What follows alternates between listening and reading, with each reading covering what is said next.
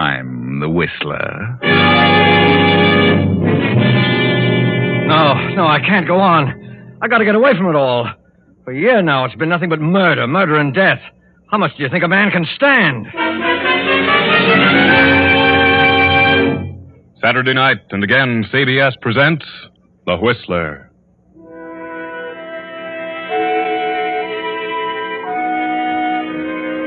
I, the Whistler, know many things, for I walk by night. I know many strange tales, many secrets hidden in the hearts of men and women who have stepped into the shadows. And so I tell you tonight the odd story of the blank wall. A thin, bespectacled little man paces nervously up and down the floor of his office, up and down, back and forth. He runs his hands nervously through his hair. Time after time, he cleans his glasses, lights cigarette upon cigarette. The tension increases with every passing moment. This man is fighting against time. Time. With him, every second counts. Every minute becomes an eternity. Yes, this man is up against a blank wall. Suddenly he stops, and in sheer desperation, he almost screams at the man facing him. I can't go on any longer. I won't. There's a limit to everything. I've come to the end of my rope. You made a deal with me, Wilson. So far, you've done very well. But you can't back down now. It's too late. I've done everything you've assigned to me. But don't you understand? It's tearing me to pieces. It's wrecking my nerves. I can't eat. I can't sleep. It's too late to quit, Wilson. You've gone this far, and I warn you. You can't pull out now. Murder, death. How long do you think I can go on doing such things? How long? You'll go on and on until we're through with you. I won't. Yes, you will.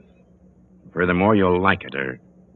well, you know what'll happen. What do you mean? You know what I mean, Wilson. If you think you can walk out on me after all you've done, considering what you know about everything here, well, you've got another thing coming. I'm afraid. Afraid of what? I'm afraid I'll lose my mind. You won't. For the last 6 nights now, I haven't been able to close my eyes. All I can see is poor Gregory Hellman. Hellman? Yes, awake or asleep, all I can see is his body buried in the cellar. And 2 weeks ago, it was John Henderson, dying in agony. I wake up in the middle of the night screaming. Oh, nonsense. On the surface, I'm a quiet, gentle person. No one around me knows the awful things that go through my mind. That's what I'm afraid of. What? Oh, that I'll suddenly go haywire. Look, Griskin, you've got to let up on me, for a while at least, or I'll crack up. All right, Wilson. All right. We'll give you a rest. You will, Griskin? Yes. After this one. What? Which one? Olivia Martin. Olivia Martin? Yes, Olivia Martin. Oh, what's wrong? I thought I'd worked that all out. Oh, the plan's fair, but there are a couple of loopholes, Wilson. And one thing we don't want is a loophole. Right? We've never slipped so far. We can't afford to now. No. Well, all right. I'll check on it. I'll straighten it out. And make it airtight, Wilson. And then can I get away from everything for a while? If you plan it so that Olivia Martin takes the rap for everything, then I see no reason why you can't have a rest from all this. All right, Griskin, I'll do my best, but... But what? Oh, isn't there anyone else who could work it out? No. Only you, Wilson. And you'd better start now. Understand? Yeah, I understand. I'll be back around 5:30, and I'll expect a foolproof plan. I mean one with no holes in it. So long, Wilson. Yes. Well, Wilson, you're on the spot, aren't you? You heard what the boss said. No loopholes, no slip-ups. And Olivia Martin must take the rap. But just how are you going to plan this murder, Wilson? Olivia Martin, husband Fred Martin, wealthy advertising executive. How? How can I work it out? Oh, you can do it, Wilson. You can do it. You've planned things like this before. And the one who really did it was never caught. But Olivia Martin is innocent. You're very clever. You can concoct something and make everyone believe it, whether it's true or not. Yes, but what? I'm up against a blank wall. Come, Wilson. A professional killer, a murderer, one who knows all the tricks up against a blank wall. Yes. There must be some way. Yes. Why don't you plan this one in reverse? Look at it from the standpoint of the detectives. Start with the moment Olivia is accused and trapped. Think in reverse, Wilson, and work backwards. Yes. I'll start with Olivia when she's caught. That's right. Now, supposing it's this way. Suppose Olivia Martin had returned to her home in New York. The plane she was flying crashed, and her husband's secretary, Doris Hammond, was killed. Now Fred Martin, Olivia's husband, who has been living at his club, goes home to question Olivia. Hello, Olivia. Fred. Oh, Fred, it was terrible. I can imagine. I'm sorry, Olivia. I don't know what happened. All of a sudden, my motor went dead. I couldn't find a clearing anyplace. I thought I saw a place, but it was more trees, and with no motor, I couldn't pull up in time. Where were you going, Olivia? Why, well, after you left for the club, I got to thinking things over, and I just couldn't remain another night in this house alone. So I decided to go to my sister's in Detroit. I see. Poor Doris, I was never so shocked in my life. Fred, I'm so sorry. So terribly sorry. No, get hold of yourself. You couldn't help it. I know how you must feel, Fred. I'll certainly miss her. Can you ever forgive me? Of course, Olivia. I never want to fly a plane again, never. Tell me, how did Doris happen to be with you? Where was she going? Why, well, she said she wanted to visit a friend in Buffalo, asked me if I'd drop her off there. How did she know you were flying that way? Well, I went to your office and told her I was going to Detroit and asked her to draw some money for me. I told her I'd be glad to put down in Buffalo. I can't imagine why she'd leave the office in the middle of the week to visit friends out of town. Maybe she had some business to attend to on the side. Olivia, are you telling me the truth? Why, what do you mean? Have you told me the real reason why you wanted to leave town? Certainly. Are you sure you weren't carrying out a plan? Plan? Didn't you have a definite idea in mind when you wrote that note to me at the club? Note? Yes. You seem to have forgotten the note. Why don't you tell the truth, Olivia? Weren't you running away from something? Running from what? Why don't you tell the truth? Yes. Yes, I did make up my mind to do something terrible. I was going to kill her. And myself. But after I mailed the note to you, I seemed to come to my senses. I couldn't go through with it. So you decided to forget the idea and go on to Detroit? Yes, I swear I changed my mind about killing her. I just couldn't be a murderer. You expect me to believe that? I know what you think, the note and everything, but I didn't do it. The note is certainly evidence against you. Where is the note? You must destroy it, Fred. Don't tell anyone about it. What time did you talk to Doris at the office? About noon, I think. And you mailed the note the night before? Yes. Left town at 5? Yes. What did you do in the meantime? I can't remember. I'm so confused. I went shopping for a while. Are you sure? I changed my plan to kill her by the time morning came. You're going to have a hard time proving that. It's the truth. The police think you did kill her. Police? What do they know about it? They were waiting for me when I got back from Boston. They'd already found the note at my club. That's where you made your big mistake, Olivia. But The detectives are here now. They want to talk to you. Come in, Captain Evans. Thank you. Olivia, this is Captain Evans. Good morning. He'd like to ask you a few questions. Yes. Is it true that your husband left you a few days ago with the idea that you were to get a divorce? Yes, You believed that your husband was in love with another woman? I did. Do you know who that woman was? I did. After he left you, did you write this note to him? Yes, I wrote it, but I didn't The mean next day you got some money at your husband's office. And at exactly 5 o'clock, you took off in your plane. Yes, but I changed my mind. I couldn't go through with it. Where were you between noon and 5 o'clock? I went about town. I really don't remember what I Can did. you prove where you were during that period? Oh, I don't see how I could. What difference does it make where I was between noon and 5 o'clock? It makes a lot of difference. Because it was about that hour that Rita Bartow was stabbed to death in her apartment. Rita Bartow? The head of the art department? Yes. The weapon has not been found. There were no clues, excepting your note to your husband. Rita Bartow? I don't understand. Rita Bartow was the other woman, the woman your husband was in love with. I'm sorry, but you got yourself in a tough spot. Come along, Mrs. Martin.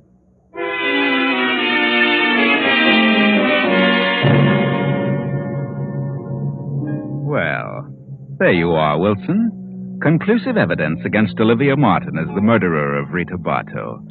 Olivia will never be able to prove where she was between noon and 5 o'clock when she took off. Rita Bartow was dead, stabbed, no weapon found. But why should Olivia kill Rita Bartow? Because Olivia knew her husband was in love with another woman. That's what she said in the note. That's right. But what about that note? How can I manage that? Oh, you can do that easily, Wilson. Someone as clever as you are can arrange a detail like that. Now, let's move back to the day of the plane crash. The day when Doris Hammond, Fred's secretary, was killed in the plane flown by Olivia. Olivia, we are presuming, has told Fred that Doris was going to visit friends in Buffalo. Now, let's see what happened between New York and Buffalo. How far have we come now, Mrs. Martin? Oh, I don't know. About 75 miles. That was quite a storm back there. Hope we don't run into any more. I don't like a plane during a storm. I don't know anyone who does. Doris, aren't you just a bit upset over this trip? What do you mean? Just that. Do I seem upset? Yes. Is something preying on your mind? Yes, there is something bothering me. A guilty conscience? What? Isn't that what it is? What are you talking about? Are you looking forward to a nice visit in Buffalo? Well, I don't consider it a visit. It's part of my job. And a very pleasant job, too. I'm sure you'll miss the job and its attending interests. Working late at night, several nights a week. What do you mean by that? Why should I lose my job? Your job isn't all you're going to lose. What? Fred isn't in Buffalo. Where is he? I don't know, but wherever he is, you'll never see him again. Put this plane down. Let me out. You're mad. I'm going to put it down. Straight down on its nose. What? Fred won't think you're so attractive the next time he sees you. You can't do this. You can't. Put that key back in the switch. I won't. Give me that key. Pull up. Those trees. Pull up.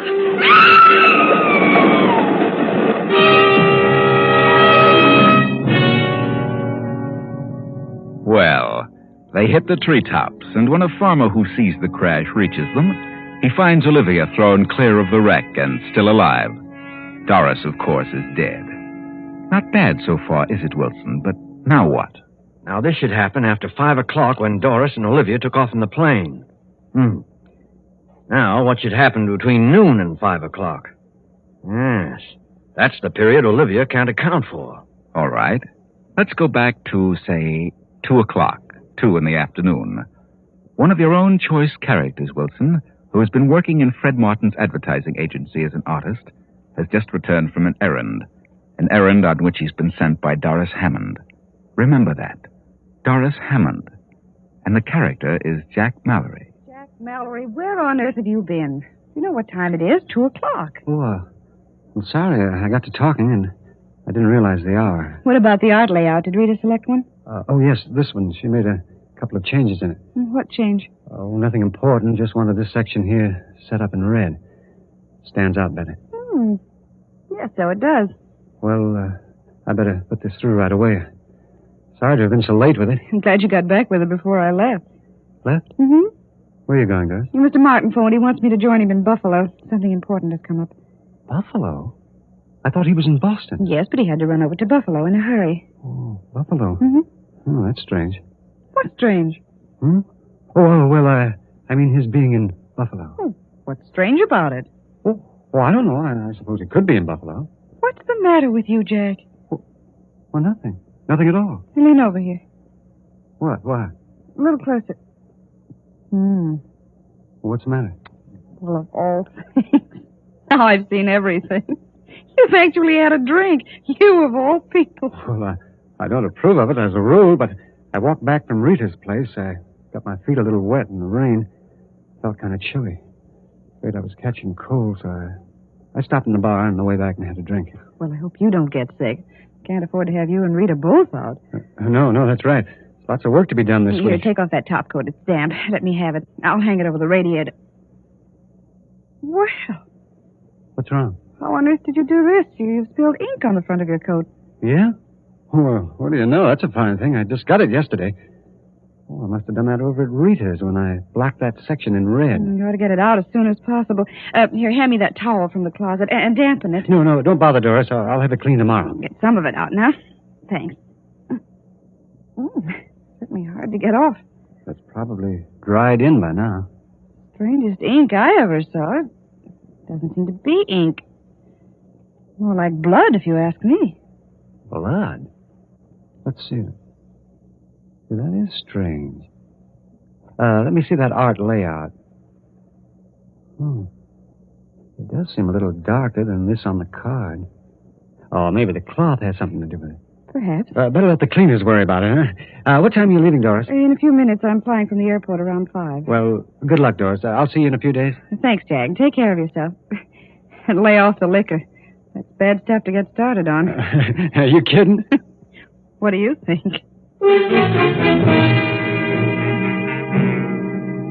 For a few moments, Doris stands staring after Jack as he passes through the door to the outer office. She picks up the towel, studies it for a second, then tosses it into a desk drawer and leaves the office.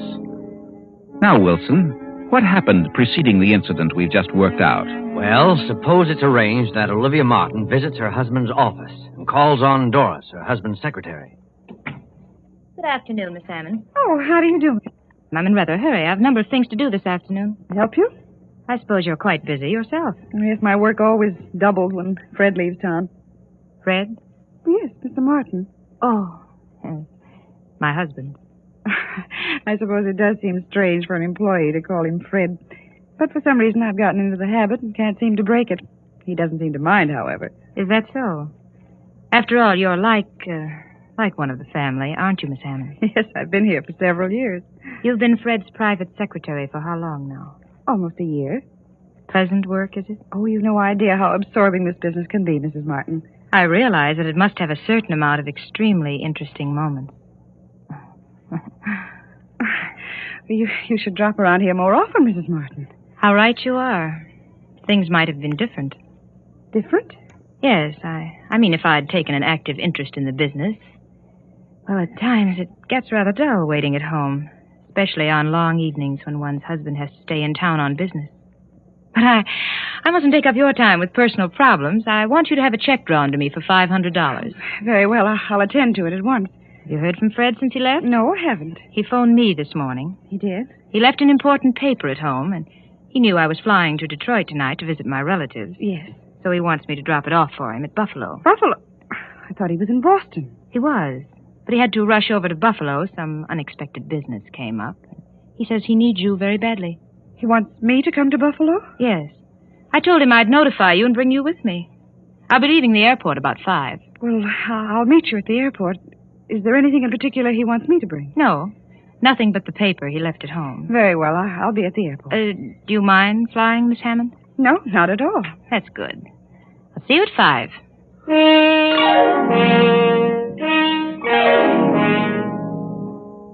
Well, Wilson, so far, so good. Doris, the secretary, has been killed in a plane piloted by Olivia. Prior to that, Jack Mallory returned from a visit to Rita Bartow's apartment with a stain on his coat. And shortly before that, Olivia talked to Doris in the office. Now, what happens while Olivia is wandering about town till 5 o'clock, the time she took off from the airport? Well, it was after 2 o'clock when my man Jack Mallory, who was working in the art department, returned from Rita Bartow's apartment with the art layout. Doris had sent him there about noon. All right. Now let's see what happened while he was at Rita's. Oh, hello, Jack. Doris phoned me. Said you were bringing that layout over. Oh, yes, Rita. The client wants you to pick out the one you want to use for the display. I know. How do you feel? Oh, all right. I just didn't feel like coming to the office today. Oh? Well, Doris said you were ill. Had a bad cold, huh? Oh, no, not too bad. I'll be all right tomorrow. Oh, I see. Well, here are the layouts for next week. Which one do you want? Well, I'd planned on this one, but I think you should make this section in red. Mm-hmm, I see. Well, that's easy. I'll fix it up in a jiffy. Well, it'll stand out better that way. We'll run this other one for the week following. Okay. You look mighty lovely, Rita. Thanks. Where are you going all dressed up? Shouldn't you be in bed? Why, I've got to go out of town this afternoon on that Henderson deal. I wanted to put it off till next week, but, well, Mr. Martin insisted that I get it settled as soon as possible. You shouldn't be running around too much, darling. I don't really have a cold. It's that sinus trouble again. Why don't you try a change of climate, Rita? Change of climate? Uh-huh. Yes, you can take that job in California. Quit Fred Martin after all he's done for me? Fred Martin isn't the only advertising man in the world. No. How'd you think you'd like California, Rita? I've always wanted to go there. I've had an idea I could do very well. Some nice jobs in the movie art departments. Well, I'm not interested in movies. I've thought about going out there and settling down. Buying a nice little home and really enjoying life. Why should a bachelor do all that? You have ideas about getting married, Jack? Yeah. Yes, I have, Rita. Well, good. I'm glad to hear it. What time's your plane leave, Rita? At 2. How about a little lunch while you're waiting, huh? Very well. We'll leave your bag here. We'll pick it up later. All right. I've got something important to talk to you about, Rita. Important? Yeah. Well, I got a nice raise this week. Well, that's fine, Jack. I want to ask you a question about you and me. Yes? Well, go ahead. No, not now. Come on. We'll talk about it during lunch, huh?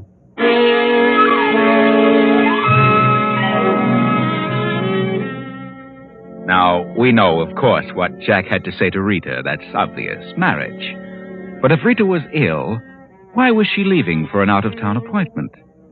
Well, the next step is the most important.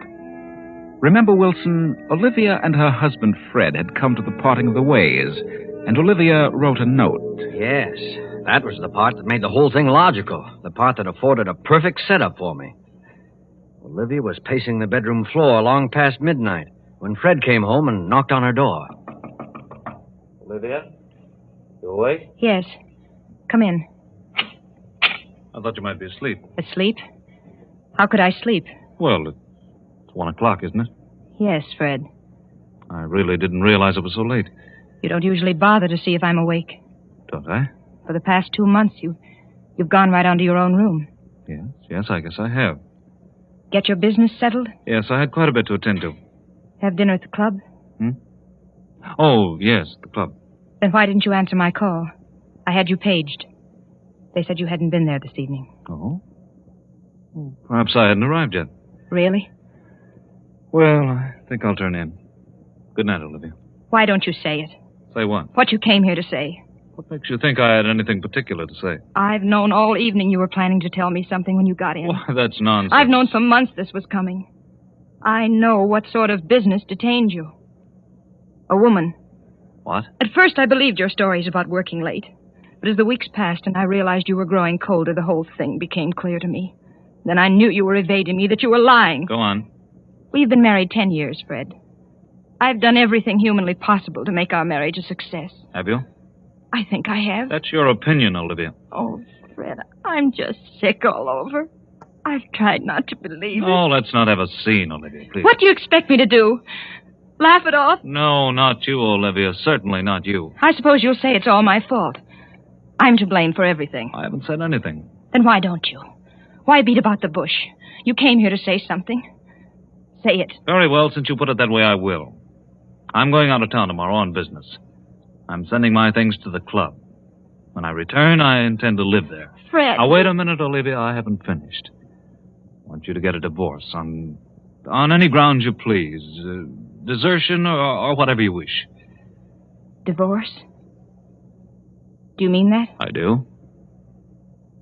Very well. If that's the way you want it, there's nothing else I can do. No, Olivia. Nothing. Good night.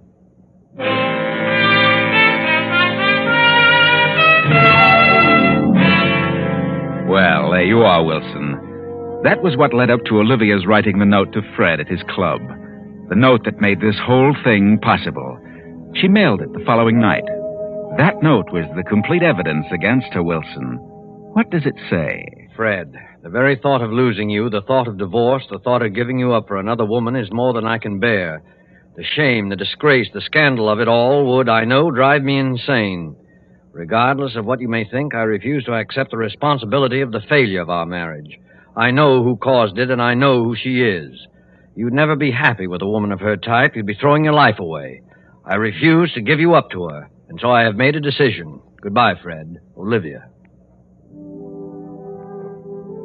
Now, Wilson, because of that note, Olivia will be accused of the death of Rita Bartow because Rita was really the woman her husband was in love with. She thought it was Doris, Fred's secretary. She lied to Doris when she said Fred had asked her to bring Doris to Buffalo. Fred wasn't in Buffalo. Olivia planned to crash the plane and kill herself as well as Doris. But Olivia survived only to be accused of the death of Rita. Actually, you fix it so that your choice character, Jack Mallory, killed Rita when he learned that Rita was really going to Boston to be with Fred Martin. And the ironical part of it will be that Olivia killed the one person who knew about the odd stains on Jack's coat. Bloodstains. Yes, Doris will be the only one able to clear Olivia and place the guilt on Jack Mallory. But Doris will be dead. It works out perfectly, Wilson. You're not up against this blank wall now. The murder is perfect, and no one will ever know who really did it. That is, no one but you and I. It's wonderful. Airtight. Not a single loophole. Yeah, Wilson? How about it? I've got it, Griskin. Not a slip up on the whole thing. I knew you could No do one it. will ever figure this one out. I tried a new slant. I started at the end and worked backwards. Backwards? Yes. Well, just so it works out okay, what does it matter? Now, look, Griskin, you said if I figured this one out that I could get away from all this for a while. I know. Well, then how about it? Okay, Wilson? I'll give you a month on one condition. Well, what's that? That you really get out of town. What do you mean, Griskin? I know that other outfit's been after you. I know they've offered you a better deal, but if you try to walk out on us now, well, I don't think I need to say any more. Well, then, how about a raise when I come back? A raise? Okay, Wilson, it's a deal. You'll get a raise. But if you know what's good for you, you'll be back here in exactly 1 month. Yeah, sure, I understand. I'll be back. Why, I'm not going to leave you. You know, I wouldn't think of such a thing. Maybe while I'm gone, I'll figure out some new tricks. Yeah? Well,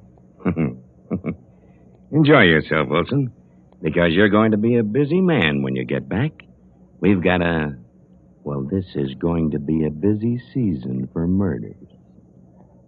So long. Yeah. So long, Chief. Well, the boss was perfectly satisfied with the way Wilson worked out the details of the job. And Wilson was more than pleased, too. Of course, all I did was to suggest a plan he used once before. Only I suggested it to him in reverse. And the strange thing was, he didn't even recognize his own plan. Yes, Wilson had used this one before. He used it last year, about 6 months ago. November, to be exact. But neither he nor the boss were aware of it. In other words, a plot is just as good worked backwards as it is forwards. Oh, by the way, I should mention now that Wilson was not an employee of Murder Incorporated, and Griskin is not a gangster chieftain. No. Wilson was really a top writer for a detective story weekly, and Griskin was the editor of the magazine. Poor Wilson was just up against a blank wall, so I thought I'd help him out.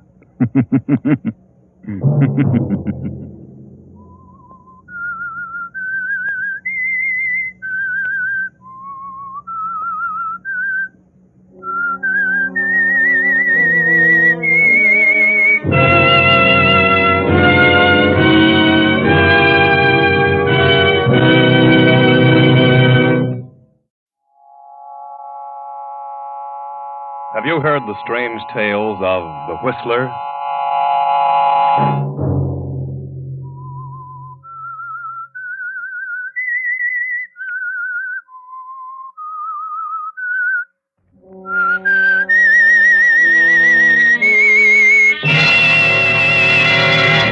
I'm the Whistler. No, it wasn't a dream. It was too real. This is what I've been afraid of. I know you don't believe me. You think I'm insane, both of you. Friday night, and CBS presents The Whistler.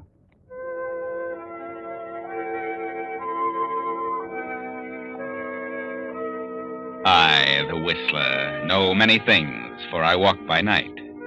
I know many strange tales, many secrets hidden in the hearts of men and women who stepped into the shadows. And so I tell you tonight the weird story of the Avengers. In the great Southwest, a range of high mountains extends as far as the eye can see. This is mining country, silver and gold. Halfway down the mountain is a tiny village, the mining town of Rainbow, a raucous sort of place composed of a number of stores, many saloons and the Federal Land Office, where the fortune hunters file their claims.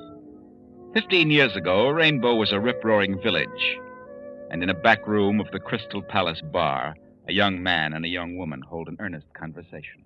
Tell me, Miss Martin, how long have you been in this town? Oh, about 2 years. Came here from Kansas City. And you know my brother, John Maddox? Well, I certainly do. How well do you know him? Well enough. He came out here a year ago, and he's been hiding out up on the mountainside ever since. Got a cabin up there. Prospecting, of course. Who isn't? How well do you know him? Oh, he used to come into town quite often. I got acquainted with him in here.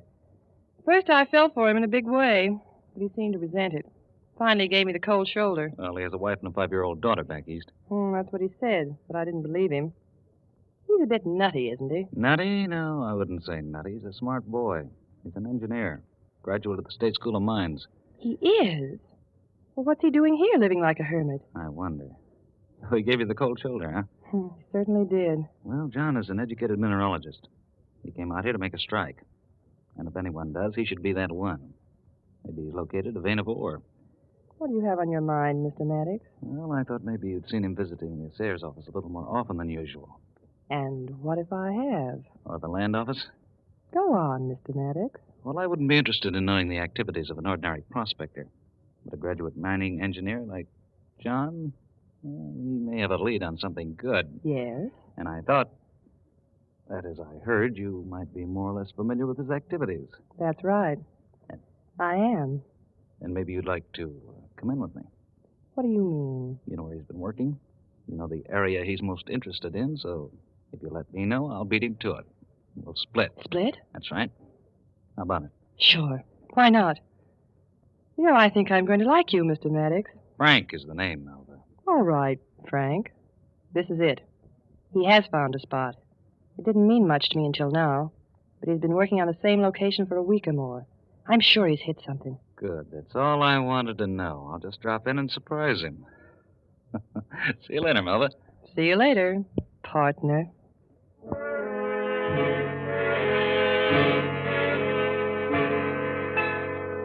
And so that night, John Maddox is working on some maps and papers. The meager lamp throws a dim light about the room. For an hour, he sits at the table. Then suddenly the silence is shattered by a sound from the kitchen. Who's there? Come out of there. Come on. What are you doing here? What do you want? Nothing. How long have you been in that kitchen? Why? So you're the little thief that's been stealing my things, huh? What are you after this time? Nothing. I know who you are. You're Tony Watson. So what? Just this. You're the one who pinched my camera, my binoculars. Yes, and several other things. I didn't know. And I'm turning you over to the sheriff right now. Sheriff! No, I didn't take him. I didn't. I didn't steal anything, but But what? I know who did. Why, you little liar. You're the one. And believe me, you're caught on the job this time, and I'll... just a minute. Sheriff. I didn't. Hey, come back here. Why, that little devil. Just a second. Well? Hello, John. Frank. That's right, your brother Frank himself. Come in. What do you want? What are you doing here? Oh, just dropped in town. Thought I'd see how you were doing. Getting along all right. But you might like to hear about your wife and your daughter. Is that why you came here? Your wife is very well. Your daughter's just 5 years old today. I'm still wondering how you're getting along and when you're going to send for them. I know all about that. I'm going to send for them very soon. Are you? All going to live in this little shack? Certainly not. There's something a lot better by the time they arrive. Will you? How? Didn't have a dime when you left. Yeah, thanks to you and your lies. I know who's responsible for Father's cutting me off with only $1. You. Have you struck pay dirt here, John? No. What are all these interesting papers and maps on the table? Nothing. Oh, but they must mean something. Get away from that table. Let them alone. Put up your hands and stand if back. You touch those papers. Get back there. Uh-huh. Interesting. So you have struck something. All ready to be recorded. Frank, if you dare, I'll kill you. Why do you think I came here? You Don't dirty... worry, I'll settle up later. I'll see you get a share. My wife and my daughter, Doreen, they haven't a cent. I've not been able to give them anything in months. You can't do this. Do what? You put those papers down, Frank, or I'll break your dirty neck. You'd better stay where you are. Oh, no, I'll kill you first. I'll kill you. John, you're crazy. Keep back. Keep away. You crazy fool. I told you I'd shoot. You're the fool, Frank. You're the fool. You won't get away with this. I'll see to that. You'll pay, Frank. I'm not through with you yet. You and everything you hold dear will be taken away. You will pay it back, Frank. To me and mine. If I have to climb out of my grave. John! John! Frank stands for a moment, then stuffs the papers and maps into his pocket and rushes to the door and into the night. A few seconds later, a face at the window disappears and suddenly reappears through the back door. And the boy stands looking at the inert figure on the cabin floor. Huh. Serves him right. He won't tell the sheriff anything about me now.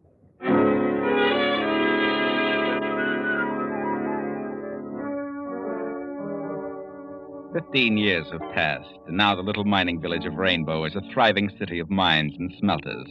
And the richest mine of all is the one owned by Frank Maddox. And Frank Maddox rules the city. Frank is married now and has a child, a girl of 5. The child has been ill for days. And tonight, as Frank Maddox steps through the door, his wife meets him with a strange, vacant stare. Melba, what's happened? How is she? She's...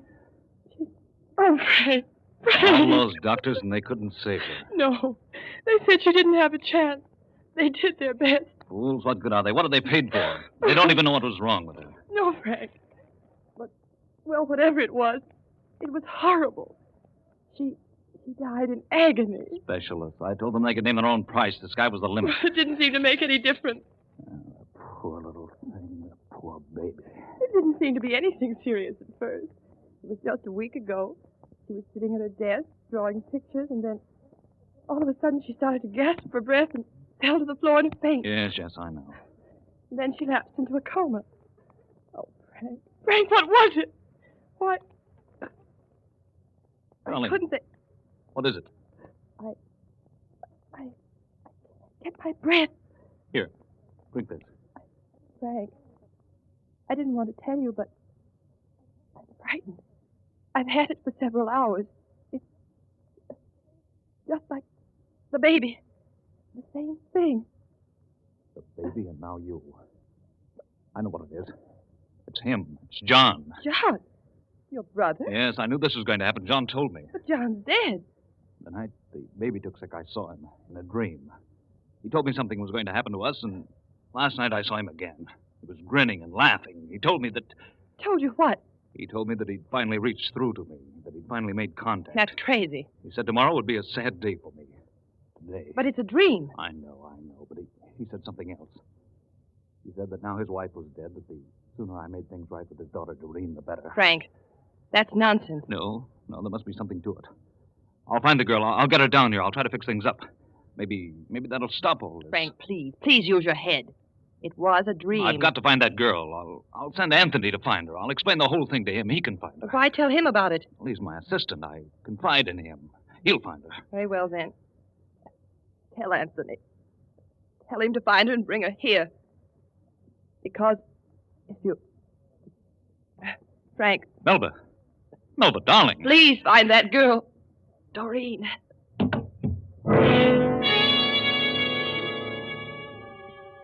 Frank Maddox carries his stricken wife to her room and calls the doctor. The next day, he explains in a way to his young assistant, Anthony Watson. Anthony rushes to the east to locate Doreen Maddox, and needless to say, he does. Before she knows what it's all about, she's aboard the train with young Anthony.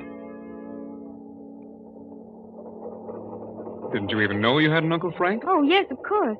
But I didn't know much about him. When did your mother die, Doreen? 5 years ago. She committed suicide. What became of your father? Oh, he went west to prospect for gold or silver or something. But he got into trouble. Someone shot him, and that's all I know about it. Has your Uncle Frank ever offered to help you? No, not that I know of. Father never mentioned it if he did. He's a very rich man, you know, and, as I've told you, very ill. Ill? Well, he's sort of mentally ill, as well as physically. Oh? Doreen, are you... That is... Well, a girl as lovely as you should be engaged, or in love. But I'm not. You're not? Really? No. Well, that's wonderful. I can't believe it. Well, it's the truth, whether you believe it or not. Oh, I believe you. And, well, I'm glad to hear it.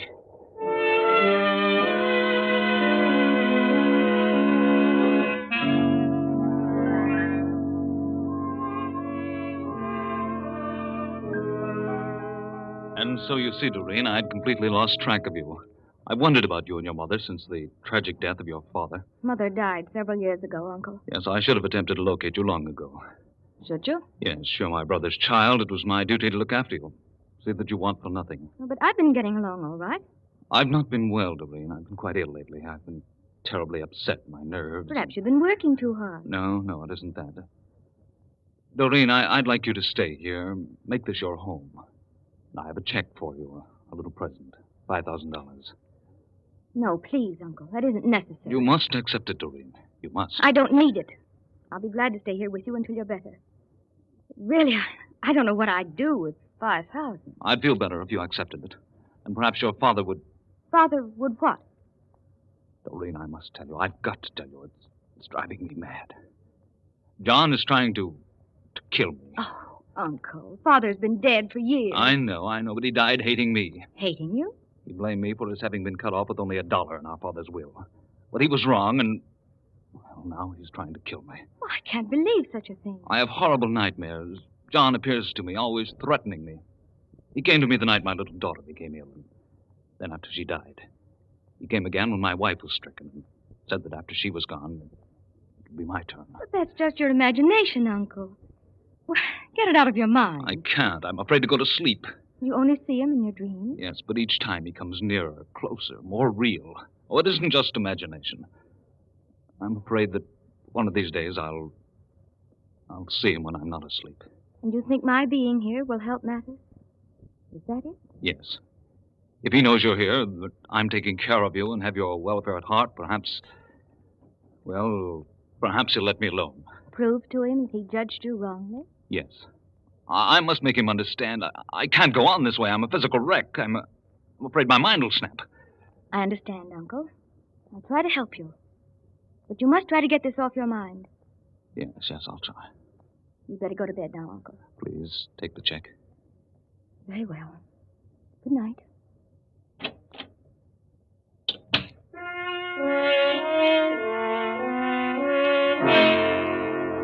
An hour passes, and in spite of himself, Frank drops into a fretful sleep. He moans and tosses about, and as usual, he dreams of John again. Sees him come through the wall and stand in the center of the room. You won't get away with it, Frank.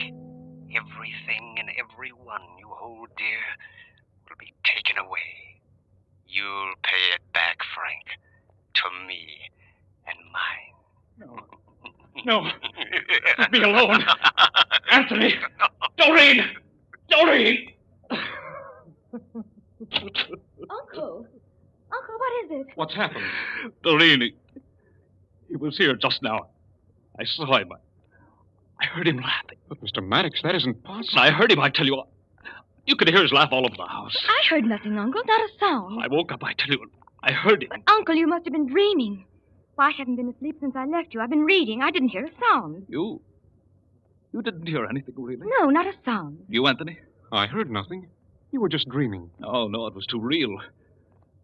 This is what I've been afraid of. I know you don't believe me. You think I'm insane. Uncle, please. Yes, maybe I am. Come, Anthony. No, Doreen. Don't go, please. But, Uncle, there's nothing I can do. It's up to you. You must convince yourself that it's all imagination. Good night, Uncle.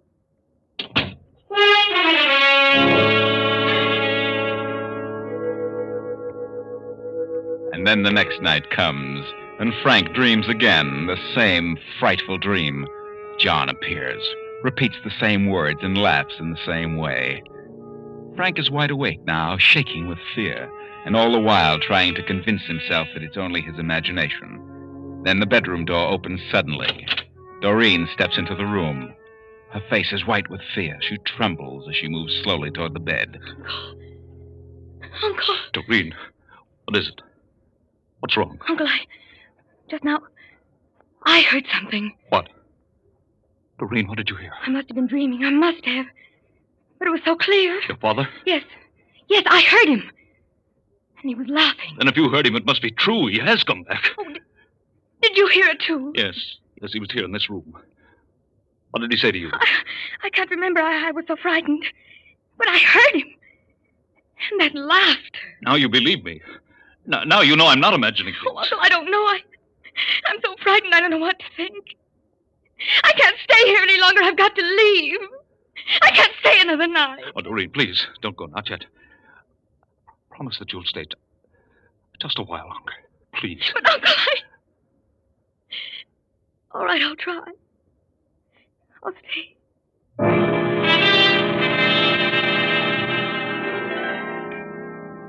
Then comes the next night, another dreadful night of horror. Frank tries his best to control his mounting fear as evening passes and midnight comes. He fights sleep, the sleep that brings him nothing but horrifying dreams and the voice of John. But finally he can hold out no longer, and his eyes close. A half hour goes by, then... Frank, you're not asleep, Frank. You're wide awake, and this is real. John, what do you want? Tell me.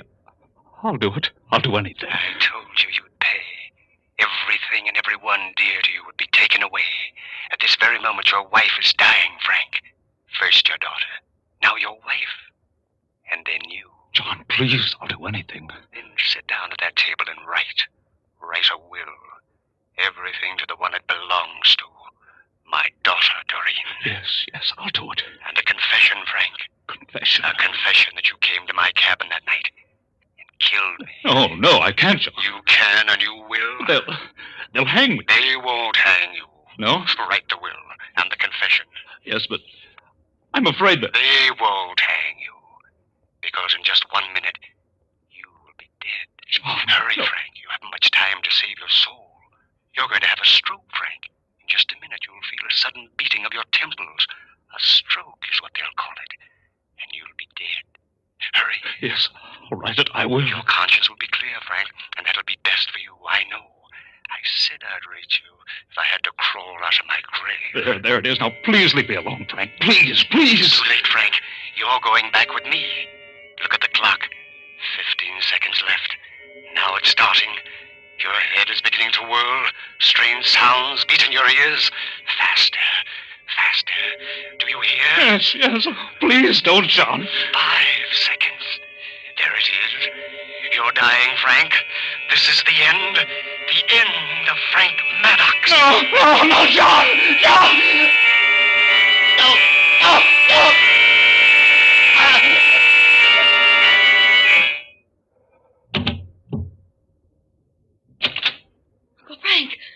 Uncle Frank! Anthony! Doreen, what's happened? I heard him screaming. Anthony, I think feel his pulse. I can't find it. Not a trace. Anthony, is he? I don't know. He's had a stroke, I think. I'll call the doctor. Yes, I'll have to go after him. His car is out of order. Come on. It may be too late for the doctor, but we'd better get him anyway. Use this phone and tell him I'll be there in a few minutes.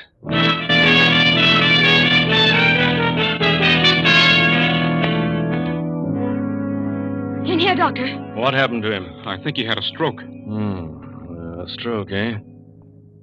Well. We heard him screaming, and when we got here, he was unconscious. Well, he's dead. But he didn't have a stroke. What? You can see for yourself. He's been stabbed in the heart. You don't need me. You want the police. You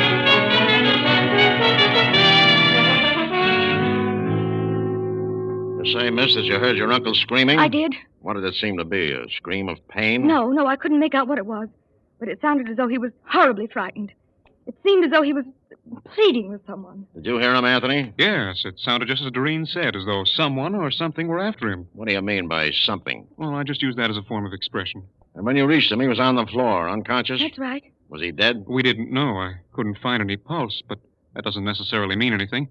That's why I went for the doctor. And you didn't notice the knife wound in his chest? No. Did you see it, miss? No, it may have been there, but I didn't notice it. Are you sure he didn't have a stroke, Doctor? Positive. He may have had a collapse, fainted, but there was no stroke. He died from this stab in the heart. What sort of instrument would you say was used? Well, I'd say a long, thin knife about a half-inch wide. Like a letter opener? Yes, sort of a stiletto. Doctor, had you been treating Mr. Maddox lately for any particular ailment? Well, I've been attending him frequently of late. What was troubling him? I don't know. Oh, you don't know. Are you sure? Well, I couldn't find any definite physical trouble, but he was becoming terribly run down. Seemed to get worse each day. He couldn't eat nor sleep. Extremely nervous. Hypertension.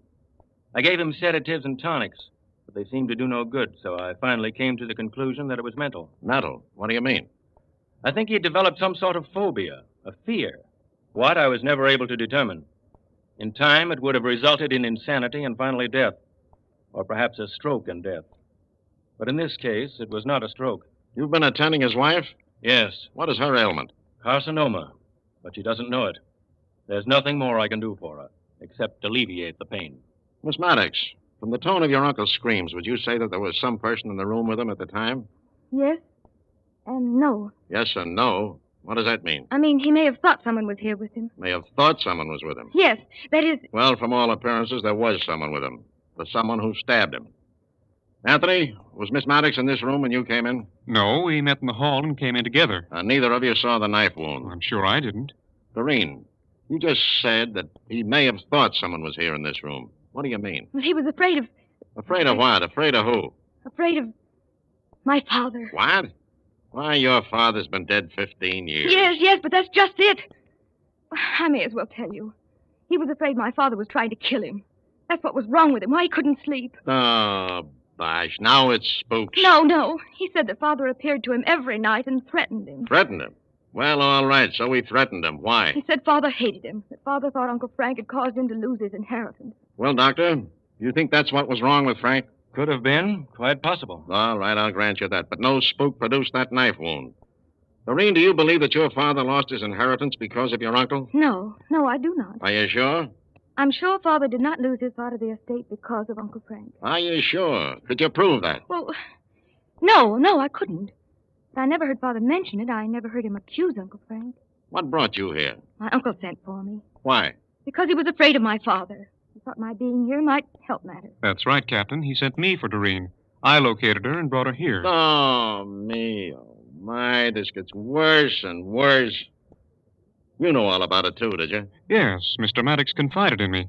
He had the idea that if Doreen were brought here and he showed good intentions toward her, that John would leave him alone. Oh, poor John. What a busy guy. It isn't funny. You said it. Frank Maddox has been murdered, and it wasn't a spook. I know who did it, and I know why.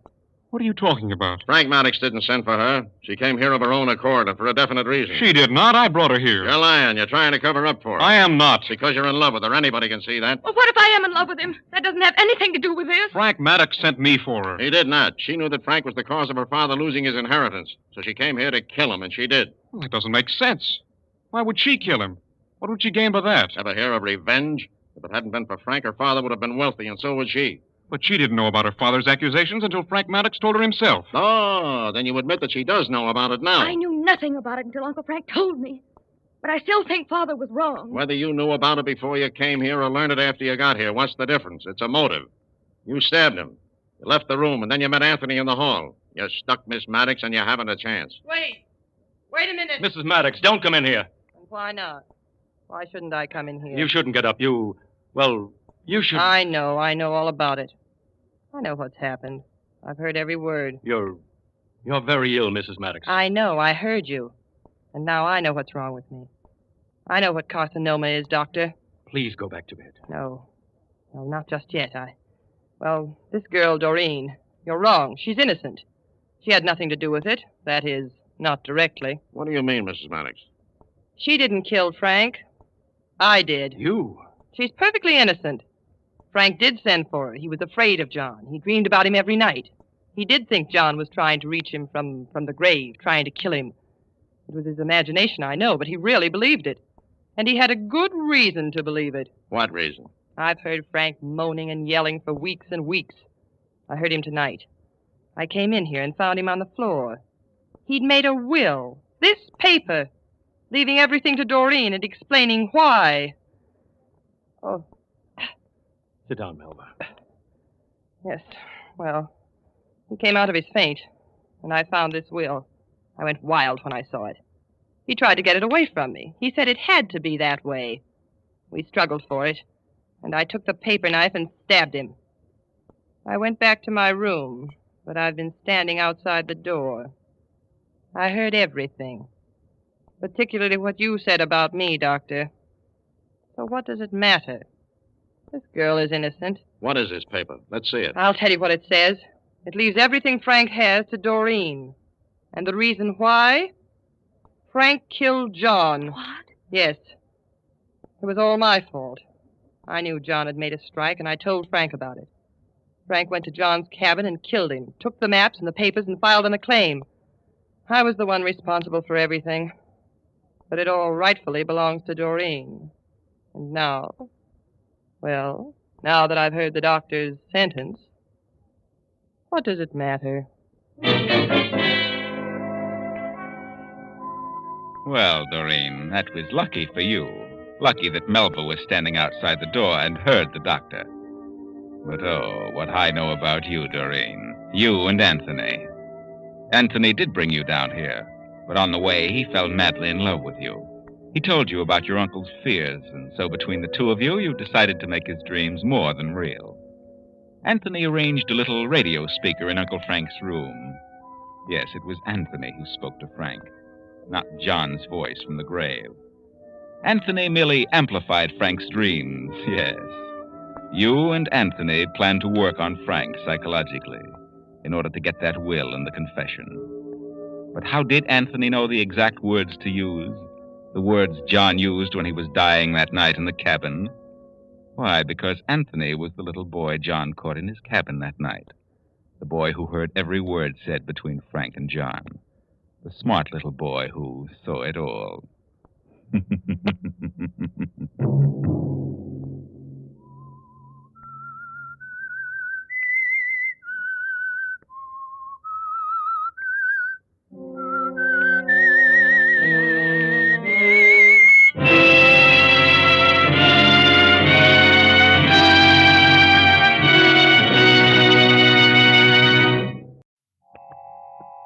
Have you heard the strange tales of the Whistler?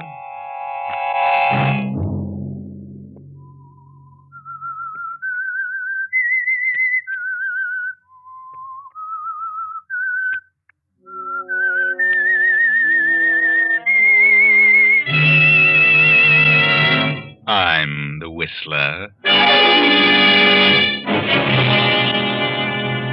I sifted the whole thing down to you 4 people. I know one of you is the murderer of my brother, and I'll not turn this ship about until that one is discovered. Friday night, and again, CBS presents The Whistler.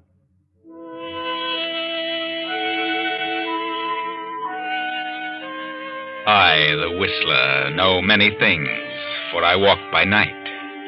I know many strange tales, many secrets hidden in the hearts of men and women who have stepped into the shadows.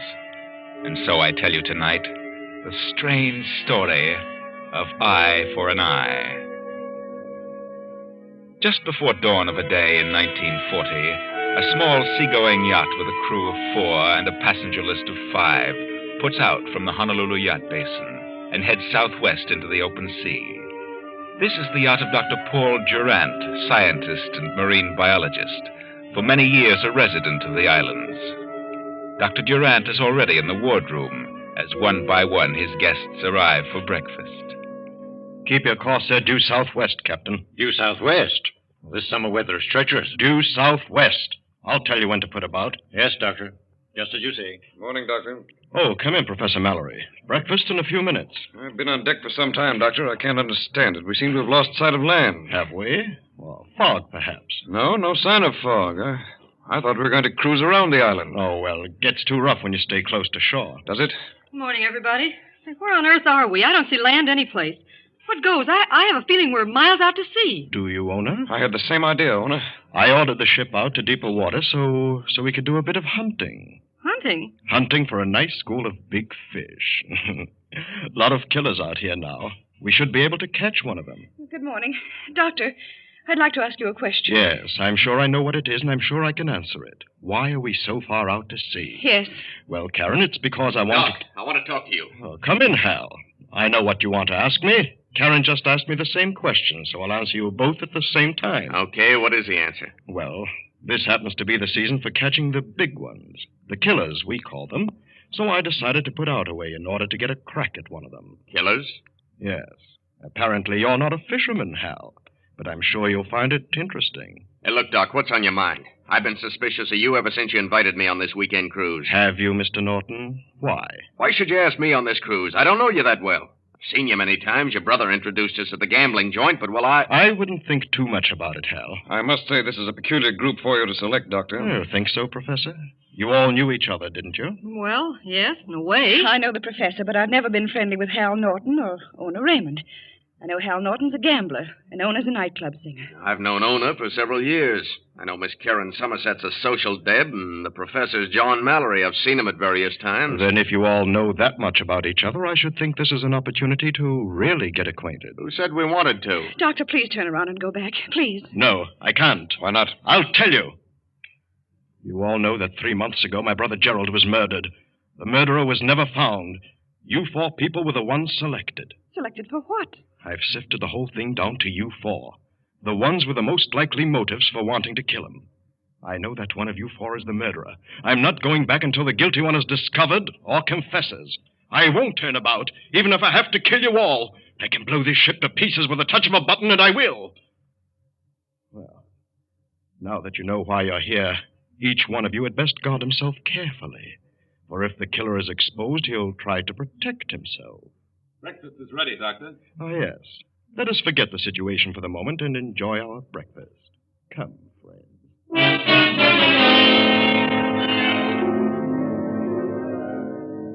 Well, Dr. Durand, now you have set up the situation in which each one of the 4 suspects the others.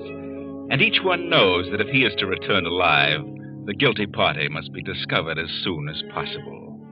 Because the doctor is serious. Now, for some strange reason, the gambler Hal Norton seeks out Karen Somerset, the society girl. Well, Mr. Norton, what's on your mind? I want to talk to you. What do you want?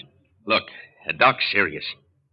He's got us out here, and he means what he says about blowing all of us up. Now, let's straighten this thing out. There's no use all of us being killed. No, you think I killed his brother, Gerald? Well, you certainly had a motive. You were in love with Gerald Durant, and you knew he'd fallen for Ona Raymond. You were afraid he was going to marry Ona and ditch you, so you killed him. That's a lie. I knew about him and Ona, but I didn't kill him. Well, it's a good motive, a strong motive. Well, I'll admit I was madly in love with Gerald. When I learned he was smitten with Ona, I was wild, but I didn't kill him. If I'd killed anybody, it would have been Ona. Yeah, I can imagine. What about you? You had a motive, just as good as the one you attribute to me. Don't be silly. What motive? You were in love with Ona. You figured she was tossing you over for Gerald. You couldn't take it, so it was only natural that you killed Gerald. I know how you gangsters think. What do you mean, gangster? Yes, Hal Norton, you had just as good a motive. You better forget all about it. A clever bluff, Karen. But I don't fall for that stuff. And I don't fall for your type of bluff. You think I had a motive, and I think you had one. So we're even, understand? Even, Mr. Norton. Good night.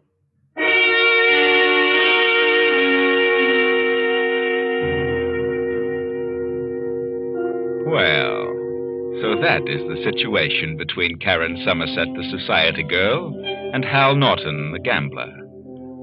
Now let us see what Professor John Mallory and the nightclub singer Ona Raymond have to say about it. Oh, hello, Professor. What do you want? I'd like to talk to you, Miss Raymond. Don't be so formal. My name is Ona. Of course. You're aware that the situation existing aboard this yacht is most serious. Maybe. Dr. Durant means exactly what he says. I think he's temporarily unbalanced. He's convinced that one of us killed his brother. And what do you think should be done? I think the guilty one should confess and save the lives of the ones who are innocent. I agree. So, why don't you confess, Professor? What? You certainly had a motive. You were in love with Karen Somerset. She refused you because she was in love with the doctor's brother. Turned you upside down and you couldn't take it, so you killed Gerald. What are you talking about? It's That's pure imagination. It's a good motive. Motive? If anyone had a motive to kill Gerald, it was you. Ha, that's sure silly. No, Ona. You had the best motive of all of us. And I can tell you what it was. What? You, for the first time, decided you wanted to get married. You asked Gerald Durant to marry you. And he told you he had no intentions of marriage. You were furious. You knew then that he wasn't in love with you. That he was really in love with Karen. So you did the only thing one of your kind could think of. You killed him. You. Why, you get out of here. Get out. You did it, and I know you did, and I'll prove it if I die in the attempt.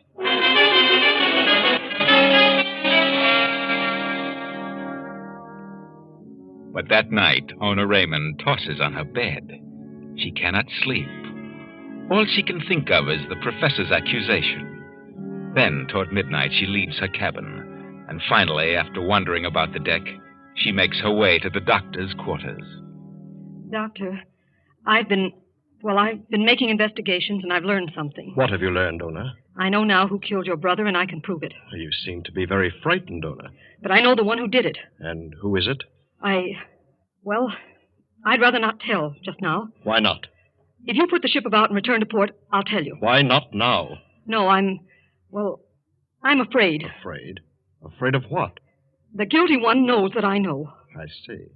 Well, then suppose I fix it so that no harm can come to you if you tell who it is. What then? Can you guarantee that, Doctor? I can. You tell me and nothing will happen to you. I'll see to that. Who is the guilty one? Well, it's... Doctor! Oh. Who's there? Who's out here? Well, now that leaves just 3.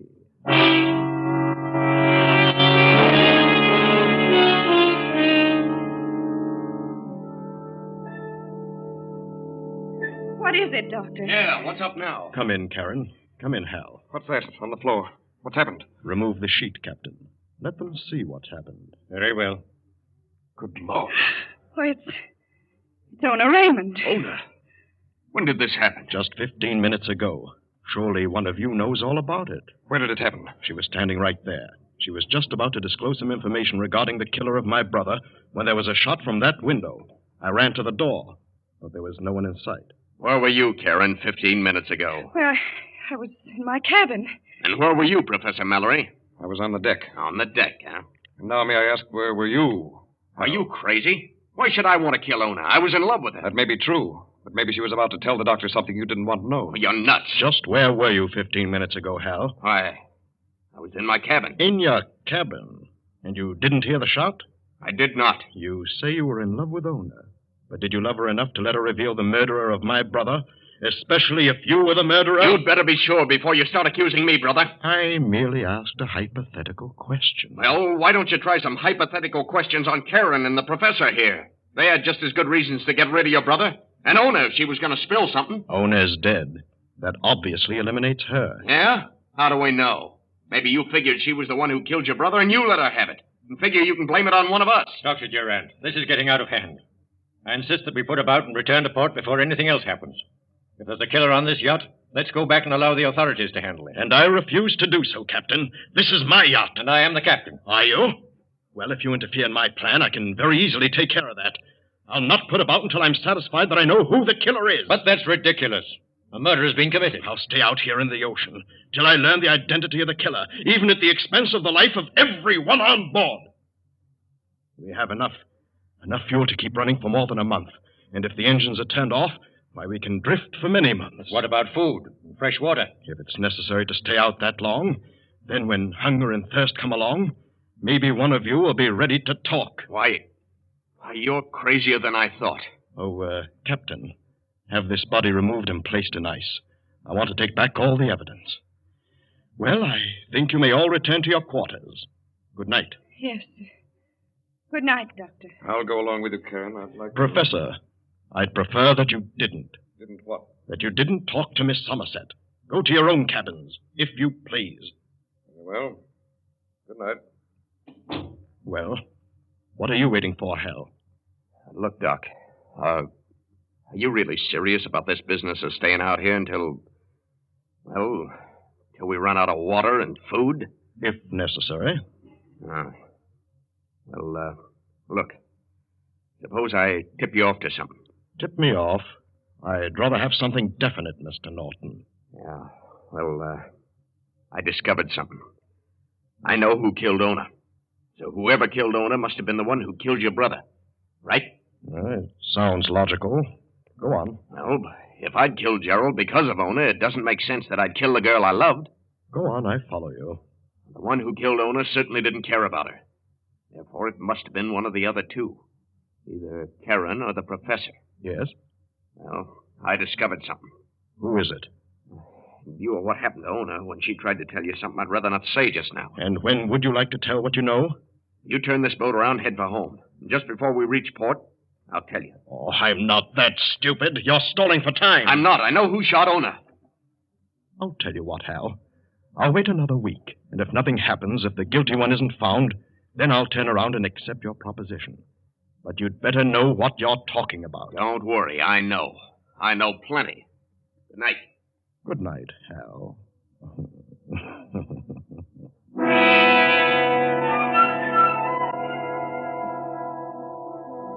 Hal Norton steps out of the doctor's cabin, completely unaware of the figure in the shadows by the open window, and goes to his cabin confident that he now has complete control of the situation. A few moments later, the captain in his cabin is manipulating the radio phone, attempting to make contact with the mainland. Hello. Hello. Hello. Hello, this is the yacht Mongoose calling. The Mongoose calling. Hello, hello, Mongoose to mainland. Yacht Mongoose calling Globe Radio. Come in. Emergency.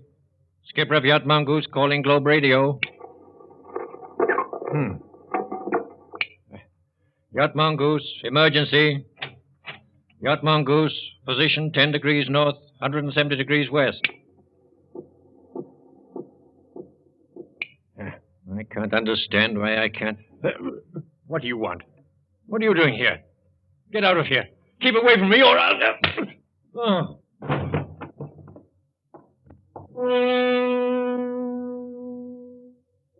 Now, with 2 murder victims aboard, the ill-fated yacht and its strange cargo pushes on south and west. Ona Raymond dead, and now the captain, and the radio phone damaged beyond repair. The captain's body is not discovered till sunup, but immediately following the discovery, the doctor calls his guests to his cabin.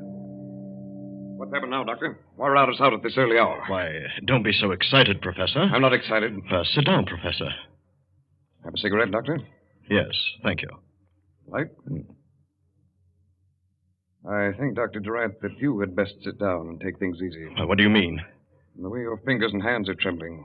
Something's upset you considerably. Is that so? Yes. Well, what's happened now? Someone tried to kill you during the night? I'll wait till Miss Somerset gets here, if you don't mind. And Hal Norton. Have you decided to go back, Doctor? No. No, I'm not going back. And of that, I'm determined. Do you know what I think? I think you're somewhat unbalanced. What is it, Doctor? What's going on now? Well, come in, Karen. The doctor wants to talk to us. But he won't talk till the 3 of us are here. Sit down, Miss Somerset. Sit down and be calm. Why are you trembling, Miss Somerset? Why shouldn't I be? To be waked out of a sleep and... Well... Go on, Miss Somerset. Well, this isn't the most pleasant voyage I've ever been on. What has upset you, Karen? Why, nothing. Nothing but the whole idea back of this trip. Don't worry, Karen. I just asked the doctor the same question. For some strange reason, he didn't want to say what made him upset. I prefer to say no more about this until Hal Norton gets here. Hal Norton and the captain. I want the captain to be present. He said he'd be right in. All right. All right, Doctor. We'll just wait till they get here. And you, Karen, you don't mind waiting for the captain? Certainly not, but I... What were you going to say? Oh, nothing. I'm going to have the captain radio phone the mainland. Radio phone? What? That the murderer of my brother is aboard. That I know who it is. You should radio that you have a lunatic aboard. You yourself. One of you knows that the radio... One of us knows what? What about the radio? I'll wait till Hal Norton gets here before I continue.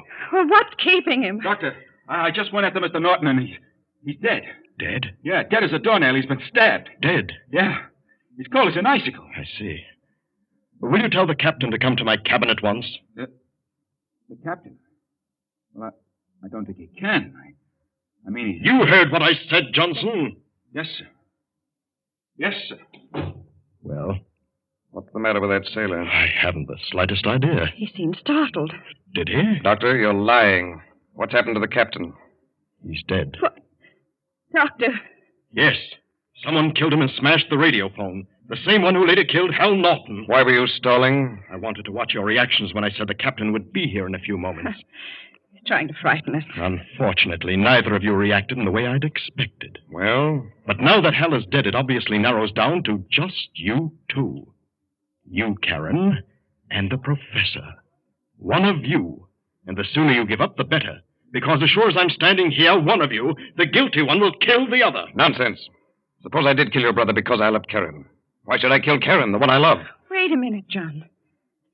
I hate to say this, but you did have a motive for killing his brother.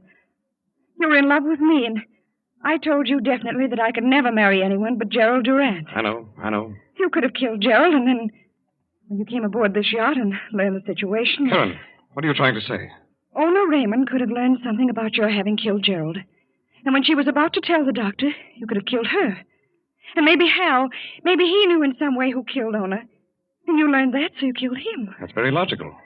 But on the other hand, take yourself, Karen. This is purely hypothetical, understand? You learned that Gerald, the doctor's brother, was madly in love with Ona Raymond, the chorus girl. So you killed him. Then, when Ona started to tell the doctor who it was, you killed her. Yes, that's logical, too, but... Wait now. Hal Norton discovered who had killed Ona. And when he decided to tell the doctor who did that, well, you could have killed Hal. Oh, very well. But Hal said he knew who killed Ona, but he wouldn't divulge the name until this yacht had reached its home port. Probably because he was afraid of the same thing that happened to Ona when she started to tell what she knew. But it's now reduced down to two suspects. You, Professor, and Karen. That's right. So I'll leave it as it is, for the two of you to figure out. And will not return until the score is settled. It might have been Ona who killed her brother, or it might even have been Hal Norton. And another thing, do you know whom I consider another suspect? Whom? You, Doctor. You could have killed your brother. Why should I go to all this trouble if I had killed him? To place the blame on someone else. Why, you're mad. Stark, raving mad. I think you're the one who's mad. I think you're a diabolical maniac. Get out of here. Get out! Come on, Karen, let's go. And it's my opinion that we'd better not close our eyes tonight. Not once.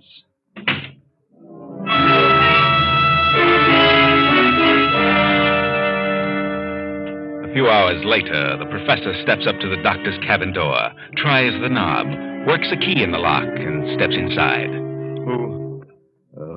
Who's there? Put up your hands, Doctor, and stay where you are. What do you want, Professor? Pick up that phone and order this ship to head for the nearest island. I'll do no such thing. Do as I say, or I'll kill you. All right. But you won't get away with this. Yes, sir? Set a course for the nearest island at once. Yes, sir, at once. And order all hands to abandon ship within 1 hour. What? Because I have a time bomb set in a certain place, and the ship will blow up in an hour. Go on, tell them. All hands abandon ship within 1 hour. Why, sir, what's happened? Tell him not to stop the engines. Don't stop the engines. I understand, sir. That you yourself have hidden the bomb, and the ship will blow up in an hour. Go on. I've planted a time bomb in the yacht, and it'll blow up in an hour. What? Why, yes, sir, I'll give the orders at once. Doctor, Abandon ship. Hang up. Abandon ship. Now, Dr. Durant, you might as well sit down on that bed and relax. Relax? How can I relax? Like this. That will keep you quiet, Doctor. Abandon ship! Abandon ship! The doctor's gone crazy! He just phoned me. What does he mean? He's lost his mind. Says he planted a time bomb to blow us up. Well, why should he do that? He's insane. It may go off sooner than an hour. Abandon ship! Abandon ship! John! Abandon ship! John, what's wrong? What's happened? Get back to your cabin. Get back and stay there. Hurry. What do they mean, abandon ship? Get back to your cabin. I'll be there in a minute.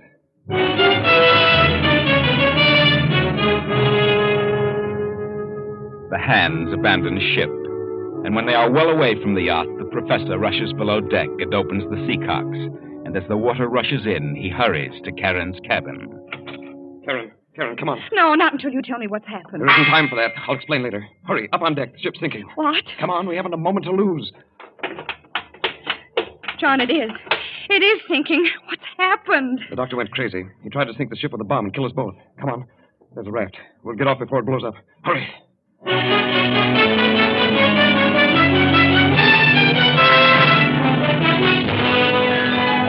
Karen and the professor make themselves fast aboard the raft, and a few minutes later the yacht throws its bow in the air and shudders for a moment. Then...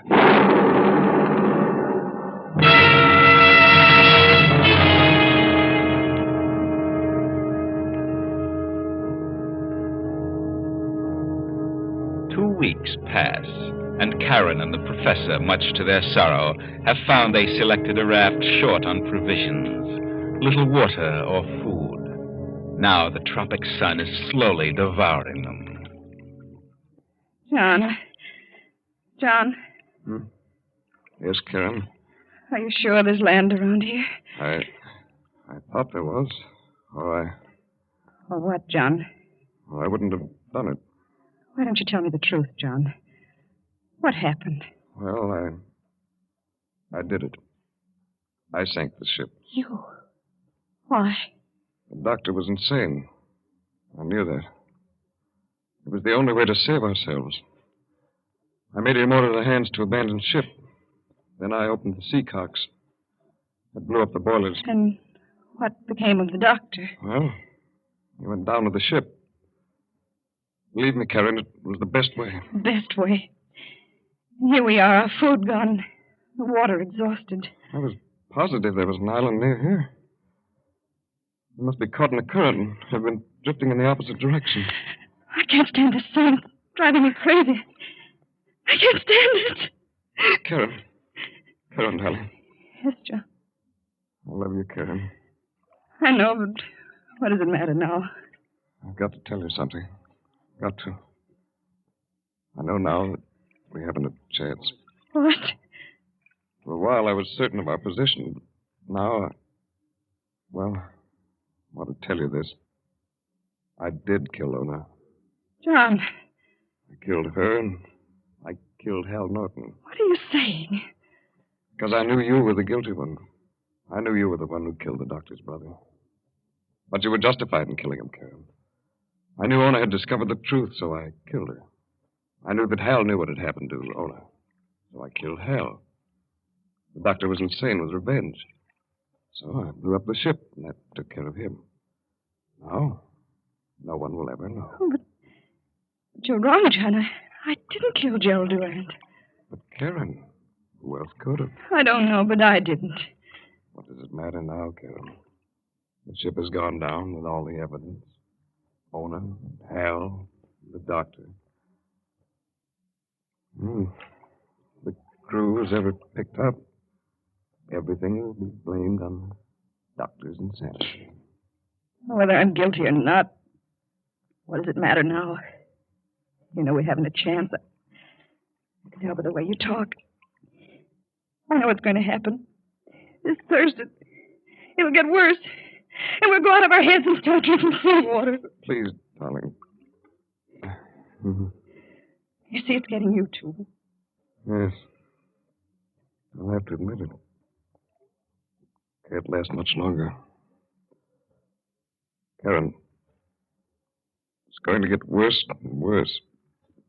It'll be torture. So, here's a revolver. Why prolong the agony? It's bad enough now. Oh, but, John, I wouldn't have the nerve. I just couldn't. I'm a coward. You'll not suffer. You'll never know what happened. No, I can't. I'm afraid. Karen, look. What is that? Over there. I don't see anything. Just a bit of fog. You sure? Are you sure? No, John, there's nothing. It's just... Whoa. I thought for a moment I saw a ship. I can't see a thing. No, I guess it was just my eyes. Is that the way it starts, John? Yes, it won't be long now. There are sharks all about us. Yes, Karen. If we were to jump in, it might be a prolonged death. Horribly painful. All right, John. Whatever you say. Then turn around, Karen. No, I'll do it myself, but I want to be sure. Very well. I'll go first. Will that convince you that it's painless? Yes. All right. John! John. Professor John Mallory had killed himself.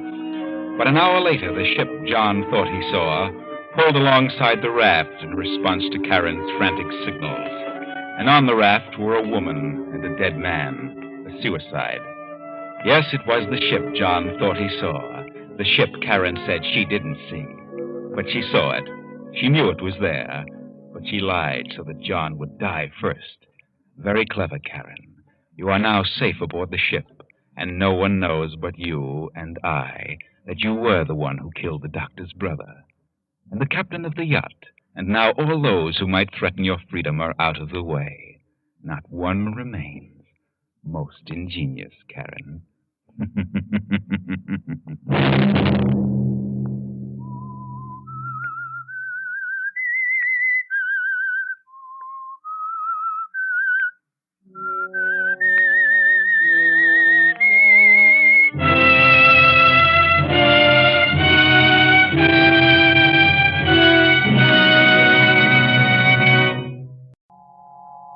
Have you heard the strange tales of the Whistler?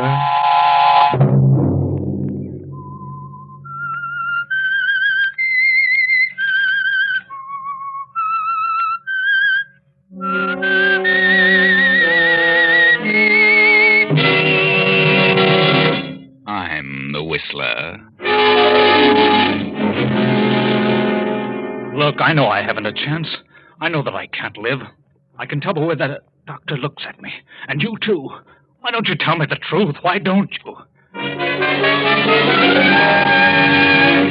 Friday night, and again, CBS presents The Whistler.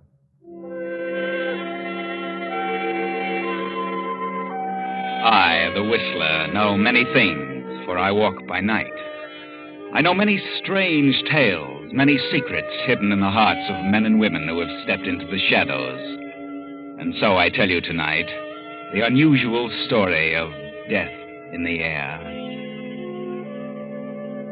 A girl, a rather ordinary brunette of 18, plainly dressed, steps out of an elevator on the 14th floor of a swank apartment house and moves silently down the hall, pauses for a moment before a certain door, then turns the knob and steps inside. A handsome man of 35 jumps to his feet, stares at the girl a moment. Then she closes the door behind her. Who are you? What do you want? You don't know me. You never seen me before. But I know that you're Fred Blake. Yes, I'm Fred Blake, so what? What's the idea of walking into my apartment? I'm Mary Alberti. Mary Alberti? Does that name mean anything to you? Why, lots of people are named Alberti. Yeah. But I'm Mrs. Joe Alberti. Joe Alberti? Yeah. I thought that name would get a rise out of you. What are you doing here? Do you happen to know where my husband is at this moment? Joe? Why, certainly I know where he is. Who doesn't? This morning he was sentenced. By now he's in the state pen. Convicted of murder. That's right. A murder he didn't commit. He was convicted. He had a trial. But he's innocent. And you know it. He yelled up the bank messenger. He shot him. Then what became of the money? How should I know? Well, I know what became of the money. You have it. How do you figure that? Joe was working for you. As a chauffeur, he said. And I didn't know any different until he got into this jam. I didn't know what you were. Until he told me today. Just before he left. Yeah, and what did he tell you? That you were a gangster. And that he had nothing to do with the holdup or the murder. But that you planted the evidence on him. He was a fall guy. Now, look, sister, I ran a couple of nightclubs and little gambling stuff. But I haven't yet gotten around to holdups and murders. My husband wouldn't lie to me. He begged me to keep quiet about it. Because he was afraid if I made a fuss that you'd get rid of me. What a wild imagination Joe has. Joe told me the truth. Joe wouldn't lie to me. The jury didn't believe his story. He didn't tell him everything. He was afraid. Afraid for me. Will you get out of here, or shall I call the police? Nobody knows what became of the $50,000 my husband was supposed to have taken. Nobody but me. So? So, since Joe's been convicted, I think I ought to have the use of the money. So fork over, Mr. Blake. Well, of all the brainstorms, you expect me to give you $50,000? I do. If Joe grabbed it, it belongs to him. And since Joe's gone, it all becomes mine. Are you nuts? I know you don't carry $50,000 around with you, but you can get it tomorrow in cash. So I'll give you till tomorrow at noon to hand it over. That's 12 hours, Mr. Blake. And if I don't? Then I'll kill you. I see. Well, where can I locate you tomorrow by noon? At my hotel? Very well. Just take this notepad and write your name and address. And your phone number. Okay. There. There you are. And bring it in person, Mr. Blake. Oh, of course.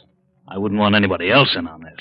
And if you don't show up with the money tomorrow, well, I'll catch up with you, sooner or later.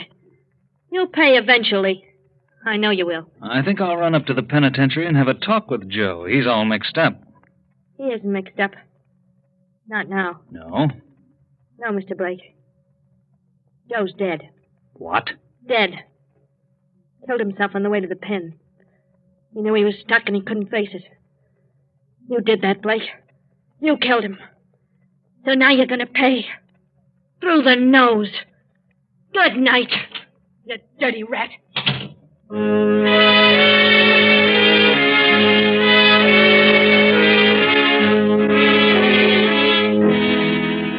For 10 minutes or so, Fred Blake sits at his desk, thinking, studying the peculiar situation. Then there comes a knock at the door. He steps across the room and... Yes, who is it? Carl Winston. What do you want, Carl? I want to talk to you a minute. Okay, come in. What's on your mind? Well, I was told you wanted to see me. Yes, Carl, I do. But I didn't expect you here at this time of night. What do you want with me? As if you didn't know. What are you going to do about this phony check? Well, I hadn't got the money now, but I'll get it eventually. I've given you a month. Now I want the money. Well, I'll get it. Really, I'll get it. Well, if you can't get it, I can. What do you mean? Your father's district attorney of this county. I'll go to him. He'd pay it to hush it up. Oh, please, Blake. Or maybe I'd tell your father you ran up a liquor bill. Look, Blake, I haven't got the money, but if you wait, I'll get it. I've given you all the time I intend to. I want the money now. Put up your hands, Blake. Now, wait a minute. Don't try that bad man stuff on me. Put up that gun before you hurt somebody. Give me that check. Hand it over. Okay, Carl. But you're crazy. Give me that check. Sure. Here you are. Let go. Get away from me. I'll kill you. You crazy little fool.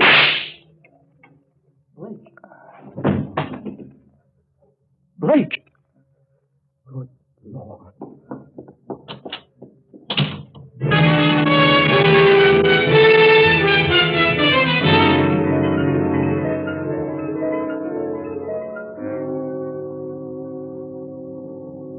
For many hours, Blake hovers between life and death. Several times he is revived from the coma sufficiently to answer questions of the detectives. Now, several days later, a week to be exact, the district attorney holds a conference. Tell me, Blake, on the night you were shot, did you see your assailant? No. Do you remember anything that happened? Well, I remember the shot. Felt a stab of fire in my chest. Came to in a minute or so, I guess. Got to the phone and called the receiving hospital. And I passed out again. And you didn't see the person? No. Blake, do you know a woman named Mary Alberti? Yes. Was she in your rooms the night you were shot? Yes. How did you know? On your date pad, we found her name and address and phone number. What time was she in your apartment? Oh, about 12 o'clock, midnight. And you were shot shortly after midnight. That's right. Do you think she did it? I don't know who did it. That's for you to figure out. What did Mary Alberti want? Why was she in your apartment? Well, her husband Joe was my chauffeur. She wanted some money. She figured I'd help her out. And did you? Well, I told her I'd take care of her later. Did you know Joe Alberti committed suicide? Not until she told me. Did Mary Alberti threaten you because you wouldn't give her some money at the moment? Yeah, she did. Do you think it was Mary who came back later and shot you? I don't know. Could have been. But she did threaten your life. Yes, that's right. Very well, Blake. There are witnesses to this conversation. It'll have to be repeated in court. Okay, Winston. You'll be notified about the trial. Trial? Certainly. I'm going to try Mary Alberti on attempted murder.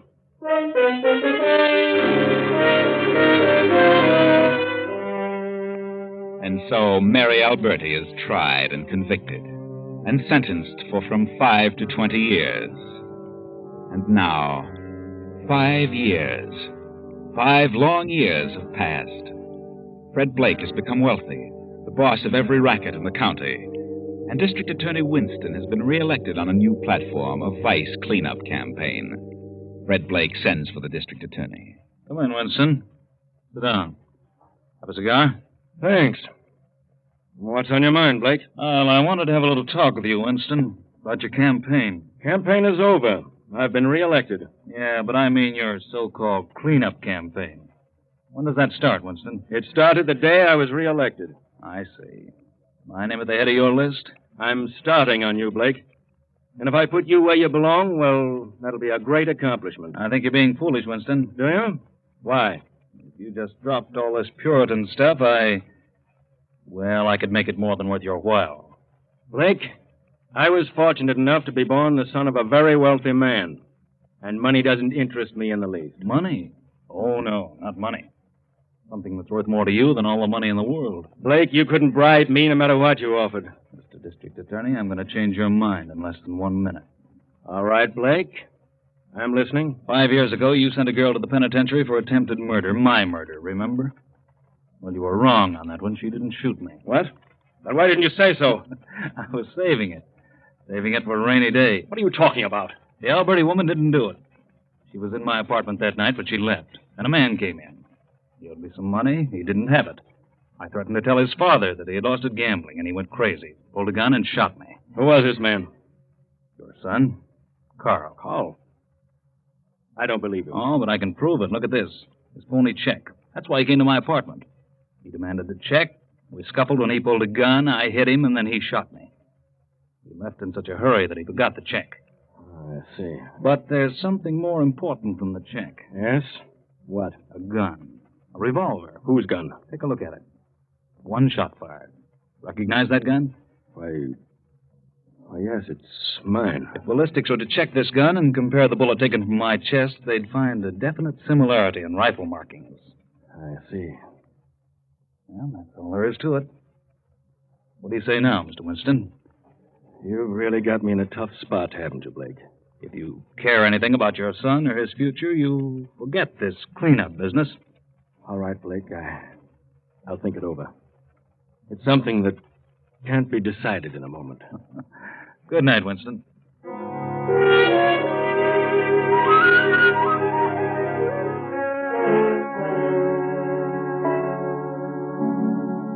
The cleanup campaign is dropped, and Fred Blake flourishes.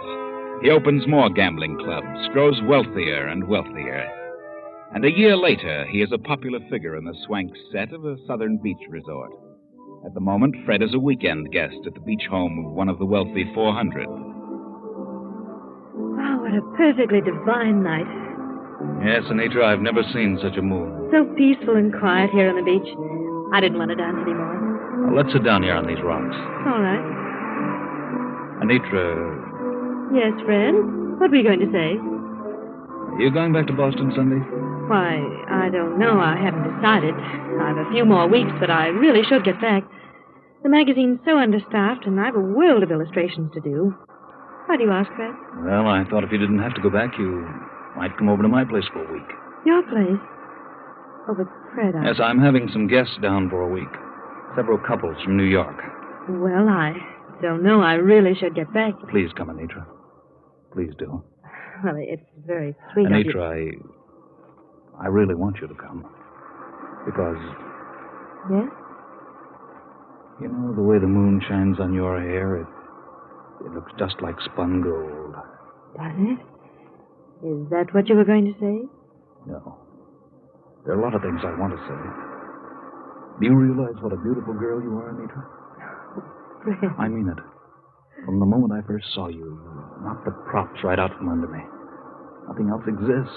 Nothing else matters. Nothing but you, Anitra. But Fred, I'm wild about you. Crazy. Please, Fred, we better go back. You've got to listen, darling. I love you. Are you asking me to... Yes. I want you to marry me. But I'm a career woman. You don't want a career woman for a wife. Besides, we've only known each other for a few days. I don't care, career or not. 2 days or 2 hours. I love you. Let's get back to the house. Come on. You mean you don't like me? Is that it? Or is it some other man? No, I do like you very much, and there's no other man. But, well, I'll have to think about it. If I marry, I know I'll give up my work, and I'm not sure I want to do that. I see. Well, will you at least make me happy by joining the party at my place for a week? Yes, I'll come, Fred. I'll stay here for another week, but please don't high pressure me. Let me make up my own mind. Promise? It's a deal. Shall we seal it? Certainly. With a kiss? Fred, please. I love you, Anitra. Let's go back to the house, please.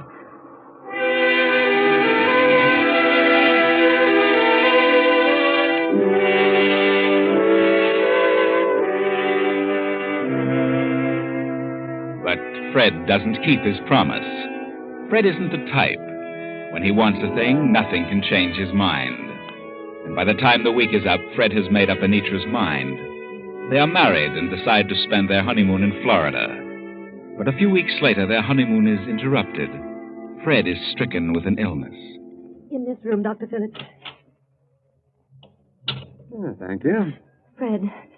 Fred, Yes, darling. this is Dr. Phillips. Yes? Well, Mr. Blake, what seems to be the trouble? I don't know. I don't know what it is. Dr. Phillips is a specialist from Miami. Yes? Suppose you tell me a few things, Mr. Blake. Well, I'm afraid it's some sort of paralysis. Paralysis? Yes. What makes you think that? Well, the first time it hit me, I got kind of faint. My feet and legs became numb, sort of crept up on me. At first, it wasn't so bad, but the next time it came, it affected my hands and arms, too. I got dizzy and I passed out. Oh, I see. You become nauseated, Mr. Blake? No. But after the attacks, I'm so exhausted, I can't even get out of bed. Well, I'd better give you a thorough examination. What do you think it is, Doctor? Well, I don't know at the moment. Do you think it's serious? Any interruption in the functions may be serious. Do you think it would be best to take him to a hospital, Doctor? I don't know yet. No, darling, please. I'd rather stay here with you. Yes, dear, of course, whatever you say. Please, Mrs. Blake, would you mind stepping out for a while?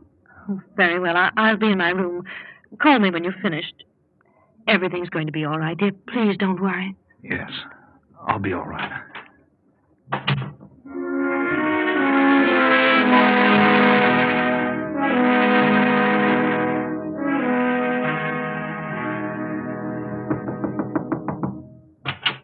May I come in? Oh, yes. Come in, Mrs. Blake. I've finished. It's been an hour. I just couldn't wait any longer. Quite all right. How do you feel, Fred? Well, a little better, I guess. He pounded me and thumped and listened, but I don't think he knows himself. I do feel better. I'm going to get up and walk around. Mr. Blake, I'd advise you remain as quiet as possible. Why? If you attempt to move about, I'll have to withdraw from this case. What have you discovered? What is it? Just relax. Why don't you say it? Why keep it a secret? I'm entitled to know. Spill it! Now, please, Fred, darling, don't get excited. What is it, Doctor? Do you know? Mrs. Blake, I'd like a few words with you. Step over here to the window. Why, yes, of course, Doctor. Very sorry. Well? What are you talking about? Why go over there and mumble? Why don't you say it and be done with it? Did you hear me? What are you mumbling about? Oh, Doctor, no. What are you telling her, you quack? Why don't you tell me? No, please, Mrs. Blake. Now, please be calm. I had to tell you. If you don't tell me what you're talking about, I'll get out of this bed and brain you. Oh, no, please. Darling, please don't get up. No, you mustn't. Mr. Blake, I advise you to stay in that bed and control your temper. You're in no condition to withstand any form of excitement. No? Then you know what's wrong with me? I do. And believe me, if you want to recover, you'd best remain as quiet as possible. It's that serious? You have a chance, Mr. Blake. And that small chance depends mostly upon you yourself. I'll do my best, but it mostly depends on you. Is it paralysis? The knowledge of what it is will not help you. It is better that you think as little about it as possible.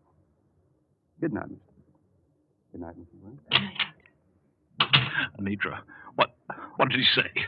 Oh, Fred. Fred, you must try not to...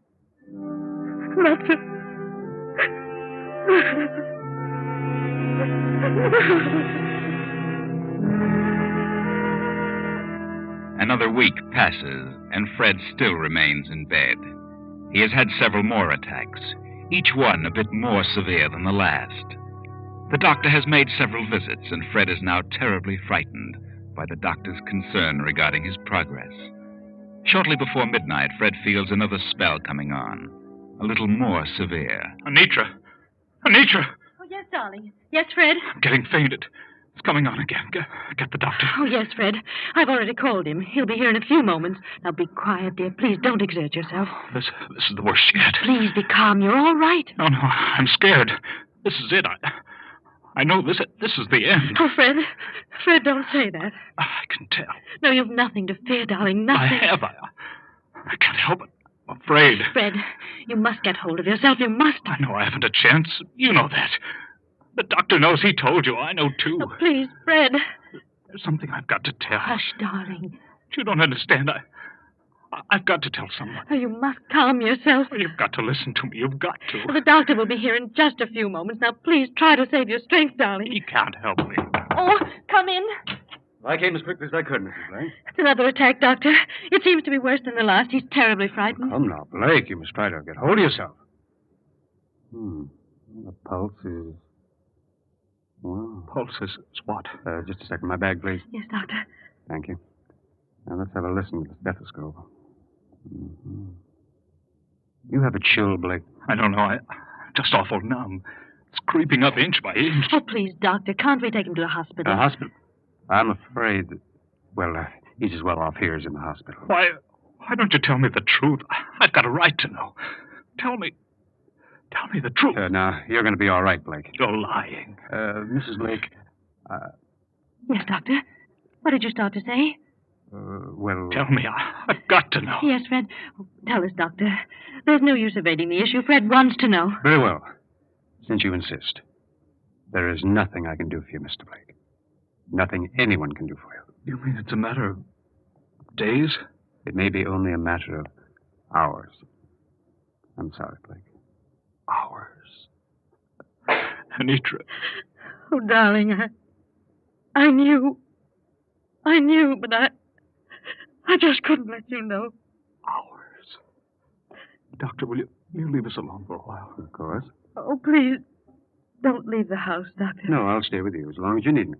I'll be in the hall. You call me if you want.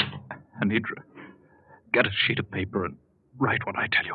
Yes, dear. And please hurry, Anitra. Of course, dear. Yeah, I'm ready. To District Attorney Frank Winston. District Attorney? I never thought I'd do this, but here it is. Joe Alberti was innocent in the killing of the bank messenger. He was framed. I killed the messenger and framed Joe. Fred. And Joe's wife is innocent of trying to kill me. She didn't shoot me, and I want her released. I'm enclosing a check for $10,000 for her. And furthermore, what I told you about your son was a lie. He didn't shoot me either. He did come to my room. He had a gun. I took it away from him. And in the scuffle, the gun went off. I shot myself. So that clears everything up. Now you can start your campaign. But I won't be around to participate. Yours, Fred Blake. Fred, are you out of your mind? What? Well, this is ridiculous. I won't turn this over to the district attorney. I won't. Please, Anitra, please do. I can't die. I just can't unless I know. Please. You've got to do it. Hand me the pen. I've got to sign it before my hands go numb. Oh, no. No, don't sign it. Please don't. It isn't true. It is true. Every word. Hold it. There. Oh, darling. You don't know what a relief this is. All right, Fred. I'll do as you say. Oh, darling, I don't care what you've done. You've been so good to me. But if you want me to turn this over, I will. I do. Oh, Doctor! Doctor! Quick, Doctor! You're too late, Doctor. Everything's okay now.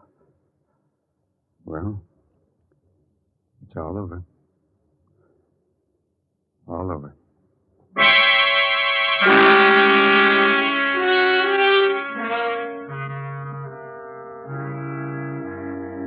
I was fortunate in getting a plane within half an hour after you phoned me, Mrs. Blake. I understand, and I appreciate your coming. Well, what is this about Fred Blake? Well, Fred has been ill for several weeks, and Last night, well, he got worse, became frightened, and made me take down this letter. He signed it and then... Letter? Yes, you may read it. It's addressed to you. And I promised him I'd see that you got it. I see. District Attorney... To Alberti. And what's this? Carl. Well, of all things. I had a hunch this would clear up sooner or later, but how, I hadn't the slightest idea. And here's the check for $10,000 to Mary Alberti. Will you see that she gets it and is released from prison? Mrs. Blake, Mary Alberti was paroled over a year ago. You keep the check and I'll locate her for you. You can give it to her. Do you know where she can be found? I have a pretty good idea. Now, may I see your husband? I'd like to be sure that he is the Fred Blake. Yes, of course. This way.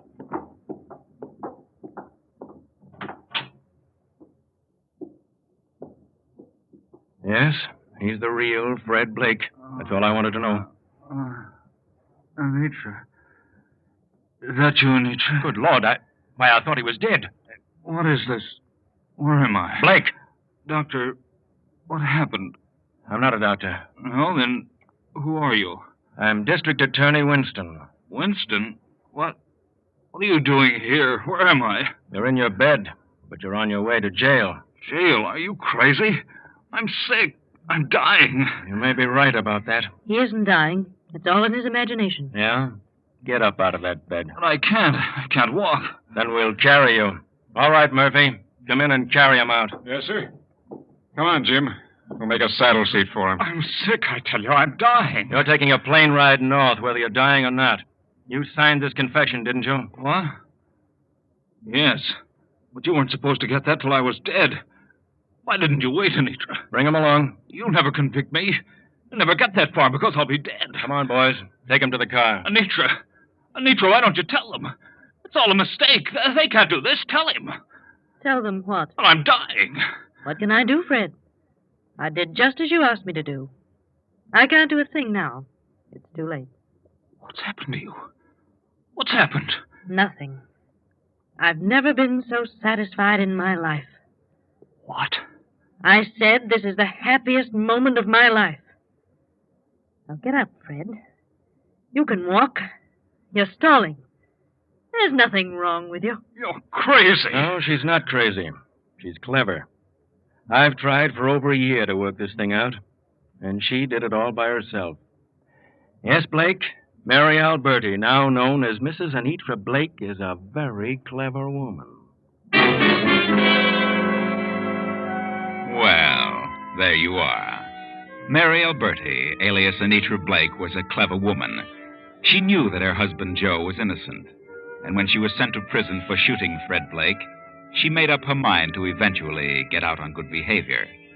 So she studied art, glamorized herself, changed her speech and appearance, and worked her way into the circles frequented by Fred. And everything worked out just as she planned. There was nothing wrong with Fred. He wasn't ill and he wasn't dying. Just a few grains of medicine each day was all that was necessary to bring on that numbness. And the doctor? Well, he wasn't a doctor. No, he was really the brother of her husband. The brother of Joe Alberti.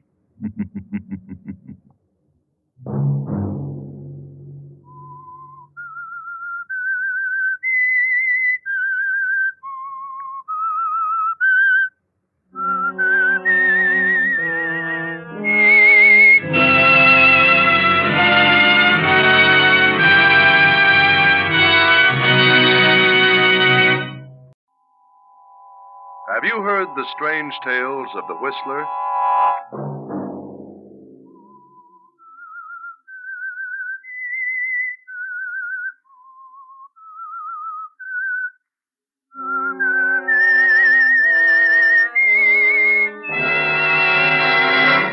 I'm the Whistler. I have as much freedom as a squirrel in a cage. Martha is a cold, mercenary devil. But I'll have freedom beginning tonight. I'll kill her. Friday night, and again, CBS presents The Whistler.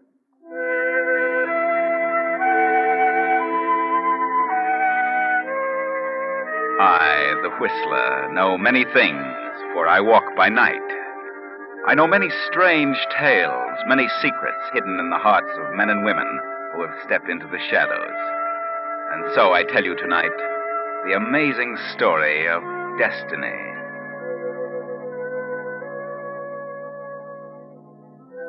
At a long table in a New York office sits a little man. He is slightly bald and thin and 45. A mild-mannered, reticent little fellow named Milton Strong. But Milton is anything but strong. For the past 25 years, he has worked in the office, and now, as a bookkeeper, is earning the stupendous salary of $35 a week. Milton can't understand why no one appreciates his ability.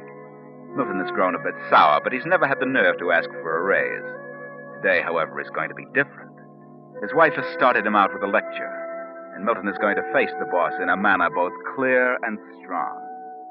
Mr. Goulthright, I'd like to have a word with you. A word? Mr. Goulthright, it has long been my decision to approach you on this subject, but for various reasons, a sense of reticence has bade me be silent. How long did it take you to memorize that, Milton? I am 45 years old. I've worked hard and long and faithfully for this company. That's right, Milton. I'm aware of that. You haven't missed a day in all that time. In fact, our efficiency expert is getting out a booklet, and he's using you as the feature. I came to this firm as a lad of 20, and in all the following 25 years, I asked for very little. I did my work well. Sure you did, Milton, and the company appreciates it. I now draw a salary of $35 a week, and I thought that if, after all this time, 25 years, you could see your way clear to afford, Go on, Milton. To afford, I'm not getting any younger. Well, Milton, strange as it seems, I've just come from a meeting of the department heads. Mr. Unger is the head of the accounting department, and, now let me see. Oh, yes, here it is. Yes, here's his recommendation regarding you, Milton. Oh, yes, Mr. Goulthright. He recommends that you be retired at half salary, as of the first of the month, in consideration of your long service and loyalty to the company. Retired? Oh, but that can't be. Retired? Well, that's what it says here. Yes, but I don't understand. I'm only 45. Why, no one is retired until he's at Why, least... you should be tickled to death. It's like a pension. But I came here to ask for a raise. A raise? Well, how could that be possible when your department head suggests retirement? Oh, I see. Why, you should be tickled to death. I'd be, and you get 2 weeks full salary, and 2 weeks vacation besides at full pay. You know, Milton, I kind of envy you. So I'm fired. Fired? Why, that's crazy. You've been honored. Good night, Mr. Gould. Good night, Milton. After Saturday, you've got nothing to worry about. Nothing.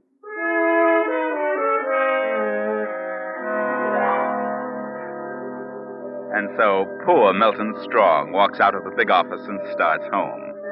All the way, his feeling of apprehension increases. His wife, Martha, what will she say? It was his wife who stirred him to the point of demanding a raise. Finally, Milton gets up nerve enough to go home. Home to certain death at the hands of Martha. That you, Milton? Yes, it's me, Martha. Well, where on earth have you been? Can't you ever get it into your head that when I say dinner will be ready by 6, I mean it? Well, things happen sometimes to delay me, Martha. Delay you? Huh. I'd like to know what could happen to make you this late. Well, you see, I took some time to talk What to... do you mean by coming in this house with that mud on your shoes? Get outside and take those rubbers off. Yes, I forgot. Yeah, you'd forget your head if it wasn't tied on. Yes, Martha, I'll take them off. And what do you mean coming into the house smoking that stinking pipe? Get it outside, do you hear? Yes, Martha, but I started to tell you. Oh, go on out. If you insist on smoking, do it outside. I'll put it out, Martha. I'll put it out. The dinner's cold and you can eat it that way. Martha, I couldn't help it. I went to talk to Mr. Goulthright about the raise. Yeah? What happened? Well, you see, I'm a little along in years. Along in years? Is that what he said? No, he didn't say it. The head of the department had made a recommendation. For what? Well, now, don't get excited, Martha. I went in to ask for a raise, as you said, and, well, everything had been arranged. Well, did you get the raise? No. I've been retired on half salary. Retired? Retired? At your age? Are you crazy? Why did you accept? Why? Accept? What could I do? No. You went in to ask for a raise, and you let them throw you out right into the ash can. Oh, what could I do? It was all arranged. Retired at half salary, $17.50 a week. And you stood there like a nitwit and let them put that over on you. But, Martha... You stupid, spineless jellyfish. What could I do? You let them push you around for 25 years. You could have been in Goulthright's job right now, but you're afraid to open up your mouth. I went to his office to demand a raise, but he beat me to it. Yeah, that's always been the trouble, Milton Strong. Somebody's always beat you to it. Spoke up first. Huh. Retired, $17.50 a week. An old man. And how are you going to manage on $17.50 a week? Well, I suppose I can find something else. I'd like to know what. I'll find something, and until I do, well, your sister left you $1,500 last. What did you say? Nothing. That is... If you think I'm going to touch $1 of that money while you're still able to stand on 2 feet, you're crazy. But until I get It's something... in the bank and it'll stay there. Well... And if you want to smoke that filthy pipe, get outside. Yes, Martha. I'll go outside. If you want anything to eat, it's on the kitchen table. I don't want anything. What? I'll eat it later. After a while, Martha. I want to think. Think? Huh. Don't wear yourself out. I'm going to bed. Good night. I said good night. Yes. Good night, Martha. Good night.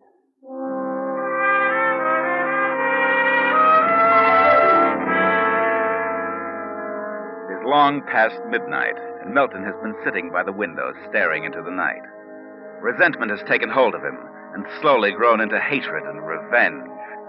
Terrible thoughts surge through his brain. Why should I tolerate such persecution? Why should I stand idly by and be pushed around by everyone? Belittled by the firm? Bulldozed by Martha? She's not a wife. She's a cold, mercenary devil. Freedom. I have as much freedom as a squirrel in a cage. Appreciation, loyalty, 25 years of it. And what do I get? But I'll have freedom. I will have it. Beginning tonight, I'll kill her. I'll go far away. No one will ever know what has become of me.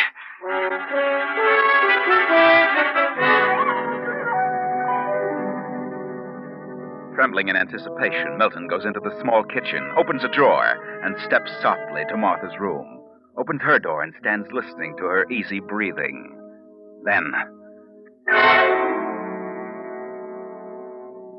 Milton leaves the house and wanders about the streets till dawn. Then, at 10 in the morning, he steps into the bank. Good morning, Mr. Strong. Oh, I'd like to cash this check, please. I see. Purchasing some property, Mr. Strong? Yes. Well, just a second. Oh, very well. How do you want it? Oh, but it doesn't matter. Perhaps small bills would be best. Oh, yes, of course. This is 3, 4, 15. Ah, there you are. Thank you. Good morning.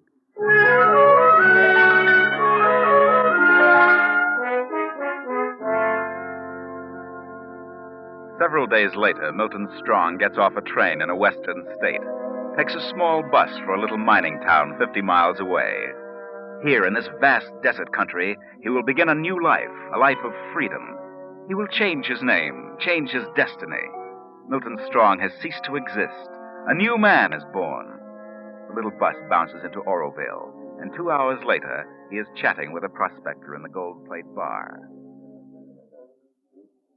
Well, I'll tell you, partner, I've been here a couple of years and I haven't struck much yet. Oh, I found a little pay dirt, enough to get along. There's supposed to be quite a lot of gold here, isn't there? Oh, sure, it's here. It's all over. Sometimes you strike in a day or so, and then sometimes you work for years. And if a man ain't got capital of his own, well, somebody's got to grub stake him.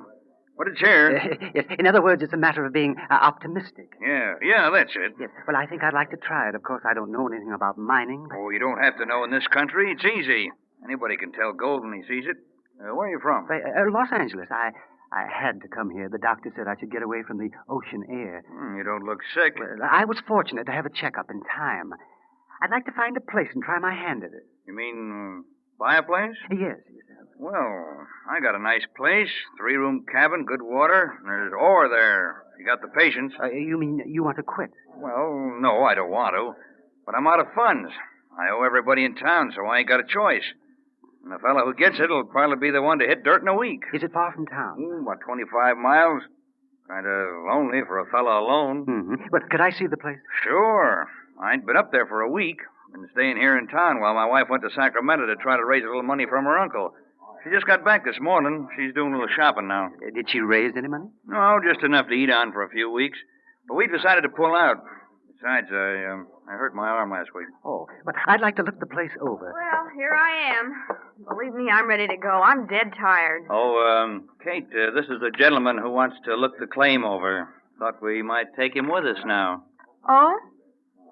Well, sure, why not? This is my wife, Kate Rogers. Oh, yeah, how do you do? Stranger here? That's right. Well, then let's be on our way. I'm sure you'll like the place. The car's just around the corner. Do you want to get your bags? They're up by the door. I haven't been to a hotel yet. That's good. We'll be to the place in about an hour.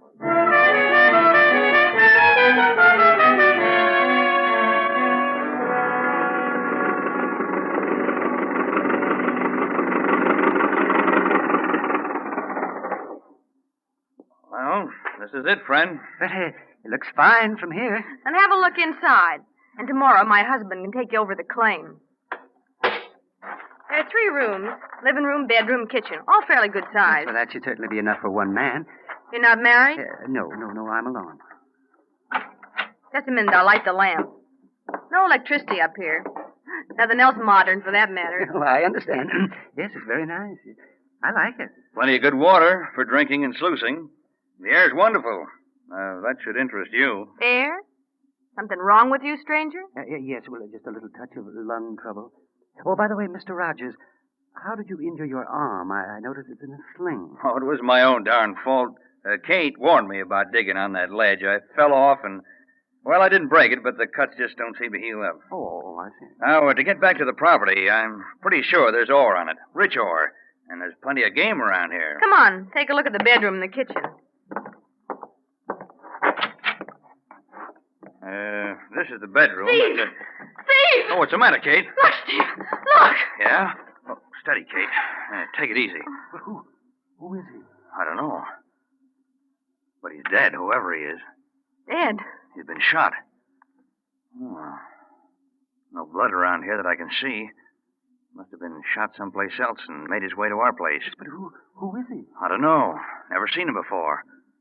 According to his clothes, I'd say he was from out of town. Man from some city, wouldn't you say? Yeah, he must be.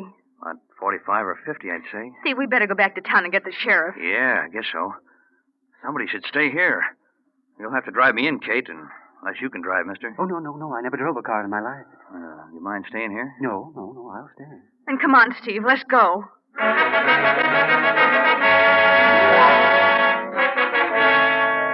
For 20 minutes after the departure of the prospector and his wife, Milton stares at the body of the dead man.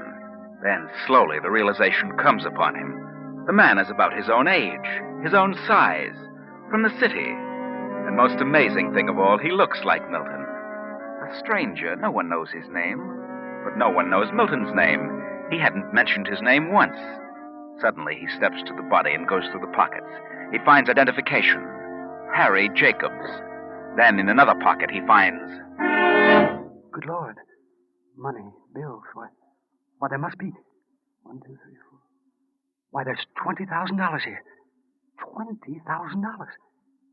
And no one knows who he is. Quickly, Milton reaches a decision.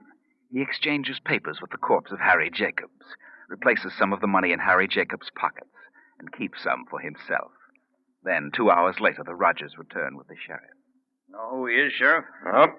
Never saw him before. I'd say he was shot about 10 or 12 hours ago. How long do you think he's been dead? Maybe 6 hours.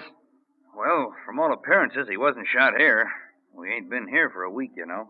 Well, let's see if he's got any identification on him. I'd say he was from out of town, from the city. Who are you? Oh, this gentleman is our guest.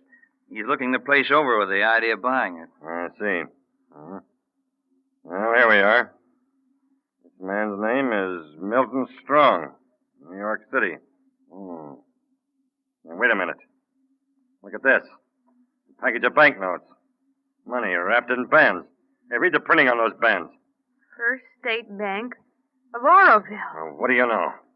This must be the fellow that robbed the bank in town this afternoon. What? Robbed the bank? Sure. Ain't you heard? Killed the cashier and got away with $20,000. Vice president shot at him, but he got away. There's probably somebody with him, but we don't know for sure. How much they get from the bank? $20,000. How much is there? Let's see. Hey, there's only $10,000 here. Now, what do you make of that? So far as we know, there was only one bandit. Now, what do you suppose the other 10,000 disappeared to? Well, maybe he had a cohort after all. Milton Strong, eh? Well, we'll just get back to town and notify the authorities in New York. The authorities? What about his family? The police in New York will take care of that. Well, that's that. I'll return the money. You can bury him, Rogers. Bury him? Here? Well, certainly. What else could we do? There's no undertaker in Oroville. Body wouldn't keep any time in this heat. Well, thanks, Rogers. I'll be getting back to town. Thanks, Sheriff. Yeah, what did you say your name was, stranger? Oh, it's Jacobs. Harry Jacobs. I see. Well, so long, folks.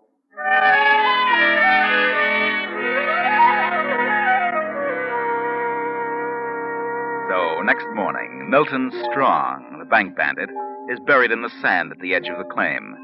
Yes, Milton Strong is no more. He is now known as Harry Jacobs. In the afternoon, Rogers shows him over the property and explains its potentialities. He still hasn't decided, and after dinner leaves the cabin again.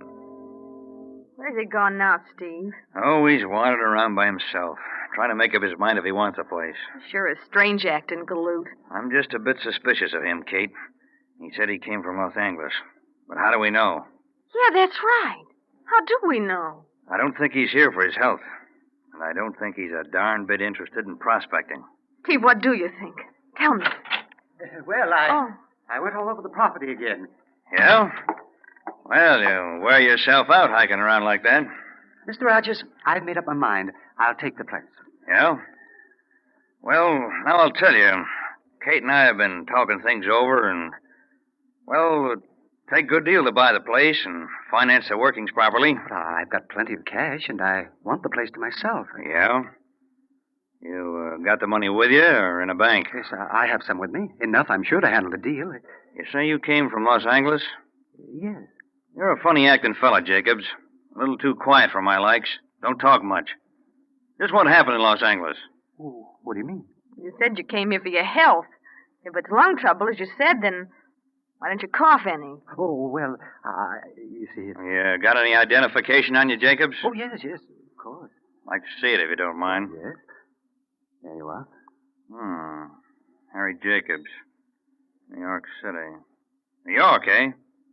But you said Los Angeles. Well, I came from New York to Los Angeles. I wasn't in California very long. And you got plenty of cash with you? Oh, yes, enough. How much do you want? Oh, 3,000 will do it. Well, 3? Well, that seems like a large price for this place. You want it, don't you, Jacobs? Real bad? Oh, yes. I'd like to have it. All right. You and me'll drive into town in the morning and have the lawyer drop the papers. Yes, all right. Yes. Well, I think I'll go to bed now. It's a bit late. So, good night. What do you think, Steve? He's got the cash with him. This place ain't worth 3,000. I know. But if he's got that much, then he's got a lot more. So well, I could slip into... No.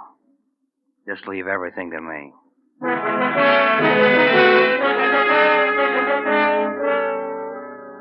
But Milton doesn't sleep well. The strange attitude of Rogers and his wife makes him uneasy. Next morning, he is up at 8 and finds Kate Rogers in the kitchen. Oh, good morning, Mrs. Rogers. Morning. Where's, Mr. Rogers? Why, he drove into town to get the lawyer. He didn't want to disturb you so early. What? He's going to have the papers made out and bring them back with him. Oh, I thought he couldn't drive. Well, his arm's so much better, he figured he'd be all right. Mm-hmm. How soon will he be back? Should have been here half hour ago, 9 o'clock. Well, there he is now. How about some breakfast? Oh, yes. So you up, are you, Jacobs? Yes. Did you get the papers arranged? We don't have to sign any papers, Jacobs. I won't be selling the place. Why not? I don't have to.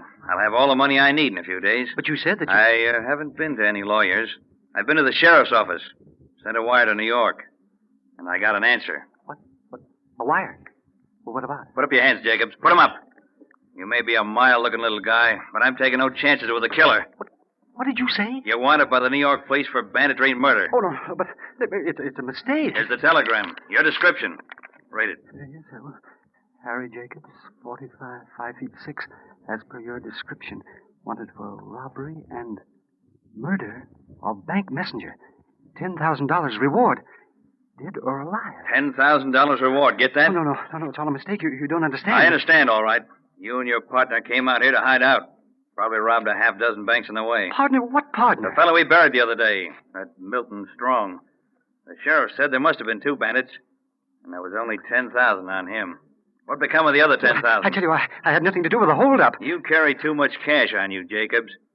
If you got 3,000, you must have more. You were too anxious to get this place, and it ain't worth more than 1,000. Yes, but you're wrong, Rogers. You're going back to town with me, Jacobs. I'm collecting that 10,000 reward. No, please, no. Don't take me back. I can't go back to New York. I can't. I can imagine that. They'll fry you. You've got to listen to me. You've just got to... Search his stuff, Kate. He's got the money No, someplace. wait. I've got the money. Here it is. The money from the bank. There. Gee, that's it. The same bank wrappers.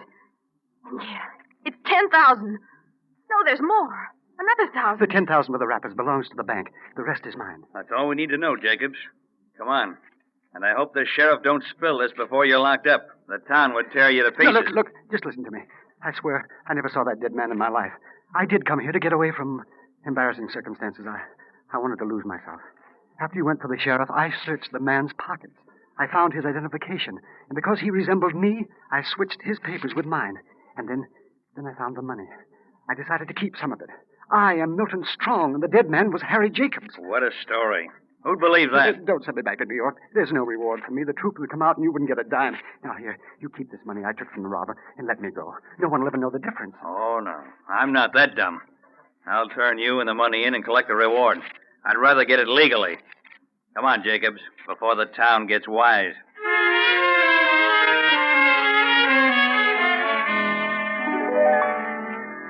Milton is handed over to the sheriff and locked up in the flimsy jail. They have wired New York, and a detective with extradition papers is flying west. But unfortunately, the word has gotten around town that the jail holds the murderer of the bank cashier. A crowd of men, silent men, has gathered in the front of the jail. I don't know what we're going to do about this, Rogers. Are you sure you didn't say anything about it? I didn't say a word. I don't know how they found out about it, but maybe some of your deputies talked. I warned them not to say a word. I don't mind crowds that shout and yell. But I'm afraid of the crowd that just stands and says nothing. They're sure on the warpath. Yeah. That detective from New York should have been here an hour ago. I sent a car to meet the plane. Maybe the plane was late. Yeah. Well, if the crowd starts anything, somebody's going to get hurt. Hey, you fellas better get your shotguns ready. They might break out any minute. All right, Ray. Don't worry about that. Well, Jacobs, got anything more to say? But I've told you that I'm Milton Strong. I had nothing to do with the bank holdup. Well, that crowd looks surly, so I guess I better put you back in the cell. Wait a minute. Here comes your car, Sheriff. It's about time. Go out and tell Jake the driver to stay around the back of the jail and stay in the car. Don't let that crowd know what he's doing. Right, Sheriff. I get you. Sheriff Talbot? That's right, and I'm mighty glad to see you. Number 10 o'clock. Yeah, I know. Now, let's get down to business. The crowd outside's going to get impatient pretty soon. Crowd? What do they want? Yeah, what they call justice. This fella here held up the bank and killed the cashier. But I wanted to be sure he was Harry Jacobs. He had identification on him, but he claims he's Milton Strong. Milton Strong? Yeah. We buried Milton Strong several days ago. We found part of the bank money on his body. Milton Strong? Yeah. But if he's really Harry Jacobs, I'd prefer you get him out of here and deal with him in New York. I had one lynch in here, and I don't want another. But he isn't Harry Jacobs. I knew Harry personally. He ain't Harry Jacobs. No, but he is Milton Strong. Harry Jacobs was a professional holdup, but not Milton Strong. Then we really buried Harry Jacobs. What do you mean? I took this fellow to my claim with the idea of selling it to him. Yeah. We found a dead man in my cabin. I came after the sheriff, and this fellow claimed that while we were gone, he exchanged papers with the dead man. Well, from all appearances, that's just what he did. Yeah, but why should he do that? Well, Milton Strong is wanted in New York, too. I'm wanted in New York? What for? As if you didn't know. Well, what's he done? What's he wanted for? Hey, that crowd is starting. Get him out of here. Hurry. Out the back way. The car's waiting. Let's go, Milton. You can catch 11:30 train. I'll stall them off as long as I can. All the way back to New York, Lieutenant Clark will not talk. They ride across the country in utter silence. And 3 days later, Milton sits in the office of Inspector Burns of the New York Police. Milton, on the morning of July 20th, did you cash a check at a bank at 21st and Lexington? Yes, I did. A check made out to you by your wife? Yes. Are you sure your wife wrote that check? Well, yes, she did. Why did you leave town the same day? Well, I went on a vacation. Why didn't your wife go with you? Why? Because I wanted to be alone. That is... You might as well tell the truth, Milton. You haven't a chance to get out of it. But No, I didn't. I didn't. Sorry, Milton, but we have proof. We have a witness. A witness? Yes. Bring in the witness, Lieutenant. Come in, please. Where have you been, Milton? Martha! Why didn't you let me know where you were? Oh, no, please, Martha. Let's don't talk about it here. What were you doing in Arizona? I was just taking a little vacation. I was going to write you. I tried to buy a cabin in the mountains. For you. And me, Martha. For us. What? Don't you dare light that pipe. No. No, Martha. I had to quit smoking. I wasn't even conscious of what I was doing. And what are you doing without your rubbers? You know it's raining. Well, I took them off outside, Martha. Come on, Milton. Let's go home. I have a few things to talk over with you. Yes, darling. Well, come on. Get up out of that chair. Yes, darling. Just a minute. What about this charge, this check forgery? Forgery? Oh. I wrote that check. I remember the whole thing now. Then what about the charge of wife desertion? He's come back, hasn't he? But we brought him back. Well, I wrote the check so he could make a down payment on a house. But like the child he is, he wanted to take a trip and hunt gold. He's always been an adventuresome soul. Well, go on, Milton. Get along. And if you dare light that dirty pipe, I'll shake your head off.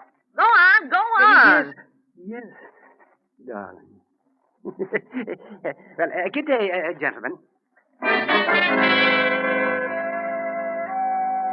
Well, it just goes to show you that no man can escape his destiny.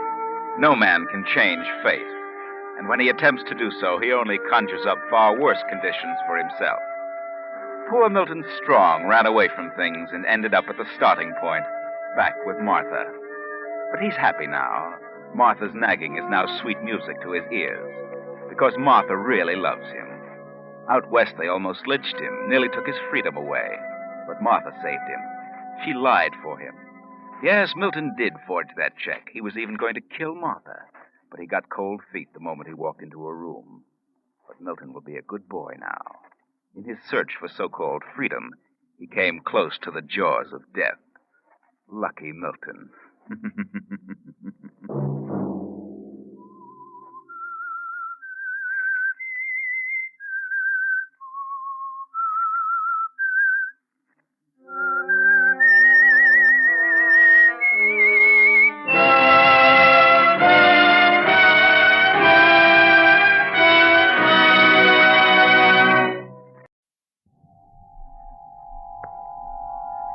Have you heard the strange tales of the Whistler?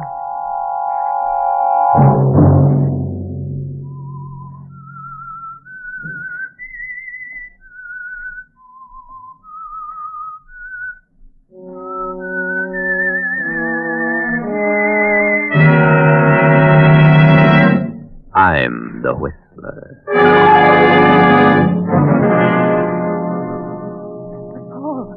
It was pitch dark. I was feeling my way along the wall, and then it seemed to me that something passed in front of me, crossed from one wall to the other. I don't think I really heard anything. It was almost more as though I felt it. Another Sunday night, and again CBS presents The Whistler.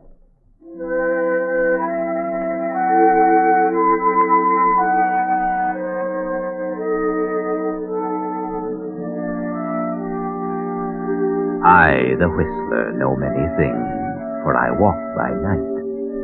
I know many strange tales, many secrets, hidden in the hearts of men and women who have stepped into the shadows. And so tonight, I tell you the strange story of Patience for the Doctor.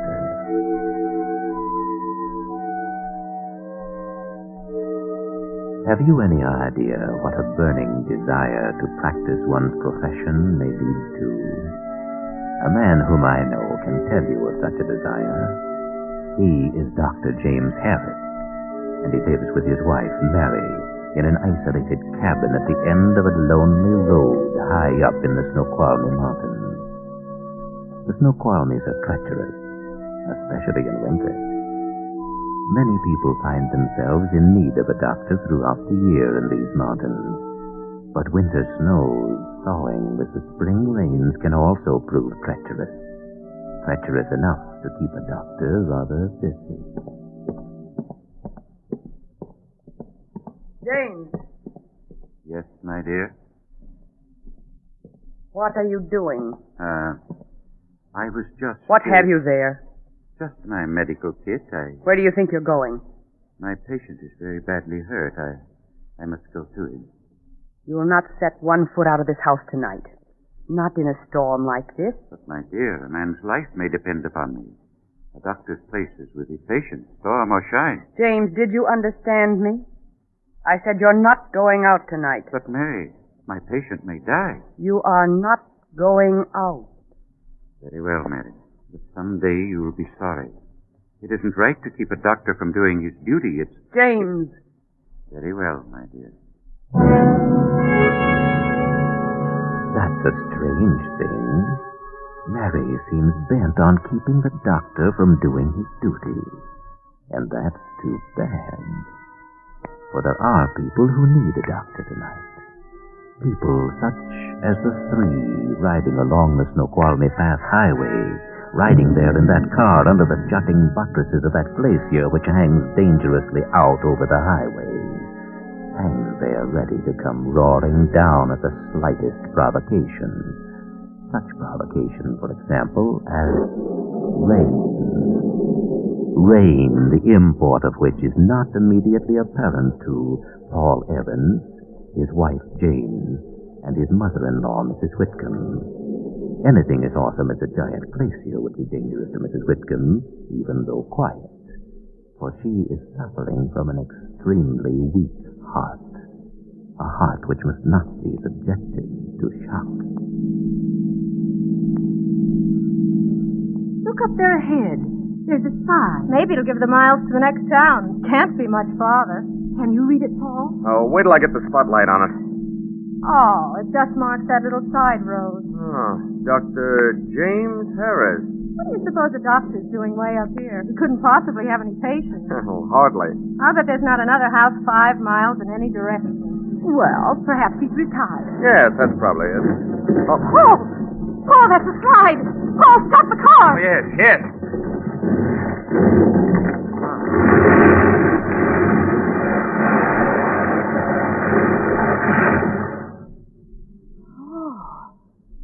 Oh, thank goodness. We're safe. Oh, well, it wasn't too close. Mother. Mother. What's the matter with her? Mrs. Whitcomb. Mrs. Whitcomb. She's fainted. Oh, her heart.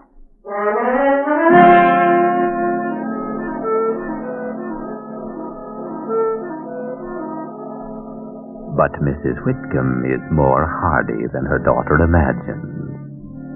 5 minutes later, Paul has hurriedly turned the car around and drives back up the road to the turnoff marked Dr. James Harris.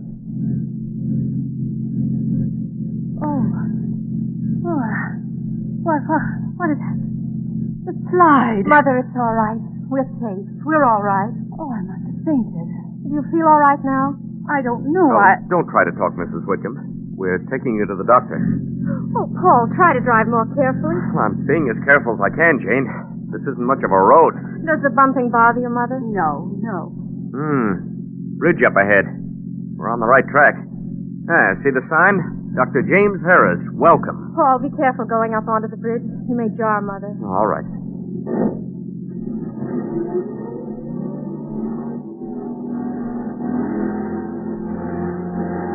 Oh, Paul, for heaven's sake, don't stop so short.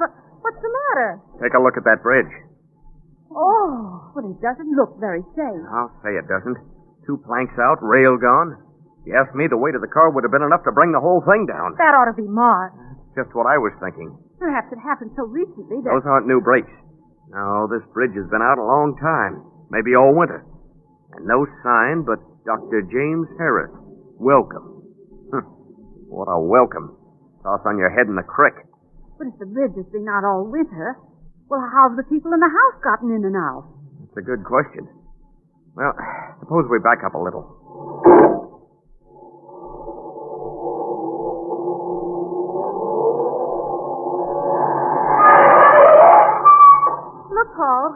right-hand side. Uh-huh. I thought it might be something like this. A way to drive around. We missed it coming up. So it has been a while.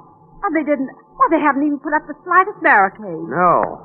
And this detour, do you notice? It's almost as if it were intentionally concealed. Well, let's go on.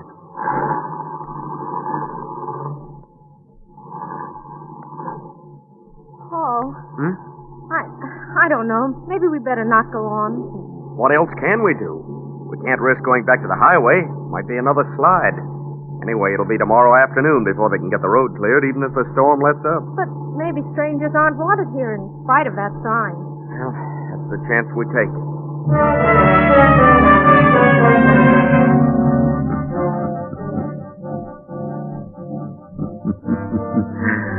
But strangers are wanted. Wanted very much indeed, in spite of any appearance to the contrary. Even though it may seem a long time to wait for someone to answer the door as you three stand there. Funny they'd have a fancy door knocker like this way up here. Nobody answers. Perhaps there's no one here. That's possible, but I've got an idea there is. I'll give it another try. Yeah, sounds like someone's coming. Yes, it does. I wonder if... Oh, hello. Your sign said welcome, so we thought that... The sign is wrong. You aren't welcome here. We don't mean to intrude, but the highway's closed off. There was a slide. I heard it. Well, then you know. We wouldn't insist, but my mother-in-law isn't well. We'd like to see the doctor if we could. He's asleep. I wouldn't disturb him. I see. Well... But he wouldn't see you anyway. I'm his wife. I can speak for him. It's Mother's heart, Mrs. Harris. It's really serious. So much more the reason not to come where she's not wanted. Well, all right, just as you say, Mrs. Harris. Oh, but we... Come on, Jane. Mother. Mary. Now you see what's happened. Mary. Yes, James? Is there someone down there? No, no one. What if that's the doctor? No, there's no one here. Is it a patient, Mary? There's no one here, James. Now will you go? You're not wanted. I'm not so sure. Hello, doctor. Yes, there is a patient here. What's that? Who are you? There's a patient here. Will you come down and see her? You fool. All right. I'll go get the doctor. Just a minute, James. You mind if we step inside? Please yourself.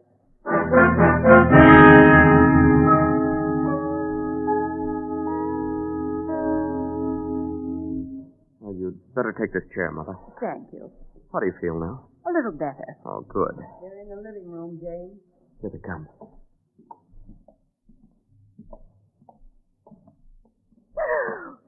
Which one of you is the patient? Why, my mother-in-law, Mrs. Whitcomb. Oh, yes. Now, what's your complaint, madam? Oh, Doctor, it's my heart. Please don't be alarmed at my appearance. Oh, no, of course not.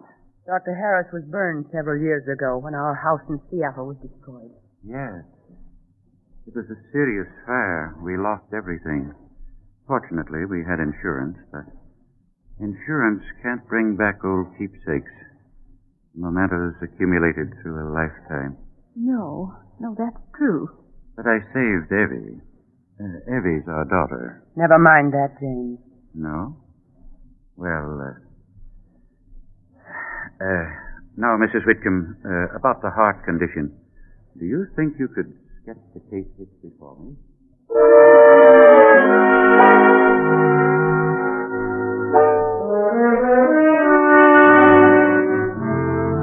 Half an hour later, Dr. Harris gives Mrs. Whitcomb a sedative and sends her off in the care of his wife to be shown a room where she will be able to enjoy a long and peaceful sleep. Later, when Paul and Jane are in their room, Jane goes out and down the hall. A few moments pass, then... Why, Jane! Jane, what is it? What's the matter? Jane, darling, you're trembling. Why, I was so frightened. Frightened? What happened? I hardly know. It was so dark. In the hall? Yes. But there was a light on a few minutes ago. Oh, I know. There was when I went out. Did someone turn it off?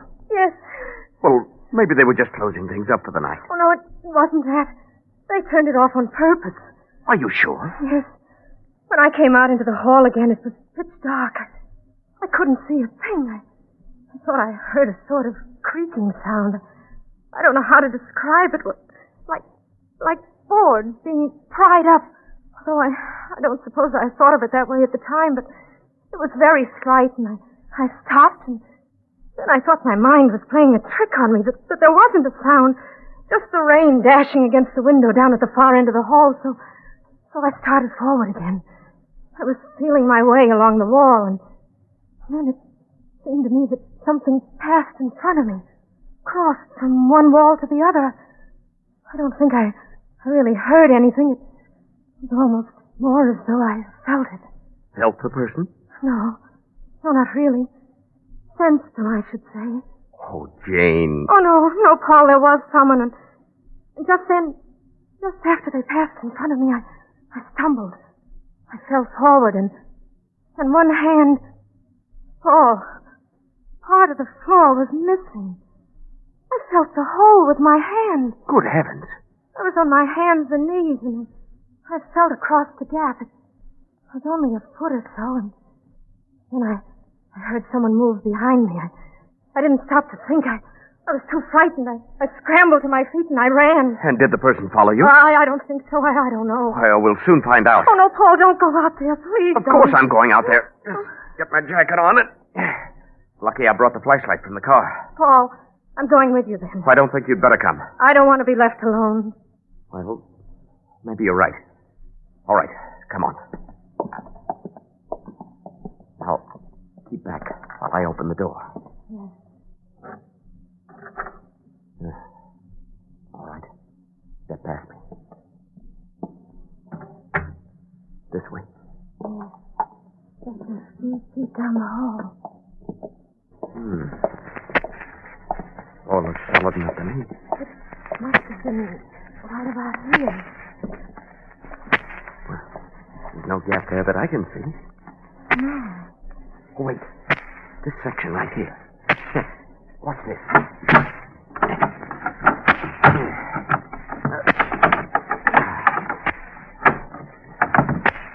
So that's what it is. Just get it in here. You can lift it right out. And someone did lift it out. No, I'm sure not. What? Mrs. Harris. Don't shine that light on my face. Thank you. That's better. No, I'm sure no one was careless enough to leave this section of floor out. Oh, but it was out. Never mind, Jane. Go on, Mrs. Harris. This is an old house. Once the boards fitted so perfectly, it was impossible to see the juncture. There was a little place to cache valuables beneath. It was an earlier owner's idea. I see. Not exactly the place anyone would look for things to be hidden, was that it? I suppose so. The man was very rich, and this is a lonely neighborhood. Yes, it is. You don't have many visitors, do you? No. I gathered that from the condition of the bridge. Oh, yes, the bridge. Well, good night. Well, good night. How do you like that? Paul, something's awfully funny. Yeah, I think so, too. She walks along in the dark like a cat. Do you suppose Mother's all right? I was just wondering about that myself.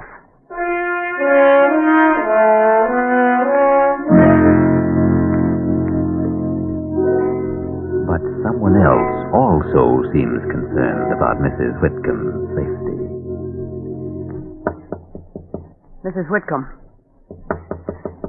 Mrs. Whitcomb. Yes? Who is it? It's Mrs. Harris. Oh, all right. Come with me.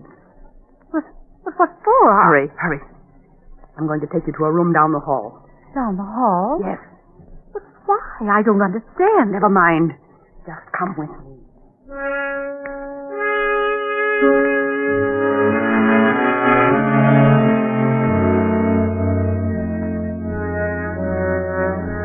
So, when Jane and Paul arrive at Mrs. Whitcomb's door...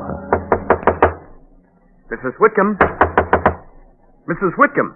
Paul, why doesn't she answer? Mrs. Whitcomb! Who is it? That's not Mother. Who is it? It must be the daughter. Open the door, Abby. No, I don't want to.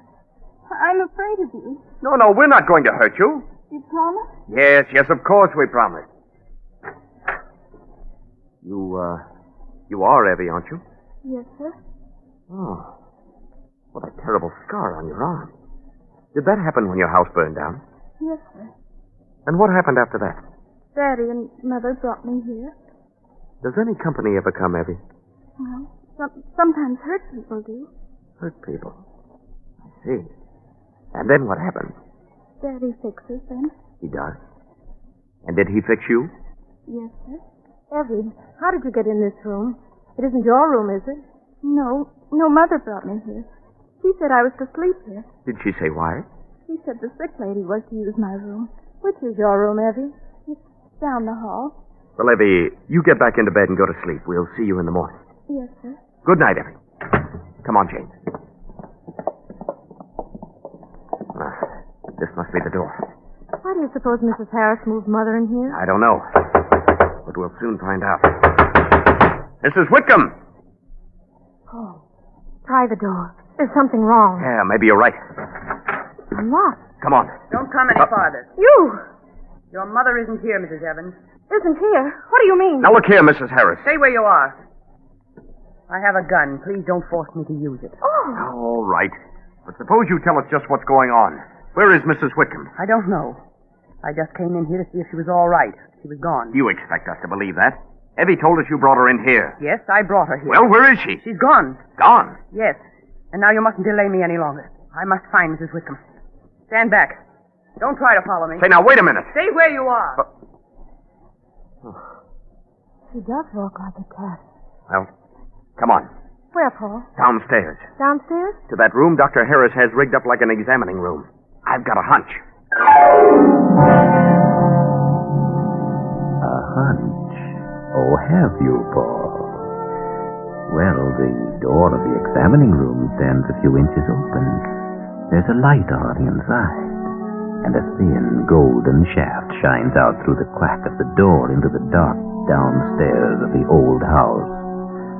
So listen, Paul. Listen to the sound coming through that open door. The sound of someone happily at work. Come on. We'll have a look before he knows we're here. Oh, do you think Mother... I don't know. What's he doing? Looks to me like he's fixing a hypo. Yes, but what... Oh, there's Mother, stretched out on the table. Yes. Come on. Oh, hello? What's going on down here? What's the matter with Mrs. Whitcomb? Please don't try to rouse her. Why not? The heart condition. Mother! No, please. You really mustn't. It might be fatal. Oh, maybe he's right, Jane. You mustn't be disturbed to be aroused roughly by the shock. All right. Oh, Mother. She'll be all right, Jane. Yes, she will. If you'll just permit me to go ahead. We'll permit you to do nothing. What I want to know is, how did Mrs. Whitcomb get down here? Why, I carried her. Carried her? Yes, I found her unconscious on the floor in the upstairs hall. And how do you suppose she happened to be out in the hall? My wife may have disturbed her. Your wife is a little odd. Oh, you mustn't mind her. She's just a nervous type. And She's that, all right. Perhaps she frightened Mrs. Whitcomb. She'd have meant nothing by it. But with Mrs. Whitcomb's heart so bad... And then you found her and carried her down here. Is that it? That's right, Mr. Evans. I see. I wanted to care for her properly. You, like caring for people, don't you? Oh, yes. Paul, look at Mother. She's stirring. Oh, she's regaining consciousness. You seem disappointed, Doctor. Oh, where am I? Mother. Oh, Jane. If I were to administer the hypodermic... You keep out of this. How did I get down here? We're not quite sure. Dr. Harris says he carried you. Dr. Harris? Yes. Try to think now. Can you remember what happened before you fainted? Yes, Dr. Harris came into the room. Oh, never mind, Mother, never mind. Don't try to tell us any more now. If you just permit me, I could quiet her. Get back, you. You've treated your last patient. No, you mustn't say that. You wouldn't interfere with my work, would you? A doctor's work must not be interfered with. No? Wait till I get down to Seattle tomorrow and look up the authorities.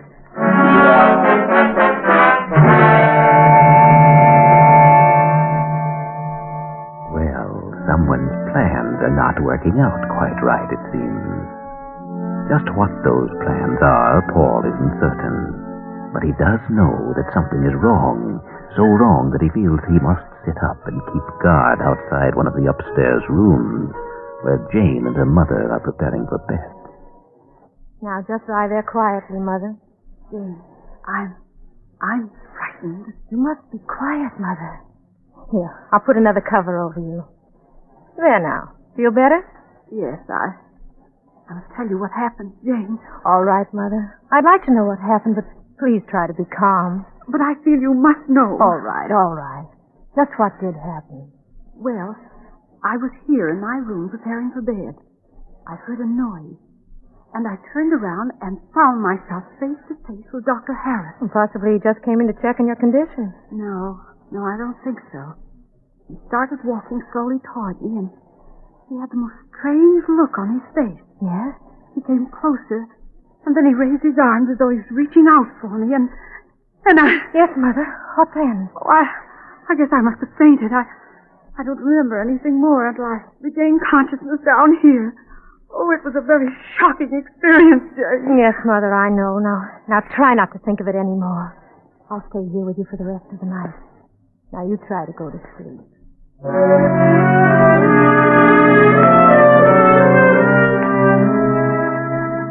Yes, a very shocking experience. But Mrs. Whitcomb does go to sleep from sheer exhaustion. And eventually Jane sleeps too. Outside the door, Paul dozes, then awakens. The storm has ceased, and it's quiet. Quiet, that is, until... That's a familiar sound, isn't it, Paul? It's coming from that window. There, now you can see better. That half-moon casts a dim light from behind those scudding clouds, but enough for you to see what's happening on the roof of the wing to the left and below. The doctor seems very busy up there. Busy piling bundles of faggots against the upper wall of the house. And what's that? He's pouring something over the faggots. It's kerosene. Do you hear anything, Paul? No? Your wife and her mother are still asleep. It's all right to leave them now, Paul. Leave them and climb out of the window. And if you're careful, you can edge along the eaves to a better vantage point. Hello? Who is it? You'll soon find out. Stay back, stay back. Hey, put that... There, you see. I was too quick for you. Now that I have the blanket torch in my hand, you'll be more patient, won't you? Because if you don't, I'll just touch the torch to the faggot like... Hey! Don't be frightened. If you try to jump down, that's what I'll do. And poof, everything will be shining and crackling. Including you. Of course. And you're responsible, because you're going to interfere with my practice. So that's it. You know what it means to me to care for the injured, the sick? I've got an idea. It means enough to you to keep you from putting up a barricade at the bridge. Maybe you even weakened the bridge on purpose. It means enough so that you tried to see to it that my wife would step in that hole in the floor and fall and break a leg. And that my mother-in-law... Yes, it's true. All those things and more you don't know about. But there's a reason. Sure. The reason is you're crazy as a loon. No, that's a mistake. Although I can understand why you make it. No, sir. The world is at fault, not I. I'm not a madman saying that everyone is crazy but myself. I'm saying the world is sentimental. Sentimental? I was a great surgeon once. A great surgeon. Why, it was my very life. I've sacrificed everything to attain my proficiency. You will laugh when I tell you that I was an artist, a pure artist. But that's the truth. Nothing mattered to me but my work, the art of surgery. The house burned then, and I was disfigured, as you see me now. And you know what happened? They didn't want me anymore. My skill was unimpaired, but they didn't want my skill because they couldn't tolerate my appearance. So that's it. And now that you set away my last refuge... Stay back from those faggots. No! You've left me no choice. Stay back or I'll jump down there. No! Jane, no, get back from the window. Oh, look at the window of the upper gable. Mrs. Harris, she's got a gun. Mrs. Harris, put on that gun! Put it down! Do you know what you're doing? Yes, I know. I know very well. Why, you...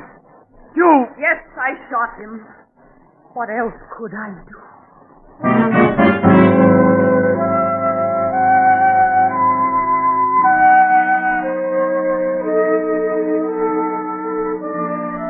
Mrs. Harris was right.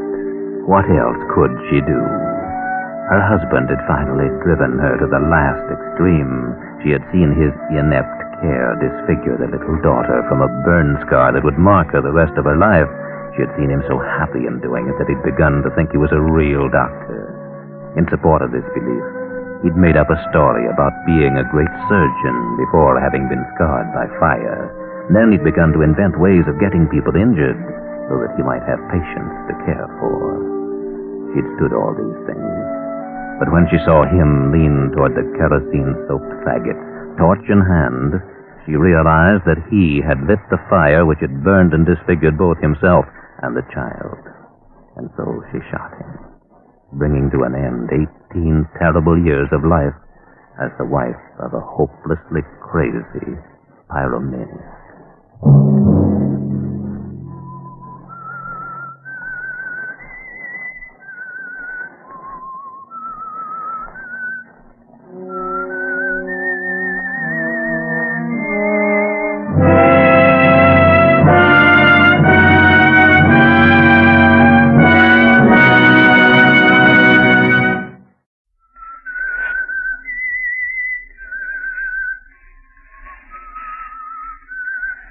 The Signal Oil Company is bringing you The Whistler. Today we will tell you a tale of avarice and greed, the awful price John Hendricks paid for selling his soul to the devil, the story of Death Demands a Payment. But first, if you'll bear with me for a moment, I'd like to make a suggestion about your car, because right now it's a very valuable possession. One you won't be able to replace until 6 months or a year after the war. Keeping your present car running is dependent on current lubrication, more so than most people realize. When you leave your car anywhere handy and just, say, grease it, you're likely to find later that certain hard-to-find lubrication points have been missed. And in these times, even minor repairs can lay a car up for days. If lubrication fails on parts you can't repair or replace, then you're really out of luck. Doesn't seem worth that much worry, does it? Especially when getting acquainted with a convenient signal dealer can relieve you of it. He knows his stuff, uses the auto manufacturer's own lubrication chart in taking care of your car. In fact, checks every lubrication point twice. You see, he's not just an attendant, but an independent businessman in his community, with a genuine interest in keeping his customers' cars in service. I think you'd find it pleasant and profitable to have him count you as one of his regulars. So stop by next week for a really correct lubrication job, or anything else on which your signal dealer can help you out. I believe you'll thank me for the tip. And now,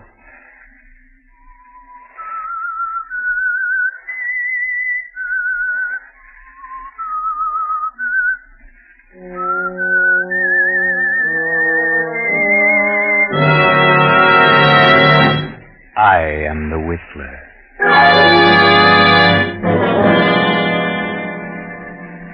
And I know many things, for I walk by night. I know many strange tales, many secrets, hidden in the hearts of men and women who have stepped into the shadows.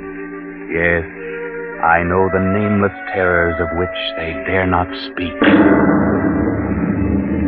A huge, sprawling stone structure surrounded by high gray walls appears against the storm-lashed, lightning-streaked night sky. The state penitentiary. In a cell in this dismal building sit two men. One is John Hendricks, a man of 60, a lifer, sentenced 10 years ago for the murder of his wife and stepson. Murdered Martha and her simple-minded son for the $10,000 she kept hidden in the big house on the outskirts of town. John's cellmate is one Bill Smith, otherwise known as number 1014. Bill has changed in the 5 years he's been here. He's decided to go straight, if he ever gets out. Bill Smith started reading here, reading philosophy and so forth. Bill Smith has changed, but John Hendricks hasn't changed. Not Hendricks, because he has a plan. He has a clever plan in mind. Well, all I gotta say, Bill, is that I think you're crazy not to make the try with me. It's a matter of opinion, Hendricks. It's all fixed. Not a chance of a slip-up. Don't tell me you got the break fixed with the ward. What difference does it make who it is, so long as the whole thing is set? Hendricks, I think you're nuts. They're crazy. Yeah? I'm getting out of this place. I got a reason, a good reason. I got something waiting for me outside. Something that belongs to me. I'm the only one that knows where it is. And I'm getting out of here. You're in here for a long time, Bill. If you don't want to make the try with me, you can stay and rot. Suppose you do find this money hidden away in the old lady's estate. What good will it do you? You killed her and her stepson to get it, didn't you? I did not. I didn't kill anybody. I say you did. It ain't true. But I know where the money is. Okay. You can break out. You can have the money, but... Well, I've done a lot of thinking and reading since I've been here. Yeah. You've gone soft. Maybe so. But this much I do know. If I ever do get out, I'll do things differently. Yeah. A lot. You just got religion. I get exactly what's coming to me. And believe me, Hendricks, so will you. If you break out, they'll have you back one way or another. Watch and see. Well, I'm going, so you watch and see. Just watch.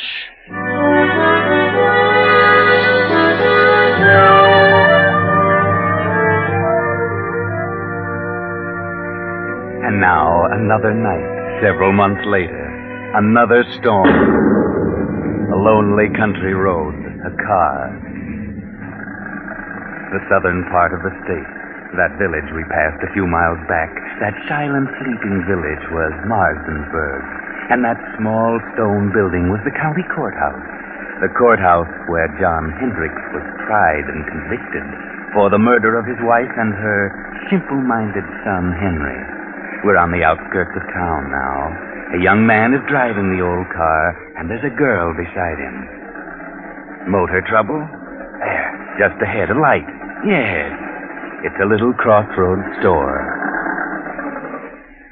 There's a light inside, George, but I don't see anybody.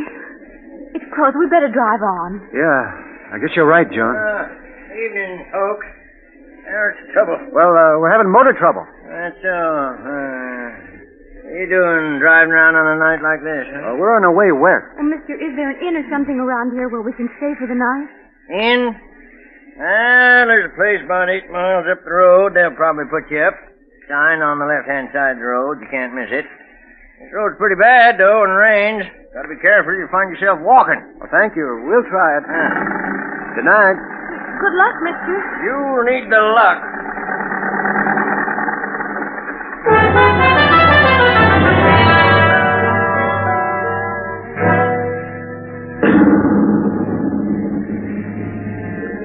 The storm is increasing now. The little car lurches and bounces in its fight to keep the center of the highway. 2 miles, 3 miles, 4, maybe 5, and look, there it is, straight ahead. On the right side of the road, a blue light. That's it. Wait, George. Did the old man say on the right side or the left side of the road? Oh, George, what's wrong? Oh, I don't know. The distributor must have gotten wet. Look, George. What? That blue light we saw. It's gone. Where is it? Oh, we must have passed it. Oh, we couldn't have. I was looking right at it. It seemed as though it just disappeared into thin air. I'd better turn in here. This motor won't last much longer. Oh, I guess so. I can't see a thing, can you? Oh, it's certainly a desolate-looking place. There must be a house back in there. Oh, there it is. There's the driveway, 20 feet ahead. Yeah. Well, this motor's about to conk out. We better drive in and see what we can find. Yes, drive in, George. You'll find something. That's right. Through the gate. Make the curve. Hurry. There goes your motor. A little more. Now. Oh, we just made it. Thank heaven. Yes, that's right. Always thank heaven at a time like this. All right. get out and go up on the porch. Let me help you, Joan. Well, I'm all right. What do we do with the bags? We leave them here until we find out if there's anyone here. Come on.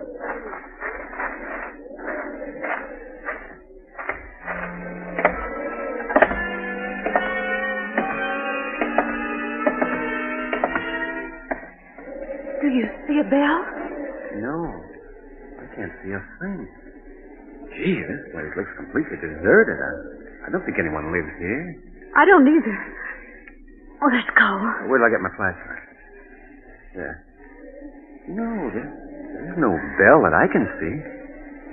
Maybe you're right. Maybe it is deserted. Then why should they have a light on the road saying lodging? That is strange, isn't it? But I wonder why it went out just as we reached it. I wonder. Oh, George, let's don't knock. I don't like this place. Let's go on. How? With a dead motor? Where could we go? No. I'll knock. Well, all right. Ah, that's right. Knock, George. Knock. Go ahead. Louder. Again. We've just got to have shelter. Yes, we can't stay in that car any longer. Can we? No. Afraid not. Here it comes. Now you're on your own, George. On your own. There is someone. Yeah? Oh. Good evening.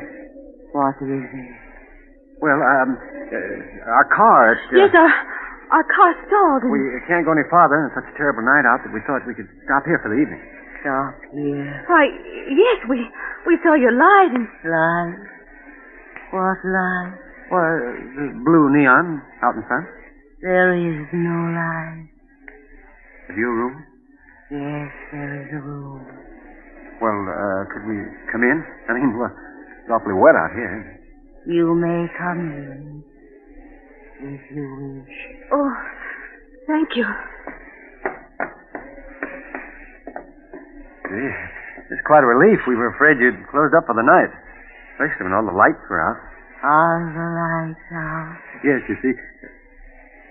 Huh? Of course the lights are out. Oh, I didn't know. You do take tourists. Do we? Well, yes, that's what they told us. Who told you? The man. The old man at the little store back at the crossroad told us. Little store? Yes, at the crossroad about 5 miles back. You know where the crossroad is, huh? There is no store at the crossroad. There isn't? No. Oh, I see. Well, look, madam, would you mind turning on the lights?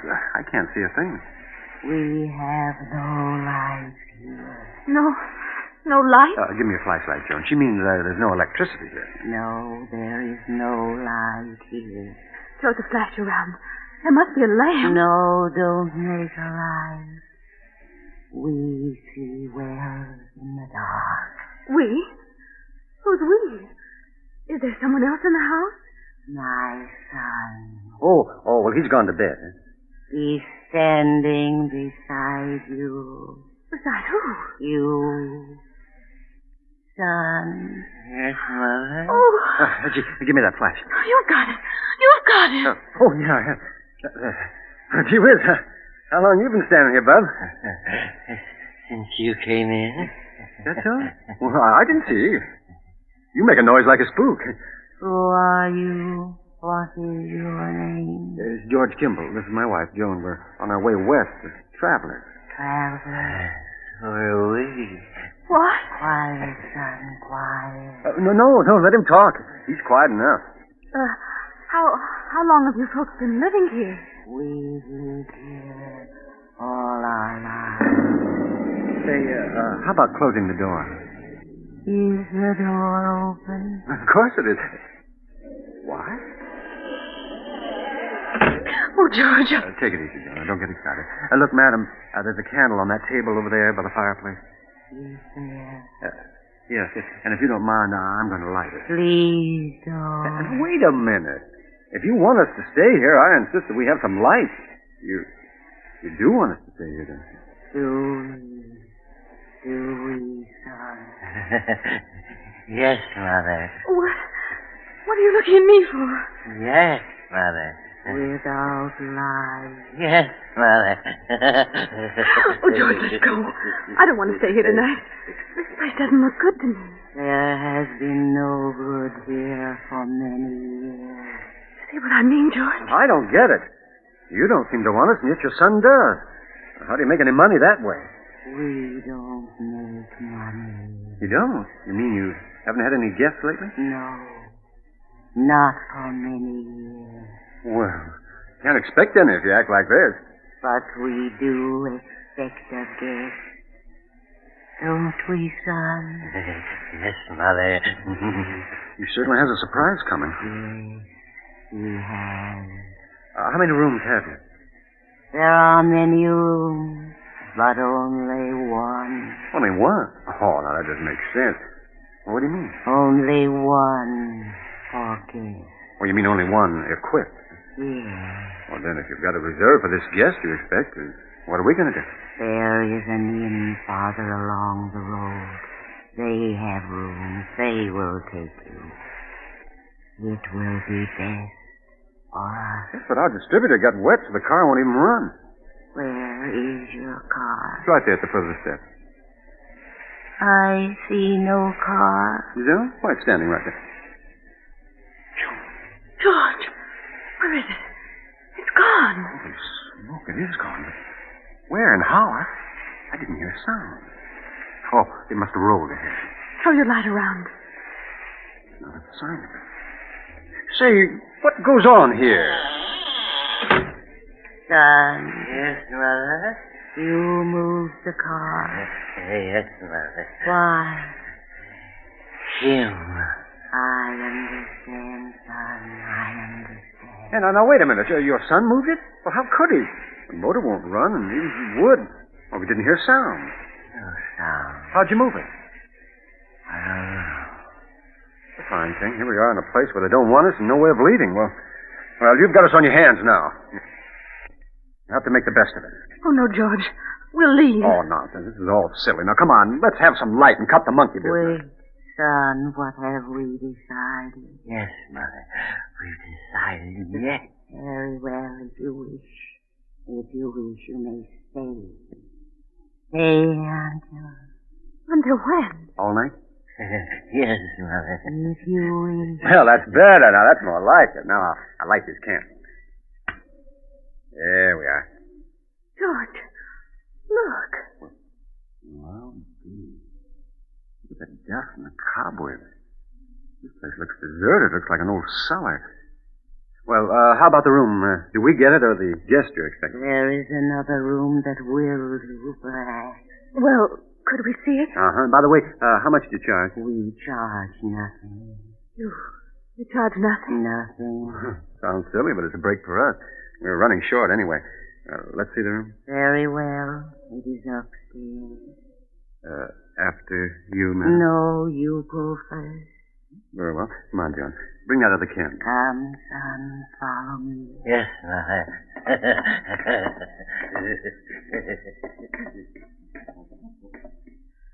I never saw so much dust. They must like it, you know. Nice, clean dust.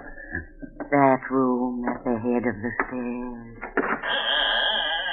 Why, this room's well furnished. Is this the room reserved for your expected guest? No. But you said you only had one room furnished. Who sleeps here? This is my room. Was your room? I stay here now. Oh, I see. Or do I? Well, it's a nice soft bed. It was always comfortable. We leave you now. Come, son. We must leave them alone now. Yes, sir. Leave them alone. Good night. Good night. You will lock your door. Huh? Oh, yes. We'll lock it. Goodbye. Did she say good night? Or goodbye? I don't know. I thought she said...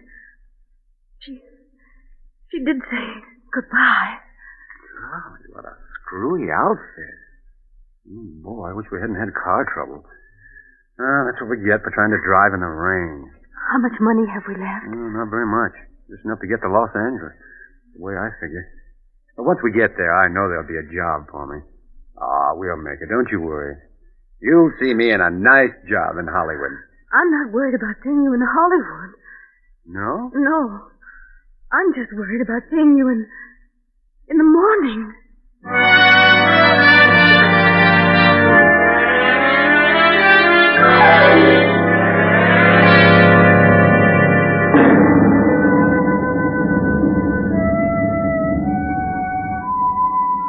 The same night, but later.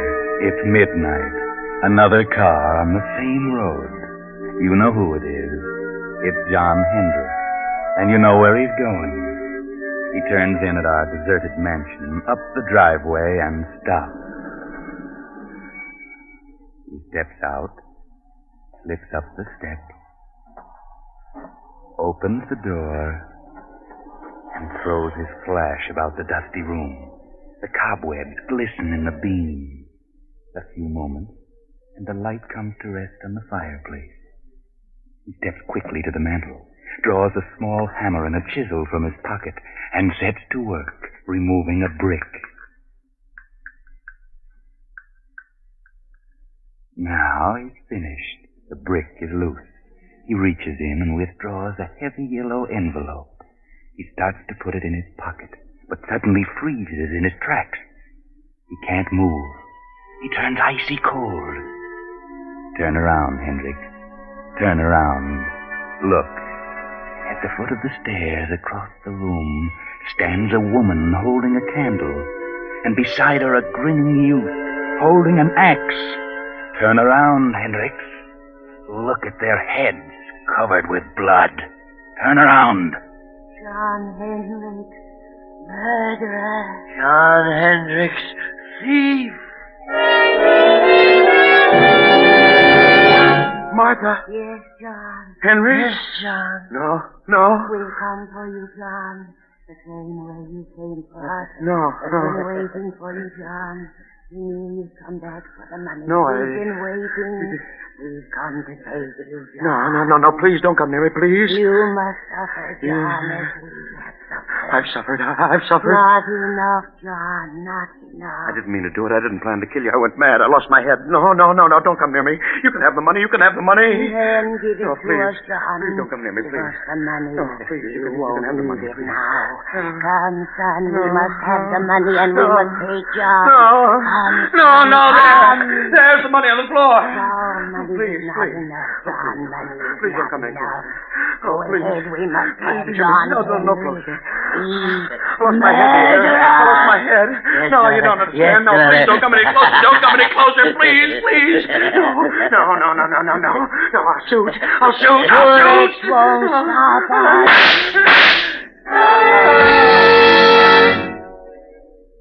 Oh, good Lord, George. What was that? I heard a scream. It's downstairs. So did I. And Sean. I'll open the door. It must have been downstairs. I don't see a thing. Here's your flashlight. Great Scott. Look. A man down there on the floor. Come on.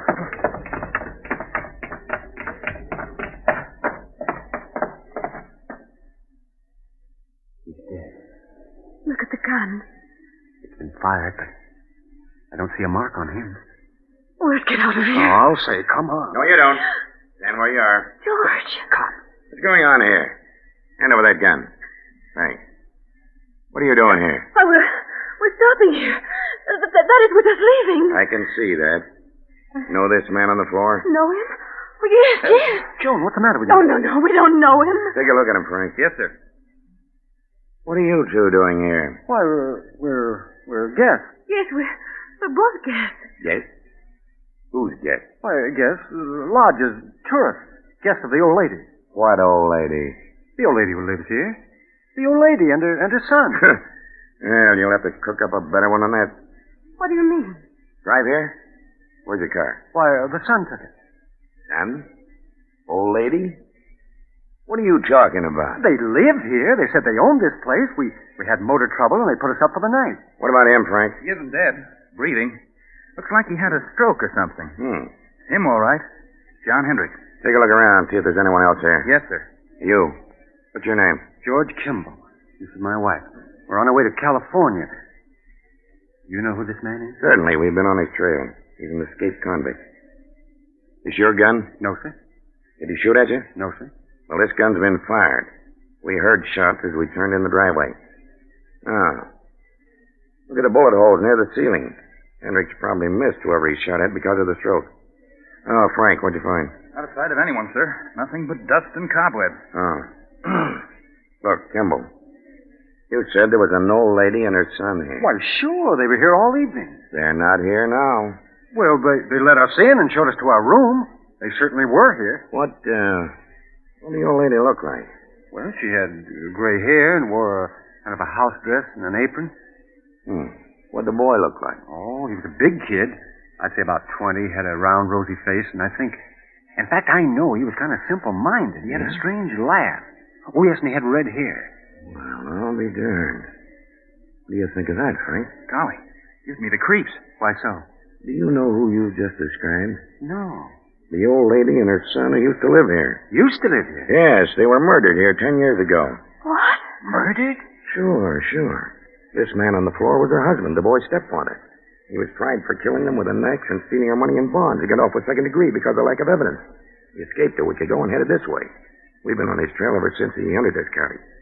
So you see, Kimball, if there was anybody else here tonight, it must have been a figment of your imagination. This house has been deserted for 10 years. Oh, George. Good Lord. Look, Sergeant. I found this envelope on the dining room floor there. Well, what do you know? The bonds. Old Martha Hendricks' bonds. That's why Hendricks came here. Look around. We'll probably find the money, too. But where did they go, the old lady? No place. Because they weren't here, Kimball. Well, we better get him out of here and back to headquarters. Hey, wait a minute. Don't leave us. We won't. You're coming along, too. Why? We'll need you for a day or two. Now, let's get going, Frank. Come on. But where did they go? We saw them. We know they were here. Well, you certainly described them to a T, but... Oh, don't worry too much about it. You know, things like this can drive you nuts. You know what I mean? Things like this... Well, things like this sometimes just happen. You know what I mean? No. Well... Oh, come on. Let's go before I get the heebie-jeebies.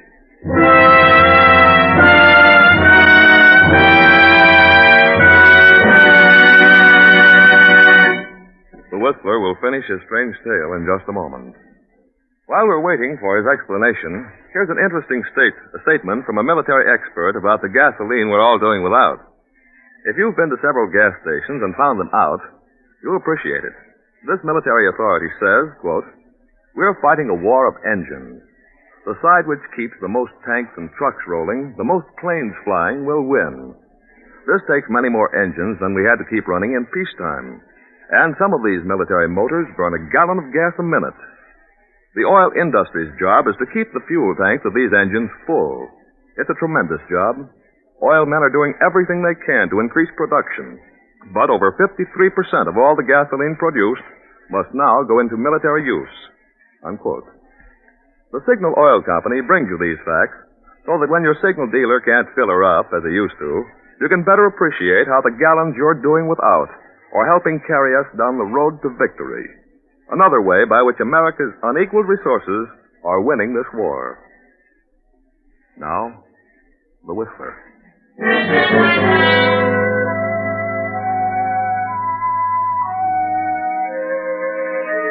What was it the officer said? Things like this just sometimes happen? Just happen? Well, sometimes they do and can't always be explained.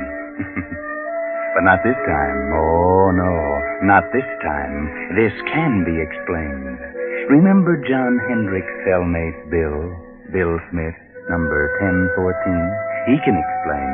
He knows all about it because he planned it. Yes, he had learned all the dope from Hendricks, and he sent his pals, the phony spooks to get the money when Hendricks recovered it. You see, he didn't want to hurt John. He wanted to scare him out of it. Remember? Bill 1014 said he had changed. He said he'd never do things the way he'd done them before. And he didn't. But he hadn't changed. I know.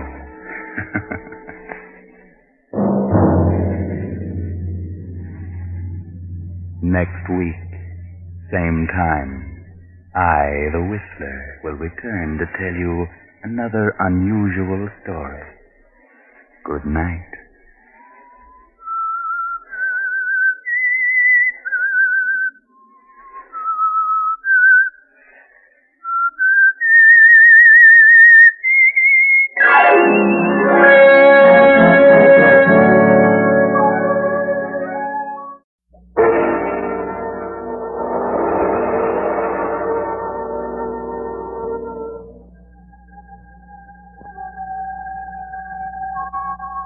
Good evening.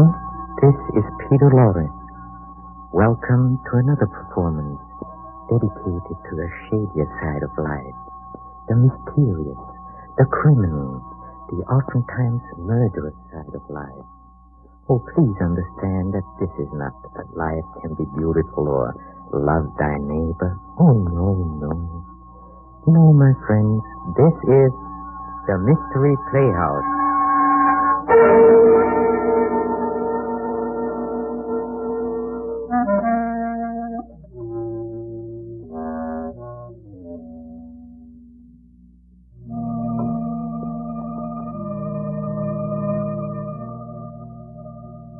There is probably no stranger, no more unexplainable source of mystery than the human mind itself.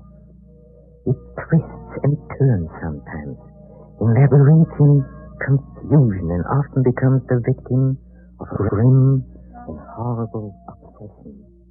An obsession that has no relationship to the life surrounding it, but one that is very real to him who is obsessed. Listen.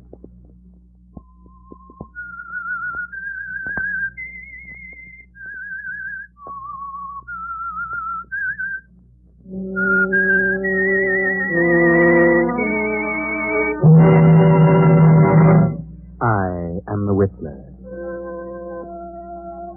And I know many things, for I walk by night. I know many strange tales, many secrets hidden in the hearts of men and women who have stepped into the shadows. Yes, I know the nameless terrors of which I dare not speak.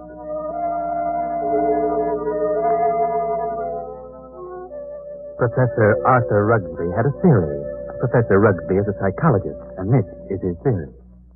I contend that a person who has decided to kill himself can very easily be turned from this desire to the desire of taking the life of another. I can prove my theory, and if necessary, that is what I will do. Do you agree? Do you believe that if you were about to commit suicide, you could be swayed from your purpose and become a murderer? Professor Rugsby thinks so. But he's just made this strange statement to his publisher, Mr. Hellman. Hellman glances at the manuscript and smiles. The professor leans forward and asks, Well, Hellman, what do you think? It's purely conjecture, simply a theory, and I wouldn't advise publishing it. But I've worked on it for a long time, and it will work. What good have you accomplished if you can prove it? It's negative. It's not negative. It's positive. I know it. It's so silly. Fancy, an ordinary human being has suffered reverses, is sick of it all. He wants to leave it all behind him. And you say he can be changed to want to kill somebody else. I do. Self-destruction and the destruction of other life are closely related in the mind. It's like, well, a hair's breadth. The dividing line is infinitesimal. It's ridiculous. You won't publish it? Ranger would fire me. Why? He told me that if you came in here with any more silly ideas like the last one, to tell you that you're no more of a psychologist than he is. That in his opinion, you should be in the asylum. Mr. Granger, I didn't say that. It's you who think I'm crazy. You've never liked me. For some reason, you're trying to tear me down. Well, we'll see, Mr. Hellman. We'll see. Wait a minute. I'll show you whether my works are illogical. I'll show you. Oh, calm down. I'm going to make you eat those words. I'm going to prove my theory, and then I'll bring it to a conclusion, and you'll know that my theory's sound.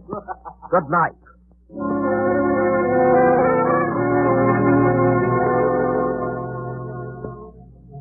Professor Rugsby, seething with resentment, rushes from the office.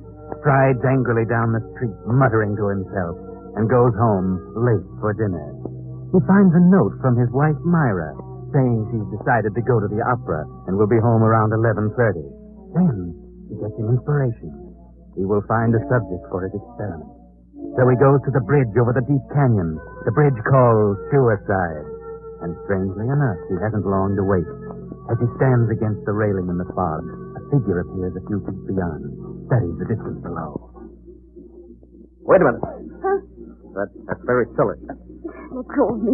Oh, no, I couldn't do that. I need you. Get away. Look, it's 500 feet to those tracks below. Hard steel rails. And don't believe what you heard about not knowing what happened. Let loose. People don't always die instantly. They live in agony for minutes and sometimes for hours. It's a horrible death. I know. How do you know? I'm a doctor. Doctor? Yes. I can tell you much simpler ways, much less painful ways, and quicker. You're a nice-looking girl. An intelligent girl. Maybe after I've talked to you a while, you wouldn't want to do this at all. No. Maybe a few minutes' talk will change the entire picture for you. What could you do to help me? There's a motive back of your wanting to do this, and I'd like to know what it is. Nothing to it. Haven't you any relatives, any loved ones you'd like to do something for? Yes. If you talk with me for a while, maybe I can find a way clear to help. Oh, you sound crazy to me. Oh, no. I may be many things, but I'm not crazy. All right, I'll talk to you. Where? My apartment. I might have known. No. I'm serious. I really want to talk to you. All right, I'll take it.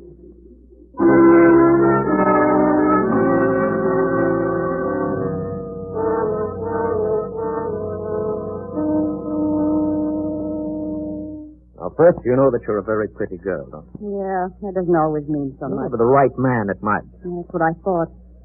I found out it didn't mean a thing. Then it was because of the man. I knew it. Really? How did you guess? Well, I'm a student of psychology. Student? You're a little past student days, aren't you? No, I'm a writer, then. I write subjects on psychology. I'm Professor Arthur Rubsky. I see. And you want to know what makes me tick. You want to know the reason behind my actions. That's right. I'd like to know what happened to make you want to kill yourself. Suicide is a mental aberration, you know. I'd like to know what preceded the decision to destroy yourself, and also what you thought up until that moment I stopped you on the bridge. What did that do?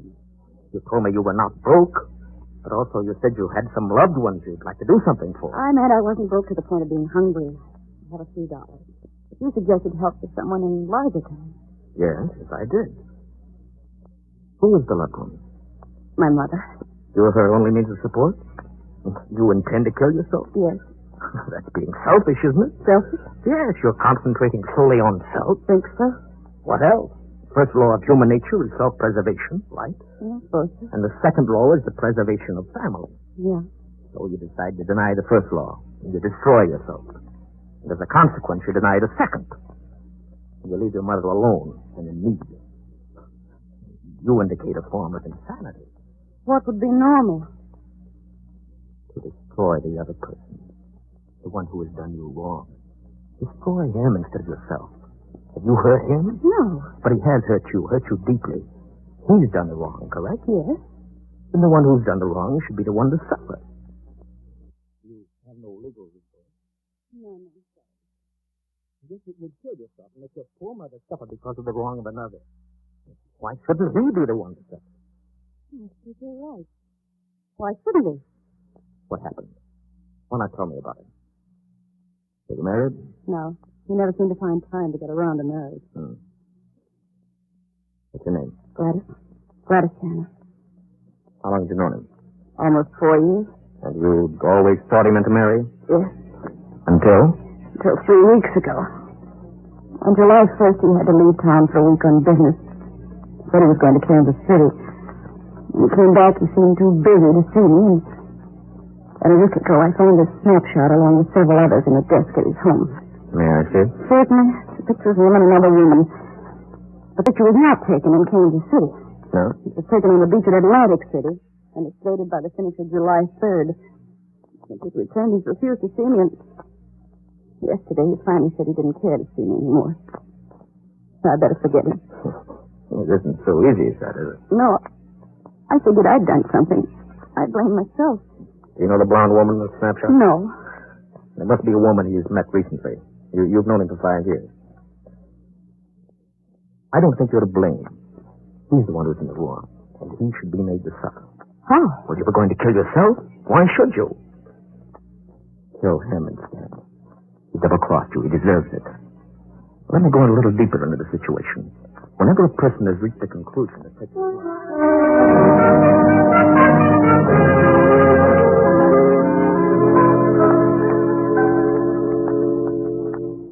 Sure you made up your mind, Miss Stanley? Positive. Now, if you're careful, you won't be caught. But whether you are or not, I'm giving you this check for $1,000. Made out of cash. To be sent to your mother only after the man's dead.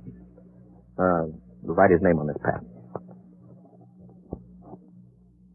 There you are. Now, I don't know what's happened with the newspapers. I'll withhold payment until I learn that you've gone through with it. It'll happen tonight. Very well. Are you're sure you're determined? Absolutely. Nothing could stop me. Now, I'll tell you my reason for this. I'm a psychiatrist.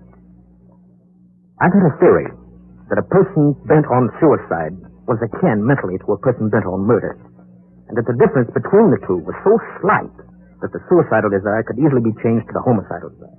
And that's what's happened to me? Exactly. Well, now that I know what you're getting at, suppose I change my mind again. Yeah, you won't, I know. Here's a small revolver. It'll fit easily into your purse. It's all you need.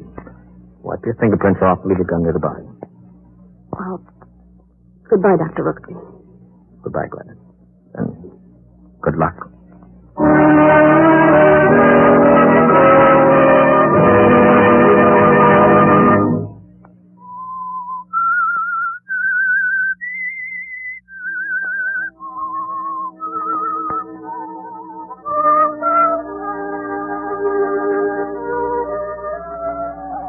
And so Gladys leaves Rugsby and starts off to the house of her victim on the outskirts of town. Rugsby stands for a while lost in thought, then takes his hat, steps into the street, and 20 minutes later he stops his car a block from Hellman's bungalow. Remember Hellman, the editor who ridiculed the professor's theory?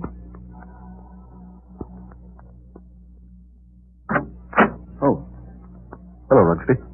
Good evening, Hellman. I thought I'd drop out and have a little chat with you. Why this time of night? 11? Didn't think that was late for you. Prince. What's in your mind? I want to talk to you about my theory you ridicule so definitely. My theory about suicide. Oh. Well, I said I'd prove it, didn't I? Yeah, but what are you getting at? It's going to be proved. My theory is going to be proved tonight. Go ahead and prove it. It isn't funny, Holman. No? How in the world can you prove anything like that? What good will that do you? More than you'll ever know. I don't like you, Hellman. I've never liked you. And I know you don't like me. I can't help that, Rooksby. What are you staring at? Is there someone here with you? Certainly not. That woman's dress on the Davenport. Huh? Oh, my secretary dropped by earlier this evening with a manuscript. She must have forgotten it. She's not here now. Of course not. Now, continue. I found a subject. A girl who was ready to commit suicide because a man had tossed her over for another woman. In a few hours, I was successful in changing her thoughts from suicide to homicide. And she's going to kill the man tonight. What do you think of that? There may be a dozen murders tonight. But you'll know which one I mean. You'll know about this murder. What do you mean? Because I'm going to tell who the victim's going to be. If you know who the intended victim is, why don't you stop it? I wouldn't have proved my theory. You put the girl up to it. You're insane, Rugsby. You think so, Hellman? No sane man would ever think of such a useless, senseless idea. For heaven's sake, stop laughing! I'm thinking about the victim. What he learned. Who is the victim? Morton Hellman. What? Yes, you. Who is the girl? I know of no girl who want to kill me. Well, this one does. No. I wouldn't put it past you to hire somebody to do something like this. No.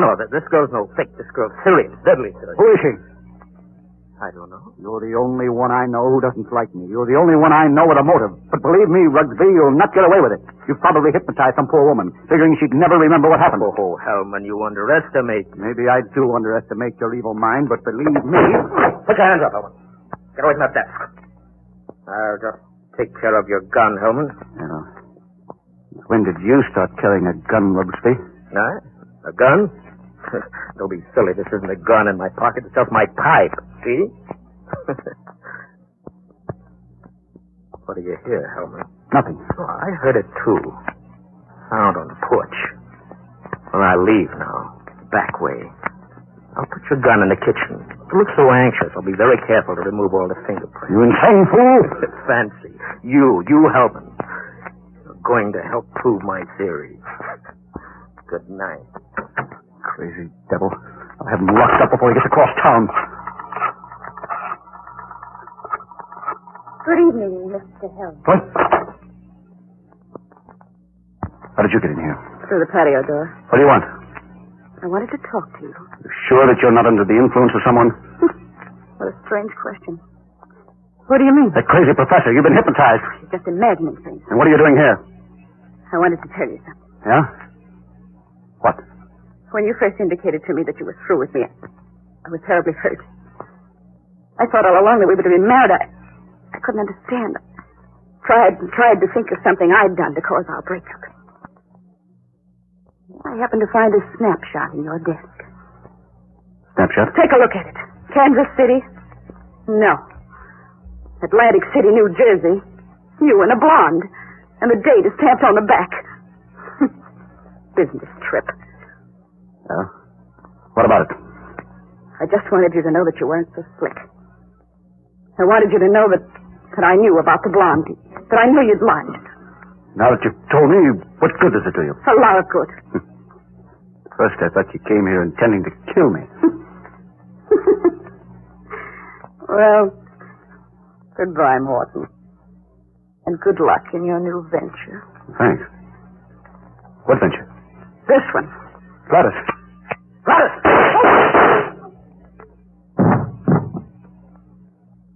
And wish me luck. In mine.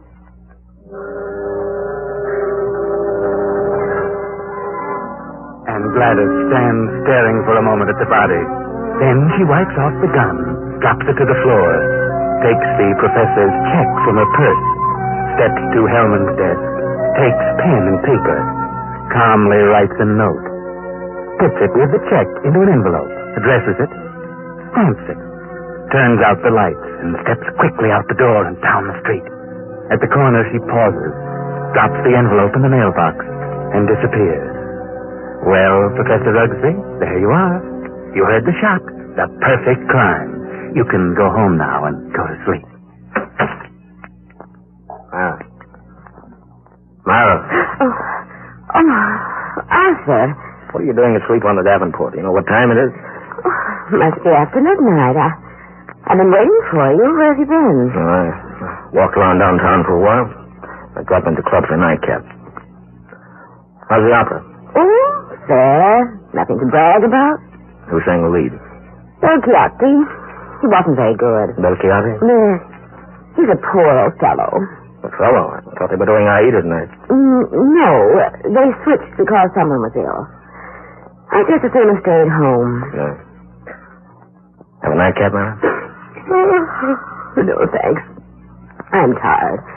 I think I'll go to bed. I'll be along presently. Good night. Night.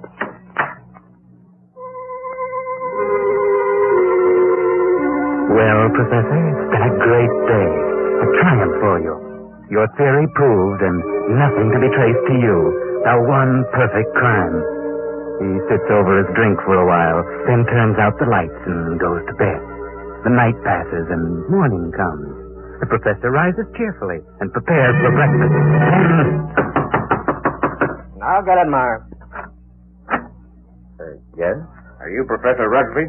Yes. May I come in? I'd like to talk with you. Oh, of course. What is it? Is your wife in? Yes. I'd like to see her, too. Who are you? I'm Lieutenant Davis, Detective Headquarters. What? What do you want? Will you call your wife? Oh, certainly. Myra, what's this all about? What is it, Arthur? This is Lieutenant Davis from Detective Headquarters. He says he wants to talk to us. Oh, really? What about? May I ask where you were last night, Mrs. Rugsby? Why, certainly. I went to the opera. What time did you get home? Oh, I imagine it was around 11 or shortly after. Were you at home last evening, Professor? Well, I was at the club and got home about 12:30. What's this all about? Do you know Morton Hellman? Certainly. What about him? He's been murdered. Murdered? Good Lord, when? Around midnight last night. They found him this morning. Oh, terrible. Oh, I've known him for years. He was editor-in-chief of the company publishing my writings. I'm a psychologist, you know. Yes, I know. But what do you want to know from us? Well, we weren't connected socially with Hellman, just in business. Did you know him, Mrs. Rugsby? Yes, I knew him, very slightly. Do either of you know of anyone who'd have reason to kill him? Well, certainly not. Everyone thought highly of him. Did you ever hear of a girl named Gladys Tanner? Gladys Tanner? No. Did you know of a Gladys Tanner, Mrs. Rugsby? No, who is she? She went with Hellman for several years. They were supposed to be engaged. For some reason, it blew up. Because of another woman. So what? Is this your purse, Mrs. Rugsby? Well, of course it is. That's the one I gave you last Christmas, Myra. Yes, I must have lost it downtown. Where did you find this, Lieutenant? At Hellman's home. Hellman's home? Well, how in the world did it... Heavens, but how? We found it on the sofa. I can't imagine how it could get there. And this is the revolver that killed Hellman. Found on the floor beside him. No fingerprints on it, however. What? May I see it? Why, Myra, this is your gun. Well, I bought this for you 2 years ago when I went away on that lecture tour. Yes, I think it's mine, but it just doesn't make sense. Did you have the gun in your purse when you lost it last night? Why, perhaps I did. I'm so confused now. I can't think. Think, Myra, think. Oh, this is terrible. I know. Oh, dear, I feel ill. Did you ever fire this gun? Yes. Once last year up in the mountains. I wanted to see how it worked. Ever reload it? Why, no, I didn't. When did you see it last? Oh, yesterday. And you've never reloaded it? No, I've never reloaded it. Just didn't think about it. Maybe I did put it in my purse. I don't know. And whoever found the purse may have used the gun to...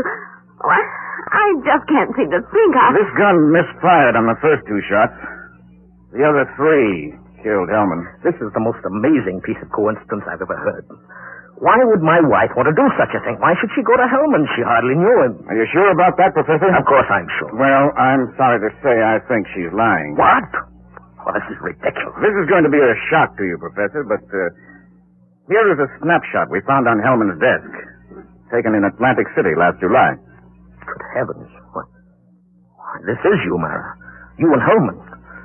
You were at your mother's in Florida in July.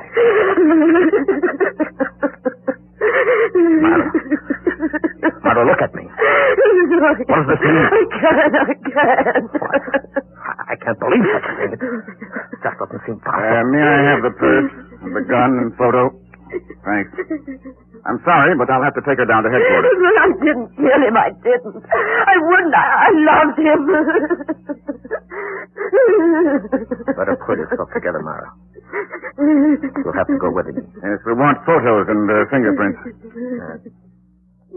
Better get ready, Myra. I can't do it. Certainly looks bad for her. I'm afraid it does. Looks like an open and shut case to me. Will you come along too, Professor? Why, certainly.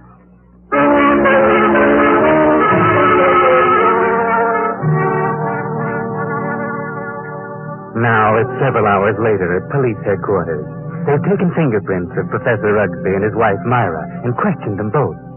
And Rugsby is just about to leave with a gloating smile on his face when an officer steps in and speaks softly to Lieutenant Davis.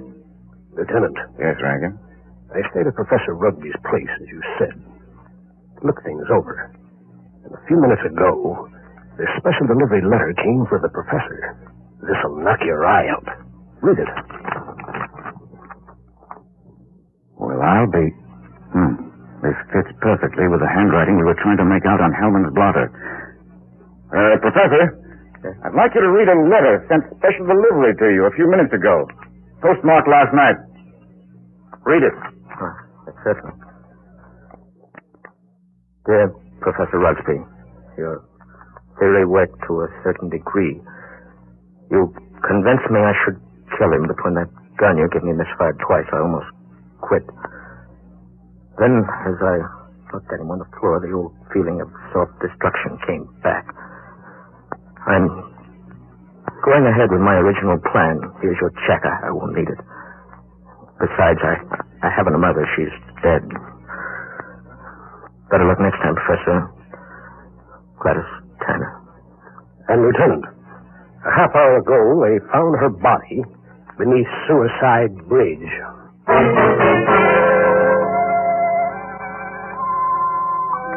Well, it all worked out beautifully for the professor, up to the point where he changed his plans. And that was at the moment that Gladys Tanner showed him the snapshot of Hellman and the blonde girl on the beach at Atlantic City. The professor wasn't really going to let the girl kill Hellman, but when he saw the snapshot and recognized the blonde as his wife, Myra, he started to change. And when he visited Hellman before the shooting and recognized his wife's purse, he was doubly determined to see Hellman killed and place the blame on his wife, Myra. Yes, it would have been a perfect crime, perhaps, but he sacrificed his theory for revenge. The whole thing backfired and caught him. The girl wished him better luck next time. There won't be a next time. Not for the professor. I know.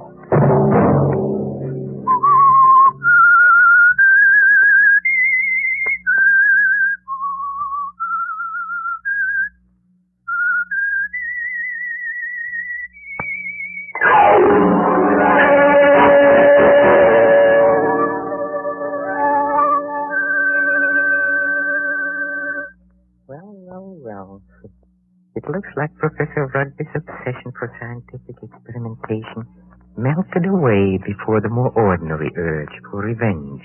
It goes to show that we are all human, doesn't it? Or does it?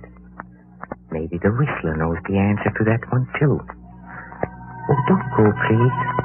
I want you to hear about our next performance at the Mystery Playhouse. Come with me to the green room, where our players are rehearsing. Come.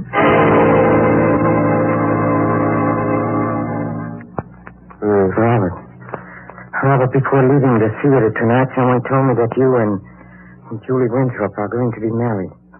True? Yes, we'll be married in 2 weeks, right after my wife gets a decree in Reno. You must not marry Julie. Not marry Julie? Who are you to tell me what I can do? I know Julie well enough. I also know you. That's why you must not marry her. Phelps, it might be better for you to mind your own business. Julie and I are in love with each other. No, you're not.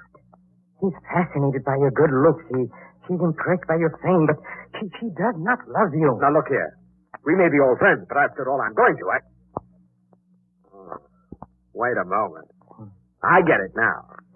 You're in love with her yourself. I'm in love with Julie. No, we are just friends. Friends? You're madly in love with her. That's why you came here tonight, isn't it? No. Friends. What? You're laughing. You in love with a girl like Julie. Why should my love make you laugh? Oh, so you admit it, huh? All right, I do. Why is it so funny? Do you think she'd have you? You, a clown, ugly, clumsy? You in love with Julie? And why not? Why not? You! You're laughing. Stop it. Can I? Look at yourself. Let go of me. No. You're joking. Let go. A joke, huh? A joke. Laugh. Go ahead. Laugh now. Laugh.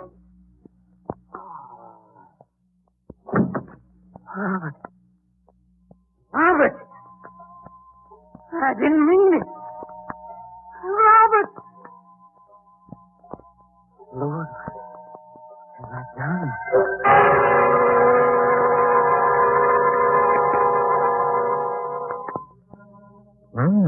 That might be worth listening to. Funny thing, that little man sounds familiar. I must have seen him in pictures. Anyway, the scene you just heard is an Inner Sanctum mystery and will be our next performance. This is Peter Lloyd closing the doors of the Mystery Playhouse. Good night. Sleep tight.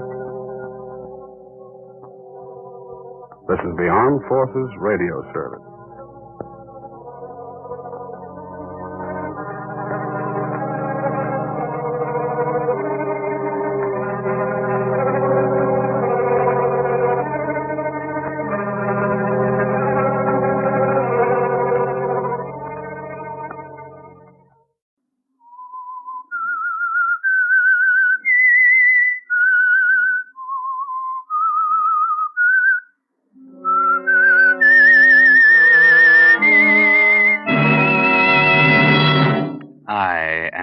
wrestlers.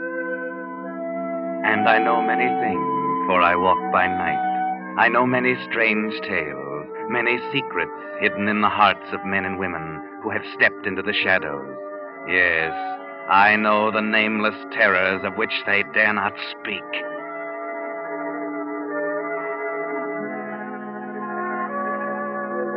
In the bayou country of the Deep South, a land inhabited by the descendants of early French settlers, stands an ancient mansion called the Cypresses. Owned for generations by the aristocratic Devereaux family, the plantation boasts acre upon acre of sugar cane, bending to the warm river breeze, and life goes on much as it has in the past. Beauty is everywhere, but danger too, like the treacherous morasses which lie beneath innocent flowers. Paul Vertel, who is definitely not aristocratic, has long wanted the cypresses for his own, hopelessly it seems. But times change. Paul is now rich, and today, as the heavy door of the Devereaux mansion opens, he believes his ambition is about to be realized. Yes, sir? I'm Paul Vertel. I'd like to see Monsieur Devereaux. Yes, sir, if you'll kindly step inside, sir. Master Devereaux's been right poorly lately. The doctor says he can't have no shock of no kind. I hope y'all ain't going to worry him none. That hardly concerns you. Yes, sir. Master Devereaux, this here's... Paul Vertel. You must have been expecting me. Yes, monsieur. That will be all, Matthew. You sure you don't want me? It's quite all right. Yes, sir. Please be seated, monsieur. May I pour you a brandy? My visit isn't social. I've come about... The foreclosure. Yes. This is your last day to redeem the property. It is now 3 minutes until 4. If you can pay me $15,000 by 4 o'clock, I shall have to take possession of this estate. What do you want with my land, Monsieur Vertel? You're no sugar planter. You're a trader. Yet you've taken great pains to buy up every note I've given in the last 5 years. Notes that I've had no trouble renewing. Cypresses took my fancy. I have the habit of getting what I want. Wasting time. I assume you're unable to pay the money, therefore... your assumption is not correct, sir. It's not correct. Only a few minutes ago, I completed arrangements for a loan. The money has already been placed to my account. 2 minutes still remain before the deadline. I'll write you a check. I don't think you will. What do you mean? A minute and a half. If you haven't paid me the money due, the cypresses will be my property. I've counted on having it, you hear? I won't be cheated out of it now. I'm an old man and a sick one. But I am going to that desk. Get out of my way or I shall ring for help. You won't be able to. This is Devereaux land. You won't get your filthy hands on you. I warned you. It's you who should be warned. Take the cypresses, but its ghosts will haunt you. Its wine will sour in your glass. The river will rise up and cover the land, and you, Paul Vertel, will sicken and wither and die.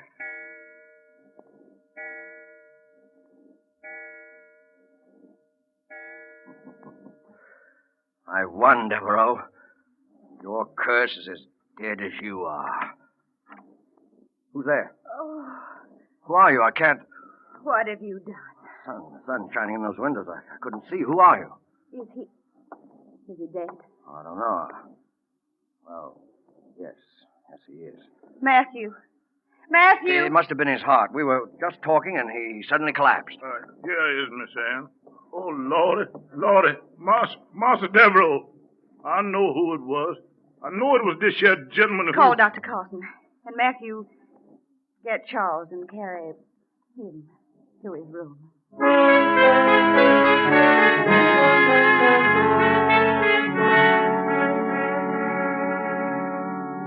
Poor old Monsieur Devereaux. But how very fortunate for Paul Vertel, now the new master of the cypresses.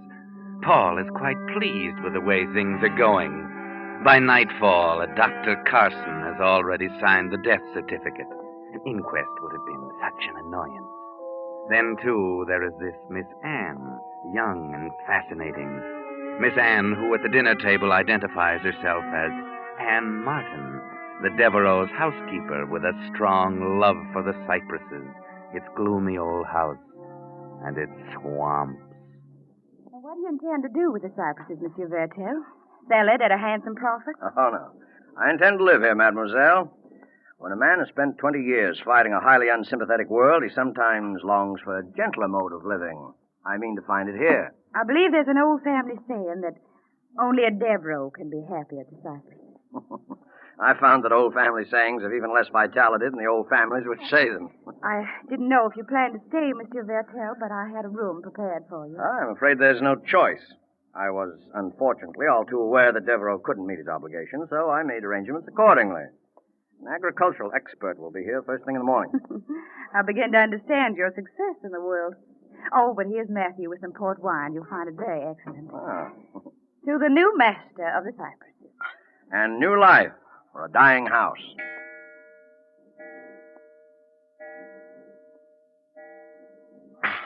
Monsieur Vertel, your wine. Oh, I'm clumsy. Please forgive me. You didn't drink the toast. The clock, it struck 4 times. Is there anything odd about...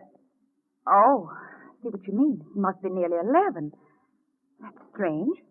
I've never known that clock to be wrong before. Master Devereaux died at 4 o'clock.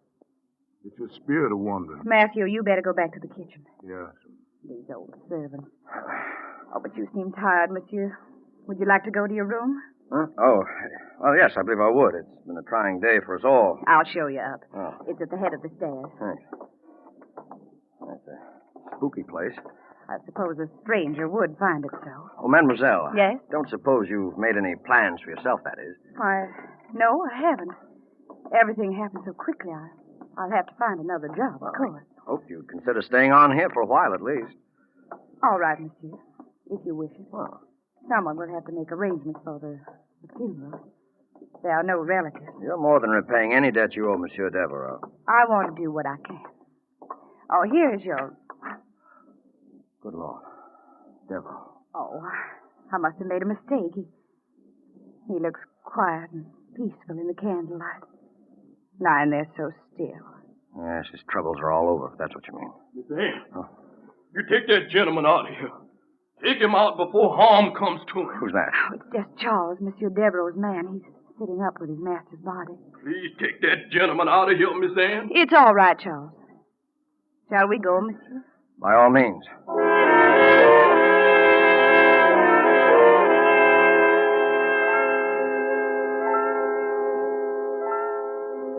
And so Paul Vertel becomes master of the cypresses. He's not superstitious enough to believe in a dead man's curse, and he should now be very happy, particularly since lovely Anne Martin is so friendly and helpful during the next few weeks. But there are other things which are not so pleasant. And as Anne and Paul drive a horse and buggy down a plantation lane one afternoon, Paul is somewhat querulous.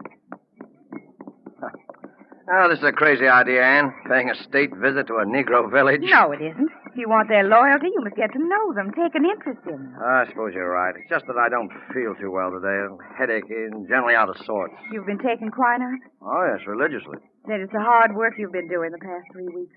Not to mention the worrying. Small wonder the way things have been going. Cane almost ready to harvest, and then the mill breaks down. It'll be running in time. And the weather. There's rain in the air. Bad storm might ruin everything. Oh, Paul, you're determined to be a pessimist. Oh, perhaps. That house doesn't help. Grim, moldy old ruin.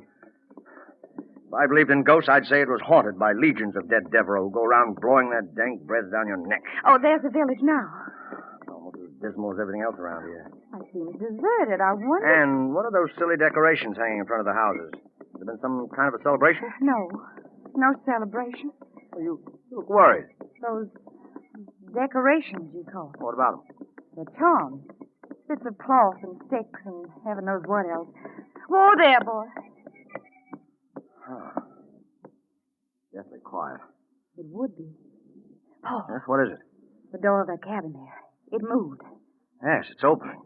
Oh, Charles, it's you. Where is everybody? Why didn't you come out to see us sooner? Well, come on. Speak up, man. Answer, mademoiselle. The colored folks, they all go away as soon as they find out Mr. Vertel come here. They don't want no truck with nobody that got the curse of death on him. So that's why they put the charms up. Yes, sir. The charm to protect the cabins from the evil while they're gone. Stop talking like an idiot, you impertinent fool. I've got a good mind. You ain't gonna do nothing, Master Vertel. You're the feared. You got a trouble enough on your soul, and you ain't got much time left. Got much time left. Ann, get me out of here. Get me away from this lunatic.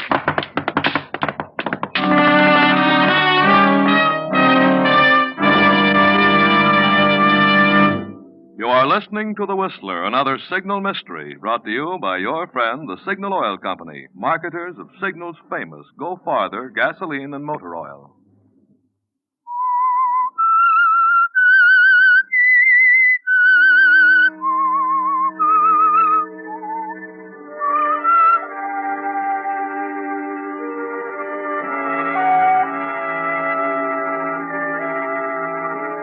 A few days have passed since the visit of Paul Vertel and Ann Martin to the Negro village, and the aged retainer's warning that Vertel hadn't much time left, that death by a dead man's curse was near.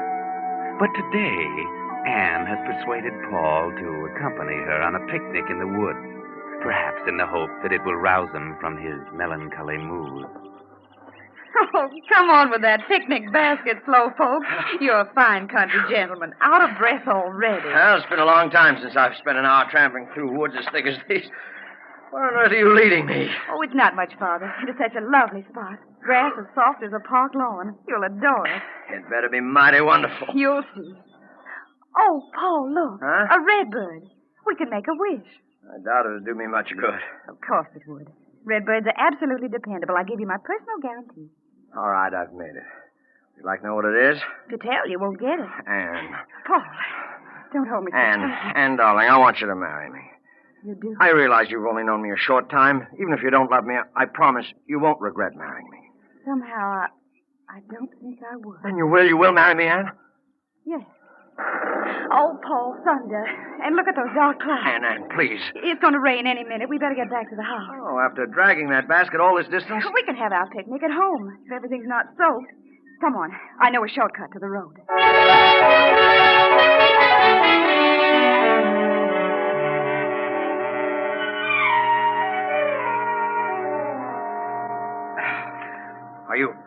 Are you sure you're going in the right direction? Looks as though we're heading into a swamp. You see that little hill over to the left? Yeah? The road's just beyond. Hurry, I felt a drop of rain. I can't keep this up much longer. I'm winded. Oh, Ann! Paul, here. Take my hand. Oh, the slime. Oh, it gives me the creeps. You're all right now. Lucky you didn't sink very deep. Stay on the path, though. These bogs are like quicksand. Oh, this is a horrible place. We'll soon be on solid ground.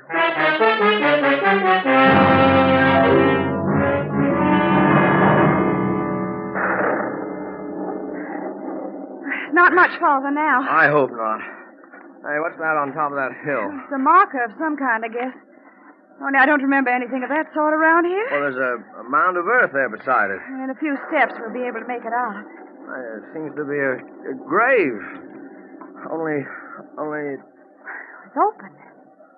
I don't understand. A grave out here in the middle of nowhere? Well, let's go on, Ann. I've caught my breath. I'm curious. It's a marker, all right. A tombstone. Something's written on it. There's still enough light to read by if we go closer. Looks like the earth's freshly turned. The grave's empty. What? Don't read it, Paul. Huh? Let's go, quickly. I can scarcely see it. Here will lie the mortal remains... Oh, no. The mortal remains of Paul Vertel. Now doomed. Soon dead.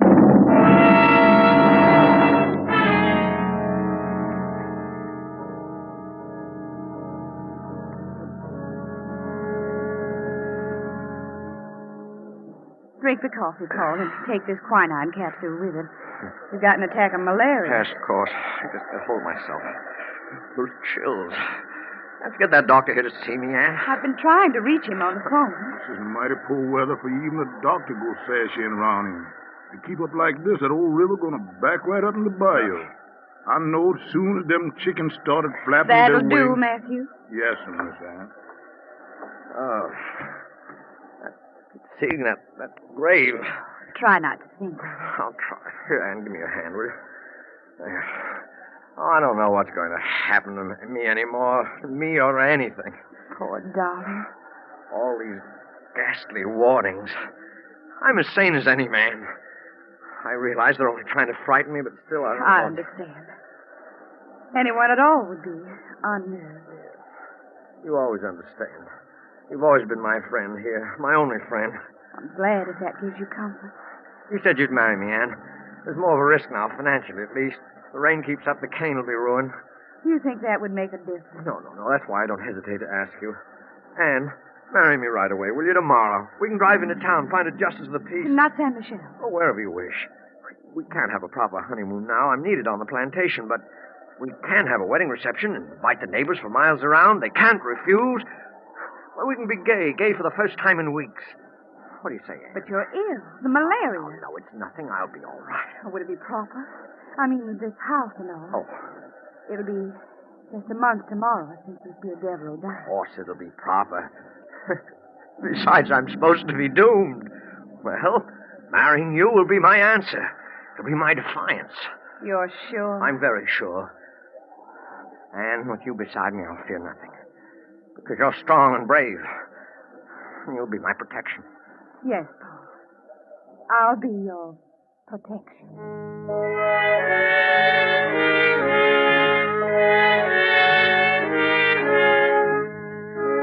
Paul feels that he's beaten his jinx now, that he'll have nothing else to fear. The next day, in a town not far away, he and Anne are married. The ceremony is performed by a magistrate, with strangers as witnesses.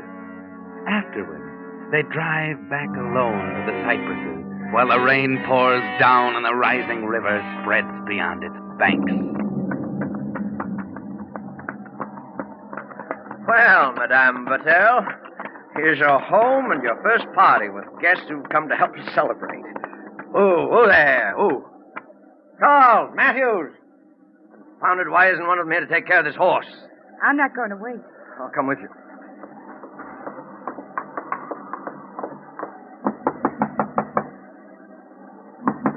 Oh, now what? Try the door. What? I don't understand. There's no one here. No servants, no guests, no one. But why? The guests didn't care to accept your invitation. Nonsense. No, it's this terrible weather. The servants have gone away because they're afraid. It isn't like you to talk that way, Anne. Now, let me take your coat. You were afraid last night. That's not true. But since we have the place to ourselves, we may as well go in the parlor. See? Everything's been arranged for the reception. A wedding cake, flowers, even champagne. I see. You're suddenly very glum, my dear, and you were so gay a little while ago. Oh, it's this house that depresses me. It's like a tomb. Means someone's going to die when a dog howls like that. But you're not afraid, are you, Paul? I'm here, you know. Your protection. Why do you keep implying that I'm afraid? Because you're trembling. It's the malaria, do you hear? There's nothing else. Wait a minute. There's a note on the desk. The inkstand. There's no one who'll be writing us notes. Oh.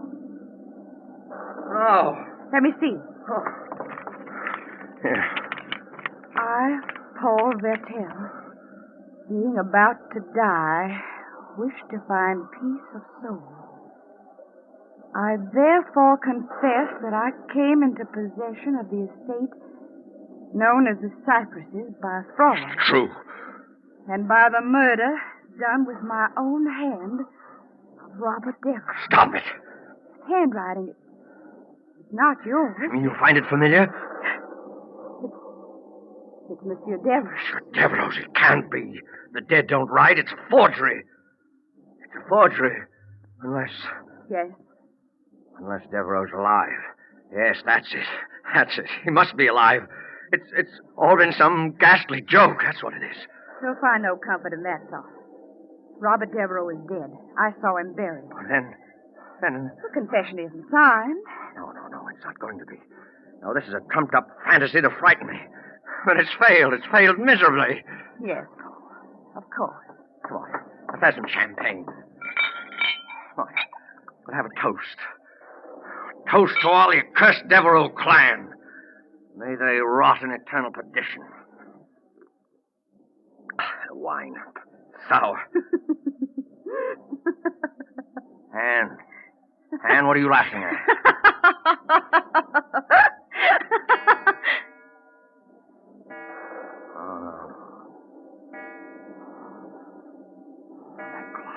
Yes, Paul. The clock. You remember when you first heard it? Don't like that. Don't talk like that. Why not, Paul? Surely you're not frightened. The lights. What's happened? They've gone out, Paul. The lights. And you're alone in the dark. Alone with that cursed Devereaux clan. One alive, the others dead. Anne, what are you trying to do to me? You remember Robert Devereaux's last words. Take the cypress. But its ghost will haunt you. Its wine will sour in your glass. The river will rise up and cover the land, and you, Paul Vertel, will sicken and wither, die. You! Yes. I'm Anne Devereaux, daughter of the man you murdered. But you married me. Because I knew you were going to die. And that when you did, the cypresses would come back to me, your wife. You managed all this trickery. Can you be sure it's just trickery? You lie, cheat. You're worse than I am. You've been haunted by ghosts, Paul. Let me get my hands on your throat. The cypress's wine has soured in your glass. Where are you? The river is rising. Its water is covering the land. I trusted you. You've sickened and withered, and you will die. You see, even the storm wants to see the finish, Paul. I shall not die. And you won't escape me by running out into the storm. You'll have to be fast to catch me, Paul, and the malaria's taken your strength. I've still got strength enough to strangle you. I'll kill you. I'll catch you and I'll kill you.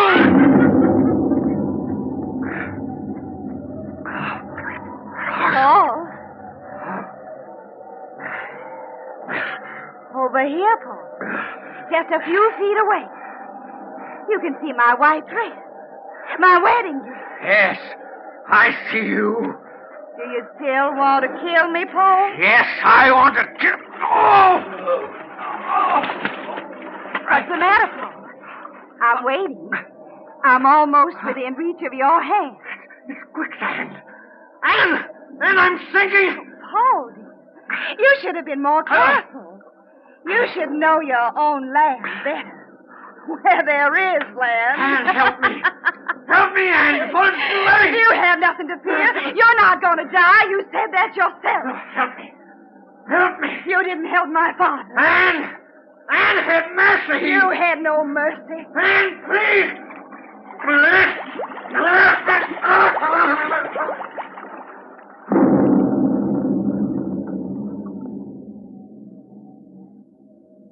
This is Devereaux land. Always shall be. The river will cover it. But when the waters recede, the cane will grow again. Tall. Tall and green.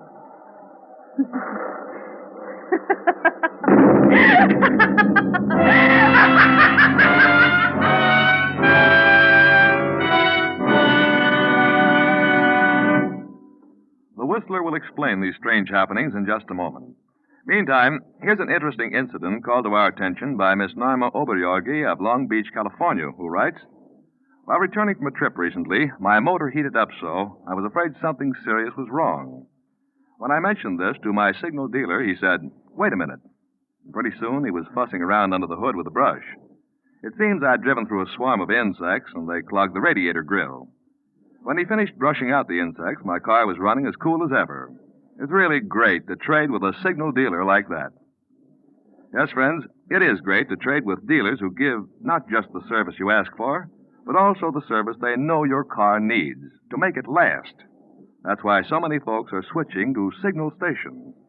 They know that when a man's operating his own business, he naturally tries to please you better, so you'll come back again. And these days, when our present cars have to outlast the duration, such conscientious signal service can spell the difference between the 1 in every 12 cars that will go off the road this year and those that will go farther. Now, back to the Whistler.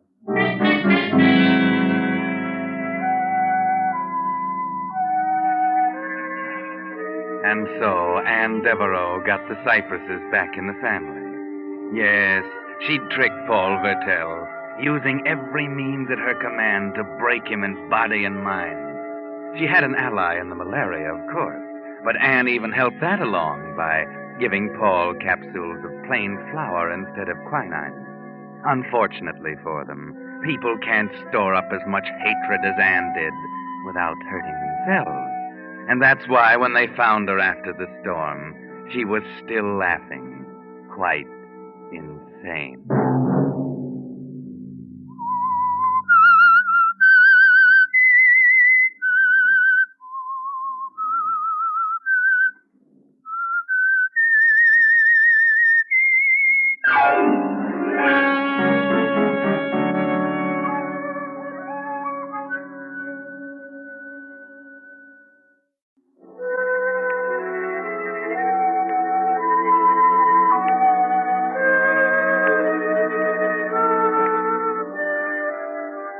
Edward Bowman and Marco Lorenz are the proprietors of a popular little lending library in a quiet residential section of town.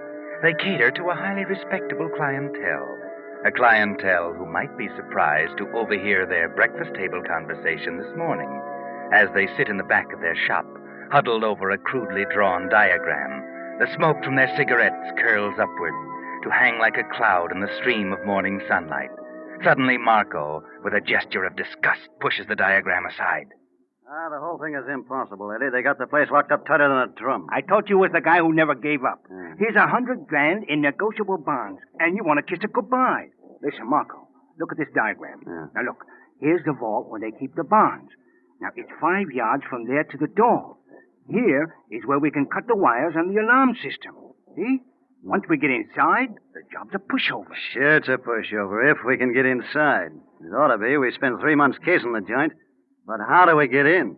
You couldn't blast through that door, and as for the windows, and I suppose you're going to shrink yourself down and crawl between the bars. Well, what's wrong with using a hacksaw? I already told you it takes too long. It's too risky. They've only got 2 bars in each window. If we could get 1 bar out, I might be able to squeeze through. What we need is a 9-year-old kid, a small 9-year-old. Yeah, one with a criminal record preferred. Hey, are you still planning to fence the stuff with Jake? Yeah, right after we pull the job. I'm not taking any chances. Jake will give us $50,000 for the bonds. And then we're sitting pretty. No hot money, no stolen goods. Yes, sir, we'll be sitting pretty. If we could only dream up a way to crack that office. Now, tell me, we got a customer this end. I'll go. Oh, good morning, Mrs. Miles. Good morning, Mr. Bowman. I brought someone in to meet you. This is Mr. Johnson. Well, how do you do? Put her there, Bowman. And the name is Shorty. Shorty Johnson. Known to millions as the small change kid with $1 million personality. Well, just call me Eddie. Mr. Shorty is my new tenant. Your new tenant? Yes, he just came in from the east. He plans to go to work in the aircraft industry. Fuses, you know. Fuselage, ma'am, fuselage. Yes, sir, Eddie. I walked out on a great theatrical career to come out to the West Coast and serve my country. A great career. You're an actor? Acrobat, my boy, acrobat. Played the palace for 8 weeks. Tumbling Tom Thumb, the world's mightiest mite. That's how they build me. But from now on, I'm taking my cues from Uncle Sam. Yes, sirree. But now then, what have you got in the way of a rootin', tootin', hair-raising yarn? Well, I got That was the first thing Shorty asked about when he moved in, Mr. Bowman, where he could get books. I think you're going to have a very steady customer on your hands. That's right, Eddie. I'm a sucker for exciting literature. Mysteries, westerns, spicy stories, anything. Yeah. Well, we got a new mystery called Another Man's Poison. It's a bestseller. Nah, I'm tired of poison. Haven't you got something with a lot of gunplay in it? You know, an old-fashioned gangster story with lots of shooting? Yeah, well, let's see now. Hey, what's keeping you, Eddie? Oh, sorry, Mrs. Miles. I didn't see you. Hello, Mr. Lorenz. Marco, this is Mr. Johnson, Shorty Johnson. Huh? What are you staring at, brother? Haven't you ever seen a midget before? Oh, sure. How are you? Shorty just came in from the east. He's renting a room over at Mrs. Miles. Oh, I see. Yes, Shorty's quite a bookworm. That's why I brought him over this morning. I told him you boys had the best rental library in town. Well, I hope he's as good a customer as you are, Mrs. Miles. Well, I guess we might as well push off, ma'am. Nice meeting you, boys. I'll see you around. Yeah, you bet. Sure. Goodbye, Mr. Bowman. Mr. Lorenz. Goodbye. Goodbye. Now I've seen everything. The richest dame in town takes in a roomer. Oh, why not? She's got plenty of room to spare. Yeah, I guess so. Friendly little guy, wasn't he? Oh, Shorty?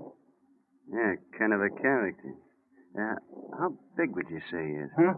Oh, about 4 feet tall, 75 pounds. Why? Just the right size. Sure. Just right. What are you talking about? Oh, nothing. Just an idea I had.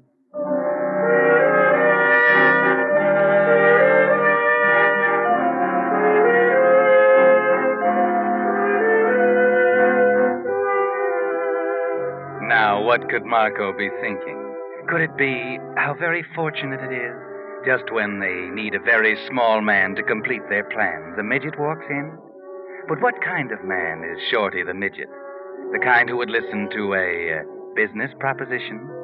It certainly wouldn't seem so, as Shorty, just a few blocks away, spends a quiet evening at the home of his wealthy benefactor, Mrs. Miles.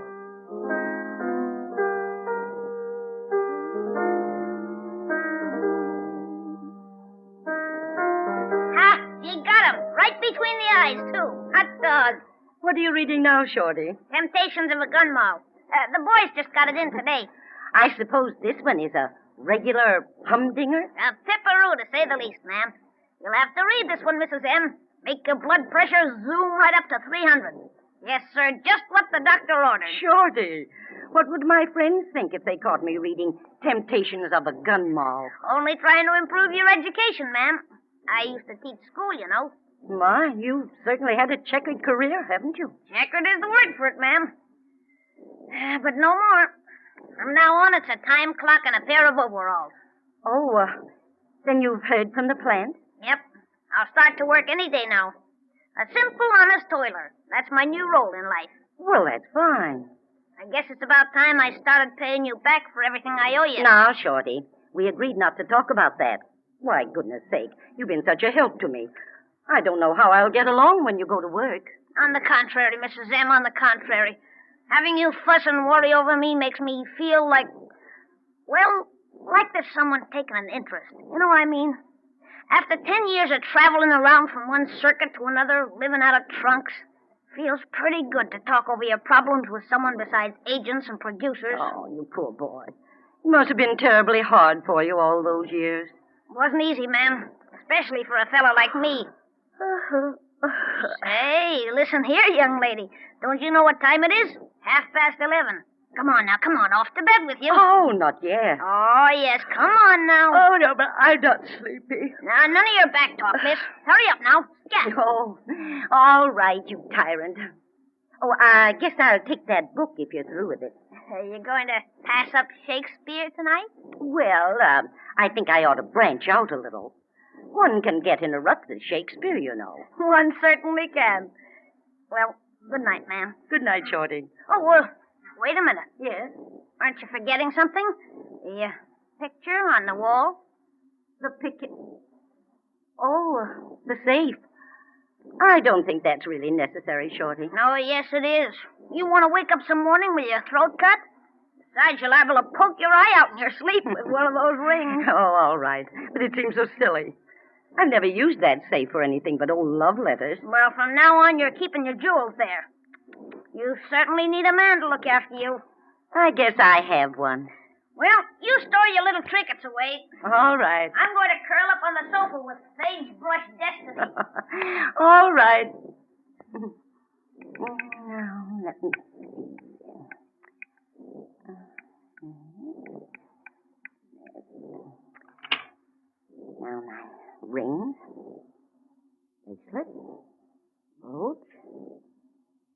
guess that's all.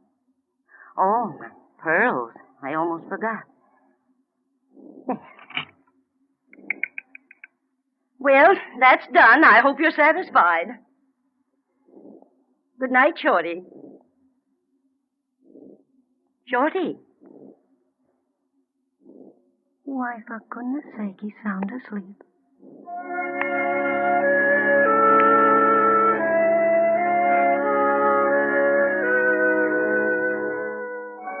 Yes, the little man is sound asleep. The tight, sharp little face is relaxed now, and the lamplight reveals a network of fine lines around the eyes, a tired droop in the lips. The old lady smiles down at the small, strange figure on the couch, and she turns off the light and quietly leaves the room.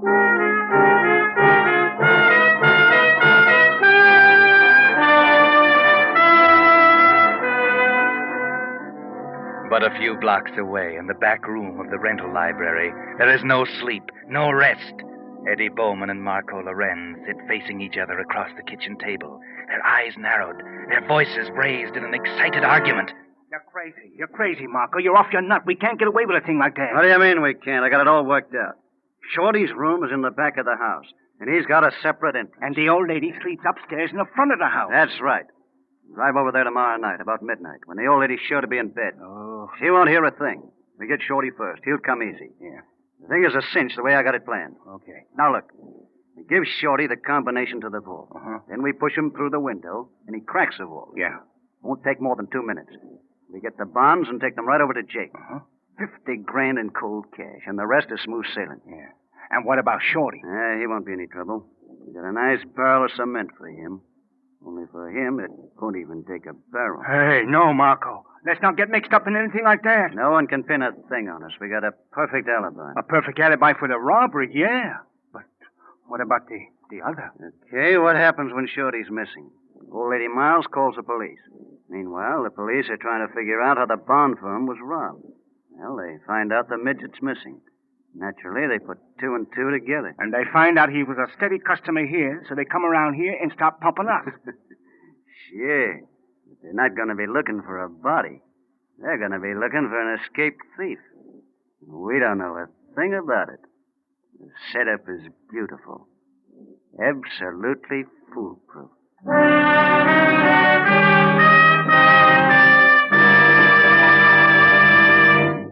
You are listening to The Whistler, another Signal mystery brought to you by your friend, the Signal Oil Company, marketers of Signal's famous Go Farther gasoline and motor oil.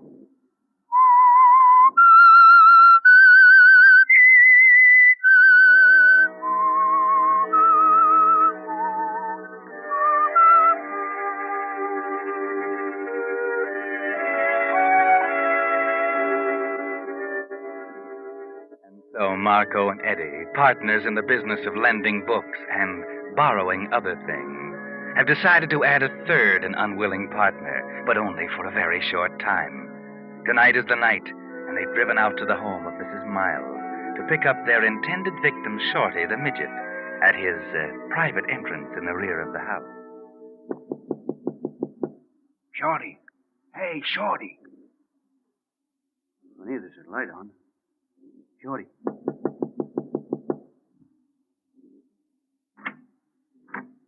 is it?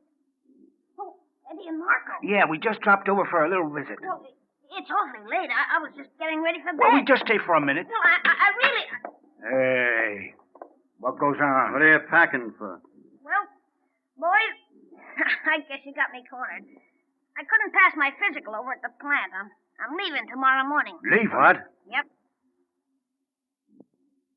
I wired my agent. He's got a great part for me in a New York show. So you're walking out, huh? Going back to the big dough. Oh, gee, fellas, I don't want you to think I'm a heel, but what else could I do? Get away from that suitcase. Marco, please be careful. I've got everything all neatly packed. I thought you were trying to hide something, you little rat. Trying to get away with one of our books, huh? Hey, what do you know? Sagebrush Destiny. A brand new one, too. Oh, please, Marco, I didn't mean anything bad. I just didn't have time to finish it. I was planning to send it back honest. Where's the other one? Temptations of a gun mob. Mrs. Miles is reading it. Oh, don't be so, Marco. Here, take the book. Put that book back in the suitcase. But I thought... You heard what he said. Well, say, what's the idea? Eddie, what... We mean business, short stuff. Now, come on, snap into it. Sure, Eddie. Now close the suitcase. Okay. Say, what's all this about, fellas? I don't like practical jokes. Shut up. Okay, Eddie. Eddie, what are you... Eddie! You take him to the car. I'll bring the suitcase.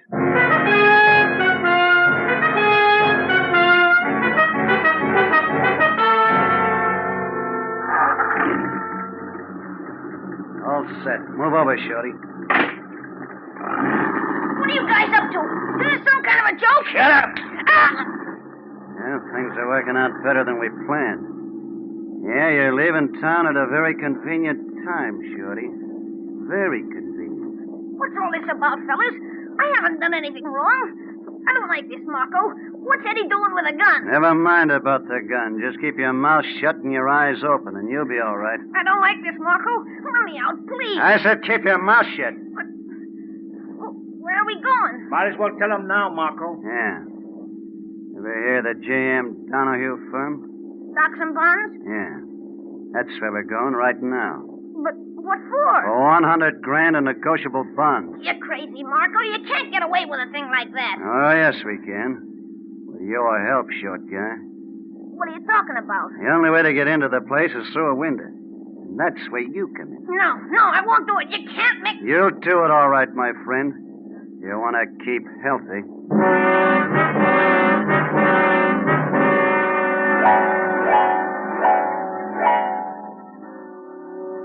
Poor Shorty. Either way, it's not going to be so healthy for him, is it? But he doesn't know that as the car pulls up to the curb at the rear of a small building, and the three of them alight. The preliminaries are over quickly. A snip of the pliers and the emergency alarm system is cut. Eddie goes to work on the window. A few twists of Eddie's jimmy and... There.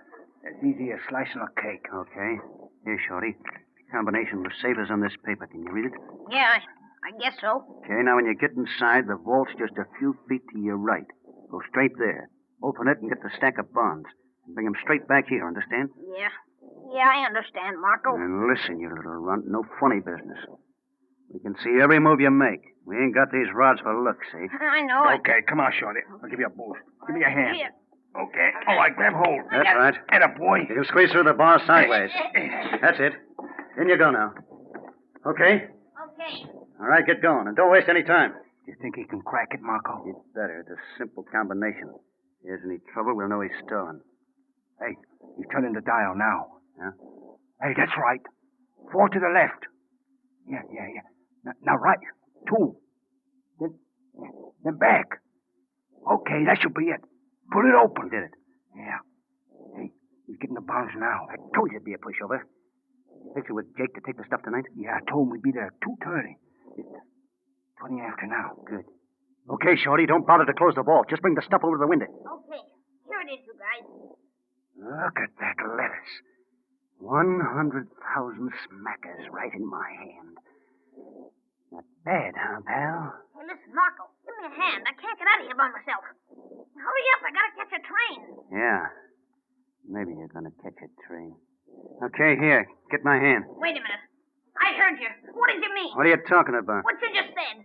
Don't waste time. Take my hand. No. What did you mean? Maybe I'd catch a train. He didn't mean nothing, Shorty. No, I was just kidding, Shorty. Come on, take my hand. No. I thought you wanted to get out of there. No, I see it now.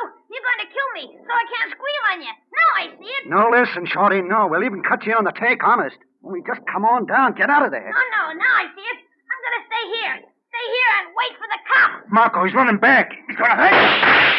Eddie. What's the matter? I got him. He won't blab to the cops now. Crazy fool. We had a perfect alibi, and you had to butcher. Yeah, but Marco, I... Never mind. There's no time to talk now. Let's get out of here.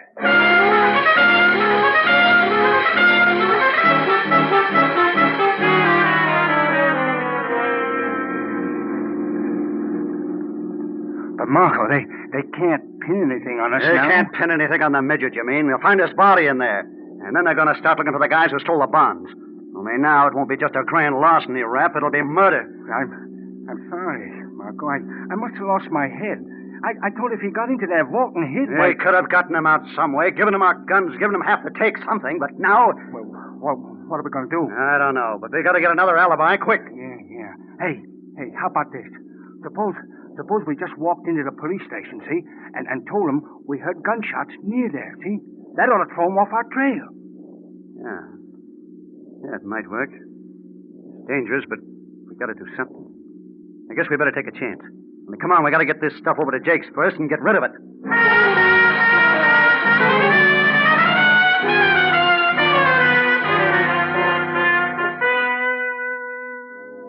Pretty risky, isn't it, Marco? 100,000 in bonds missing, and a body lying at the door of the open vault. And you're going to walk into the police station and tell them about it. But, well, it may work.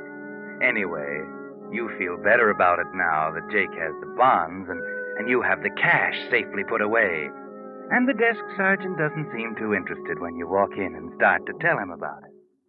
Where'd you say you heard these shots? In the vicinity of 4th and Powell Street.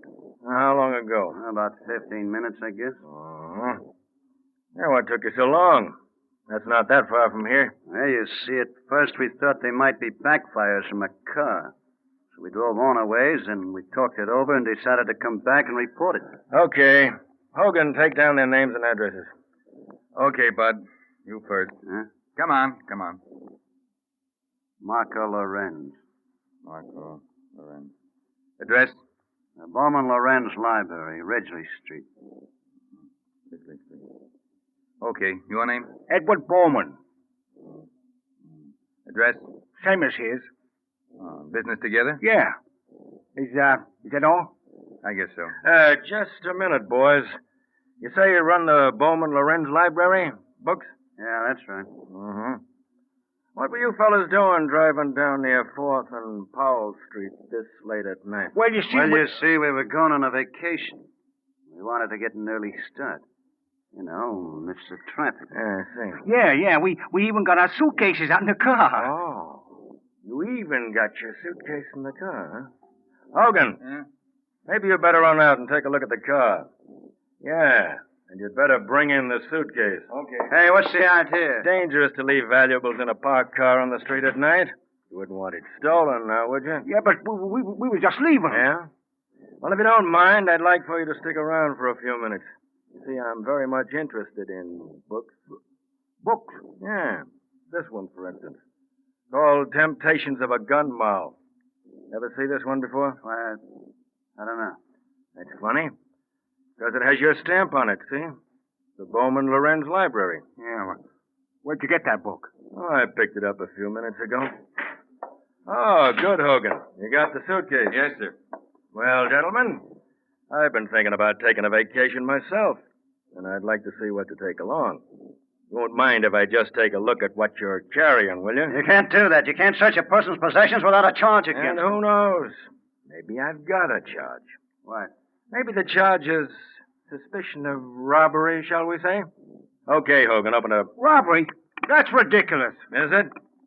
What'd you find, Hogan? Well, nothing much, Sarge. Kids' clothes. Hey, wait a minute. There's something down here at the bottom. Hey, Sarge, take a look. Yes, that's what I was looking for. What'd you find? As if you didn't know. Jewels. I suppose you didn't think they'd be missed this soon. But we got an emergency call to go out to Mrs. Miles' house about an hour ago. Shorty. Listen, you can't pin a jewel robbery on us. That old dame can't do that to us. We know who did it, no matter what she told you. She didn't tell us anything. When we got there, she was sitting on a sofa with this book in her hand. So what? But she wasn't reading. She couldn't. You see, she had a little round bullet hole right between the eyes. No. Lock him up, Hogan, on suspicion of murder.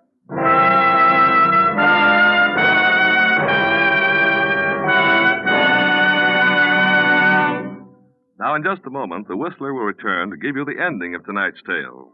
But first, let me give you a life insurance tip for your car. The youngest cars on the road today are 3 years old. Most are much older. Vital parts for many of these cars can't be replaced. And when one irreplaceable part wears out, the whole car stops running. Uncle Sam says that 1 in every 12 cars will break down and go out of service this year. To help prevent that happening to your car, your signal oil dealer takes this double precaution when he lubricates your car. He has a safety chart on which the engineers who made your particular car show every lubrication point and the exact oil or grease it should have. Before he returns your car to you, your signal dealer checks every part against this safety chart. Not just once, but twice. That's your double assurance that no irreplaceable part on your car will be left unlubricated and thus wear out. It's typical of the extra thorough job signal dealers do to help today's cars go farther. If it's been 1,000 miles or 2 months since your last lubrication, now's a good time to get acquainted with your neighborhood signal oil dealer. Make a date tomorrow to have your car signal safety lubricated. And now, back to the Whistler.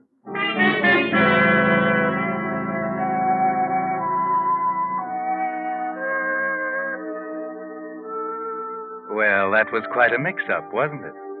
For a crime that was supposed to be foolproof. What Eddie and Marco didn't know was that Shorty pumped a bullet into Mrs. Miles and was getting away with her jewels when they kidnapped him to help them rob the security office. Yes, Shorty killed Mrs. Miles. Eddie and Marco shot Shorty. And now they'll die for the murder Shorty committed. It all came out even, didn't it? Well, no, not quite. Because you see, in the hospital ward, the doctor bends over a still small figure. He shakes his head. Shorty Johnson will live.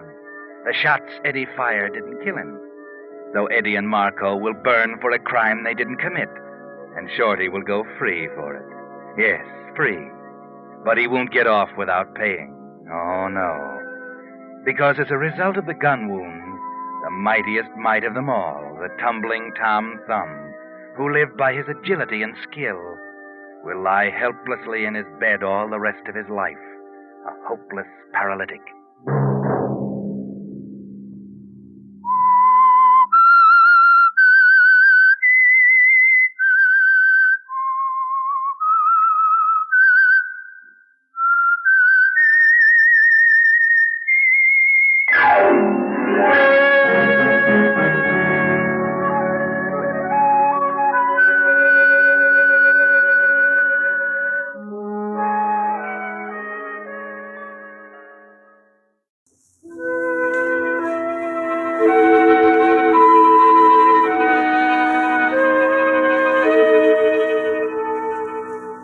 On the southwesterly tip of England, deep in the wild moors of Devon, lies the little village of Stone Cross.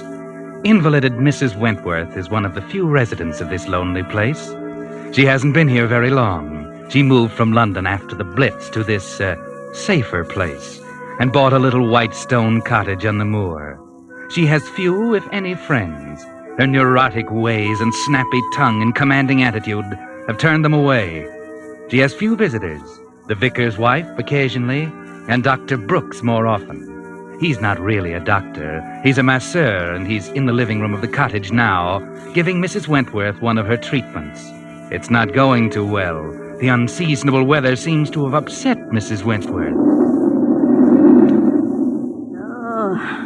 Come now, try. Just once more, Mrs. Wentworth. Oh, please, Doctor. Don't ask me to try to move again. It's agony. Agony, I tell you. But you don't try. Please try to understand it's really mostly in your mind. It's a psychoneurosis. I can't believe the pain's as bad as you say. My dear man, it's only by sheer pluck I stopped from fainting because of the excruciating agony in my legs. And this beastly weather has made it 10 times worse. I don't think you should make me exercise. You know what the heart specialist in London told me. No exertion or excitement. Besides, I don't think they help me. Well, haven't you felt any improvement from all this massage treatment? Well, the swelling seems to have gone down a bit. Swelling? Mrs. Wentworth, you've never had any swelling. Oh, yes, I did. And the aching, if only you knew. Sometimes I feel like giving up. So do I. What do you mean? I mean, if you won't try, then there's nothing more I can do for you.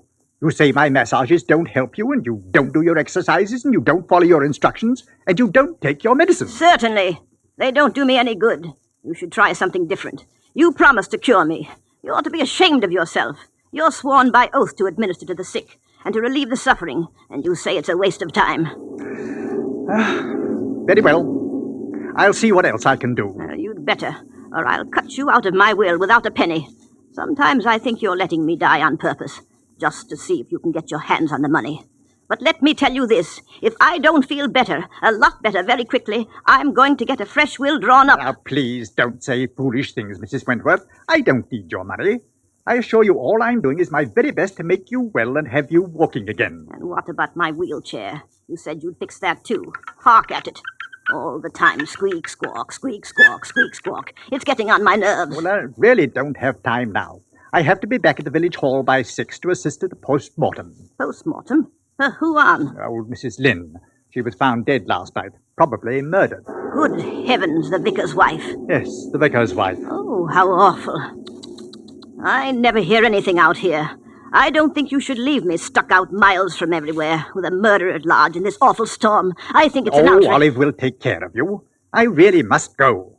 I'll phone you if I get any worse. Yes, do that. Olive will let you out. I can let myself out, thank you. Good night. Good night.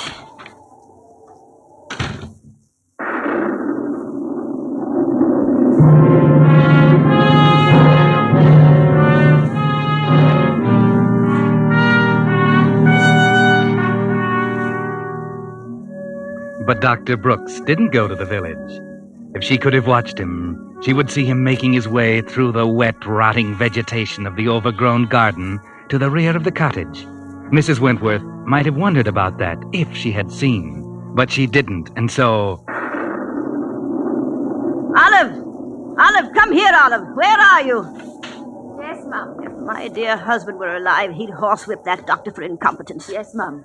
Olive, did you hear about the vicar's wife? Aye, Mum. Weren't it awful? Milkman told me. When I went past there this morning, all blinds was down. I thought it were funny. What did he tell you? Who? The milkman. He said Vicar went up to London to see about orphans' outing.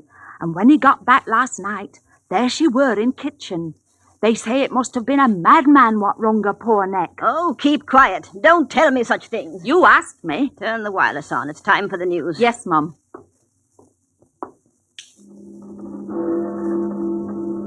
That's right. Leave it there. Anything else, Mum? No, I don't think so. Yes, Mum.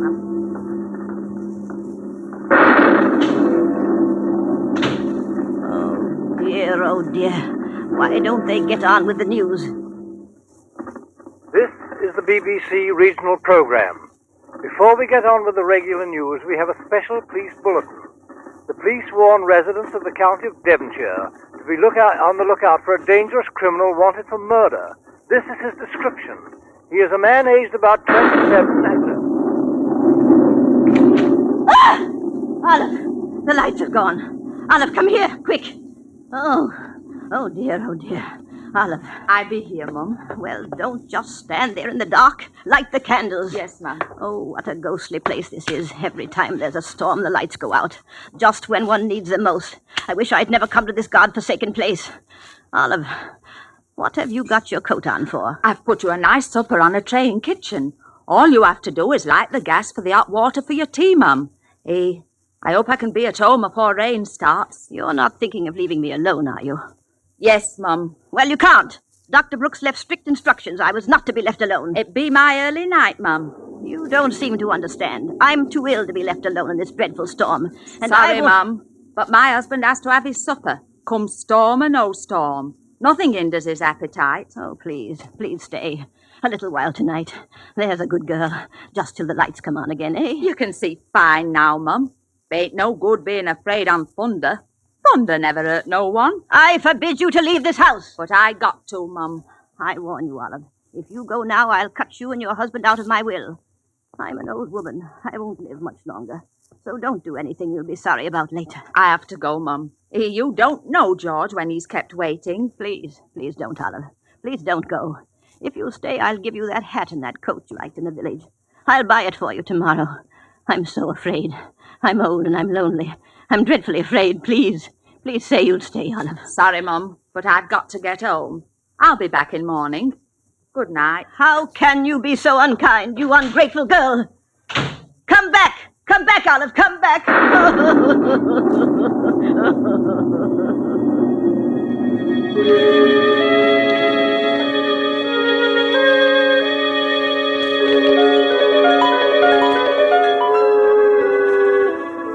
Yes, she's all alone now, her old gray head buried in her hands, sobbing as if her heart would break. She stays that way for perhaps a quarter of an hour in the flickering candlelight, the only sound the thunder and her sobbing, and then...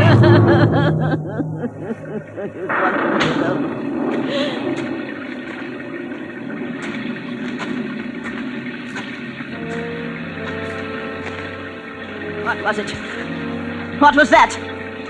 Oh, it must have been the rain. I don't hear anything now. Couldn't have been that man, that murderer. No, it couldn't. No one would want to harm me, a poor old invalid. No, I won't think of such things. I won't. No, I don't want to be A man is peering in the window. He's silhouetted by the lightning. He's moving away toward the door. Who's that? Is that you, Olive? Is anyone there? Oh, what an awful night. I shouldn't be left here alone. I'll have a heart attack. Oh, dear. I won't be left alone. No, the telephone.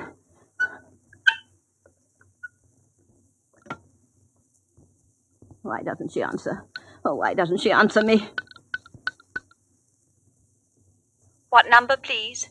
What number, please? I want Waterfield, 1702. Waterfield, 1702. Yes.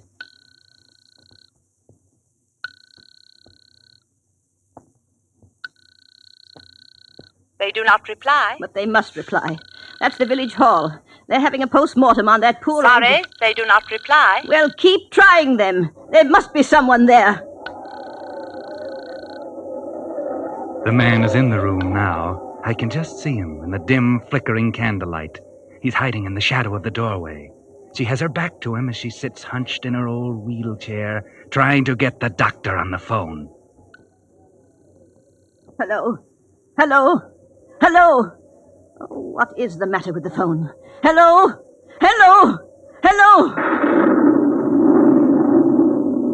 The man is right behind her now. He's raised his hands, huge hands, with the fingers outstretched, reaching toward her neck. Hello, exchange. Oh, drat the phone, drat the whole blessed place. What a place.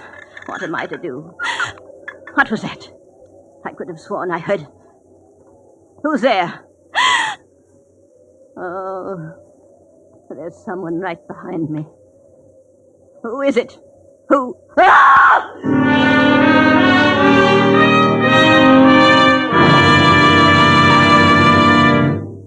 You are listening to The Whistler, another Signal mystery, brought to you by your friend, the Signal Oil Company, marketers of Signal's famous Go Farther gasoline and motor oil.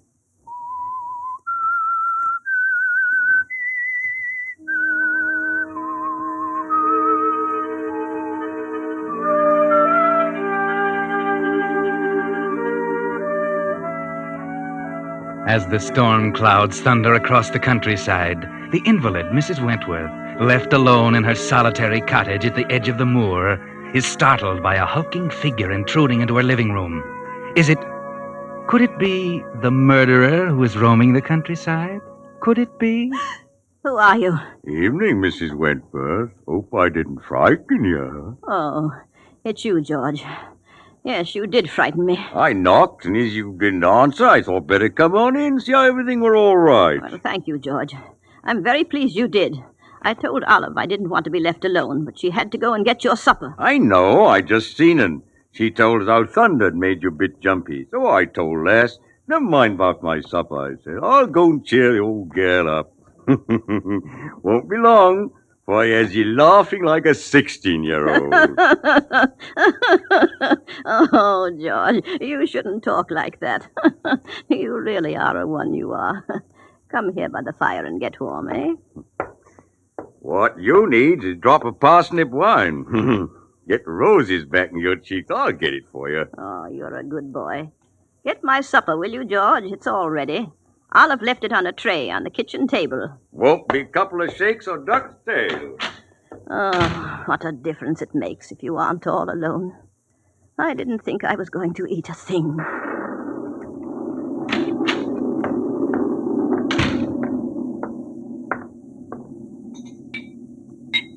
Here you be, Your Royal Majesty. Supper fit set before the Queen. Oh, thank you, George.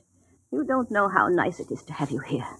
Here you are. Here's your very good health. Thank you. That does go down nice, that do. It's very good.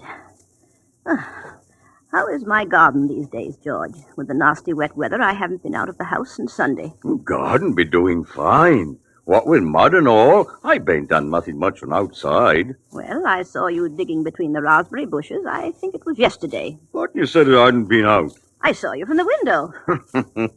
Was thinking of putting you in there. Oh, George, you're always joking. Oh, don't tease me. What's it for? Going to bury some old rubbish? What I want out of the way? Do them raspberry bushes world of good, that will. Oh, how nice. I love raspberries. Do you think I'll get a good crop? If you ask me, I think you'll get more. What you bargained for? Oh, I do hope so. And how are the other things getting on? I don't know what I'd do without you. You've worked wonders around here.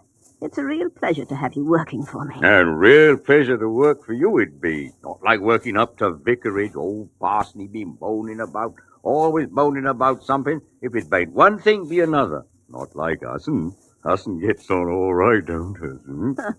Oh, you are a one, you are. I had forgotten you used to work at the vicarage. Tell me, George, did you hear any gossip in the village about what happened to the vicar's wife? They say she was murdered. Yes, I heard 'em talking. Some say she weren't, some say she weren't. If she asks me, I says it were a good riddance. But let's forget about her. Here, drink up now. Here's your very good health again. Well, I shouldn't really. Oh, come along. Won't hurt you, my pretty. I'm feeling a lot better now. You cheered me up, George. I think the storm is passing over now. And what do you think? Bless ye. In morning, storm will be gone, old sun will be shining. You'll never know as how this ever happened. I do hope so. This weather makes me feel my world is coming to an end. Tell me, what did you do for work before you went to the vicarage? Worked down to the slaughterhouse, I did. Oh, how ghastly. Those poor animals. How you must have hated it. Nay, I liked it well there. More fun than a barrel of monkey. Well, why did you leave, George? The bloomin' inspector throwed me out. What on earth for? I used to like to kill 'em with me bare hands. Oh, how dreadful. How fearfully dreadful. I wish you wouldn't say such things like that. You've given me the cold shivers. Put some more wood on the fire, will you, George? You ain't supped enough of that wine. That's what's the matter with you. I've had enough. And if you ask me, I think you've had too much.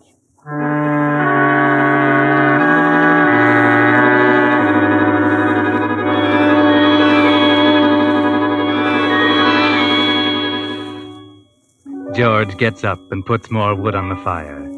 The blaze gives long, weird, fantastic shadows to the scene as he moves behind her chair. He's looking at his great hands now. He's slowly raising them to the level of Mrs. Wentworth's old neck. She doesn't turn, but she's tensed up. She seems to sense her danger. What are you up to, George? Let go of my chair. Stop pulling at wheels. You ain't going nowhere. Let go. Shut up and hollering. Hollering won't help you. You must be mad. The murder. That hole you've been digging. Those poor animals. Please. Please listen to me. You can have anything you want. You won't tell it no tales of this away. You can have my money, all of it. I'll give it to you. I'll get it. Don't you worry about that. Now hold still. I'll get it over quick like. It won't hurt you. Please. Please let me go. Please. Don't. She's struggling, trying to move the chair by pulling at the wheels, but he holds it easily with one hand, while with the other he's reaching for her scraggy, fragile old neck. At the touch of his fingers, she struggles up from her chair and runs from him.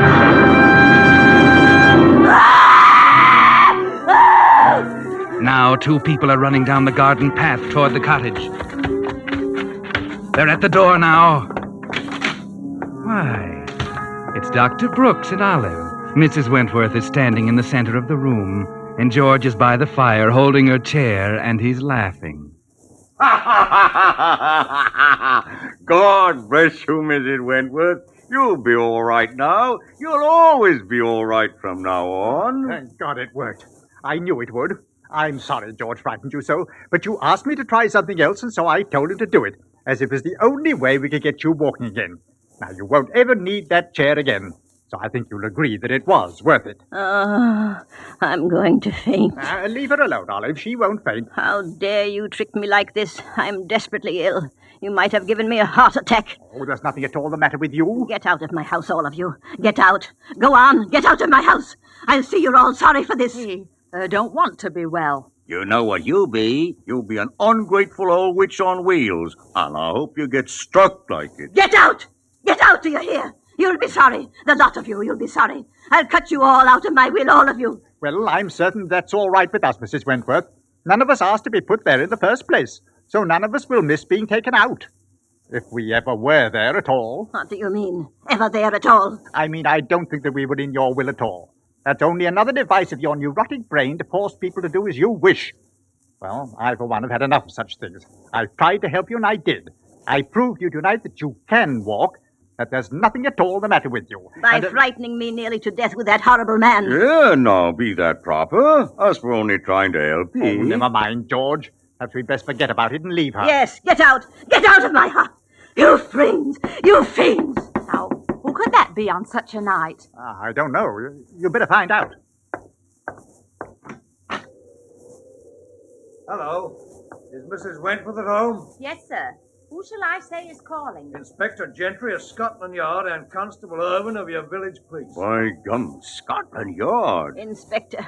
Oh, come in, Inspector. Thank God you came here. I've just had the fright of my life. Is that right now, ma'am? Well, what caused it?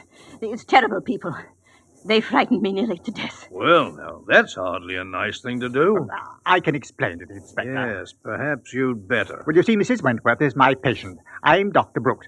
This is her maid, Olive, and her gardener, George. Yes, I know. And you're her doctor? No, he's not a doctor at all, just a masseur. But I was giving Mrs. Wentworth treatments, and she didn't respond. I was sure that she was not really ill, so I tried an experiment to see if I couldn't prove it. And I thought she would, of course, realize that I was trying to help her. Oh, and what was the experiment? Frightening me to death, making me think George was going to murder me. Oh. Well, yes, you see, there'd been all this talk about the murder of the vicar's wife, and I asked George to come in here when she was alone tonight and act as if he intended to strangle her. In her fright, she got up from her chair for the first time in months. So you see, the experiment did work. Rather rough on the patient, though, don't you think, Doctor? Well, I didn't intend to upset her so much. I'm sorry if I made a mistake. It was really something of a joke, you know. Nothing to get so excited about. I'm not so sure about that, Mr. Brooks. Is this the man, Constable? Aye, that's him riding off, Inspector. You see, Mrs. Wentworth, I'm not so sure they didn't really intend to murder you tonight. Because, you see, we have positive proof that this man, George, your gardener, is the murderer of the vicar's wife. George? Oh, no. Inspector, you Oh, George! Look out! Get him, Constable. Yeah. Good show, Constable. That blow should hold him for a while. Inspector, I'm sorry. I had no idea. I'd never have done such a thing if I'd known. Perhaps not. You're not thinking that I could have been planning a murder with George. I didn't say that, Dr. Brooks. Do you have a guilty conscience? Oh, no, of course not. Mrs. Wentworth would tell you. I'm one of her best, her only friends here in the village. She'll tell you. Wait a minute. Mrs. Wentworth. Mrs. Wentworth! Oh, Mrs. Wentworth. Good heavens. I don't think Mrs. Wentworth will tell us anything, Dr. Brooks. And I'm just wondering. Wondering? What? Whether the law considers frightening a person to death murder.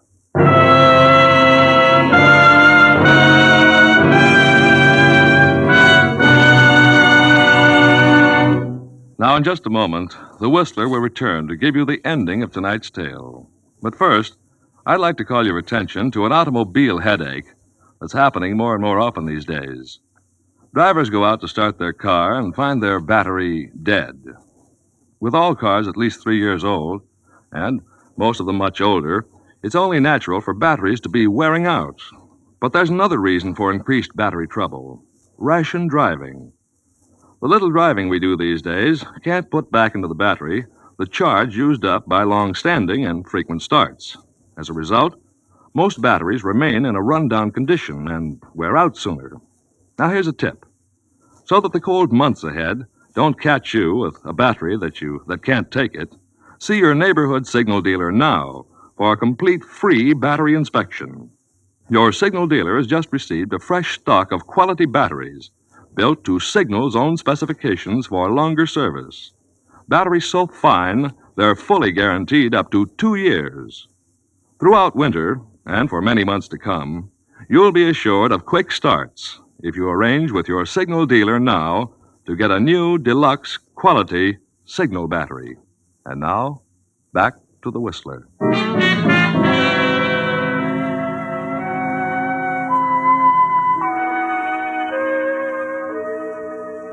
Well, that was rather a drastic cure Dr. Brooks used on Mrs. Wentworth, wasn't it? Yes, he cured her of her illness, all right, by frightening her to death. You see, Dr. Brooks dreamed up that character for George, the character of a man who just loved to strangle things and people with his big, strong hands. And he was utterly amazed to find that he had hit the nail on the head, that George actually was that character. George probably would have murdered Mrs. Wentworth some night anyway, just as he did his other gardening client, the vicar's wife. Quite a coincidence, wasn't it? So much a coincidence, in fact, that the police wouldn't believe it could be a coincidence, especially after they found out Dr. Brooks had a good motive for murder. Yes, you see, the good doctor was surprised to find that the old lady had named him in her will. Her death would bring him a tidy fortune. Another coincidence? Well, just one too many, I'm afraid.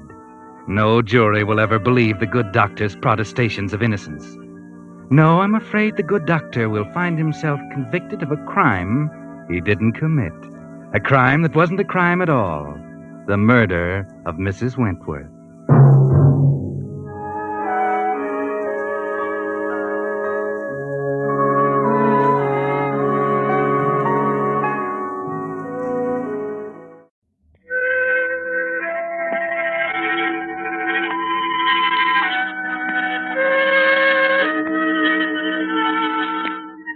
Vast wilderness of equatorial Africa, a land of violent rains and oppressive heat, a small village huddles at the mouth of an American-owned mine. Carefully set apart from the squalid native huts stands the house of Paul Arnold, manager of the mine, master of the village. On this sticky afternoon, Paul is busy with his reports. Suddenly his door is opened and a tall man in dirty whites enters. Yes? Nothing. I just wanted to tell you 4 more in the last hour. Maybe you want to add that to your report. I can take care of the reports without your help. So? Perhaps you can run the mine without my help. Perhaps you can run the mine with half the natives dead of malaria. I told you I've done everything possible. Dr. Kent should have been here days ago. Until he arrives, there's nothing more we can do. We could have forced the natives to take the quinine before this... Coming from you, that's a laugh. You've been here long enough to know you don't force these devils into doing anything. When Kent gets here, we'll take care of it. Until then, I don't want to hear anything more about it. Bien. But I think this doctor must have taken one look at Africa and turned back. Yes, Ahmed. Pardon, Mr. Arnold. The automobile from Yana. Oh, good. You'd better give up thinking, Pepe. That's Kent now. Come on. Oh, Ahmed, stir up some of the natives to help with the luggage. If I can, Mr. Arnold. Never mind ifs. Do as you're told. Yes. Now, Pepe, be careful what you say to this doctor, you understand? You make it very clear. Oh, welcome, Dr. Kent. Hello. Well, we got here finally. Well, we'd almost given you up. I'm Paul Arnold, of course. Let me... But don't look so startled. This is my wife, Nora Kent. Paul Arnold. How do you do, Mr. Arnold? How do you do? Well, this is something I hadn't counted on. I'm sure it must be. I mean, of course, your letters, Kent. You didn't say anything about bringing your wife. I know. Nora decided to come at the last minute. Well, this is an honor, an unusual honor. We'll do our best to make you comfortable, Mrs. Kent. I'm sure I'll be able to manage quite well. Yes. Yes. Well, come along into the house. It keeps out a little of the heat, some of the rain, and none of the bugs. Pepe will see to unloading your equipment, Doctor. Well, thanks, but that's something I make it a rule to see to myself. Can't afford to have anything broken out here. If you take Nora in. Of course. This way, Mrs. Kent. Thank you, Mr. Arnold.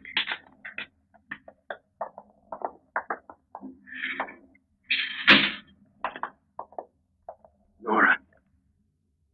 Nora Martin. Surprised, Paul. Surprised? Good Lord.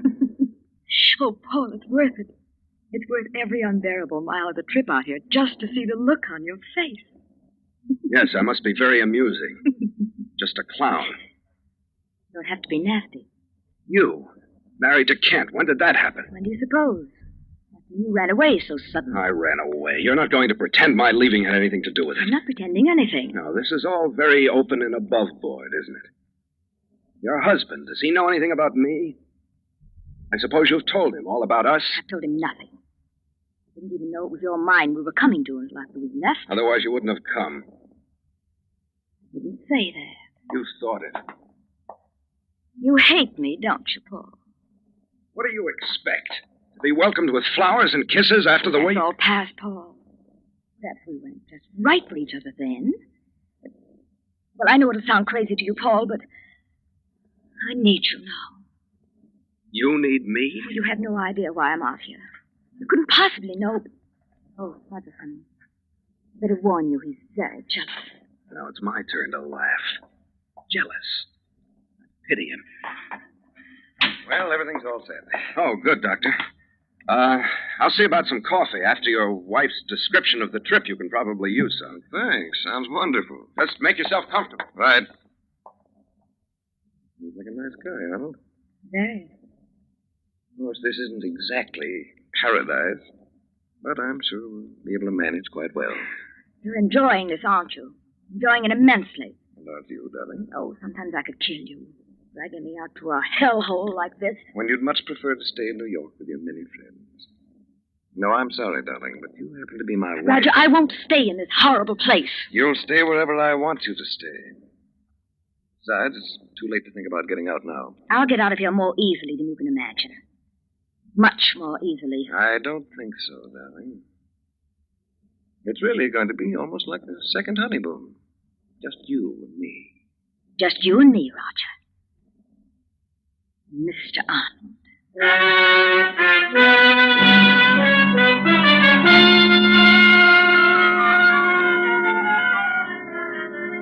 So Paul Arnold's guests, Dr. Kent and his lovely wife, Nora, begin a delightful stay in Africa. They unpack, eat sparingly of a dull dinner, and spend the evening in equally dull conversation. Now it's the following morning, and while Nora sleeps late, Paul and Dr. Kent begin the work at hand. How far to this building you say I can use for a clinic, Arnold? It's there, just ahead through the grove. Not too well isolated from the village. Not too large. This is Africa, Doctor. You can't expect to find everything exactly to your liking. I realize that. I'm alarmed about the death rate. From your reports to the company, I didn't gather it was nearly this bad. Most of the deaths have occurred since you and Mrs. Kent left the States. By the way, where is Mrs. Kent this morning? I'm surprised she's not with you. What do you mean by that? Well, you did insist on bringing her out here. You think it was a mistake, is that it? Since you ask, yes, it is. If I were you, I'd send her back as soon as possible. Perhaps. But Nora happens to be my concern. If you don't mind, I'd rather not discuss it. As you say. Who's that fellow making all that noise? The native medicine man. He's calling off the evil spirits. My competition, eh? Yeah, so far he hasn't been very successful. No, but don't underrate his influence with these figures. What's that? I don't know. Sounds like trouble in the village. Come on. Right. Pepe! Pepe, what's the trouble? The usual thing. This fellow refuses to work. All right, take care of it. Just a minute. I'd like to talk to him. Go ahead. You others, go on. Get back to your houses. You. What's your name? Me, Nebo. Why aren't you at the mine? Digging in house evil. Bring curse. Big sick. But we're going to take care of the big sickness. You go back to the mine. Nebo go to Mazaka. Mazaka? What do you mean? No evil in Mazaka. Nebo go. But I'm trying to tell you that... wasting your breath, Kent. You can't reason with them. Take him away, Pepe. We. Come on, you.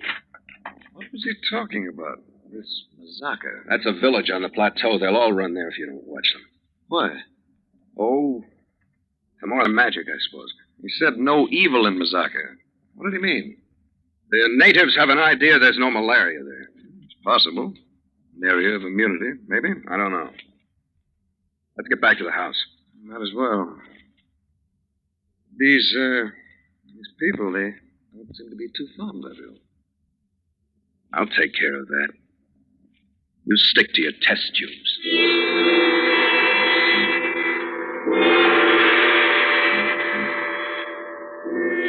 Yes, Kent, stick to your test tubes. There's not time to lose. The mine's output, you know.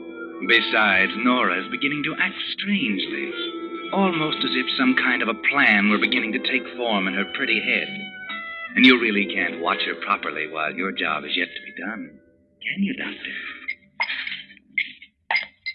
Still experimenting, eh, Kent? No, hello, Arnold. Glad you're here. Just tried to call you at the mine, but I couldn't seem to make the phone work. Maybe you didn't crank it right. Anyhow, what's up? Find out something? Have you heard of blackwater fever, Arnold? It's a form of malaria, a particularly deadly form. That's what hit us? No? No, that'll be easy. I've treated blackwater cases. The worst of them was nothing like this. What are you getting at? I'm telling you that we're up against something. This is a form of malaria worse than anything I've ever seen before. Frankly, I don't know exactly what it is. But I do know that the usual treatments, quinine, arsenical salts, and the rest don't even touch it. What do you intend doing? I'm going to Mazaka. Mazaka? If it's an area of immunity, as the natives seem to think, there must be some reason. You'll go up there alone. That's what I intend. And you won't find the natives too cordial to white men. I know that. I have to take my chances. It's your funeral, Kent. Maybe. I'm starting for Mazaka this afternoon. And if you should happen to run into my dear wife, you might tell her that.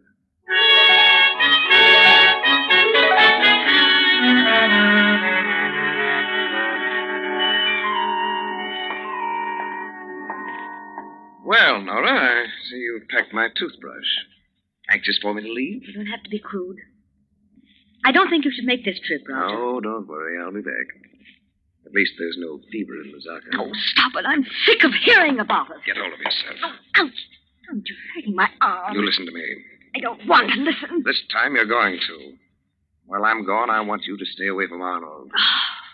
Jealousy again? You think I've forgotten? Just wipe the slate clean and start over? No, Roger, you don't forget. You're like an elephant. I don't want to forget. Night after night, you running around while I planned how to do away with myself so I could stop thinking. You were always so busy. You resented the fact that men found me beautiful. We'll see how much good your beauty does you out here. Oh, Roger, can't you give up this trip to Mazaka? Can't we both get out of here? I'll change. I'll do anything you say, only let's leave this place. After you've learned your lesson, Nora. All right, Roger, have it your way. You make me glad for every hour I've made you suffer. Yes, come in. The guides are waiting, Kent. Fine, I'm ready. Why don't you give up this insane trip? Still trying to talk me out of it? It's for your own good. I wonder if all you're worried about is my health. You're a stubborn fool. Remember, I told you. You too? That's my second warning in the last few minutes. Well, I'm off. Oh, yes, one thing more, Arnold.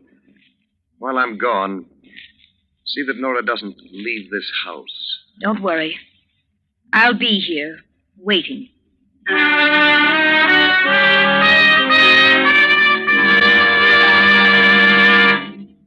You are listening to The Whistler, another Signal mystery brought to you by your friend, the Signal Oil Company. Marketers of Signal's famous Go Farther gasoline and motor oil.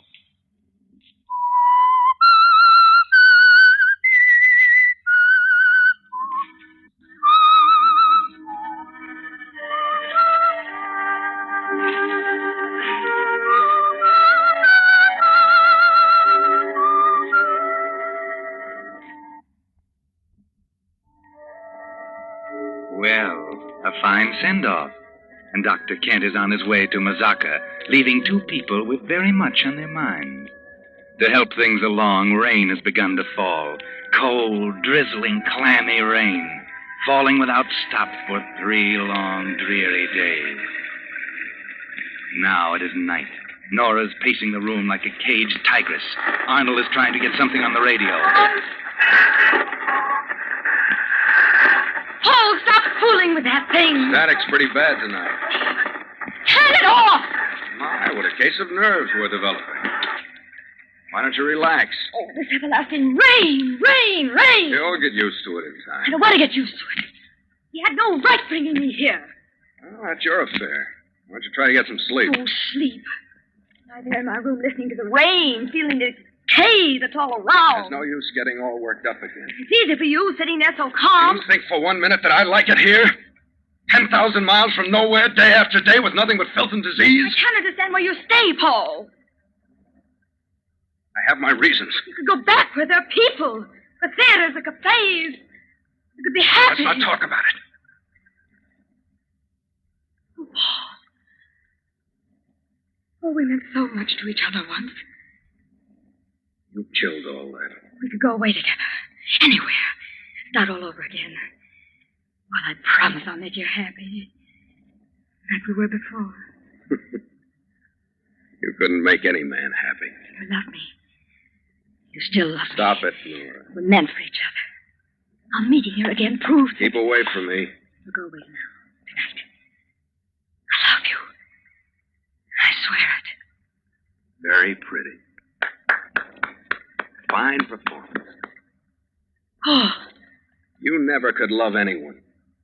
Men are just something that you fit into that world you've built around yourself. But it's true. I do love you. It isn't going to work this time. Oh, can't you forget what's past? Oh, no, because I know what you're after. You want to get away from here, and I look like a convenient return ticket home. How can you say that? You're afraid. Afraid of being out here with him. No. Roger will do anything I say. I overheard your little love scene when he left. Looks like he's finally onto your tricks. Oh, stop it. And now he's going to make you pay. I'm your last hope, but it isn't going to work. You know everything, don't you? I know you, Nora. You're bad medicine. Just a minute, we have visitors. Who is it? Ahmed, the chief of the natives is here to talk to you. Just a minute. Nora, go to your room. Gladly. All right, come in. Why are you here, Chief Usman? My brother, the fever has him. What do you want from me? The new one. When does he return from Mazaka? No, 2 or 3 days. You send for him now. Maybe he say my brother. I've got my own troubles. You told me the new one will help us. Can't you understand? It takes time. Too much time. The fever very bad. I'm sick and tired of hearing you complain. Get out. For so long you do nothing, bring no help. I said get out. You tell company nothing. You want my people to die, I know. What did you say? You want mines to be bad. Company, go away. Leave the mines. Shut up. You want to take mines. I will tell the new one. I'll stop your blabbing tongue. No, don't. You're joking. Take your hands out of his Never talk after I get to him. through with you. The curse of Legba on your head.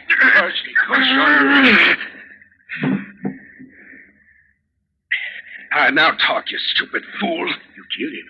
Chief Osmond. He threatened me. You heard him? The curse is evil. You should not have killed him. He deserved it, always talking. All right, take him out of here. Make sure they won't find him. And if you say anything about this, I shall take him. Remember, Ahmed. Not a word to anyone.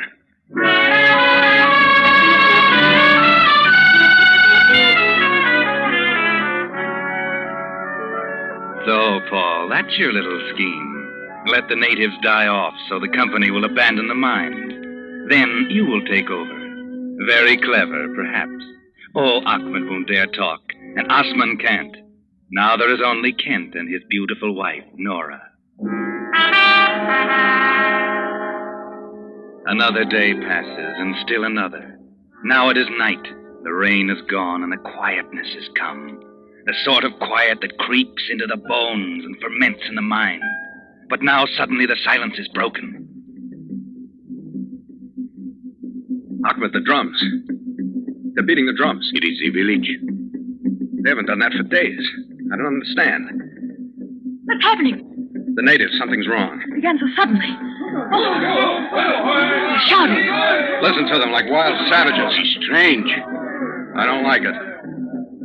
Come on, Ahmed, let's see what's wrong. You can't leave me here alone. You'll be safe. But I'm going with you. I won't stay here.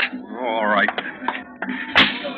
Look at that glow in the sky. They've got a fire going. Drums. They can seep right into your blood. It is the chant of Zora. No more of that stupid magic. To my people, magic is important. What good does it ever do you? It can save. That we call white magic. White magic? It can also kill. That is black magic. That's enough of that kind of talk, Ahmed. Oh, look there. There through the trees. You can see them dancing around the fire. Wait a minute, this is close enough. Yes, it is better that they do not see you. Oh, I'm afraid. Let's go back. Stop your whimpering. Be quiet. Look at those two. They're tying him to that post. No. It is not a man. Well, what is it? An effigy, a straw image of one who is evil. We call it a legba. A legba? Paul! That effigy! It looks like you! No, you're imagining it.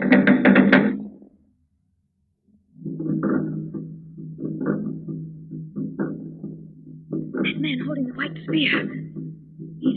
He's walking toward the legba.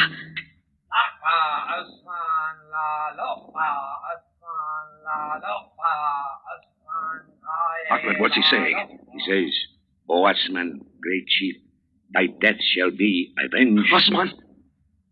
They found him.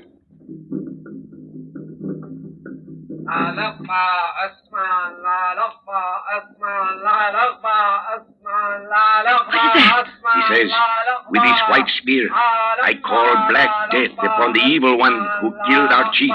The curse of Legba upon him. He threw the spear into it! The curse of Legba! No, not me! They'll never get me! Away! They'll never get me!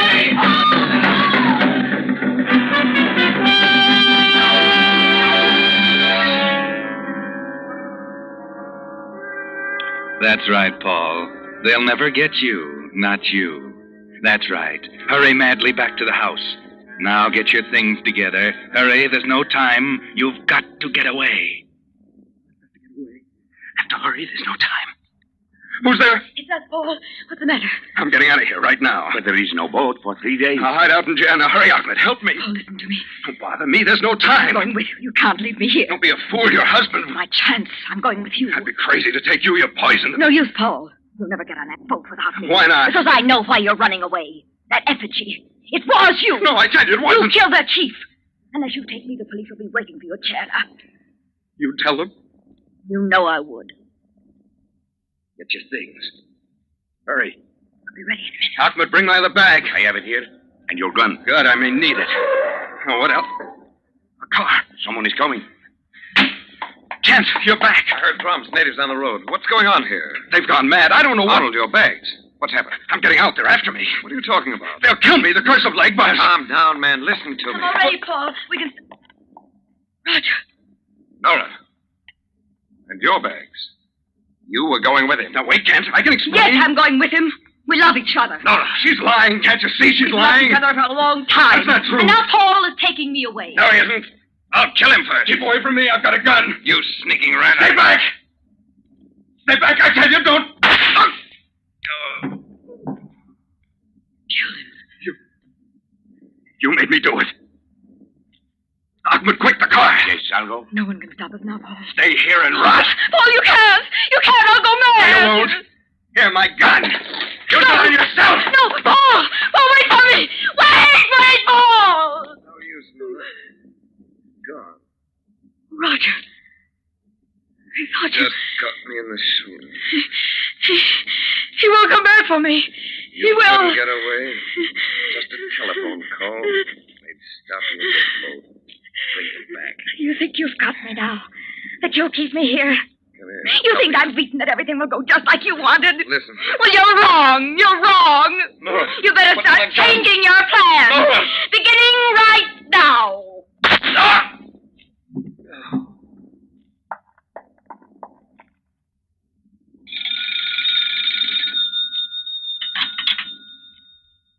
Hello? Baby? Paul Arnold is on his way to Jana. Catch him. He just killed my husband.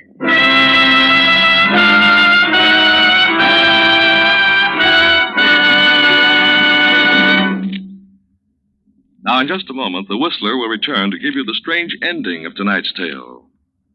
But first, I'd like to recall for you Oliver Wendell Holmes' poem, The One-Horse Shay. It lasted 100 years to a day, and then the whole thing fell apart.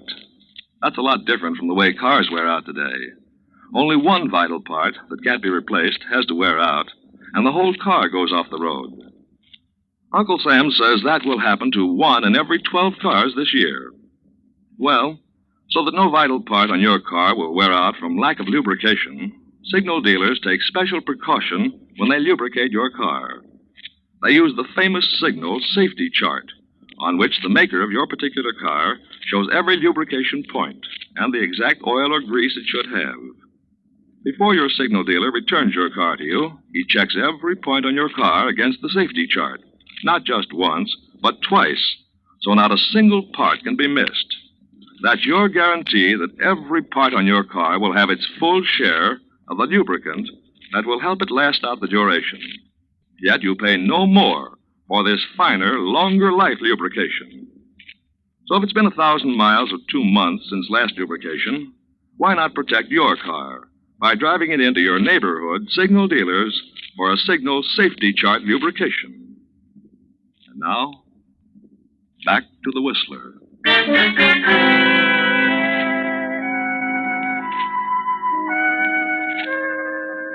Well, everything has worked out fine, hasn't it, Nora? Only a few minutes now, and you'll be saying goodbye to Africa forever. That's right. Sit down at your stateroom dressing table. Admire your beauty in the mirror. You did get away after all. Of course, poor Paul. But he's getting just what he deserves.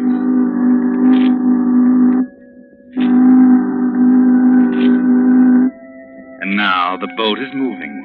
You think you played your cards well. Of course, you couldn't know that Roger had found the answer to the strange form of malaria, that he was planning to take you away. You couldn't know that. So admire yourself in the mirror. Oh, what's the matter?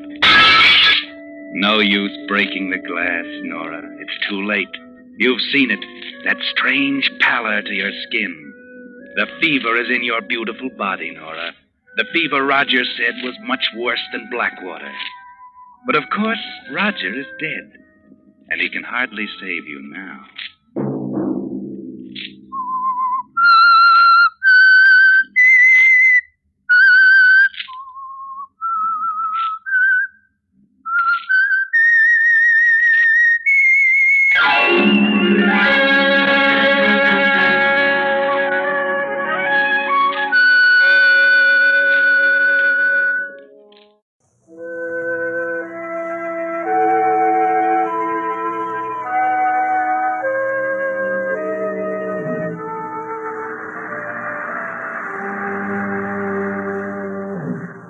In the night, the convoys form, ship by ship, slipping into line, moving out past the Golden Gate, past the fog-enshrouded seal rocks in a cold dawn, past rocks where the tourists go, where the lovers go.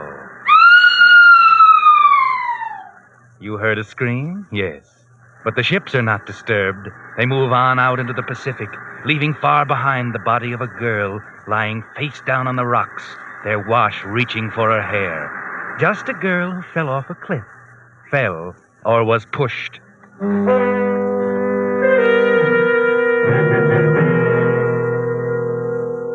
The finding of a girl's body on rocks creates hardly a stir in the bustle of the city the next day. A brief item in the afternoon papers. A call for the coroner. Another entry in the police records. There are only a few people who notice. If we were to look for them, we might find them down on Montgomery Street, in a dirty little bar where artists and would-be artists and slummers hang out. Yes, there are a lot of people here who might know something about a body twisted on the rocks. For instance, that blonde giant at the end of the bar, sitting with his head in his hands, or the girl walking up to him now, sliding into the seat beside him. Rick, I thought I'd better tell you they're looking for you. Huh? Oh, hello, Cassie. Who's looking for me? You know who. The police. They're asking questions about Maureen. They know you knew her. So what? Why should they ask me questions about her? Women like her have jumped off cliffs before. Don't try to kid me, Rick. Remember, I'm Cassie, Maureen's roommate. I knew her better than even you did. Yeah, I guess you did. Maybe I never really knew her very well. Well enough to break her heart. Maybe well enough to want to get rid of her. What are you talking about? You needn't pretend with me, Rick. Maureen had no secrets with me. She told me everything. And I told the police. I had to, Rick. They kept pumping me. I had to. What did you tell them, Cassie? I told them that you loved her once, that another woman had taken her place, a society dame gone bohemian. A blonde and beautiful heiress looking for a thrill by flirting with a poor, struggling artist in a turtleneck sweater. That's enough, Cassie. Leave Sally out of this. She's in it up to the neck. Maureen was too good to take a back seat to any Miss Moneybag. I said leave her out of it. Okay. Only one more thing. I told the police about last night. What do you mean? You and Maureen had a quarrel last night, just a few hours before she died. Yeah? Okay, so we quarreled. That doesn't mean she had to go jump in the ocean, does it? No, it doesn't. I'm pretty sure of that. That's what I told the detective. You throw your accusations of murder around pretty freely, don't you, Cassie? No, not usually, Rick, but I liked Maureen. She was more than a fine sculptress. She was a swell person. She was just about the best of this bohemian melting pot down here, and I don't like to think of her being pushed off that cliff. Just remember that I'll do anything I can to help them get to the truth of this. I'll remember, Cassie. Yeah, I guess you will. Okay, Rick. Better get your answers ready, because if I'm not mistaken, that Dick who just walked in is looking for you.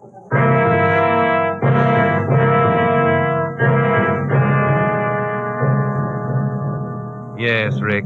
He's looking for you. You know that. You've been expecting it. You've been curious to see what he'll look like, what expression he'll have on his face. In a minute you'll know, so gulp down that drink. There, that's better. And there he is. You can see his face sliding into the spot in the mirror where Cassie was a minute ago. You Rick Carlson? That's right. I'd like to ask you a few questions. Yeah, I know. Okay, go ahead. It's about Maureen. That's right. You knew her pretty well? Of course, you know I did. She was in love with me. I didn't love her anymore. I took her to dinner last night. We quarreled. She left, that's all I know. What about Miss Blair? What's she got to do with this? I don't know. Maybe you lied. Sally had nothing to do with it. She didn't even know Maureen. Leave her out of it. I'm not sure we can. This Maureen, they tell me, was a jealous girl, unpredictable. Liable to do a lot of things, say a lot of things. Blairs are a fine family, good name. They wouldn't like their daughter mixed up with a... Go ahead, say it. A bohemian crowd of artists? Maybe you didn't want Maureen to go to the Blairs with the story. And it'd be so easy to keep her quiet, just a shove at the right time. Simple in the fog out there. Simple and sure. Listen, you, whoever you are. Okay, take it easy. I was only guessing. But it all fits pretty well, doesn't it? It fits, only I wasn't there. Oh, that's right. You said she left you after the quarrel. Where was that? At a little fish restaurant at the beach. Near the rocks? Not very far. I see. But you didn't go with her to the rocks? No. Then you might have to prove that. I suppose you can? Yes, he can. Go on, Rick. Tell him it's all right. You needn't worry about dragging me into it. Tell him you were with me. Sally. Oh, this is Miss Blair, I presume. That's right. And you see, officer, you're on the wrong track if you're suspecting Rick. He couldn't have pushed Maureen off the cliff because he was with me last night, from 10 o'clock on. You see, Rick's painting a portrait of me, and we worked through most of the night. It was after dawn when we stopped. I see. Okay, I guess I was wrong. Thanks for your time. You're a lucky man, Olson. And I guess you know that. Yes, I know. Goodbye. Goodbye. Well, aren't you going to invite me to have a drink? I'm simply burning with thirst, and your glass is empty. Good. Let's have 2 old-fashions. Sally. What, darling? Don't you want another one? Sally. What, Rick? What is it? You look so upset. Oh, of course, how thoughtless of me. Naturally, you're upset about Maureen. Wasn't it dreadful? And then, you were very friendly with her at one time, weren't you? Before you met me, of course. Sally, why did you do it? What, dear? Tell him you were with me last night. Oh, that. Well, after all, you're the man I love, and naturally, I'd hardly want anything to happen to you that would take you away from me. Just because you couldn't prove where you were. Thanks, Sally. It's all right, Rick, darling. Let's just forget it now. It's all over. No, Sally, that's just what I'm afraid of. It's probably not over. They won't give up so easily. Now you'll be dragged into it. I don't want that. It's all right, Rick. I don't mind. It might even be fun. Yes, an investigation right here in our own group. All our secret lives exposed. And nothing can happen to you. You were with me. I mean that much to you. After all, you're the man I'm going to marry. Sally, you mean you really will? Of course. I intended to all along, didn't you know? And after all, a girl can't say yes too quickly, can she? Oh, Sally! No, but darling, think. This Marine business may be messy, a scandal in the papers. What about your family? Oh, never mind about them. I'm determined to marry you, Rick, especially now. And nobody can stop me. Don't worry, darling, about me. I think it's going to be thrilling. Thrilling? Everything's thrilling to you, isn't it? Yes, because I live that way. I couldn't stand it just living like most people without any excitement or danger. What's the good of living if you can't have any fun? No, of course not, darling. Of course not. And when this mess is over and forgotten, I'll make you happy. Very happy. Oh, yes, Rick, I'm sure you will. When it's over. When it's over. But it's not over yet, Sally. In spite of your loyal attempt to save Rick, he's not quite safe yet. Some people are so suspicious. Some people aren't yet convinced of his innocence. Yes, there's going to be a trial for murder. The murder of Maureen. The date has been set, and as the district attorney prepares his case, he finds that each way he turns, there's a barrier. One barrier between him and conviction. Sally. Oh, good afternoon, Miss Blair. Sit down. Thank you. I called you in because I just wanted a few words with you before the trial. All right, I'm here. What is it? Miss Blair, I'm going to be very frank with you. All the evidence in the Morrison girl's case points to the guilt of Richard Olson. The coroner's jury believed him guilty. I believe him guilty. Any jury in the world would convict him on the evidence, except for one thing. Your word. Yes. I know he's innocent because he was with me. That's your story. You don't believe me? That's beside the point. It's my job to convict Richard Olson if he's guilty. I'll try to do that. But I said I would be frank. I haven't a chance if you testify that you were with him. The jury will take the word of Miss Sally Blair, the daughter of a powerful and famous family. Yes, of course. But it's for that very reason, Miss Blair, that I ask you to stop and think a moment. Think of what? Of yourself, of your family, of your position. If it should turn out later that Richard Olson was indeed guilty, could you forgive yourself for having aided a murderer? But he's not guilty. He was with me. Perhaps you haven't heard that Richard Olson and I are going to be married. Married? Yes, as soon as this farce is over. So you see, Mr. District Attorney, you're wasting your time. I see. And you think that you, the daughter of one of the best families in San Francisco, will be happy living the rest of your life with a murderer? Crime has to be proved. Rick will be acquitted. Yes, I guess he will. And so, Miss Blair, you will go that far for another thrill. I don't know what you mean. I'm marrying the man I love. He's accused of a crime of which I know he's innocent. I will testify to that effect. Rick was with me. Very well, Miss Blair. And may I wish you a very happy married life?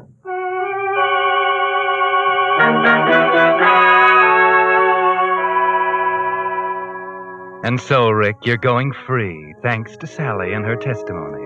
And when the trial is dismissed and you're free, you'll take her to that dirty little bar that was your rendezvous. And you'll tell her about all the things in your heart. You don't know what it is, Sally, to be free. You know, I used to sit in that cell and think about you and your portrait. Wonder if I'd ever see you again. I wondered if I'd ever finish my picture of you so that everybody could see your beauty. Darling, it'll be a great portrait. Really great. Of course it will, darling. After we're married, you'll have all the time in the world to paint it. Yes, after we're married next week. Darling, let's go down and get the license right now. Wait. Rick, just one thing. You do love me, don't you? You know I do. More than you did Maureen. Much, much more. I just wanted to be sure. Rick, Yes? Rick, why did you do it? What? Why did you kill her? Sally. Oh, don't look so startled. I knew all along. I just wondered why you did it. Let's not talk about it. Let's leave it as dead as Maureen is. Let's be happy and not talk about it ever. Or maybe you'd rather not go through with this now. Of course, darling. I made my choice. You love me, I love you. That's enough. We'll both forget Maureen. If we can.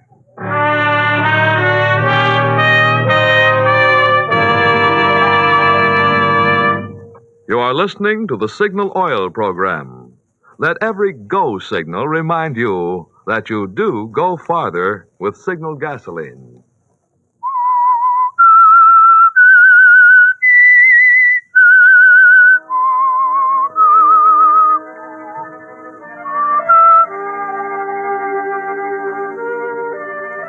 And so Rick, acquitted of murder, and Sally, who saved his life even though she knew he was guilty, were married. Not a very happy start for a marriage, was it, Rick? It somehow changed things to know that Sally knew. But then it was only Sally. Charming, beautiful Sally, who got a thrill out of life. After all, she wouldn't have saved you, wouldn't have married you if she hadn't loved you. Would she? Sally, hurry, come see. What, dear? The portrait. I've finished it. It's wonderful. Come and see it. Just a minute. I'm doing my hair. But aren't you excited? Of course, darling. Can't you wait? No. Oh, all right, Rembrandt. Where is it? Don't joke, sweet. This is my masterpiece, cast not upon it a jaundiced eye. It's very good, Rick.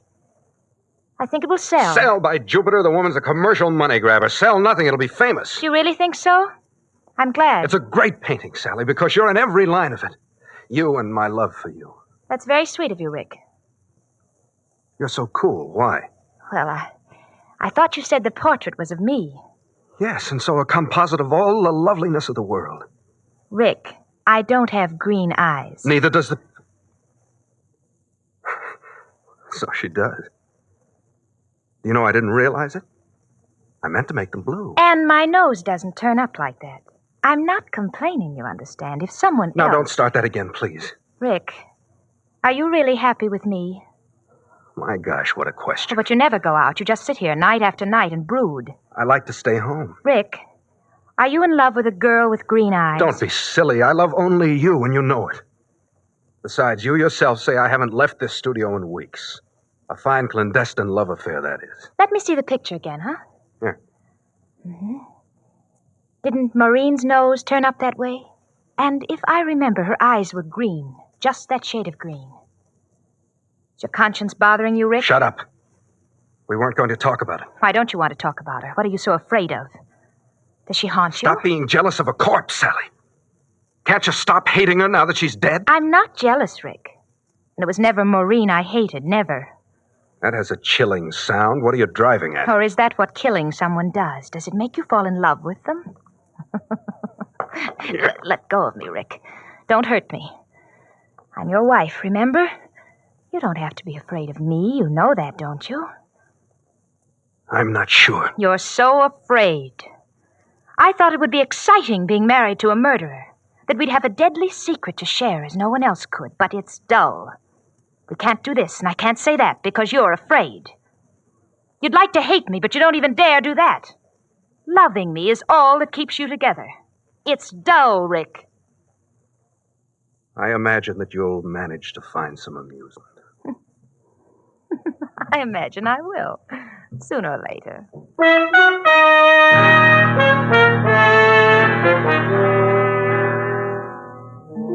Well, Sally, is being married to a murderer beginning to bore you? But as Rick says, I imagine you'll find some amusement, even if it's only with Tommy Melvin. I need a drink. Come on, Tommy. Buy me one. Oh, where's Rick? Oh, he's at an art dealer's. He'll be along. You know, sometimes I think he loves that painting better than me. Let's have zombies, huh? Oh, that's pretty strong. I like strong things, exciting things. You're bored, aren't you? A little. You're not very happy with Rick, are you? Not very. Well, it's none of my business, of course, but why did you marry him? He's hardly your type. Marrying Rick was the biggest thrill I've ever had. You'd do anything for a thrill, wouldn't you? I like that. I bore easily, Tommy, and I don't like being bored. I want to feel everything I can, every emotion, every experience I can crowd into my life, good and evil. You're without conscience, Sally. You could do anything and not look back. I like that, too. Thanks. But I don't quite see your marrying Rick in that light. I didn't think you would. You could leave him, you know. I'm going to New York next week, and you could come along, Sally. I'd like to have you. Thanks, Tommy. You're sweet. It might be fun. Give me some time to think it over. I'll let you know. Tomorrow? All right. Here comes Rick. You better leave. Oh, Tommy, here's a nickel. Drop it in the jukebox, will you? Number 17. Sure. You won't forget, Sally. No, I'll call you in the morning. Hello, darling. I've been waiting for you. So I see, but not alone. Rick, you're not jealous of Tommy. No, I guess not. You have a drink? No. Sally, listen, I've got to talk to you. We've got to come to some understanding. I found my painting on the back porch this morning. The fog might have ruined it. That painting is great. It will hang in the Metropolitan. It's more important than my life, Sally. Remember that. I'm sorry. You're so morose lately, dear. What's wrong? I don't like it, Sally. What? I don't see you anymore. You're never home. You're always here or out with that Tommy Melvin. And when we are together, you ask questions like, how does the tide sound at 2 a.m? Or you wonder what that murderer in San Mateo feels, and you watch me. When we pass Maureen's old apartment house. When I hear a police siren in the street, you watch me. You watch me and watch me. I don't like it. How suspicious you are. I'm not kidding, Sally. I've walked around and around the streets, making up my mind, and now I'm determined to say it out. You married me for the thrill of marrying a murderer, nothing more. Isn't that true? Hold your voice down. Rick, I think you're afraid of me. Maybe I am. You needn't worry. I won't tell the police. I'm your wife, remember? That's not what I'm afraid of. What then? Perhaps you'd like to push me off a cliff, too, but you can't do it. You love me far too much to hurt me. You're right. Lord, how I wish I didn't. I don't mind. Let's go to dinner, darling. Down at the beach. I want you to take me to that fish place down on the cliff near the rocks, huh? Sally, you know I don't want to go there. Why not? Because you took Maureen there that last night? Rick, you must get over that silly fear. Besides, I want to go there. We'll have dinner, and then I want to take a walk along the beach. I love the sound of the surf at night. Don't you, Rick?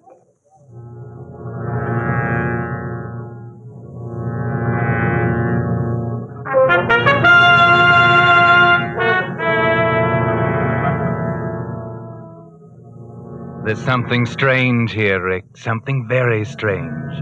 You sense it, too, as you sit opposite her at dinner. Just like you sat opposite Maureen that night. Only there are things you don't notice, like those pills she slipped into your coffee cup. And when you leave and start walking down the beach, you aren't really aware of where you are.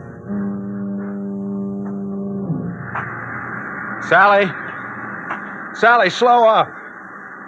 I can't seem to keep up with you. Come on, dear. We're almost there. I feel sort of strained.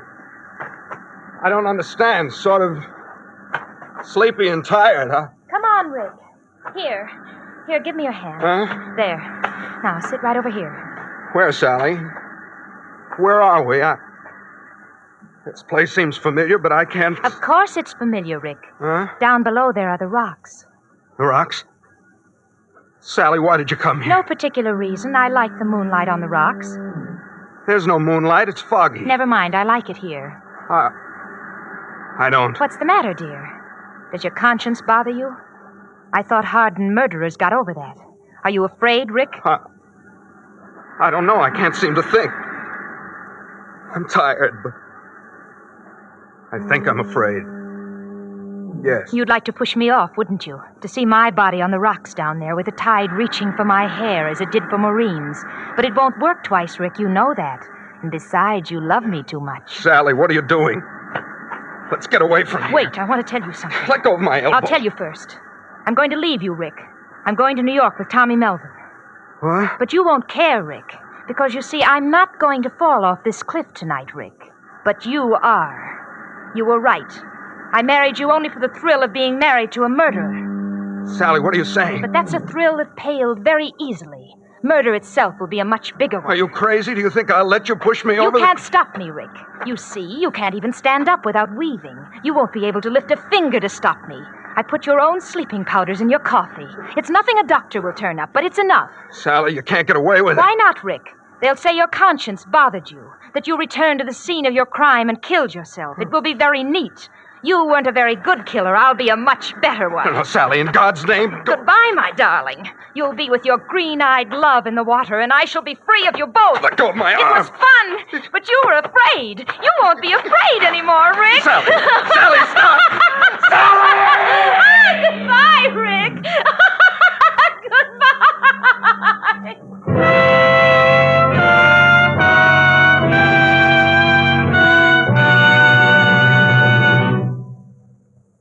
But that's not all of this strange story.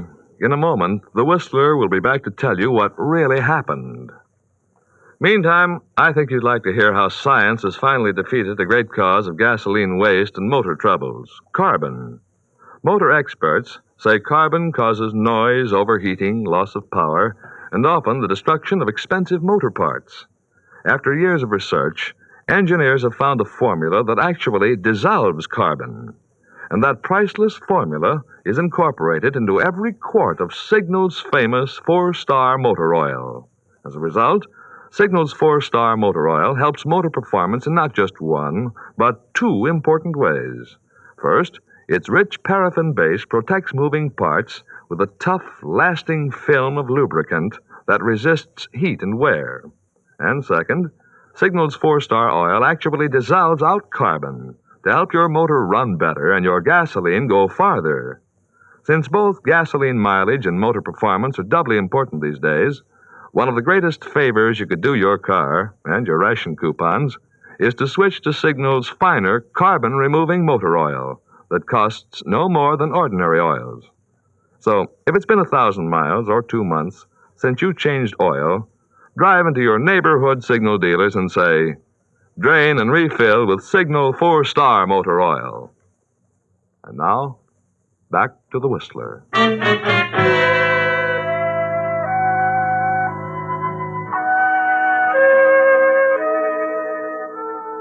Yes, Sally got her biggest thrill at last. She gave Rick sleeping powders and pushed him over the cliff. But then something went wrong. For a girl who had committed murder for a thrill, she suddenly lost her nerve. It was only a little light from a Coast Guard boat, but it sent her running along the cliff, slipping, sliding, taking the wrong turns, and finally... Yes, over she went. They found her body next morning. Rick told them where to look. Yes, Rick. He didn't die. He was only injured on the rocks. It was Sally who died, by her own hand, you might say. But the police didn't see it that way.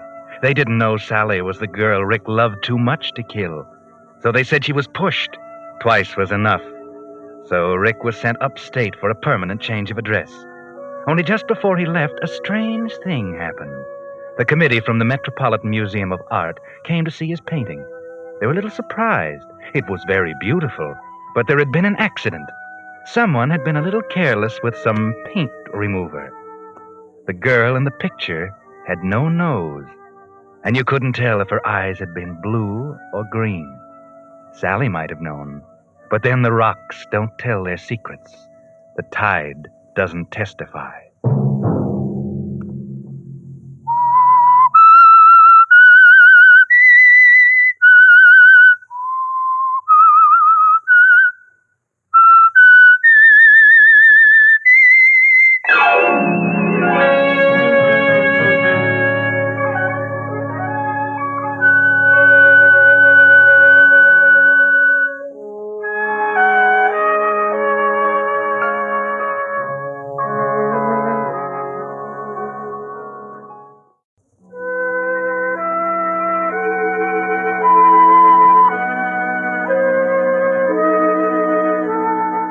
You probably didn't notice the item in your morning paper. It wasn't very prominent. Just a squib on the 6th page about another jewel robbery. $50,000 in sparklers missing from one of the homes out on the hill. Not much of a story because there doesn't seem to be any mystery about it, as the chief of detectives told the reporters. Simple as ABC. We knew it was an inside job because there's no sign of forced entry. Whoever did it got in the house with an ordinary house key. And not only that, but we found a screwdriver under a chair. It matched up with the marks on the jewel drawer where he jimmied it open. And that screwdriver came out of one of the family cars. So we start looking around. There's a maid, cook, chauffeur, gardener. We look up their records, found out this chauffeur is an ex-con. Served 2 terms for burglary. And there you are. He wasn't very smart.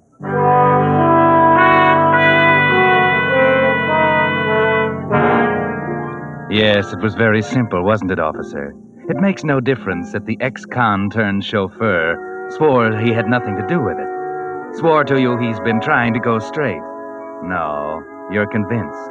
Only maybe if you knew what I do, officer, you might not be so certain. If you could see the little room over on First Avenue where young, tough Sammy Copeland is waiting for a business partner, pacing the floor, peeking out around a drawn blind, getting nervous. Maybe you'd be interested in the conversation when his business partner arrives. Albert Easley, cheap, dapper, and proud of it. Okay, Sammy, relax. It took you long enough. Where you been? I said relax. You're in the big time now. You can't just dump $50,000 in hot rocks like your pawn a watch. It takes a little time, some diplomacy. You have to sit down and chat with the fence a while. Be sociable. Here, pull up a chair. Nuts. The main thing is, did you get it? It's all here, right in the briefcase. How do you like it? Yeah. Yeah, look at it. 50,000 clams. 50,000? Shows you're inexperienced, son. There's only 30,000 here. 30? But you said those rocks was worth 50. The paper this morning said 50. Sure. But you don't think your fence will give you the full value on hot rocks? He's taking a risk, too. He's got to have some profit. We got 30 for him. Oh, yeah? How do I know that? What do you mean? I mean, how do I know you ain't got the other 20 catched out somewhere? Listen, Squirt, you trust me. See, that's how you know. Now, relax, like I said, and be a good boy. You got nothing to worry about as long as you stick with me. Now I'll count out your 15,000. I want more than that. I want 25. What? And leave me only 5? That's a fine way to treat a partner. I don't care about you. I want what's coming to me. You'll get it and no more. We split this 50-50. Well, why should you get half? I did the job. I went in and got the stuff. I took all the risk. All you did was sit here and wait for me. Is that so? All I did is sit here and wait for you. Why, you runny-nosed little brat. Who do you think does your thinking for you? How far do you think you'd give with that stupid brain of yours? I don't need you. No? How much of this 30,000 do you think you'd have now if it wasn't for me? I'll tell you, not 1 cent. Who found out about the jewels in the first place? Me! Who cased the joint and found out about the chauffeur being an ex-con? Who swiped his screwdriver to plant on the scene? Who figured out every angle to make this one of the neatest jobs ever pulled in this burg? You'd be so stinking hot with the police right now if it hadn't been for me, you'd never even be able to cash the rocks in. And now don't give me any more of this stuff. Now listen, Easley, I'm sick of you playing a big shot. Maybe you did do all the thinking up to now. But maybe now it's my turn. I'm taking 25 of that pile, and you ain't got nothing to say about it. Why, you little rat. You'd pull a rod on me. Yeah, and I know how to use it, big shot. Now get counting. 25 for me, 5 for you. How do you like that? Is that a way to treat a pal, Sammy? I'm no pal of yours, big shot. I can take care of myself. Okay. It's 25 for you and 5 for me. Only if you're so smart. Why not take the whole thing? I might do that. Okay, then here, take it. Hey, what the? Now drop that rod. That's better. I'll just keep this little rod for a souvenir. Why, you jerk. Yes, I don't teach you not to play rough with Albert Easley. You see, Sonny, you're not as smart as you thought. I'm always just a little bit smarter. Now get up and beat it. Go on. What about my money? Oh, you're so impulsive. I don't think you better have so much money around loose, Sammy. Maybe I better keep it for you. Till you grow up a little. Come around sometime when you've learned not to be a double-crossing baby. I'll kill you, Weasley. So help me, I'll kill you. Sure. I'm scared to death. You will be before I'm through, I promise you. Okay, we get going. Before I take you over my knees. You better order your flowers now, big shot. Because I'll get you if it's the last thing I do. Okay, go ahead and try it, Sammy. But just remember, 2 can play that game. I could plug you now if I felt like it. But I'll outsmart you at that game, too. We'll see about that. Just remember, Easley, I'm gonna kill you. Not if I kill you first, Sammy. Okay, fair enough. So long, Easley. Pleasant dreams.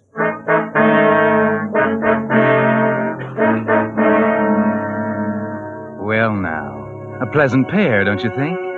The kind who make a game of murder, and may the best man win. Winner gets the 30 G's. Loser gets 6 feet of mud in his face. But then Albert the big shot isn't worried yet. Maybe he didn't take Sammy seriously at first. But then that afternoon, something happened. Herald, paper, Allies, events on Rhine. Read all about it. Paper. Well, hello there, Sonny. I'll have one. Hi, Mr. Easley. Here you are. Thanks, honey. Well, keep the change. Good night. Gee, thanks, Mr. Easley. Hey, Mr. Easley, look out! Look out! Jiminy, Mr. Easley. That was a close one. That guy looked like he was almost trying to hit you. Yeah. Guess he wasn't fooling. Huh? Thanks, honey, for yelling at me. Guess I'll have to be more careful crossing streets after this.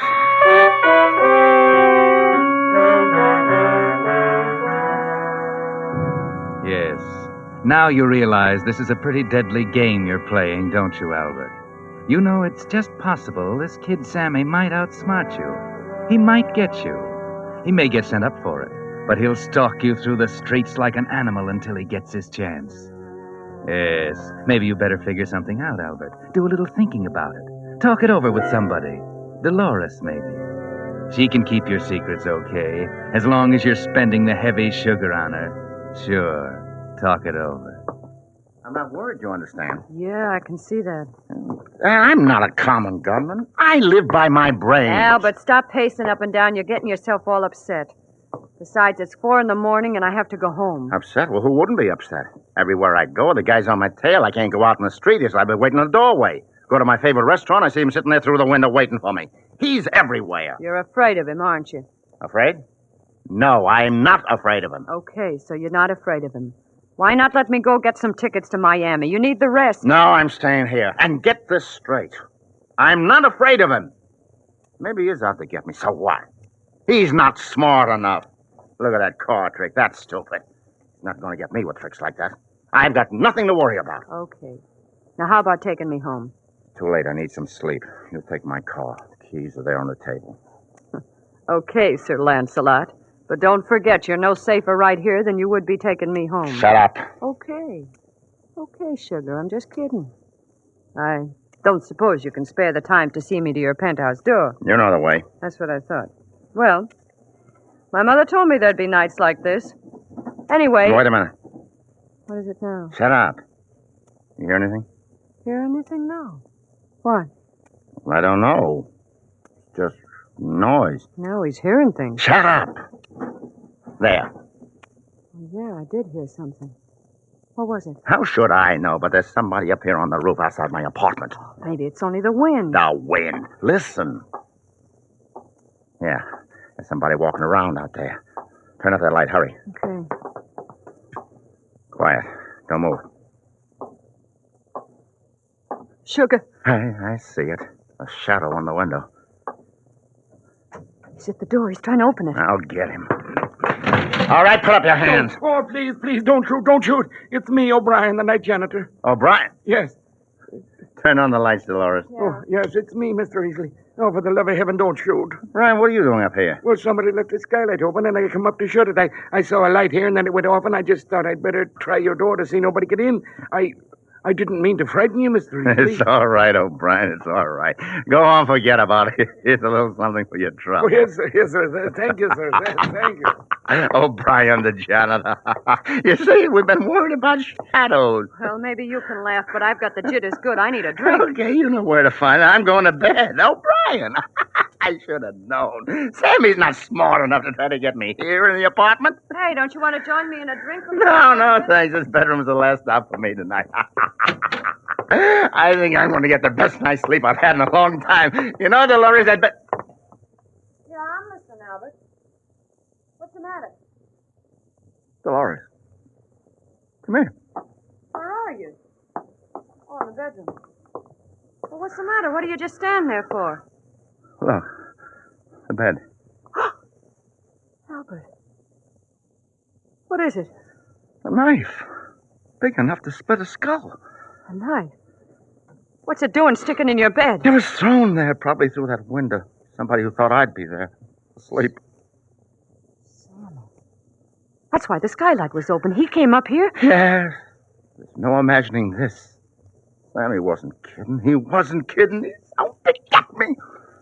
Yeah. And you're not afraid, are you, sugar?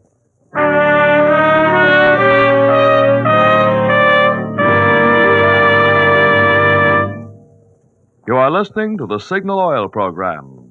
Let every go signal remind you that you do go farther with Signal gasoline.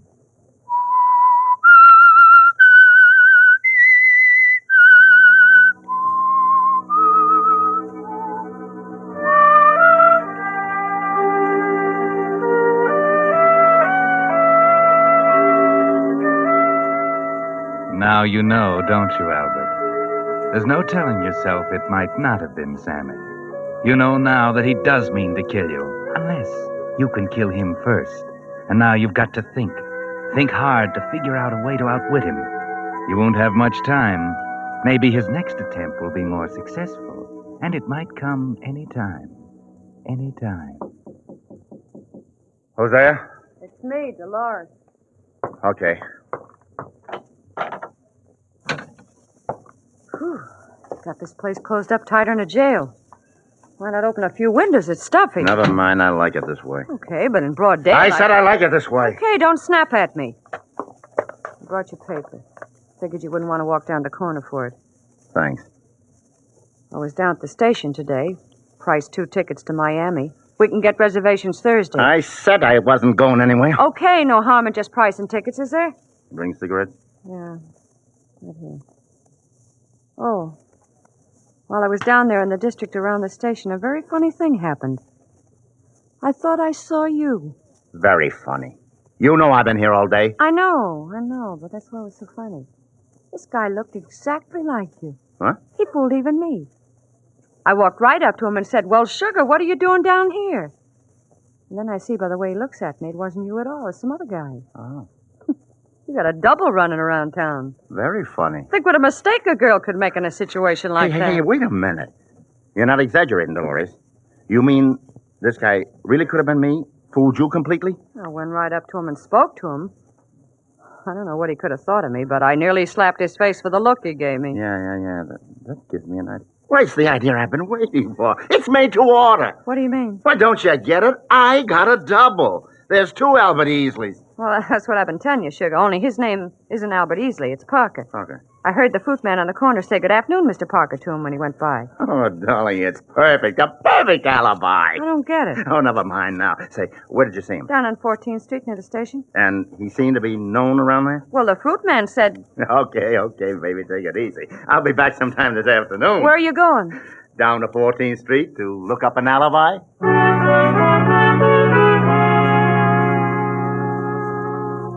Now, this is more like it, Albert. Now you've got an idea. That brain of yours is going full tilt, and you've got a feeling you're just about to outsmart Sammy, but good. You're down on 14th Street, passing the fruit stand when... Hello there, Mr. Parker. Can I sell you some nice fruit today? I beg your pardon? Oh, we got some nice apples. The kind that you like. I thought you called me Mr. Parker. Why, sure. What else should I call you? Well, my name's not Parker. Say, wait a minute. You are not the Mr. Parker, are you? No. You talk like him, a little older maybe. And you sure look like him. A dead ring. Only your suit is different. You mean I've got a double around here? You sure have a mister. Bill Parker. He lives right down the street there in Mrs. Humphrey's boarding house. You sure you ain't his twin brother? I'm afraid not. You see, I haven't got a brother. But, I'd certainly like to see this guy. You suppose he's home now? No, I'm pretty sure he's not. He always goes down to the theater district in the afternoon. He's an actor. Between engagements, you might say. Oh, I see. Well, thanks a lot. Maybe I'll look up this Bill Parker. I'd like to see a guy who looks just like me.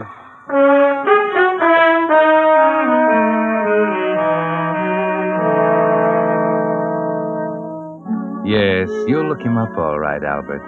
You hang around his street all day watching for him. Finally, he comes home, and you get a good look at him from across the street. But it's not enough. You're there the next day when he goes out, and again when he comes back. And the next day. You notice everything about him. It's easy to find out how he talks. Just question some of the people along the street. People who are surprised that you're not Parker. Then, to make doubly sure, you take the final step. Try it once. Oh, Mr. Parker, you're back early. Oh, just for a minute, Mrs. Humphreys. I forgot something. Run up to my room for a second. Well, here you're forgetting your key. What? Oh, yes. I forgot I left it with you. Well, Mr. Parker, you always leave it with me. What? Oh, yes, so I do. Did you get to see Mr. Silver, the producer? No, not yet. Oh, dear, I do hope he'll see you. I know how much you're counting on that part, Mr. Parker, and we're all pulling for you. Sure, and I lit a candle for you this morning. Thank you, Mrs. Humphreys. So it's sure to happen today. And you won't forget dinner tonight. We're going to have pot roast. But, Mrs. Humphreys, No buts about it. You've got to get some meat on your bones. One hot meal a week isn't too much. We'll be expecting you at 6 now, Mr. Parker. All right. It's a cinch.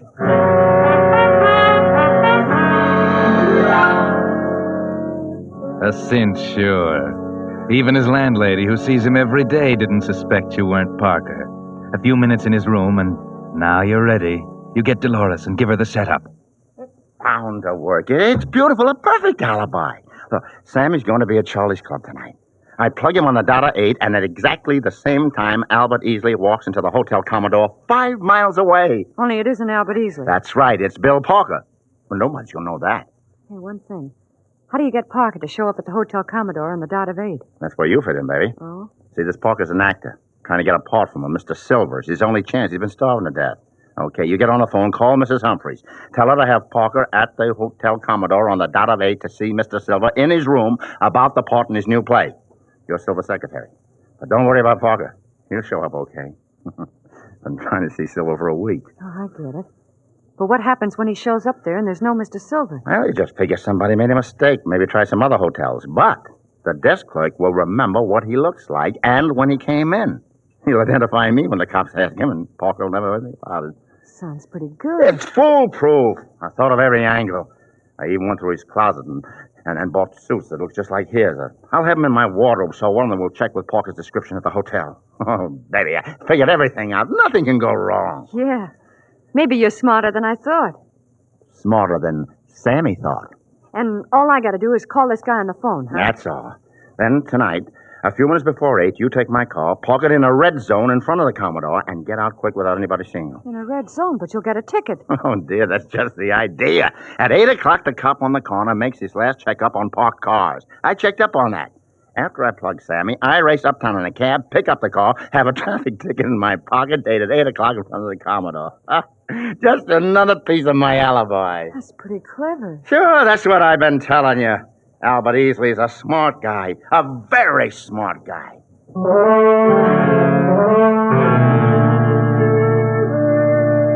Yes, you're a smart guy, all right, Albert. It's all figured out. Dolores makes the call. Parker will be there. She drops you down near Charlie's Club and goes on to park the car. You sneak in the back way, up the hall. The door's ajar. There's Sammy, sitting there, half facing you. He's grinning about something, looking satisfied. You'll soon fix that.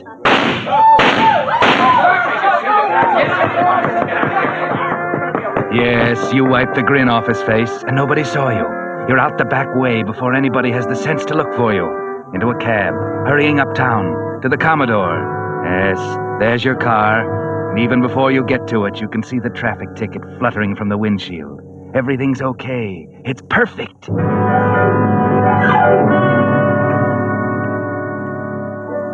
Yes, perfect. You're home now, in your dressing gown. The traffic ticket on the table. The suits that look like Parker's hanging in the closet. You're just waiting for the cops, and you don't have long to wait.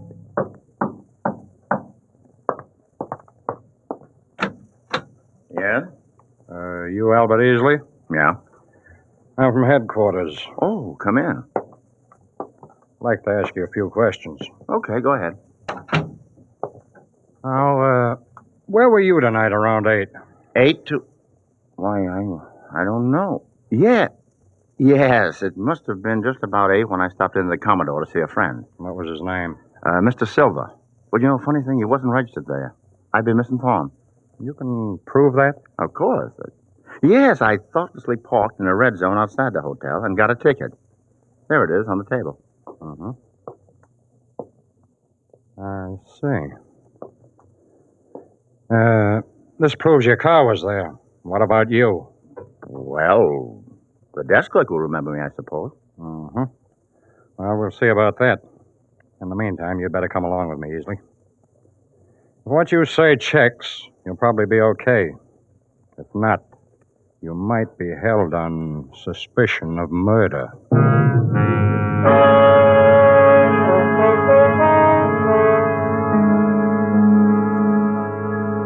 So far, so good. Just what you expected, wasn't it, Albert? The detective takes a look at your suits before you go, questions you as to what you had on. You can't remember one of those in there. So no matter what Parker was wearing, it'll check. Then down at headquarters, you parry all the questions and insist that the desk clerk be brought in to identify you. Finally, he is. Okay. Now, this is Mr. Arnold, the clerk who was on duty at the Hotel Commodore at 8 o'clock this evening. Now, do you recognize this man, Mr. Arnold? No, I never saw him before. What? Don't you remember? I came in and asked you for Mr. Silver tonight at 8. Well, nobody resembling you came in tonight and asked for Mr. Silver. Sure, I'd remember that, but no one did. Huh? Oh, you must be mistaken. No, I'm sure I'm not. I've never seen this man or anyone who looks like him.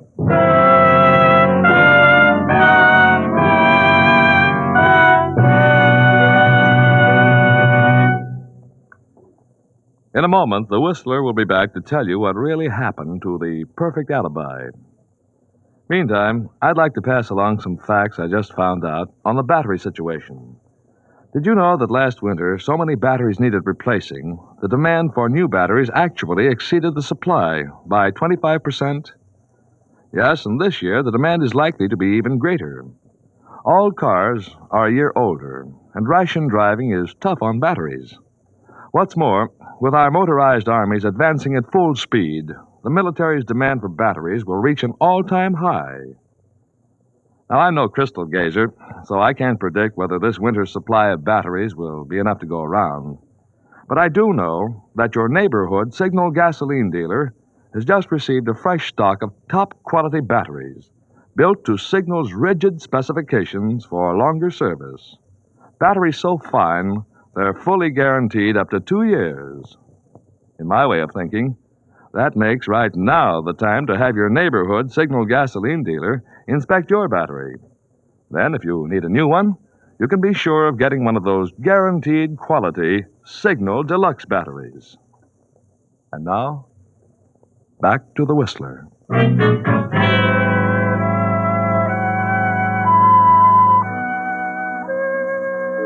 And so Albert Easley wasn't as smart as he thought he was.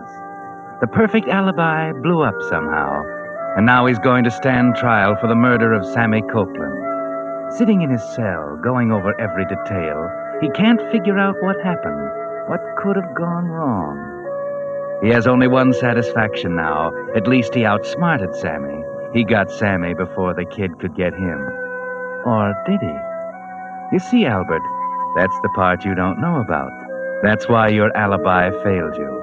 Because Sammy did get you first. When you shot him at 8 o'clock, you interrupted his celebration of your death. Yours, Albert. Only it wasn't yours at all. The police might have told you that they found the body of a man that night. A man who looked enough like you to have been your twin brother. His name was Parker, Bill Parker. And your mistake was in not realizing that if you accidentally ran across him, Sammy might too. Only Sammy didn't look too closely. He simply unloaded that rod of his. And that's why your alibi didn't show up. Yes, you were pretty smart, Albert. But sometimes the smart ones have to pay off, too. And Sammy got you after all.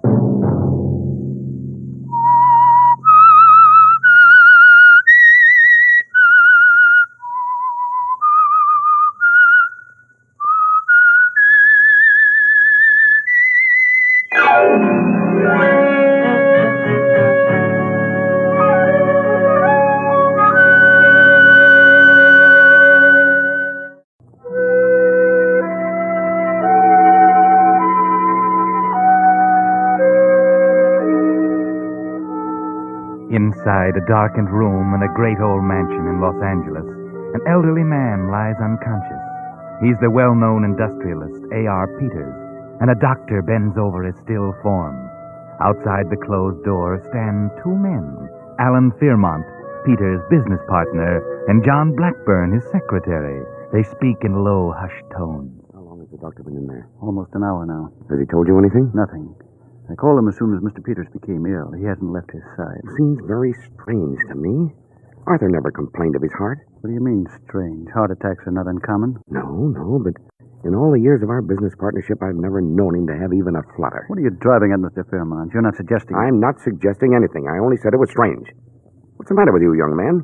You're not suffering from a guilty conscience, are you? Certainly not. No, of course not.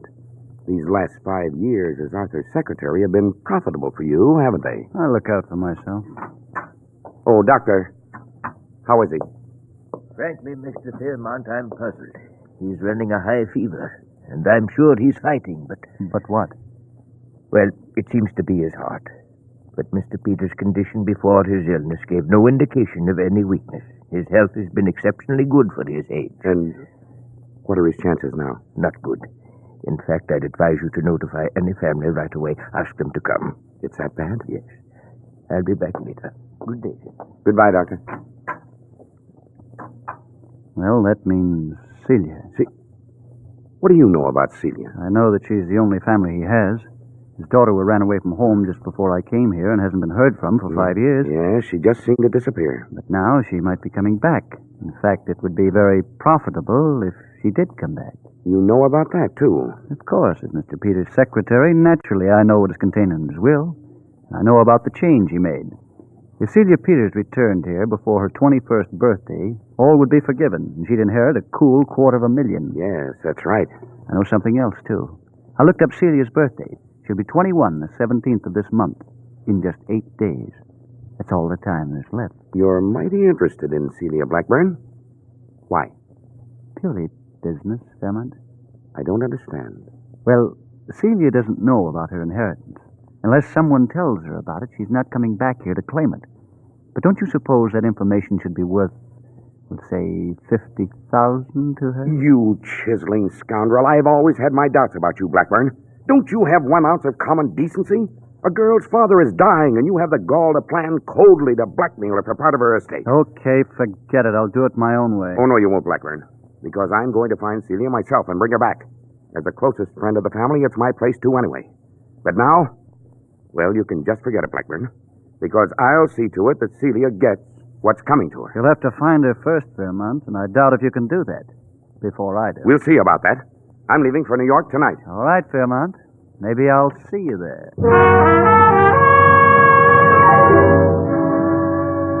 Nice fellow, this Blackburn. You'll have to work fast, Fairmont. 2 days have passed already, and you've just arrived in New York. Only 6 days left. In 6 days, you must find Celia Peters and convince her she must return with you. 6 days to comb a city of 7 million people for a girl whose face would be only vaguely familiar after 5 years.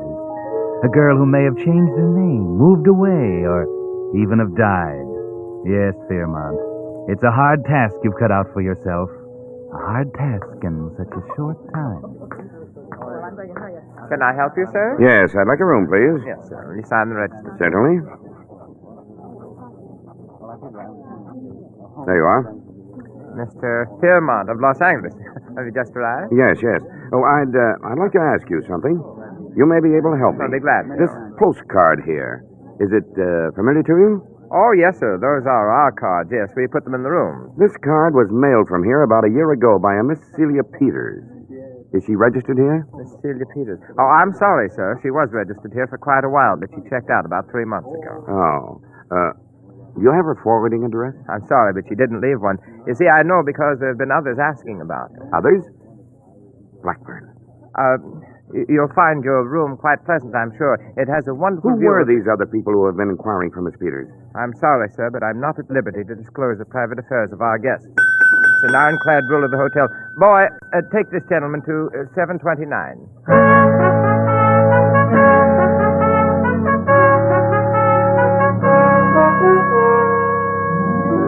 Up in the elevator you go, Fairmont. One strike against you. Blackburn's here and ahead of you. It's going to be more difficult than you imagined to find Celia Peters. You better get busy. Call that number you heard about.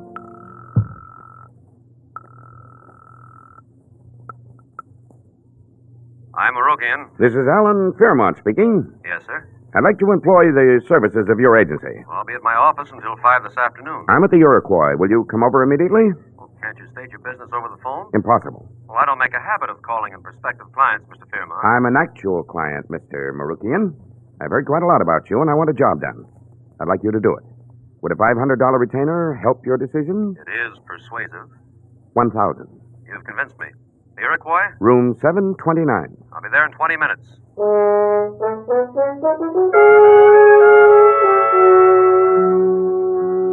A private detective to trace Celia. Yes. But I, Marukian, isn't the only one in town. There's Pat Sheffield, and he too has received a call. Name Celia Peters, age about 21. Look, how do I know this thing's on the level? Mr. Sheffield, I'm not in the habit of calling detective agencies just for recreation. Now, I've told you all about myself. That should be sufficient to convince you I'm serious. If it isn't, you'll have my check in tomorrow's mail to help you make up your mind. Okay, let's get on with the description. What does this girl do? What are her habits? Miss Peters left home 5 years ago after an argument with her father. She's pretty, rather small, and blonde, according to those who knew her then. She working here in New York? Probably. She has no other means of support. And one more thing. Yeah? No publicity. None at all. The search must be kept quiet. You, don't want the police interested, I guess, huh? No. But not for the reasons you may think. You have my address, and I'll expect a report right away. We have no time to lose.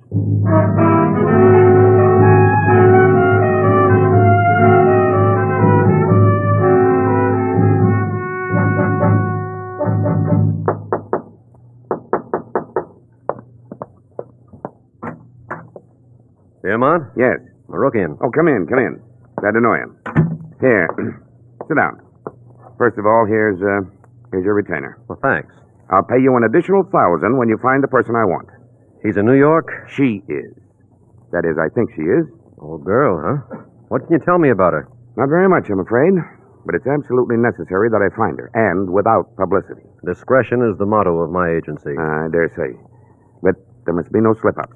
Publicity would spoil everything. I understand. Her name's Celia Peters. Here. Here's a picture. That was taken about 5 years ago. I don't know if it'll help you any. Oh, she's a child. She was 16 at the time. Still have freckles? I don't know. Very pretty. That was snapped just a few days before she left home in Los Angeles. I've no doubt that she's even prettier today. Lots of jobs for a pretty girl like that here in New York. Do you know what she's doing? I'm not sure. The only word we've had from her in the last 5 years was this postcard sent from this hotel about a year ago. On it, she said she was working as a model. A model? Yeah, that's the most logical for a pretty girl of her breeding. Then you've seen her pictures in the magazines. Oh, no. No, we haven't. Never. What's the matter? Don't you read magazines out there? Models are always photographed and get their pictures in the magazines. Yes, but I've never seen Celia's picture in anything. Well, she's not a model, probably. Maybe she's going into show business. That's the next best place to find a pretty girl. Well, it's possible, I suppose. Although Celia wasn't trained for anything. She'd never worked a day in her life when she left home. Okay, if that's all the information you can give me, I'll get started. Fine. Only, Marukian, I can't impress upon you too much. There's no time to lose. Miss Peters must be in Los Angeles within 6 days, and there may be others trying to reach her. It's imperative that I find her first. There's $250,000 involved. I see. Then you're right. There is no time to lose.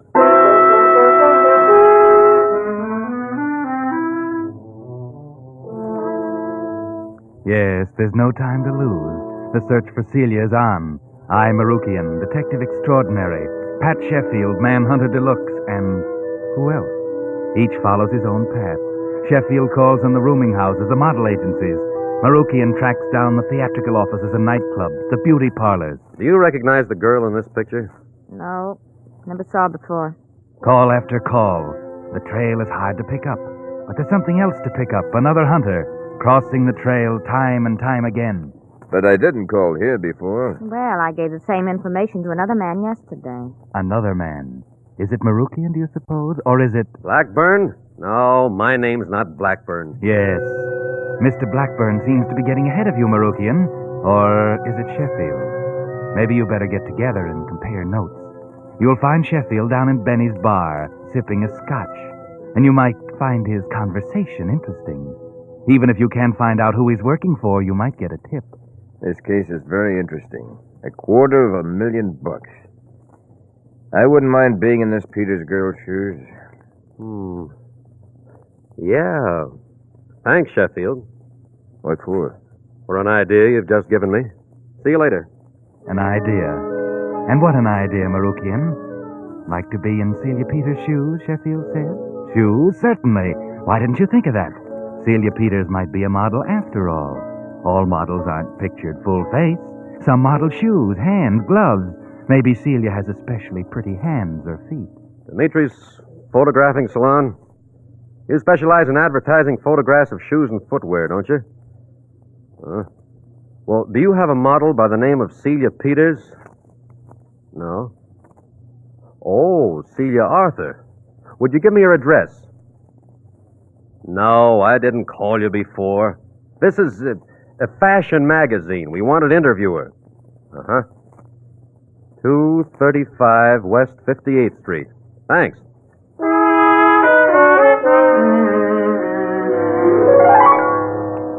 Yes, it was an idea. Now Marukian is on the track. He picks up Fairmont and they go to West 58th Street. Celia Arthur, eh? That's right. Yes, she might use that name. It's her father's first name. Are you sure this is the right address? Yep. Come on. Apartment B, back this way. All right. There's one thing I wanted to ask you, Mr. Fairmont, about Sheffield. Did you hire him, too? Yes, but he hasn't had much luck. No? Sheffield's not so dumb. I wonder. Maybe he just hasn't passed his information on to you. You don't mean you think that he would... I don't know. I just wanted to know if you were sure who Sheffield was working for. Let's see. Oh, this should be it. Apartment B. Right. Where the door's ajar. Yes. We might just as well go on in. Wait. There's someone sitting at a desk, going through papers. But that's not Celia. It's a man. It's Blackburn.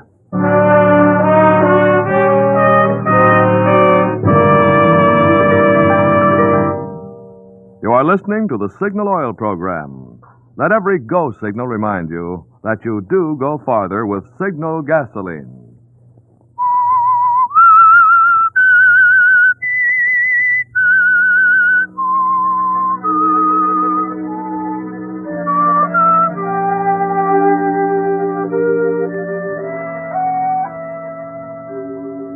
Just as Marukian and Fairmont seem on the point of finding Celia Peters, they arrive at her apartment, only to discover that Blackburn has beaten them. And it seems that you've done a good job of it, haven't you, Blackburn? Well,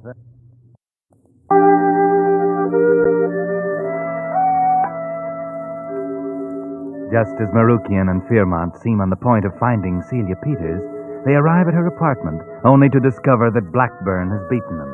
And it seems that you've done a good job of it, haven't you, Blackburn? Well, Fairmont, so you finally arrived. Where's Celia? She's not here. What have you done with her? She's perfectly safe, but you won't be able to find her, not before we get on that plane for Los Angeles. You mean Celia let you talk her into giving you a cut of her fortune? Well, let's say we've just reached a little agreement. The game's over, Fairmont, and I've won. You may as well call up your detective and go home. Why, you cheap little cheat. I'll have you thrown in jail for this outrage. I'll thrash you myself.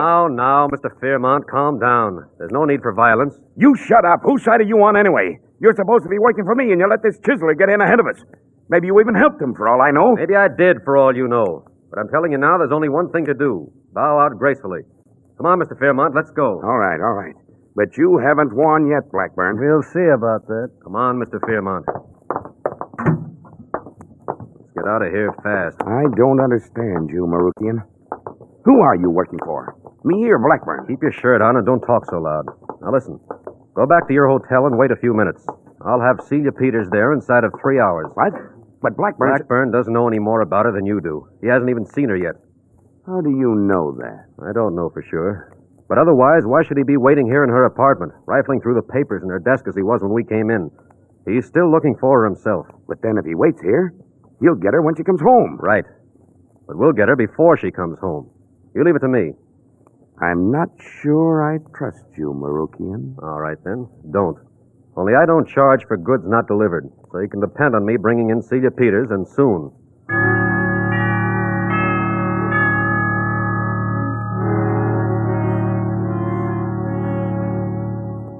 Yes, Mr. Fairmont, that's all you can do. Go back to your hotel and wait, trusting Marukian. But your first caller isn't Marukian, it's Sheffield. Hello, Mr. Fairmont. Come in, Sheffield. You're just in time. Thanks. Well, I guess we haven't had much luck. Huh? You exhausted your possibilities? Looks that way. It's pretty easy for a girl like that to be swallowed up in this big city. You're giving up, then? That's up to you, of course. I'll give you your fee. No, I didn't find her. I'm not entitled to anything. Could it be you've already gotten your fee? From somebody else? What do you mean? I mean that... Yes? Who? Oh, all right. Thank you. Well, that was the desk clerk. He said Celia Peters and I, Marukian, are on their way up. Celia Peters, huh? So we found her after all. Well, that lets me out, and I might as well be going. I'd rather you waited. I'd like for you to be here. You were just telling me that you didn't trust me, so... And I don't trust Marukian either. So I want you both here. Well, here they are now. Come in. Well, Mr. Fairmont, here she is, Celia Peters. Hello, Mr. Fairmont. You're Celia Peters? Yes. Well, don't you recognize me? I know I've changed in these 5 years, but I thought you'd still remember me. Yes, of course I'd remember Celia Peters.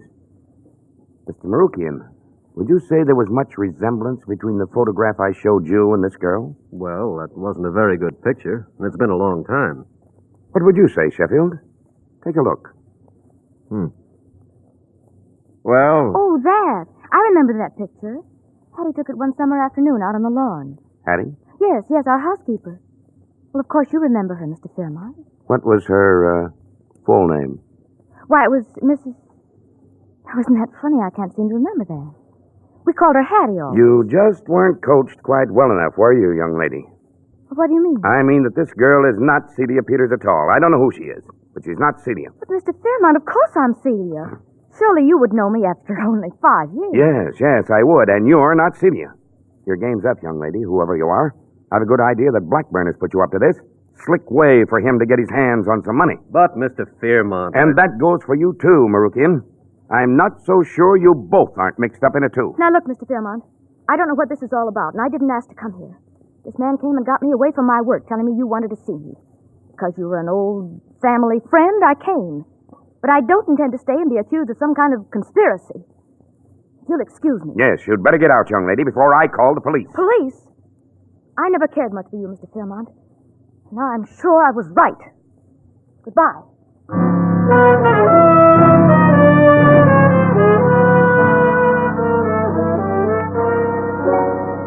Well, after all that frantic search, it turned out to be the wrong girl, and Fairmont suspects a fraud plot. You were lucky to get out of this without an explanation to the police, weren't you, Sheffield? Well, I'm glad this one is over, Marukian. I'm not so sure that it is over. No? How do you figure? It's possible that Fairmont made a mistake, that was Celia Peters. After all, she's probably changed a lot since she was a kid of 16. Yeah? It's more possible that he made a mistake than that we did. After all, you and I were crossing each other's trails all along. And this other guy, Blackburn, he followed a different trail and arrived at the same girl. It doesn't seem reasonable that we'd all make the same mistake. You're right. And another thing. When I brought her into the hotel to see Fairmont, the desk clerk recognized her and called her Miss Peters. Yeah. He announced her that way over the phone. Well, Celia Peters lived in that hotel a year ago, and the clerk would know her. Sure. Then that was Celia Peters. Yeah. Ah, but what good does it do? We were hired by Fairmont. If he doesn't accept her, our job is done. I wonder. There's still Blackburn, and there's something fishy about the whole thing. I'm going to get to the bottom of it. Maybe we can both save our fees. Okay, what do we do? You tail Celia Peters. I've got some calls to make. I'll meet you later. Probably at the airport.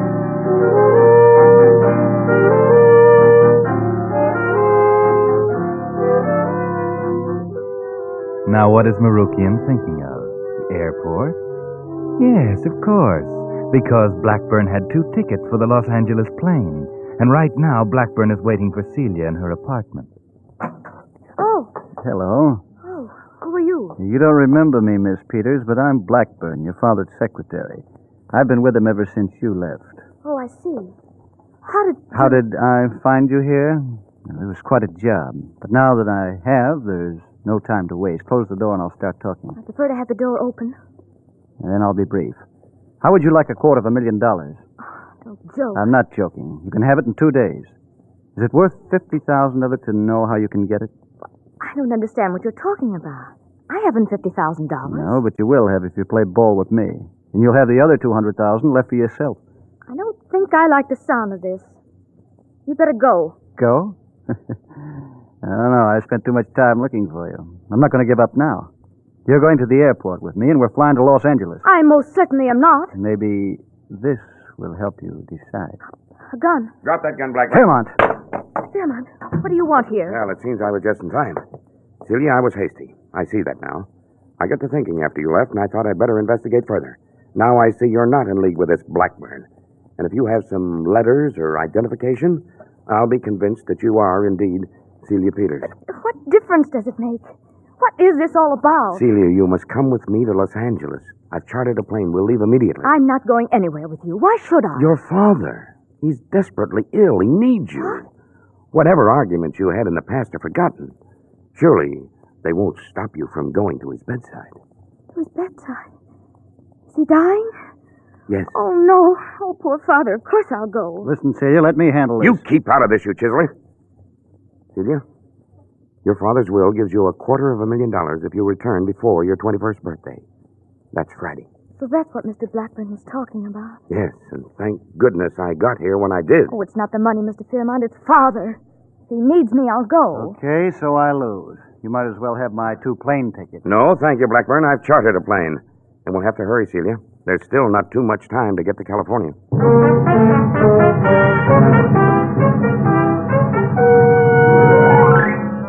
Well, Celia's going to show up at the airport after all, but not with Blackburn. I wonder if that will upset Mr. Marukian's plans. Why, Mr. Marukian, what are you doing here? I just thought I'd see you off. Oh, yes, Marukian. Well, she's the right girl after all. I'll drop a check for you and Mr. Sheffield in the mail tomorrow. Thanks. So you're off to collect your fortune out in Los Angeles, Miss Peters, huh? Yes, I guess so. Sure you've got the right plane? What do you mean? Have you asked the pilot if he's going to Los Angeles? No. Well, I have. He isn't. This plane was chartered for a trip to Florida. Well, I don't understand. There must be some mistake. There is. And you made it, Fairmont. Hey, what's going on here? Oh, hello, Sheffield. Glad you're here. You can help me hold Fairmont for the police. Police? Why, what do you mean? I mean the police will be glad to get a hold of you, Fairmont. You're wanted for murder.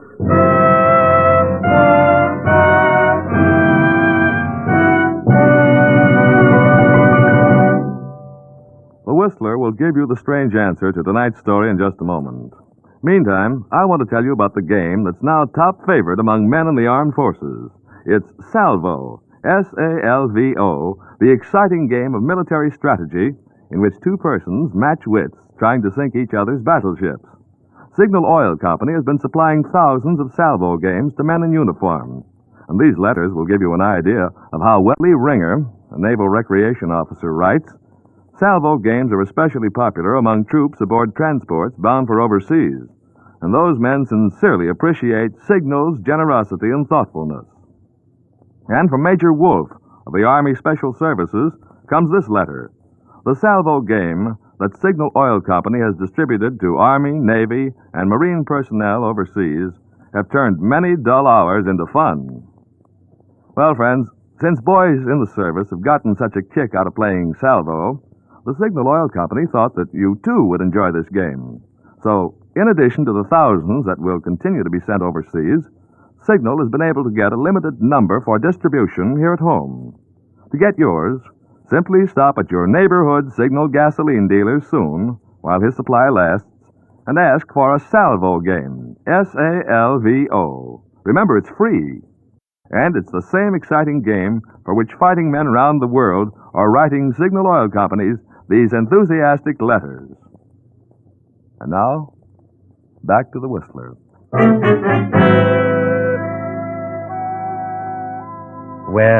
Marukian was right.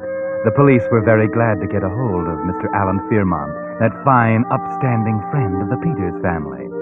He wasn't such a friend after all, as it turned out. Marukian said murder, and that's what it was. The murder by poisoning of old Mr. Peters. Yes, it wasn't heart failure at all, but Fearmont didn't think that would ever be found out. His anxiety to get to Celia before Blackburn did was explained when the details of Peters' will came out. If Celia didn't get back to claim her fortune, the money went into the business, Fearmont's business now. So when Blackburn found Celia, Fearmont had to intervene. He tried to take her on the airplane trip to Florida to keep her away from Los Angeles until after her birthday. But Marukian suspected Fearmont when he refused to identify Cecilia and found out that the airplane trip, and then contacted Los Angeles to learn about Mr. Peters' mysterious death. A smart detective, wasn't he? Yes, even Sheffield found that out, because Marukian deduced the fact that Sheffield was working for both Blackburn and Fearmont.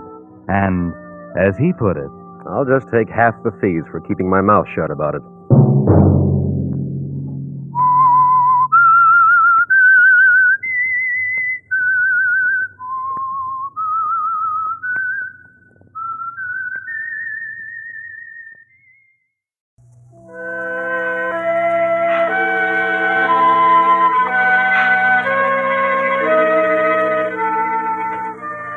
What is it that makes a man or a woman take that first fatal step down the wrong road? That step that looks so simple and so easy, but from which there is no turning back. There are many reasons, of course, many. In Peter's case, it was simply money. A man offered him a lot of money to forget something one morning, and he couldn't resist it.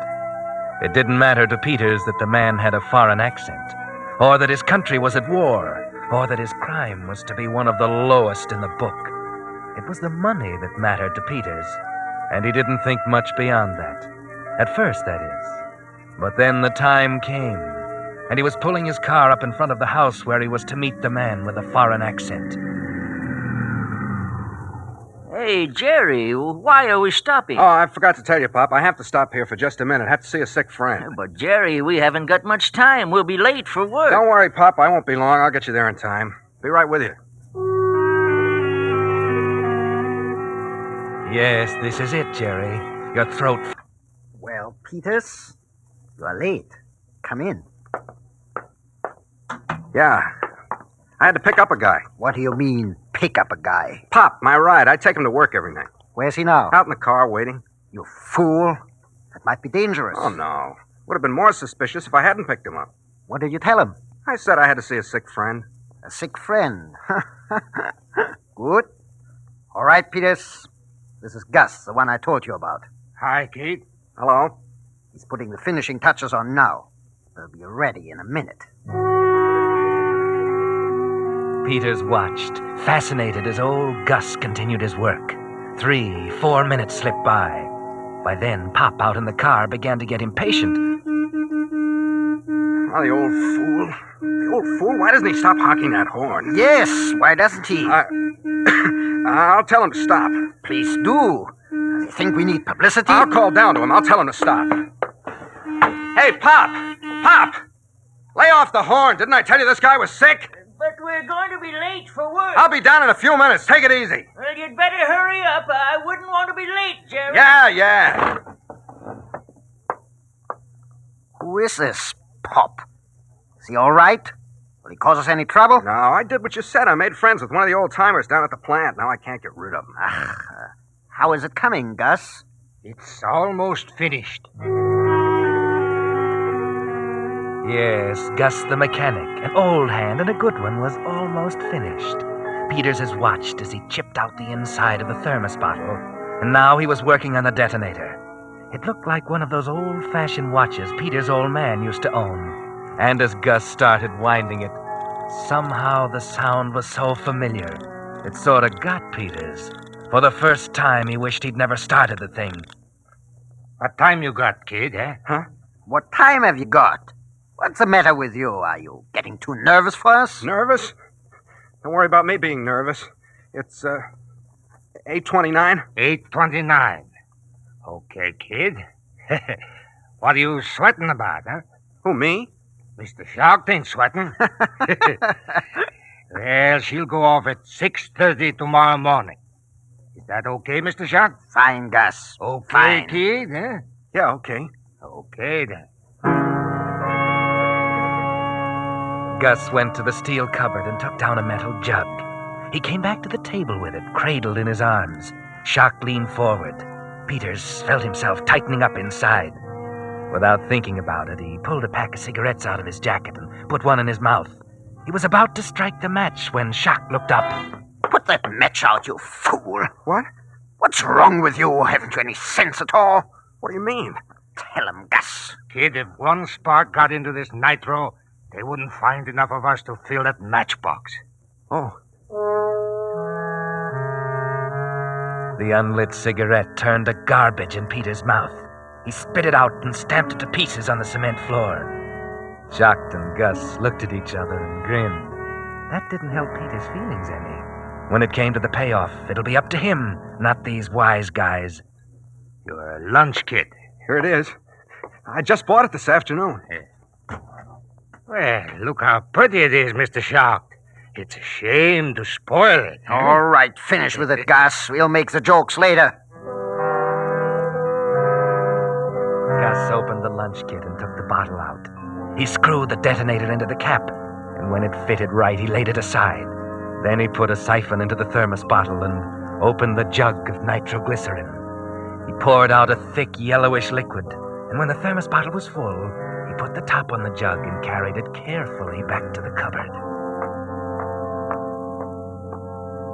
You better be far away when this goes off, kid. I'll be far away, all right. Peters is a smart boy, Gus. He comes to us well recommended.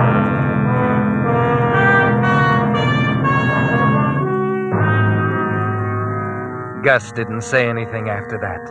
He bent down over his table and his eyes tightened up till you could barely see them. He worked quickly, and you could see he knew what he was doing. Watching him, Peters began to feel a little better about everything. Now Gus was finished. He put the thermos bottle of nitro back inside the lunch kit, and then the sandwich and the orange. Then he closed the kit and handed it to Peters. Here you are. And don't drop it. I won't. Now, you sure everything is all right? Yeah, everything's all right, Mr. Shark. I want to see you here tomorrow afternoon at 1. I'll be here, don't worry. Peters, stop using that expression. We never worry. There's your friend again, huh? All right, Peters, get out of here. Go before the old fool gets us all into trouble.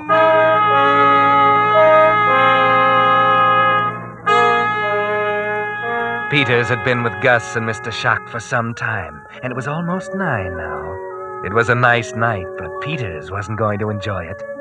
The old man was sitting in the Chevy smoking his pipe as Peters walked up. Is that you, Jerry? Yeah. It's about time. What kept you? We got to talking. He's pretty sick. Well, we're going to be late for work, Jerry. Is that any way? You should have taken the bus. And what about you? I'd have been late, so what? So what? That ain't no attitude, Jerry. Okay.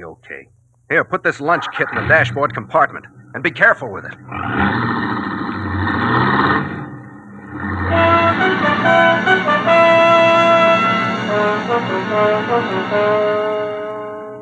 The drive to the plant was something Peters would never forget. Just thinking about what was in that lunch kit was enough to drive him nuts. If he ran into something, if a tire blew, if a speck of dust got into his eye and he ran off the road, he stayed off the main highway. Too much traffic. This ain't the right road, Jerry. It'll get us there. We've been going 25 all the way. Can't you go any faster? We're going to be late, Jerry. We'll get there. Oh, you young fellas of today. You're a strange, disturbing lot. You've a fever in your blood. You're restless and you don't know why.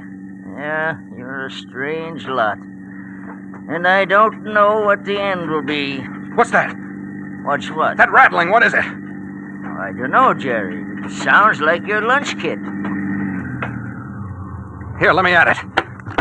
Well, what are you worrying about that for? We're going to be late. Stop telling me we're going to be late. Stop jabbering. Let me alone, will you? Yes, Jerry. You think the lunch kit will be okay now? You packed it in pretty well. Okay, but if it starts rattling and I don't hear it, let me know right away. You hear me, Pop? I'll let you know, Jerry. You sure think a lot of that lunch kit. Yeah.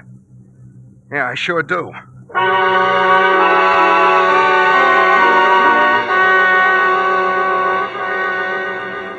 At last, they got to the plant. The night shift was already at work. The parking lot was jammed with cars. Yes, they were late, but Peters was glad of that. Now he'd be able to park near the entrance, and later on he'd be able to get out in a hurry. Okay, Pop, this is it. I'm sorry I made you late. Oh, that's all right, Jerry. You mind if I go back with you in the morning? Okay, just be here prompt. I won't wait for you. Peters took out the lunch kit and started for the main gate. The guard was standing there, inspecting everybody with a flashlight. Peters grinned at him and snapped the lunch kit open. How are you tonight? Okay. Not eating much, are you? No, not much. Well, you ought to put some weight on you. Pass. Peters punched in, changed his clothes quickly, and left the lunch kit in his locker. His stomach felt funny, and he figured he'd probably look pretty haggard. So he went up to the washroom and washed his face and let the cold water run on his wrists. It was then he noticed that he'd left his wristwatch in his street clothes. It was against the rules to go back into the locker room until the shift was over. And now, all night long, he wouldn't know what time it was. Have to ask, have to guess. The ache in the pit of his stomach got worse. It wouldn't do to get sick tonight. So he drank a lot of water and the pain went away. And then he picked up his riveting gun and went to work in the shop. Hey, what are you doing? Stop that gun. What's wrong, Mr. Davis? What's wrong? Don't you see with your own eyes what's wrong? Is that any way to rivet a flap? Where's your clamps? Where's your sage? Gee, I'm sorry, Mr. Davis. Don't be sorry. Do it right. Come on, get on the ball, Peters. Yeah, get on the ball, Peters. Don't be so nervous. Don't show how you feel down inside. Concentrate. Think. But you can't think, can you, Peters?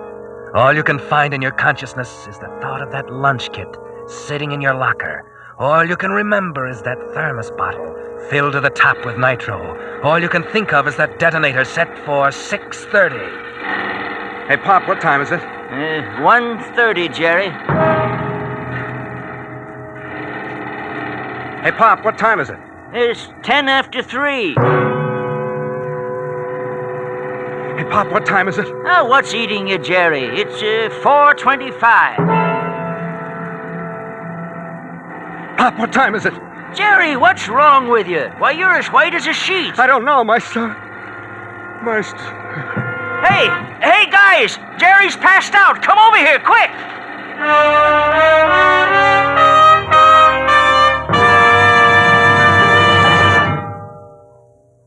You are listening to the Signal Oil program.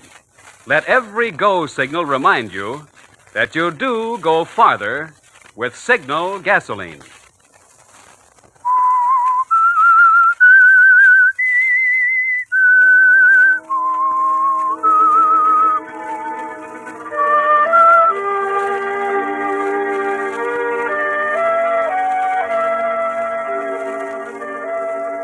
When Peters woke up, he was lying on a cot in the plant dispensary, and the staff doctor was bending over him.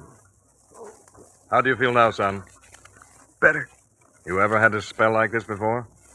No, I never did, Doc. You're pretty nervous, aren't you? No, I'm all right. I don't know. Your pulse was going 50 miles an hour when they brought you in. Yeah, but I'm all right now, Doc. I want to go back to the job. You want to what? What kind of a doctor would I be to send you back to your job? Come on, relax. But I'm okay now. Take it easy. Take it easy. Doc, what time is it? Oh, it's 5:30 now. The shift ends in half an hour. Oh. Here, you hold this glass of water. What are you going to do? I'm going to give you a couple of grains of barbitol. Take you in the next room and put you to sleep for a couple of hours. That'll fix you up. What's the matter with you? Now look at that mess. I don't want to go to sleep. I'm all right. Yes, you're all right. You can't even hold a glass of water. You're in fine shape. But I got things to do as soon as the shift's over. Well, they can wait. Your health is more important. I'll hold this glass myself. Oh, Doc, look, I'm okay. I don't like to take dope. This isn't dope. It'll slow you down, and you'll wake up feeling like a new man. You little fellows, you don't know how to relax. It's a wonder you live as long as you do. Here, take the pill. I'll put it in your mouth. All right. Swallow some more. Now, come along with me. There's a cot in the next room. Now, you just lie there and behave yourself. In a few minutes, you'll be sleeping like a baby. Okay. That's right. I will put these blankets up over you. You okay now? Yes, Doc. All right. I'll turn out the light. Good night, young fellow. Good night.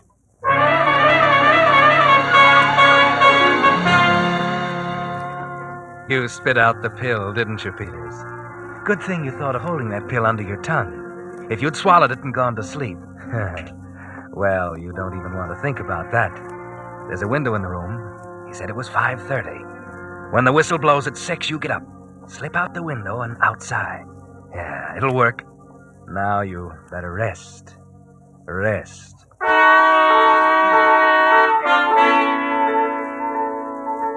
Only you can't rest, can you?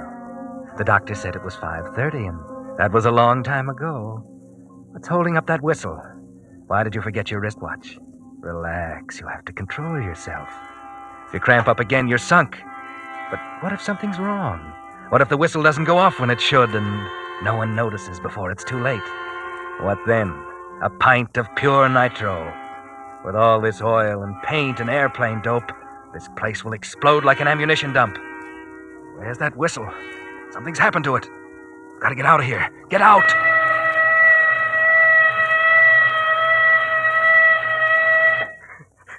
That's over. Now I gotta act fast. Get out of here. Do everything right.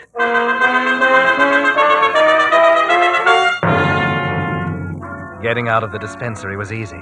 There was a shed right below the window. Peters dropped to the roof of that and then to the ground. He didn't feel too good. He was still weak from the cramp, but there was no time to think about that now.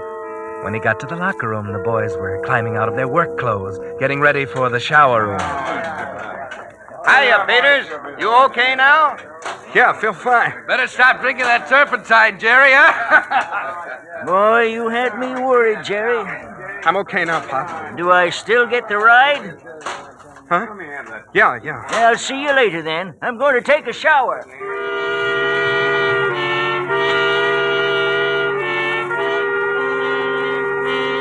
Peters changed into his street clothes and nothing flat, not caring particularly how he looked.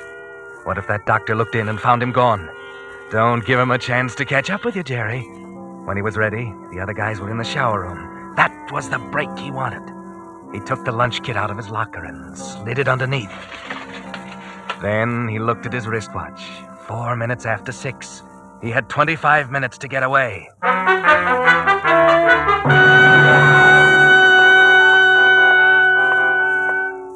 He was walking down past the front offices. No one else around yet.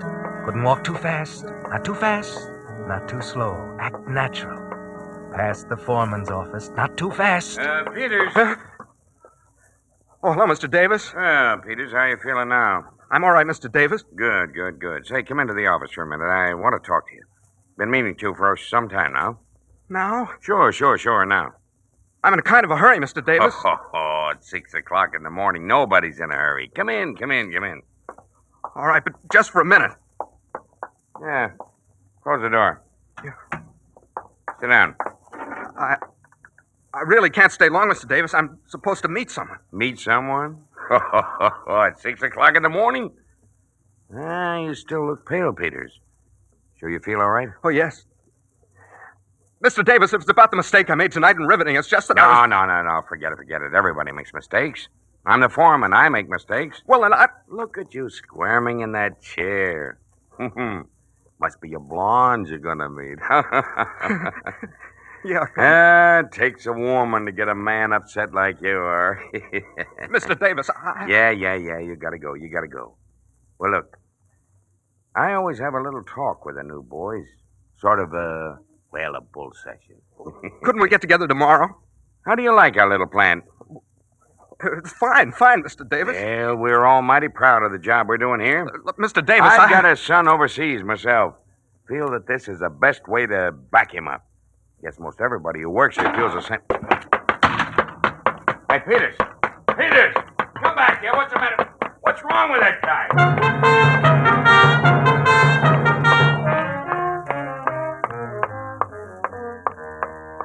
Okay, slow down, Peters. He's not chasing you. Look at your watch. 6:14. There's still plenty of time to get away. Leave the main building. Start across the yard for the main gate. It's still dark. You're one of the first out. Hey, you! Hey, slow down, will you? How far have I got to chase you? What do you want? You know as well as I do what I want. You forgot something. What did I forget? You forgot to punch the time clock. I'll do it tomorrow. Tomorrow? Then it'll be my neck. You're not leaving this plant till you punch out, mister. All right. I'll go back and punch out. Well, where's the fire? Where's the fire? You ought to work that energy out during your shift, young fella. Yeah. Okay. Hey. What? There are 20 guys in line ahead of me. Well, sure. What did you expect? You ain't the only one on this shift, you know. Hey, look, fella, I gotta get to town early. How about letting me punch out now? End of the line, Bud. Well, it'll just take me a second. End of the line. Yeah, we all want to get to town early, Bud. Okay.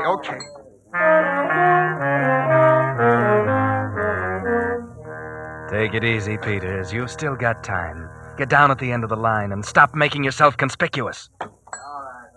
Hi there, Peters. Hello. Say, I think Pop's looking for you. Yeah? The old guy sort of adopted you, ain't he? Yeah.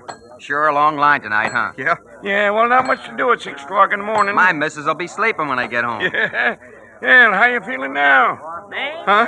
Graham. Oh, okay. How you feeling, eh? Say, is my watch right? I have 6:18. Well, yeah. 6:19 I got. I could be wrong. Name? Peters. Check. Name? Thomas.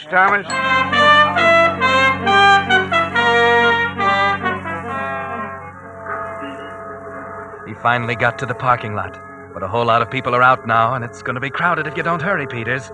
It's a little cold, too, and it takes a couple of seconds for the motor to catch. It's 6:21, Peters. No time to waste now. You're fighting for your life. Start backing out, quick. Hey, look out! Hey, you! Look at my headlights. What's the matter with you? Come out here and see what you did to my headlights. I'm sorry. I'll pay for them. That ain't the idea. You can't buy headlights like this anymore. All right, Peters is my name. Jerry Peters. I work in Shop 5. I'll see you tonight. We'll work out something. Not so fast. I've got to write this down. Got a pencil? Here's my pen. Use it. Jerry Peters. Shop 5? Yeah. Okay, here's your pen. I'll see you tonight. You gotta watch where you're going this time of the morning. Back up and let me out, will you, fella? All you guys always in a hurry. That's how trouble starts. All right, my partner's backed her up. It's clear now. Thanks. You gotta hurry.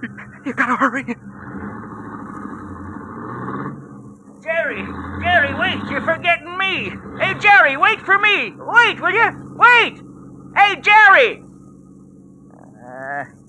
He got away.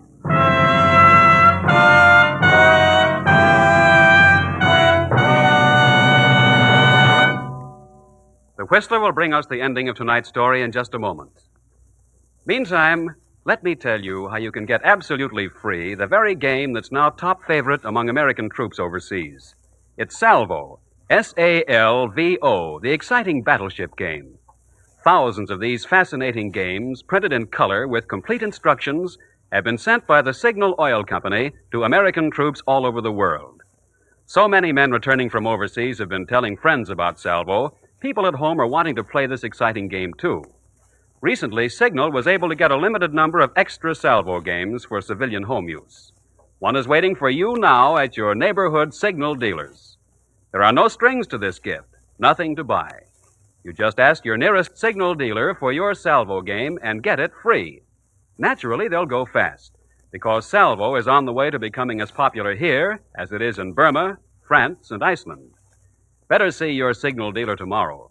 When you find what a friendly, conscientious fellow he is, you'll understand why Signal-serviced cars do go farther. And when you see how much fun Salvo is, you'll thank me for getting you in on this offer early, before your signal dealer's limited supply of salvo games is gone. Stop by and see him tomorrow, sure. And now, back to the Whistler.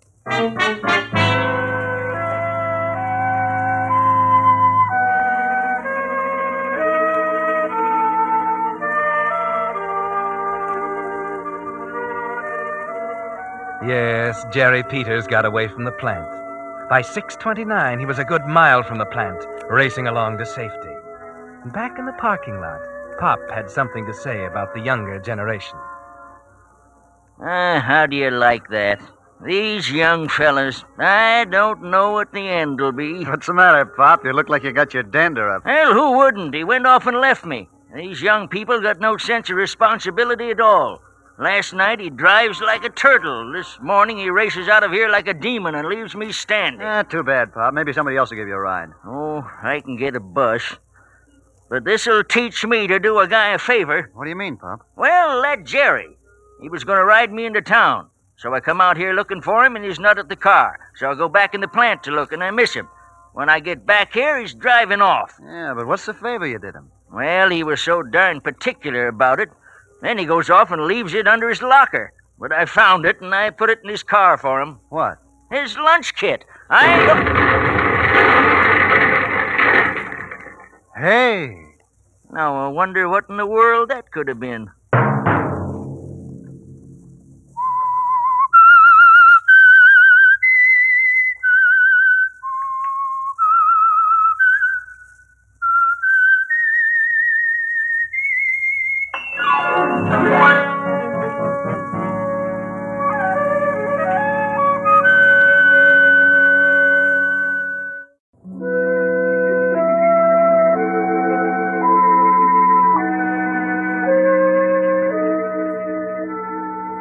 Bitterness, like wine, matures with age.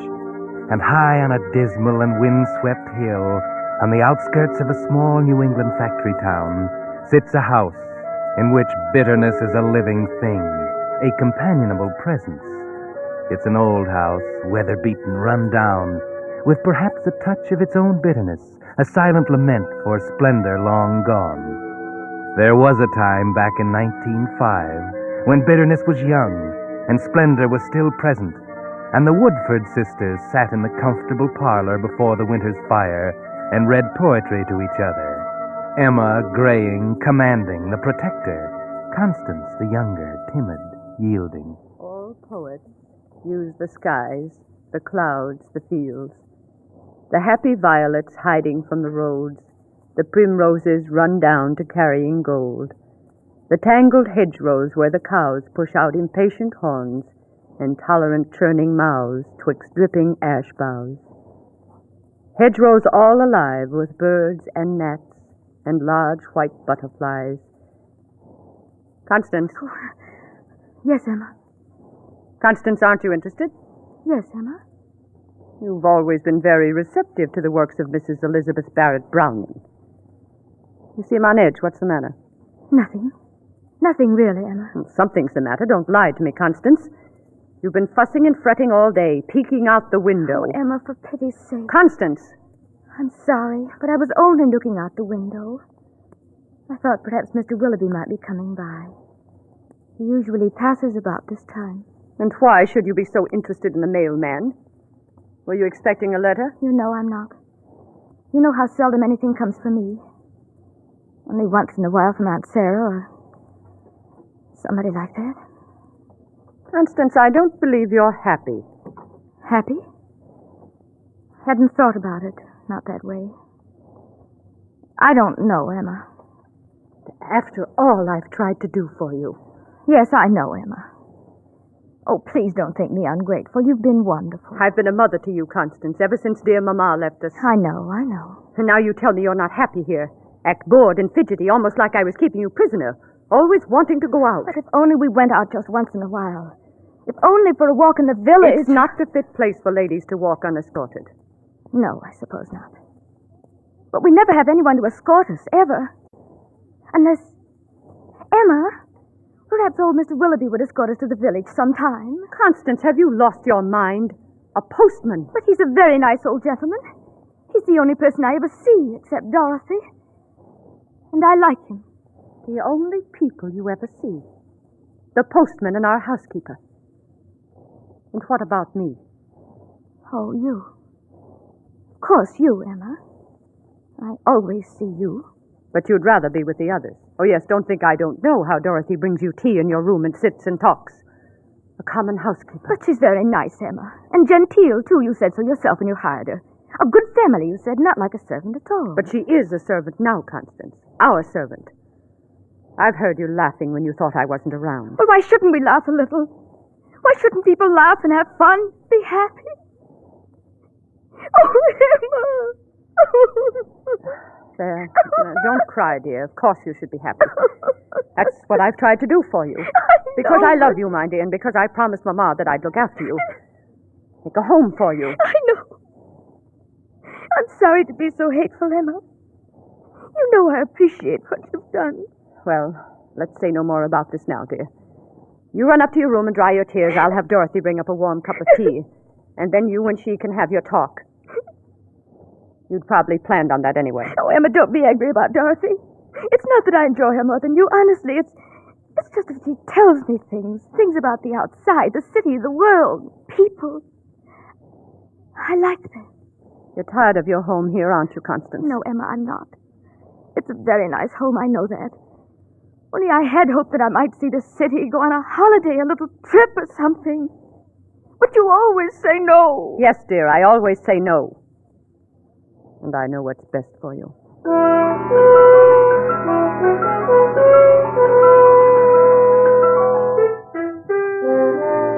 Yes, Sister Emma knows best, Constance.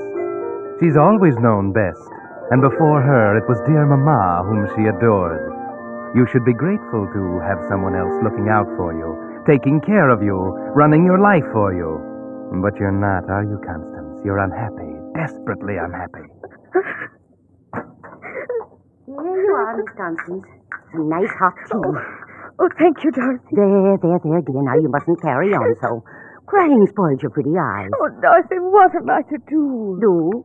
There's precious little you can do with her running you like you didn't have a mind of your own. But I do have a mind of my own. I'm not a child. Of course you're not. You're a grown woman, and you're not getting any younger.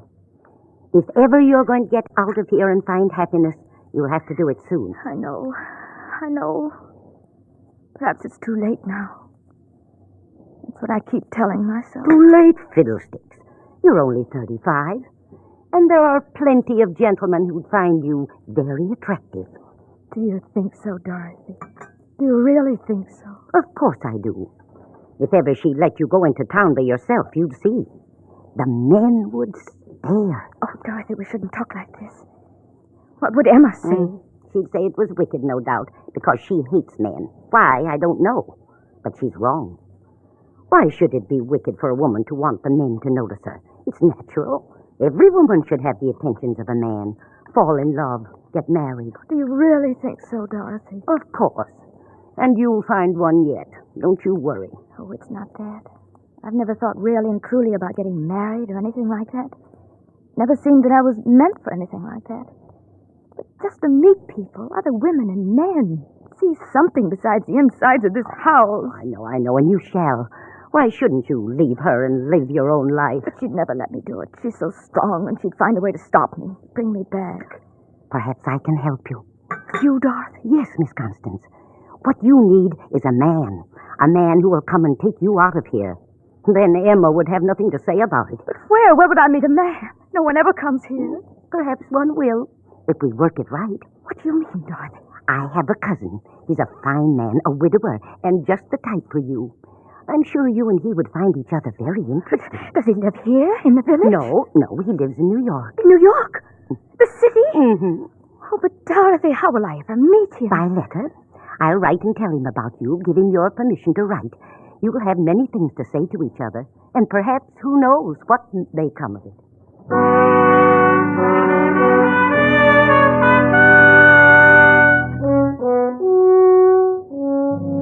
And that was the beginning, wasn't it, Constance?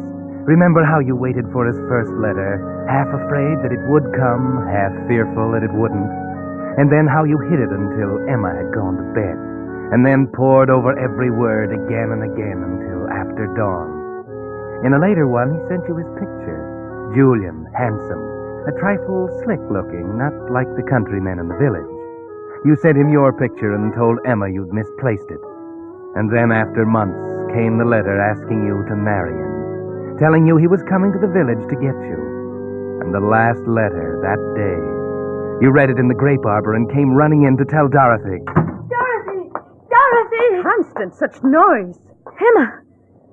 Oh, I thought you'd gone down to the grocer's. And this is the way you behave behind my back? What do you have there, Constance? A letter? Why? Oh, yes. Oh, well, I suppose it's from Aunt Sarah. Come in and read it to me. I can't, Emma. What do you mean you can't? It's personal. Personal? Do you know what you're saying? We have no secrets from one another. We never have. I always read you my letters. But this is personal. I can't read it to you. Constance, you're acting very strangely. Let me see that letter. No, no! You're hiding something from me. Let me see it. No! You're hurting my arm. Constance, baby. What have I done that you should treat me this way? Haven't I always thought of you? Always before myself? And now you tell me you have something private and personal between us. Oh, I'm sorry, Emma. I didn't mean to hurt you, really. But, well, I suppose I might as well tell you now. You'll know soon enough. He's coming here tonight. He? What are you talking about, Constance? Julian, my friend. This is his letter telling me he will be here tonight. You've written to a strange man behind my back. There's nothing wrong with it. We've just exchanged letters, such nice letters. He's told me such wonderful, interesting things about life in the city. Constance, how could you do anything so sinful? Please try to understand, Emma. Perhaps you're satisfied to stay here in this old house all your life, but I'm young and I have a right to some happiness. I want to get out, to live. So, this creature wants to take you away. After all I've done for you. Grown old caring for you, giving up everything for you. No, Emma, you've given up nothing. Everything is just the way you want it. You keep saying that you're taking care of me for Mama, but you're not. You're keeping me tied here, trying to make me give up everything for you. And I can't do it, not any longer, Emma. If Julian will take me, I will go away with him. I will marry him. Who is this man? How did you meet him? He's Dorothy's cousin. She told him to write. The relative of our servant. You said yourself she came from a good family. He's just as good as anybody. He's wonderful. What do you know about him? Everything. He's been writing regularly for 6 months. He's told me everything. You fool. You fool. Why do you suppose a man like that would want to marry a country girl 35 like you? Don't you see he's after your money? Dorothy's told him that you have money Mama left you. That's all he's after. That's not true. Oh, isn't it? Well, you'll never get the chance to find out because you'll not go off with him. I'm through obeying you, Emma. I shall go with Julian. Tonight. We'll see about that, Constance. We'll see.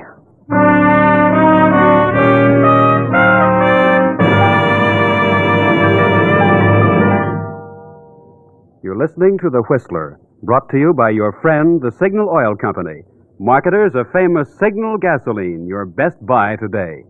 Remember to let every go signal remind you do go farther with Signal gasoline.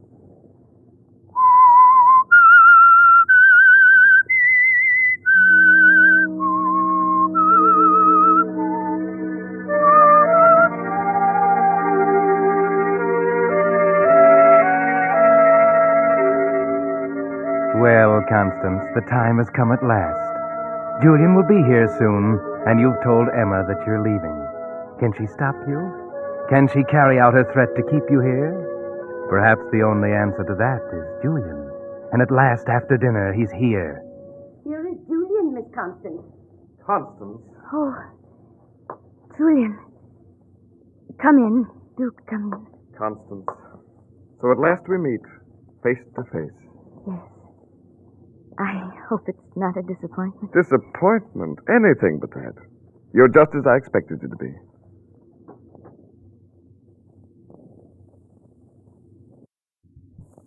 And what about me? Oh, yes. You're just as I expected you to be. But I interrupted something. You were tending the fire? No, I was burning your letters. Then you've regretted your decision, Constance. No, Julian. Then why? I warned you. It's Emma. She wants to stop us. She's upstairs hunting for these letters now. We shall leave anyway. She can't stop us. But she'll do everything she can. She'll stop at nothing. Some fiendish power I don't understand impels her. Yes, Constance. Go on. Julian. You are Emma? I am Constance's sister. Constance, if you haven't already done so, go pack your bags. I haven't packed. She would have seen and asked questions. I'll hurry. Come back here, Constance. What do you want? What? I want to talk to you once more. You must listen to me. This man does not love you, I know. Don't be a fool. Don't risk everything on this sudden wild impulse. Think of me. How lonely I'll be. This man wants your money. And what do you think he'll do with you when he finds you have none? But I do, Emma. Half of what my mom and papa left is mine. Yes, but I have control of it. You don't even know where it's kept. Did you think I would just give it to you? I don't care about the money, and neither does Julian. I'm going to pack. I won't be long. You'll only have to unpack, Constance. Constance and I are to be married, Miss Emma, with or without sisterly approval. I understand that to be your intention. Surely you can have no objection. She's not a child. She's 30.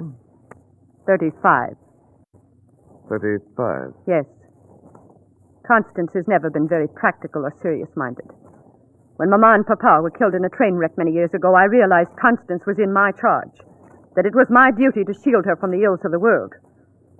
I believe I understood you to say Miss Constance has no control over her money. You understood correctly. Well, I'm not poor. Oh, far from it. But of late I've suffered some reverses, and... Constance will have no money unless I give it to her. You know, I admire a woman like you. I admire your strength, your practicality. Really? And now, Miss Emma, that I've come face to face with you and your sister, it seems to me that you're strikingly the more admirable of the two. Just what are you implying? That perhaps I was being too hasty. Perhaps if I were to think this over... You know, Miss Emma, you too have a right to a man's protection and a man's love. You filthy beast. I've never asked for a man's love or a man's protection, and I never shall. I shall have to advise Constance of this interesting deviation in character and this sudden change of affection. And as for you, leave this house. I shall leave. But Constance comes with me. Now understand, I have not the slightest interest in your sister. Especially now. But just because you're so dead set on keeping her here with you, I'm going to take her with me. Of course, I may drop her like a hot penny in a few weeks, but... Why, Constance Pigeon, whatever you heard, don't you believe a word of it. I was just teasing your sister here, the old pill. I'm crazy about you, girl, you know that. Don't you come near me. Don't you dare. Why, Constance, after all the sweet, endearing things you said in your letter... Get out of this house! Hey, who do you think you're talking to in that tone of voice? You'd better leave. No. No, I think I'll stay and sit a spell. Who's to know there's a gentleman paying a call way out here in the edge of town? Who's to know what's going on out here? Julian, I packed more than clothes in these grips. As you can see, you are not staying in this house. Hey, lady, put down that revolver. Firearms are dangerous things to be handling, especially for a woman. It might go off. You're right. Constance, be careful. Well, turn it in some other direction. I like the way it's facing. No, ladies, I was only fooling. Just trying to give you a bit of sport, that's all. To liven up a dull winter evening, that's all. Good night. I never saw such people. Talk about your New England hospitality. Must have been invented by somebody who was never in New England. Well, good night, ladies. It's been downright charming. Constance, you were wonderful. I never thought you could be so brave, standing right up to that big bully. Oh, that was so clever of you, bringing down Papa's old revolver. And so brave. How could you do it? Oh, my heart. Constance, sit down, dear. Please do. There. Oh, if anything should happen to you, I don't know what I'd do. I'm all right. Emma. Yes, dear. Emma, why won't you allow me to have my own banking account? I promise you I won't be extravagant. It's just that I would feel more of an adult. prison in my own right if I knew I could have access to my money. If I did want it. Constance, you were so brave and so forceful. Of course I shall see that you have access to your money. You saved my life. And you will let me have it? My own account? The money isn't in the bank, Constance. It's not? No. It's right here. Right in the house. I wouldn't trust the bank. There might be a run on it someday. Julian might have searched the house. Taken it all. I know. I was frightened to death. Your facing him with the revolver was the only thing that saved us. But I have the money well hidden in a safe behind this picture of dear Mama. And only I know the combination. I never knew there was a safe there. Come, I'll show you.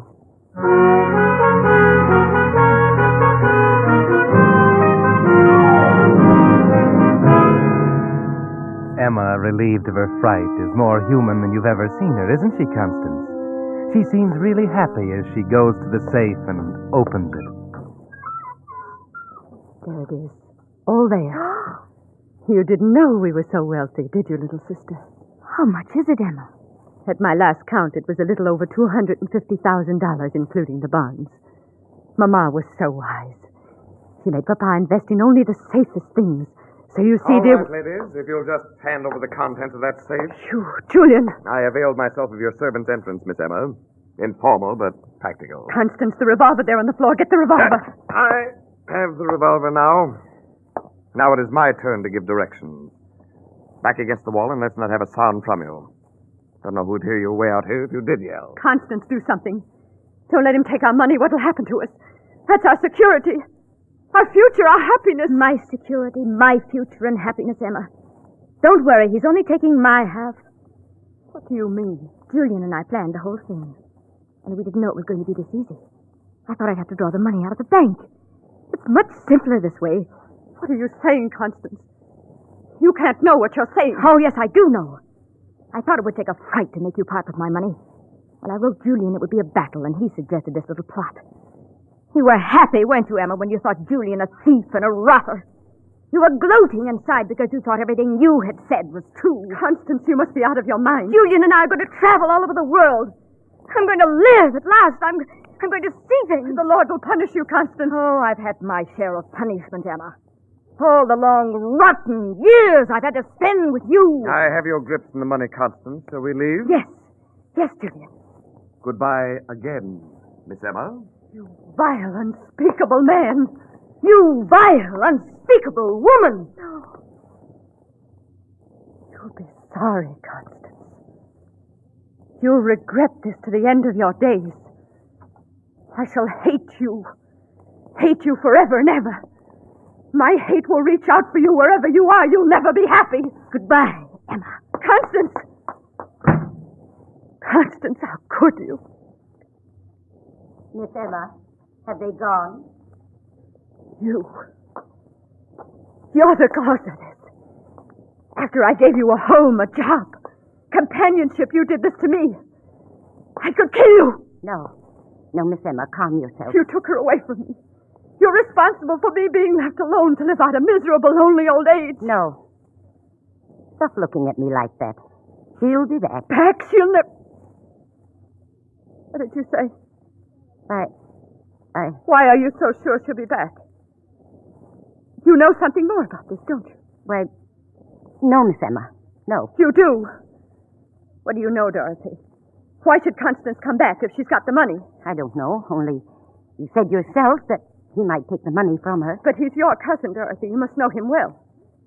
Therefore, you must know he is going to take the money and leave her penniless to come shrinking back to me. Don't you, Dorothy? Don't you? All right. Yes, I do. He planned it that way, and I'm not sorry. It's what the two of you deserve. What good was it doing you, either of you? It'll help Julian and me to really live again. So you're going to get part of it, too? Yes. And it's only what I deserve after what I put up with from you. And there's nothing you can do about it now. They're already on their way to the city to be married. What are you laughing at? You, Dorothy. You think I'm angry at you. You think I want to stop you. No, take the money. I'm glad you're here. Take it. You're welcome to it. Because now Constance will be back. She'll be penniless. Take the money. I'll have Constance back. I'll have Constance back.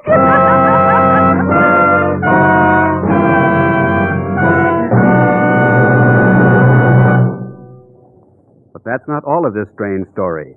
In a moment, the Whistler will be back to tell you what really happened. And while we're waiting, here's the modern version of that old story about the lost horseshoe nail. Just one nail. But for lack of it, the shoe was lost. Then the horse, the rider, and as a result, the battle was lost. Well, this year Uncle Sam says 1 out of every 12 cars will be lost. That is, go off the road. Many of them because just one vital part has worn out, which can't be replaced today. That's why your signal dealer takes no chances of missing even one part when he lubricates your car. It's why he uses the famous signal safety chart, on which the maker of your particular car has indicated every lubrication point and the exact oil or grease it should have. Before your signal dealer returns your car to you, he checks every point against the safety chart, not just once, but twice.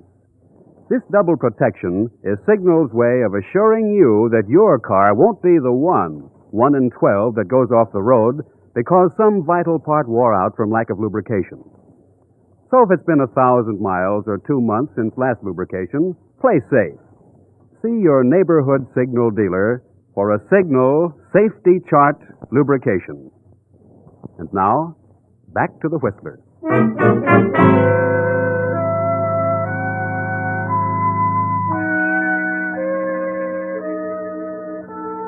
Yes, Emma sat in the lonely old house and waited, nursing her bitterness. And down in the city at a small hotel, Julian stood at the desk, waiting for his bride and her money. Constance was upstairs, dressing for the wedding. It was scheduled to take place at the little church just around the corner within the hour. As the minutes went by and the time grew short, Julian became impatient. He went upstairs to the room looking for Constance. She wasn't there. On the table, he found a note. Dear Julian, I'm sorry to disappoint you, but you see I knew all along what you really wanted from me. I suppose it was deceitful to let you believe you were succeeding, but I needed your help to gain my freedom. Now that I have it, and the money, I thank you and wish you good luck. Goodbye, Constance. Julian knew what that meant. And after a time, so did Emma, sitting alone in the old house on the hill.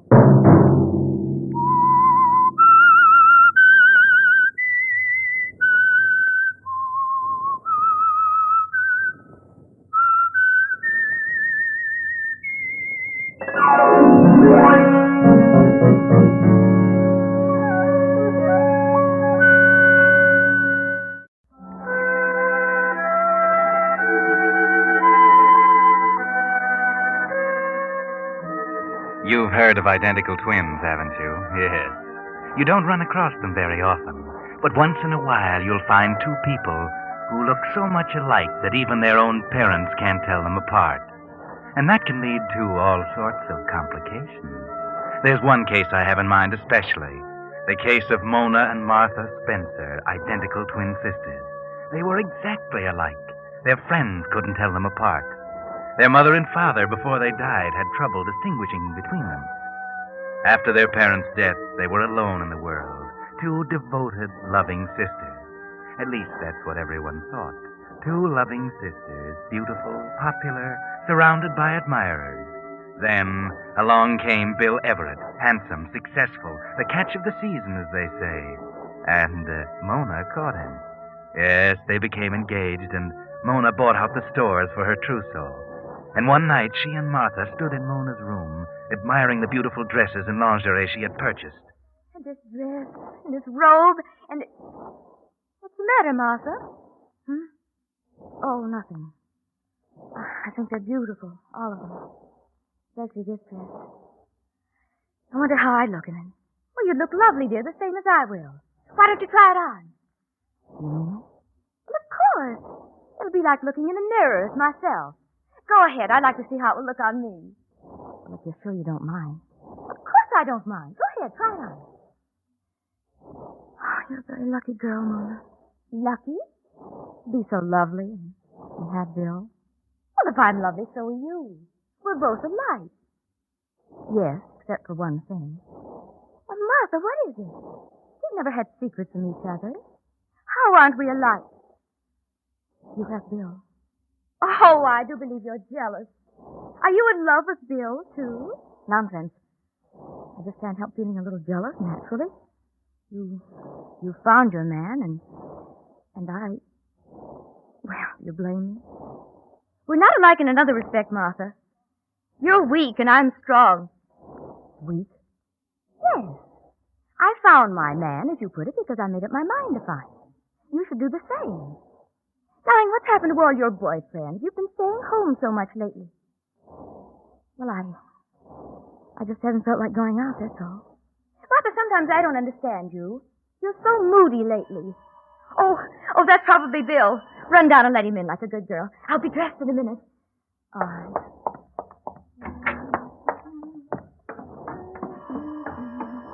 I'm coming. Hello, Bill. Hello, Mona. Oh, wearing your new dress, huh? Oh, yes, but Well, it's beautiful. Well, get your coat. We're late. Oh, but Bill, Oh, I'm sorry. I forgot.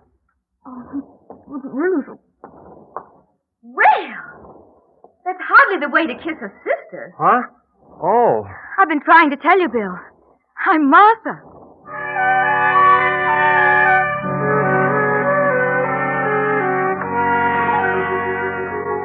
Poor Bill can't tell his fiancée from her sister.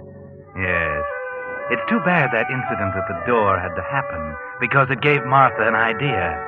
She tried to put it out of her mind, but she couldn't. She thought about it all evening while Mona and Bill were out having a good time. Tell me from Mona.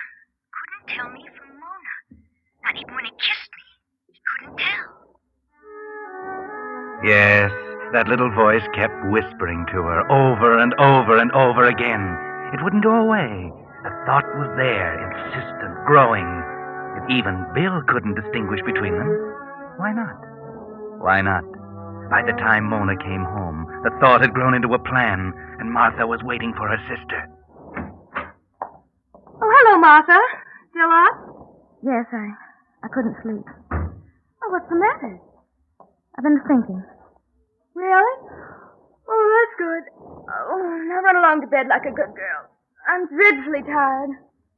Suppose you had a good time with Bill tonight. Wonderful. Where did you go? To the 74 Club in Maisie's, and... Oh, I'll tell you all about it tomorrow. Tell me now. Martha, what's the matter with you? Why are you still up? It's late. You should have been in bed long ago. I couldn't sleep. Well, that's too bad, dear. Why not take something? I was thinking. I didn't want to sleep. Well, that's a waste of time. Now run along and get to bed. I'm certainly not going to stay and talk just because you don't want to go to bed. I'll tell you all about tonight in the morning, dear.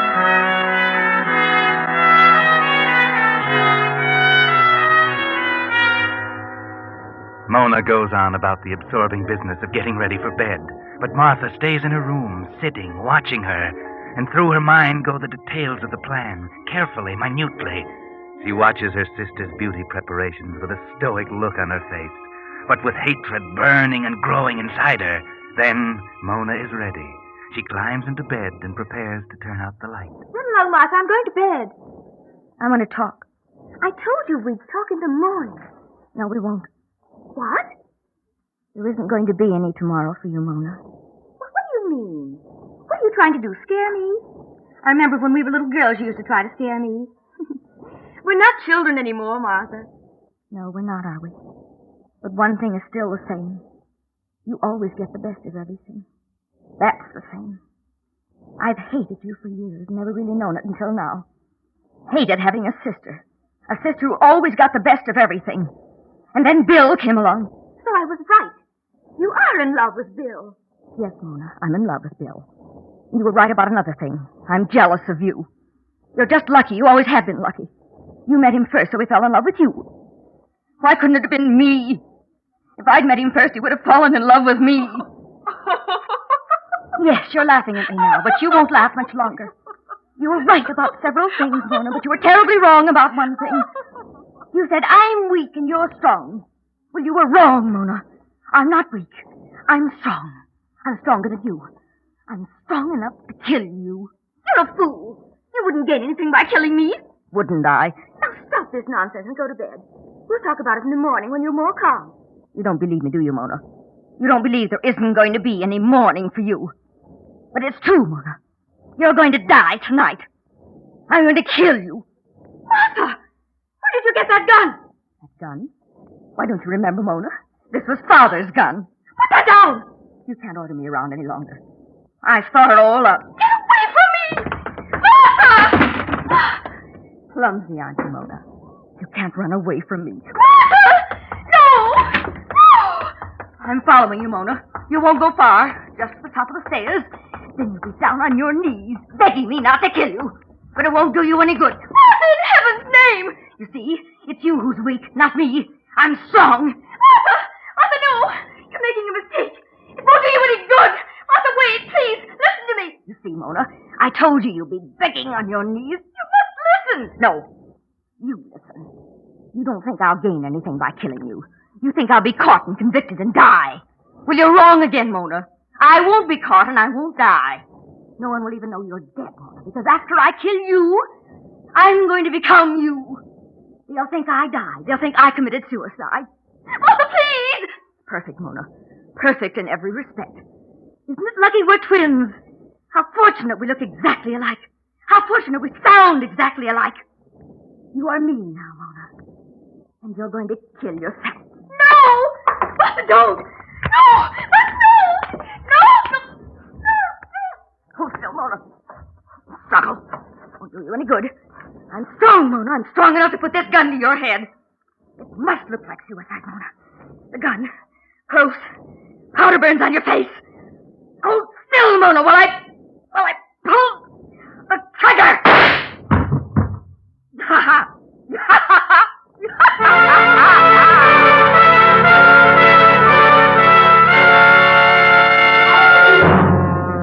So Martha Spencer killed her twin sister, Mona. Then, carrying out her plan, she immediately assumed Mona's identity. She changed into Mona's dress, arranged the gun in Mona's hand, took Mona's engagement ring and diamond clip, dressed Mona in one of her robes, and put her dinner ring on Mona's finger. Oh, yes, it was perfect. Perfect in every detail. What could the police suspect when not even Bill Everett could tell Mona and Martha apart? Hello? Police department?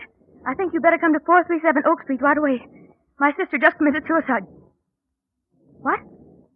Oh, yes, I'm Mona Spencer.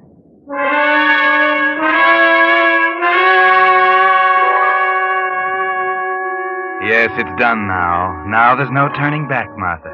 So don't get nervous. Keep calm and face the police just as if it really had been suicide. Nothing is going to go wrong, nothing. Not if you keep your head. Your plan is perfect. When the police arrive, you do keep your head. They ask only a few simple questions. And Bill, who arrives soon after, is with you to keep you steady. So you carry it off rather well. I'm sorry to subject you to these questions, Miss Spencer. I know how you must feel. Poor Martha. She threatened to kill herself, but I didn't think she'd do it. Had she been depressed recently? Oh, yes, very depressed. She seemed to be losing control of herself. She was never quite the same after our parents died. Do you suppose your forthcoming marriage had anything to do with it? Well, I'm afraid it did. You see, Martha and I were always very close to each other. She had no boyfriend. I couldn't understand it. She was very attractive. Yes, just as you are. Yes. But for some reason, no one ever became seriously interested in her. And then when Bill and I... Yes, I understand. By the way, Mr. Everett, did Martha Spencer say anything to you that might lead you to believe she contemplated suicide? Well, I can't say she did. It's all right, dear. You needn't spare me. I'm sure you must have noticed how strangely she'd been acting lately. Well, come to think of it, she didn't quite seem to be herself. I see. Well, I don't think we need to trouble you any further, Miss Spencer. These were just routine questions. The coroner's verdict was suicide. I'm satisfied. Then if you'll excuse me. Of course. I'll be running along. Oh, don't bother to show me out. I can find my way. Thank you. Goodbye, Inspector. Bye. Goodbye, and good luck. Well, Mona, I think I better be running along, too. I'll call you in the morning, huh? I must you go, Bill. I don't want to be alone for a while. Well, yes, I know, but... Well, see here, Mona, I thought perhaps in view of what's happened, you might want to postpone our marriage for a while. Oh, nonsense, Bill. I feel badly about poor Martha, of course. But we can't help her now. We may as well forget it and enjoy our own happiness. If you wish. Bill, Yeah? you haven't kissed me since Martha died. Oh, sorry.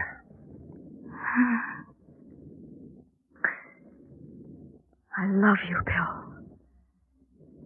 And now you're mine. Forever.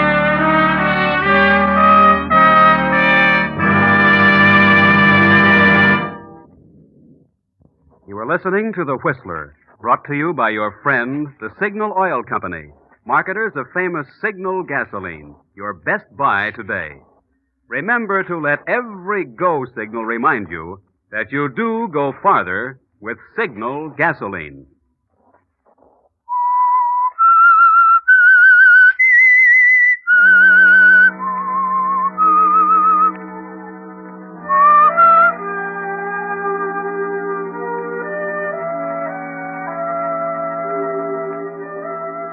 Well, several weeks went by. Martha thought she'd better wait a little while to make certain that the cold-blooded murder of her sister was not suspected. Yes, she was a clever girl, this Martha Spencer, posing as her twin sister, Mona. Martha knew she looked exactly like Mona, but did she talk exactly like her, and walk and act and make love exactly like Mona? At first, the possibility bothered her. Bill, kiss me. Okay. There. Bill, Yeah? you sometimes act so cold. I haven't done anything to make you feel differently. Oh, you know better than that. What's eating you, Mona? Nothing. I mean, I just wondered if I'd changed any. So much has happened. No, you haven't changed, Mona. You'll never change. Never in this world.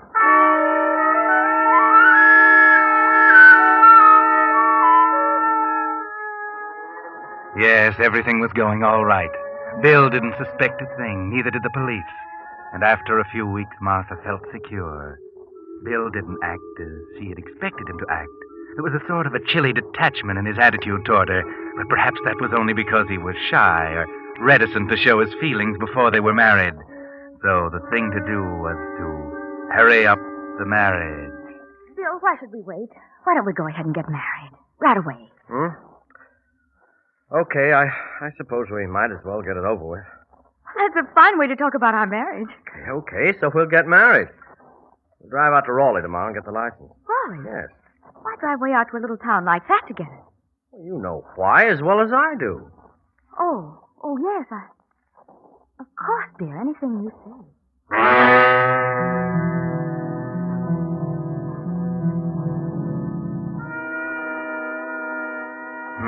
That's strange, isn't it, Martha? You don't know what he meant by that, do you?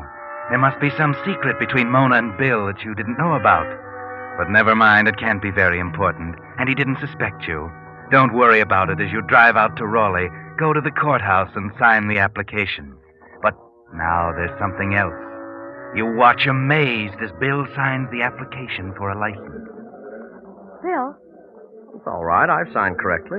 Look, you can see for yourself. Bill, Stop it, Mona. What's getting into you? Next, please. Oh, yeah. Here you are. Uh-huh. Let's see now. Seems to be all right. That'll be $2, please. Yeah. Thank you. We'll have to wait 3 days, you know. Oh, well, better wait a moment now than later in the divorce court. Let's see, let me check these names here again. Miss Mona Spencer and Mr. George Garrett.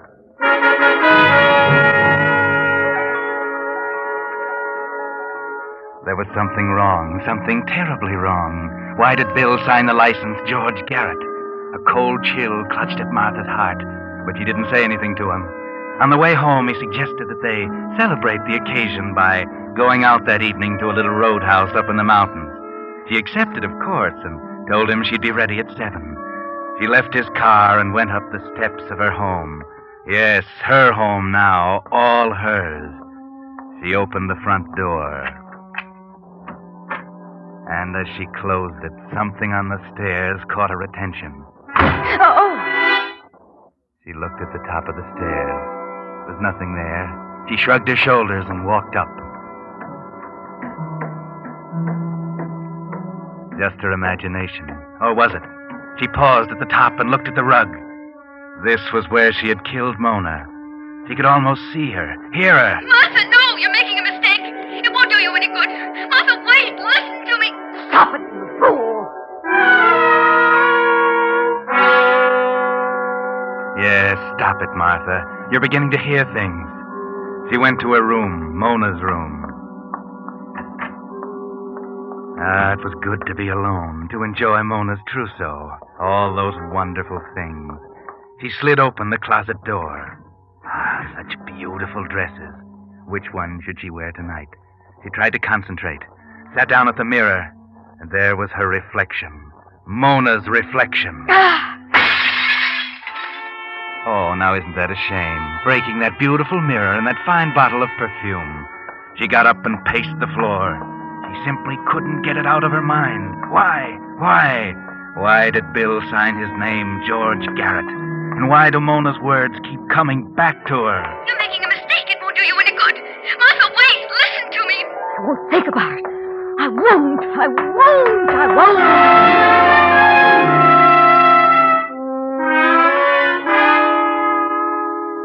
That's right, Martha. Don't think about it. Get dressed. Make yourself beautiful as Mona was. You should be happy tonight, Martha. In just 3 days, you'll be married to Bill. That's what you wanted, wasn't it? Well, then, be happy. Enjoy yourself tonight with Bill. Bill, Yeah? what's the matter? Matter? Nothing. Why? You've been so quiet. You've hardly spoken a word since we started. Oh, sorry. Beautiful night, isn't it? That's no good, Bill. Something's wrong. What is it? Now, look, Mona, I don't remember that part of the bargain was catering to your whims. Bargain? Oh, never mind. Bill, there's something I don't understand. Yeah, what? About the name you signed on the marriage license. It's okay, I told you once. I signed my right name. Your right You name? saw it yourself. For heaven's sakes, Mona, will you cut it out? Oh, yes, of course, Bill. I'm sorry. Sorry. That's a hot one. Bill, Yeah? you don't love me, do you? Oh, why go into that? Because I want to know. Okay. I love you. Do you have to keep hammering at me? Sorry, Bill. Please don't shout at me. Bill, Well, what is it now? where are we going? I told you once, to a little roadhouse. Well, I don't seem to recognize this road. Where are we? Well, we're up in the mountains. We'll be at the top soon. Bill, You have to talk, Mona. Aren't you satisfied? You've had your own way. What more do you want? I want to know why you don't love me. I do love you. I'm crazy about you. Now leave me alone, will you? I'm not a fool, Bill. I want the truth. Oh, you do? Well, just be patient, Mona. We're almost there. Almost where? At the top. Yeah. Just around this curve.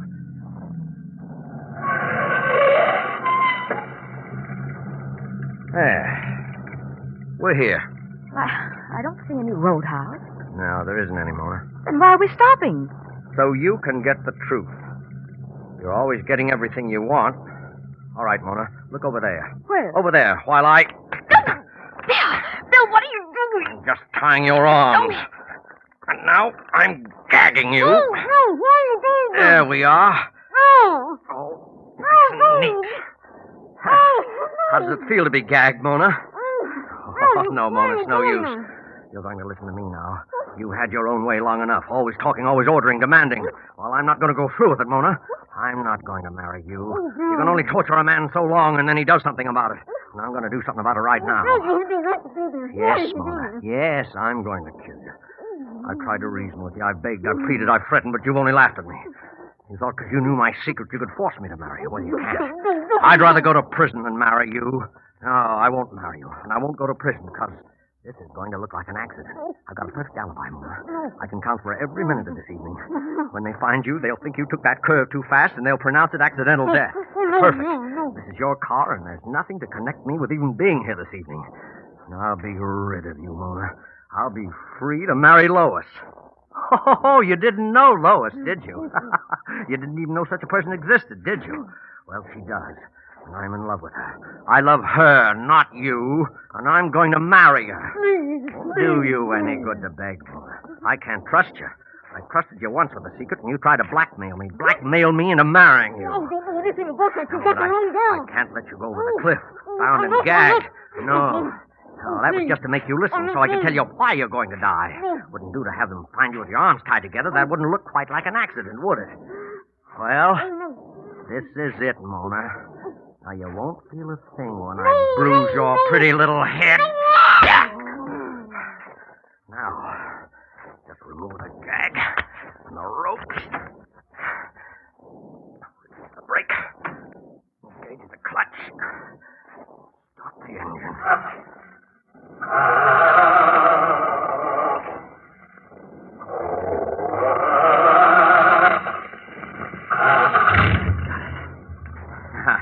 Goodbye, Mona.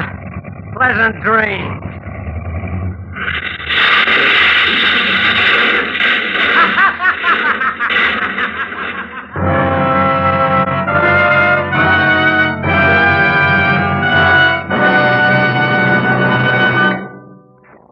The Whistler will return in just a moment with a strange ending of tonight's story.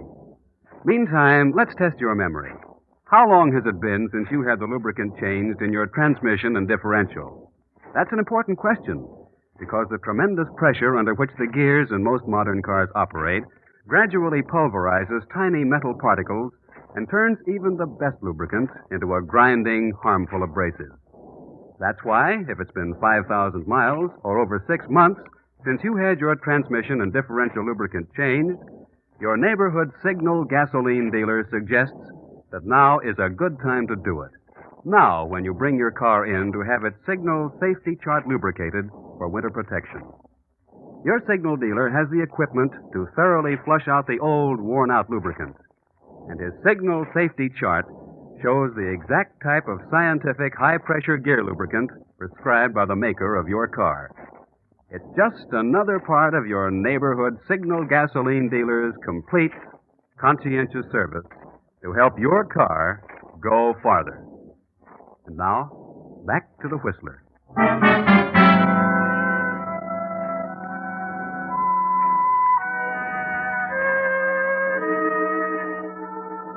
Poor William Everett, or George Garrett. That was his real name.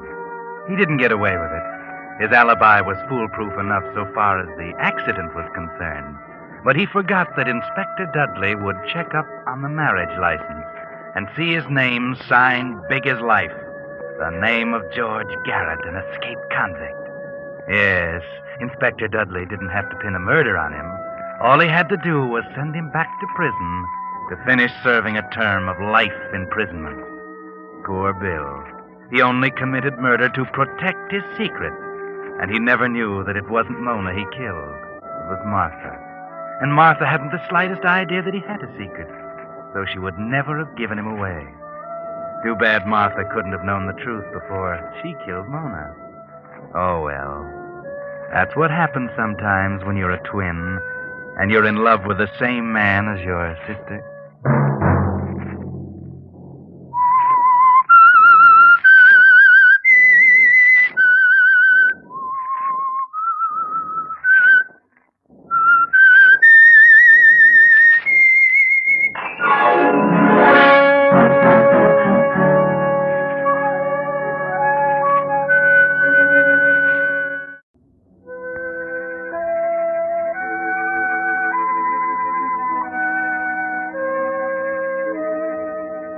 From the street, it looks innocent.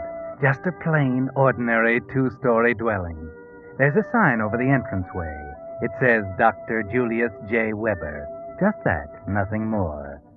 A dark, lean man, his coat buttoned tightly, his hat brim pulled low, turns into the entrance, pauses a moment, then pushes a button and opens the door.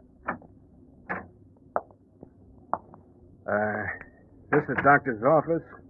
Sign just said ring and come in. Can I help you? Hey, you're a cutie. What's your name? What did you want to see the doctor about? Me. I want to see him about me. Your name, please. Make it anything you like. I'm afraid I must have your real name. Why? Perhaps you'd better see another doctor. Oh, no. Dr. J. Weber's the guy I want. I'm sorry. No, don't get on your high horse. Angelo's the name. Anthony Angelo. Anthony Angelo. Tony to you. I don't quite know when the doctor... Oh, no. Oh, excuse me, I did not... This is Mr. Anthony Angelo, Doctor. Hiya, Doc. How do you do? Have I any more appointments this afternoon? No, this is man important, Doc. Angelo.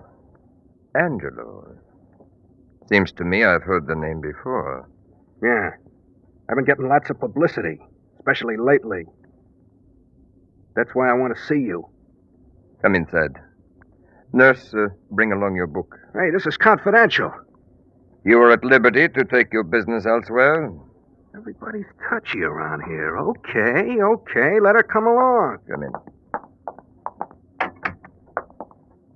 You may sit here, please. That's it. Now, who recommended me to you? Guy by the name of James. So? Friend of yours? I wouldn't say that. Maybe he did me a good turn. Perhaps. You did some work for him, didn't you? Have you seen him lately? Not for 5-6 months. Then how did he manage to recommend me? Well, it wasn't personal. Grapevine gets around. What would you like me to do for you? I want the works. How badly? Pretty bad. I'm hot as a firecracker, and I don't think things will cool off this time. You want a complete job of plastic surgery, then? Huh? You're the doctor. Anything you say goes. I'm glad we understand each other. What kind of face would you like? Huh? You mean I can pick my own? With certain limitations. I can change the color of your eyes and hair. I can change the contour of your face, reshape your nose, change the way you walk. Way I walk? I can take every birthmark or scar off your body and replace them with others as, well, other portions of your body. Permanent? Yes, permanently. I will extract every tooth in your mouth and replace them with plates. Well, what for? My choppers don't show. They're a positive means of identification. Yeah, that's right. Anything else? Yes, your fingerprints. I will remove them. Huh? I will get you shoes which will increase your height and change your gait. Kind of thorough, ain't you, Doc? I have to be. Will you get the camera, nurse, please? Yes, Doctor. Camera, what for? I need various photographs of you for study before I operate. I don't want it. I must insist. I never had a picture of me taken yet. You're going to have one now. You're quite a one, Dr. Weber. How much is all this going to cost me? We can come to terms on that, I believe. And where's this operation going to be performed? In my surgery. You will spend about 5 weeks here in this house. Nurse, have you the camera? Yes, Doctor. Would you mind, Mr. Angelo? A few shots of your face, please. Then your hands, torso, feet. Okay. Don't mind me. I'm only the patient.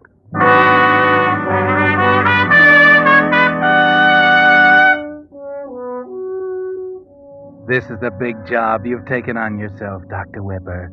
Tony Angelo is a big man in the underworld. And what you were planning, not only in aiding the forces of evil, but of your payment therefore, just might have repercussions. And what is your fee, Dr. Weber? 5 weeks have elapsed, and Tony is ready to go forth into the world newborn, so to speak. And you haven't mentioned your fee yet. Better go easy. Tony Angelo is hard. He's tough. You think about that while you're unwrapping his bandages. Rather a fateful moment, isn't it, Tony? I'll take that, nurse. All right, Doctor. Thank you. There. You'll find that the slight scars will vanish in a short time. Now, let's have a mirror. Let's have a look. Here you are.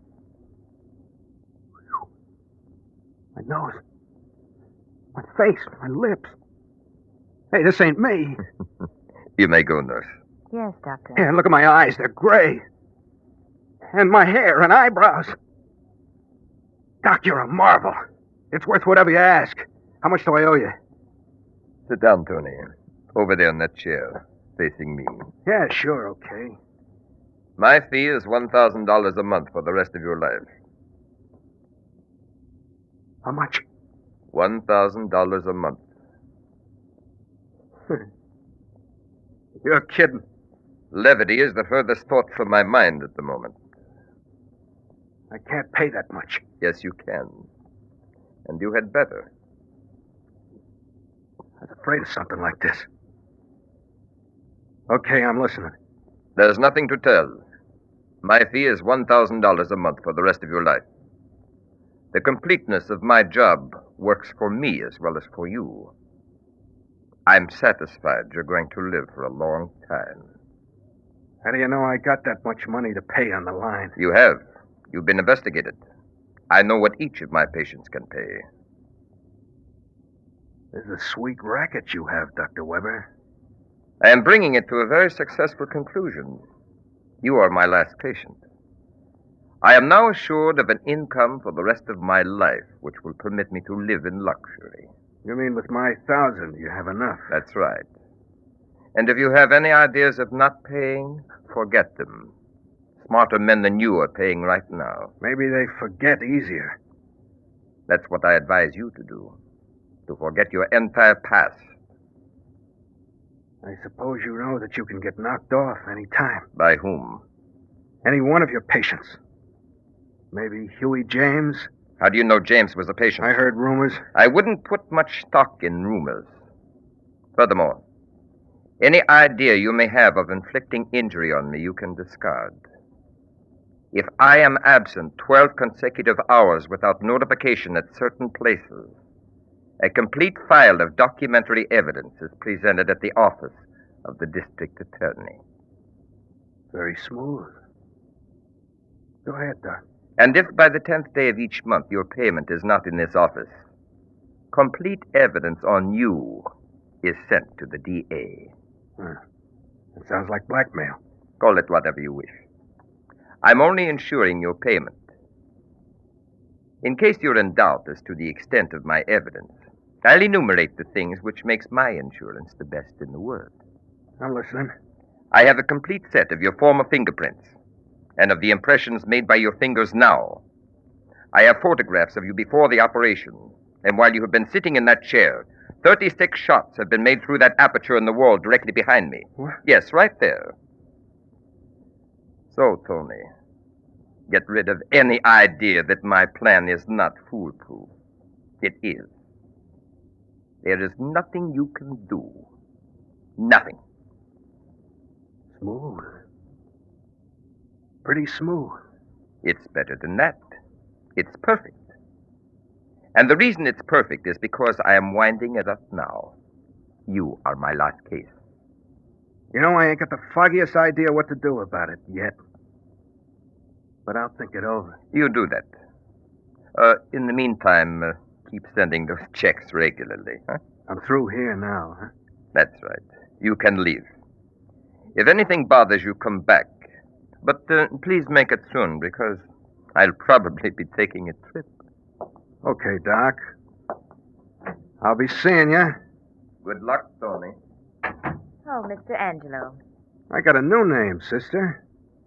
Sucker. By the way, are you in with that guy's racket? Here is your wallet, Mr. Angelo. Will you let us know what name to use in place of Angelo? Yeah, sure. You're a cutie, you know. You cutting into the doc's melon? I am the doctor's wife, Mr. Angelo. Oh. Goodbye, Mr. Angelo. Goodbye, nurse. For now.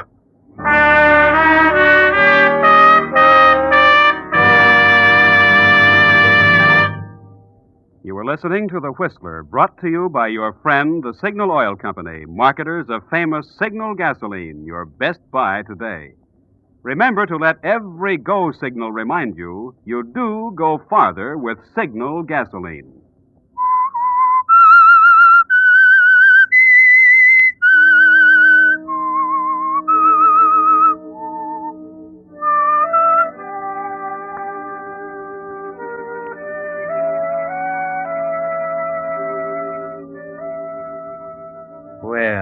It's a neat little racket Dr. Weber has, isn't it, Tony?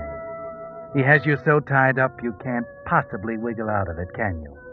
Or maybe you can. If you can just think up the right angle. Maybe if you can track down some of the others and compare notes, then you may be able to pick up a clue, find out something that the good doctor forgot. They'll cooperate with you. They're in the same boat as you. And 2 heads will be better than 1.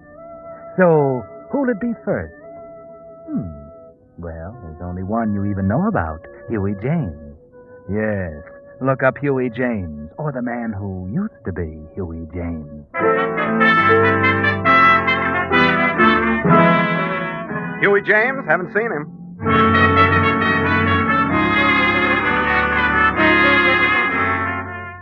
James, he hasn't been around here for months. Just disappeared, I guess.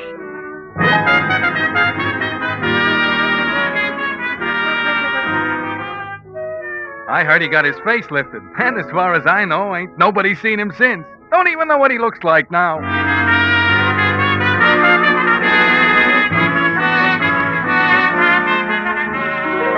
Oh, yeah. Huey James. He's the guy who used to wear those English tweed suits and smoke those English cigarettes. Players, wasn't it? That's right. Do you know where he bought those cigarettes? I might be able to track him that way. Why, sure. The cigar store down the corner. Maybe he can tell you.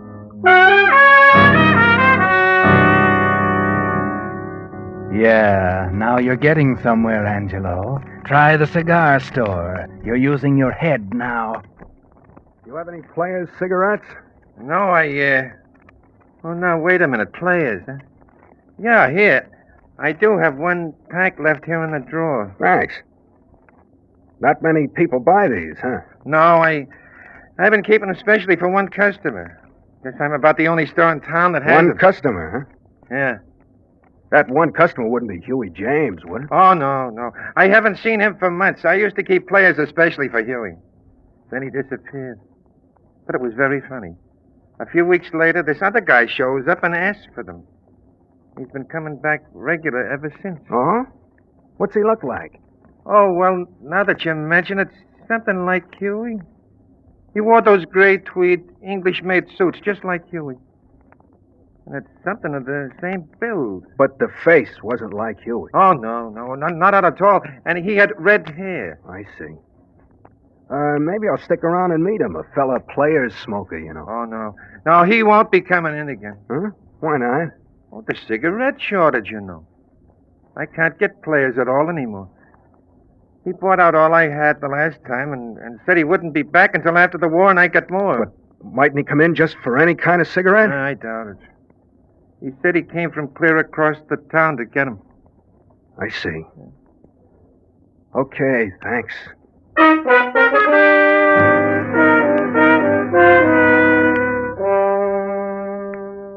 Too bad, Angelo. Just when it seemed you were getting on the track, the trail ends. You found out that Huey now has red hair, if the player smoker is Huey. But where are you going to find 1 red-haired man out of all those in this big city? You try everything you can think of, but the trail leads nowhere. And the date of your first payment to Dr. Weber is approaching fast. You've got to do something. Figure something out. Forget Huey. Figure something else out. Figure something. Gotta figure it out. If I plug the doc, the evidence gets turned over to the cop. Wait a minute. Who turns it over to them?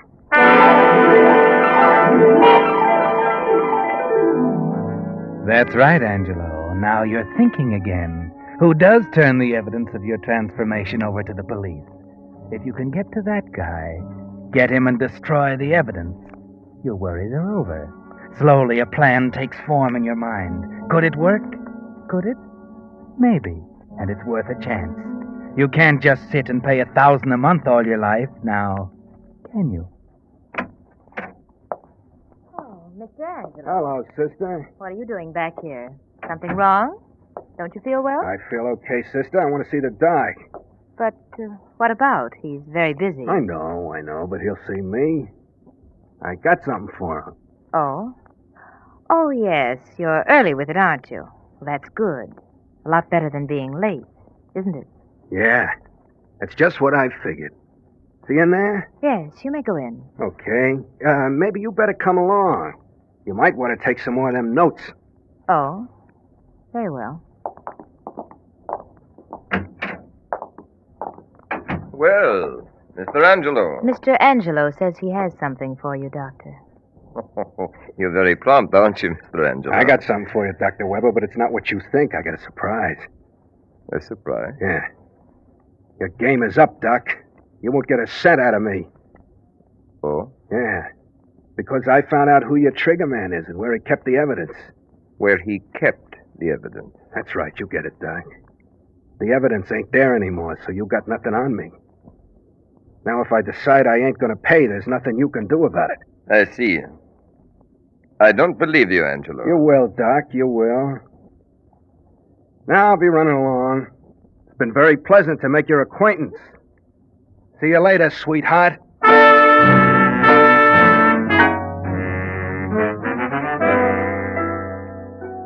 A smart trick, eh, Angelo?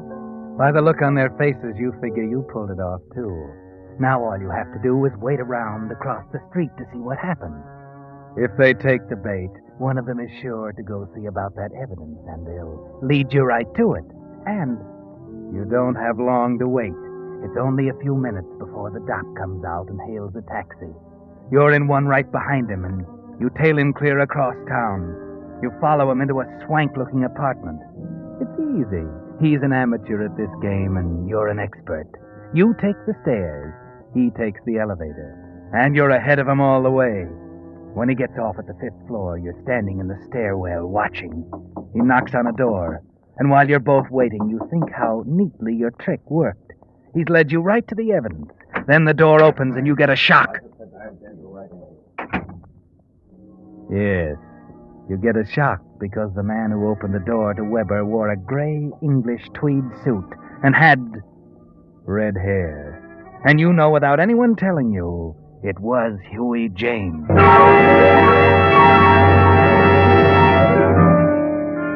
Your trick didn't work after all. He didn't lead you to the evidence, but he did lead you to your fellow victim, Huey James. Now's your chance, Angelo. You've got them together. You've got Weber trapped there. And with Huey's help, you should be able to worm the truth out of him. Go ahead, Angelo. Go on in and start talking.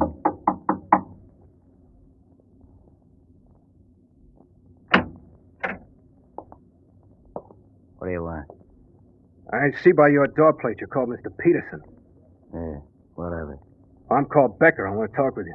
I'm busy now. It's all right. You needn't worry, Huey. I'm okay. My name's not Huey. Yes, it is. It's not Peterson any more than mine's Becker. I got something to say you'll want to hear. Maybe Dr. Weber won't. Oh. Maybe you better come in. Yeah. I thought you'd see it my way. Thanks. Seems you two have met. Yes, we have. So your information was a trick to try to get me to give away my information, wasn't it, Angelo? Never mind about that. You did me a favor. I've been looking for this guy for weeks. Now that I found him, you're on your last legs, Doc. Angelo, I warn you. You're playing with fire. You can't scare me now, Doc. Once Huey and I get working together, we'll break up your racket, okay? Hey, what is this? Do you mind letting me in on what you're talking about? I'll tell you, Huey. You and I are in the same boat. This guy's blackmailing us for our shirt, his payment for the operations he gave us. If we can get that evidence he's got cached away somewhere and destroy it, we're free. He's got nothing on us. We can stop paying him his hush money. I see what you mean. You and me together, huh? That's it. We got him here right now. Let's make him talk. Make him tell us where that stuff is. We got ways to make him talk. You know that. Angelo, I'm warning There you. we are, Doc. Don't move. That gun won't help, Angelo. You're just going to write your own death warrant. That's what you think. Yeah, and so do I. Drop it, Angelo. Hey, Huey! You aren't sticking up for him. Listen, don't let him buffalo you. Everything was going okay, punk, and I wanted to stay that way, see? No dumb punk is going to come shooting his mouth off and ruin everything for all of us, see? Now drop it, I said. Why, you yellow liver... Huey, stop it. Don't be a fool. Look out! Stop! You fool! You fool!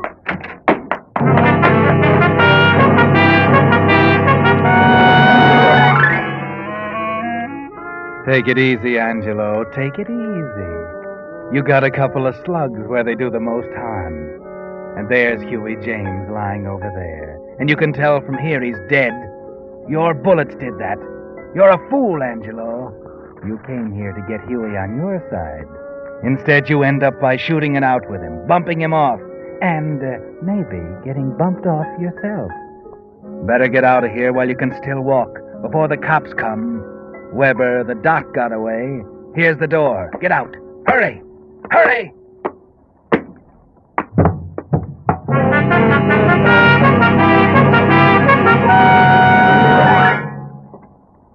Well, this one here in the hall is still alive. Not for long.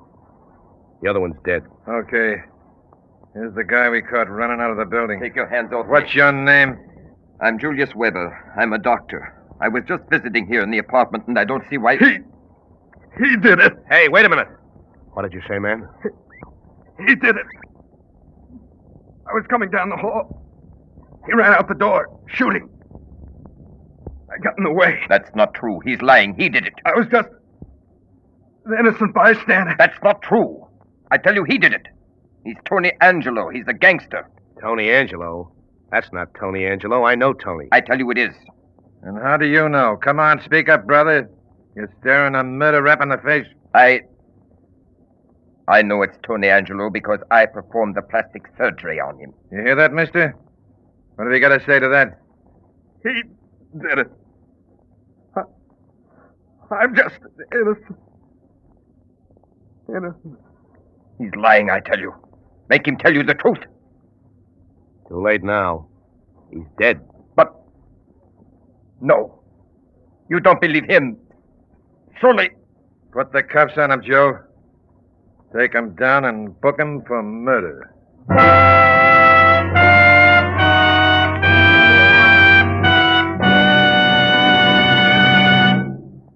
The Whistler will return in just a moment with a strange ending of tonight's story. Meantime, let's consider for a moment the very important subject of how many miles you're getting per ration gallon of the gasoline you're using. Perhaps you're among the 98% of drivers who don't know the answer to that question. Then here's a point well worth remembering. For years, more and more Western drivers who keep close track of their gasoline mileage have been switching to Signal, the famous Go Farther gasoline. And what's more important, the switch to Signal has actually increased since gas rationing. And here's why. Although certain gasoline ingredients have gone to war, Signal standards of quality still guarantee you the very finest gasoline that can be made today. And Signal still places the emphasis on mileage. Naturally, no company today can promise you the same performance you found in pre-war gasoline. And we can only hint at the brilliantly improved Signal gasoline you'll be able to buy after victory is won. But what you're interested in today is getting the most possible miles from every ration coupon. And for that job, you'll find Signal Go Farther gasoline your best buy today. And now, back to the Whistler.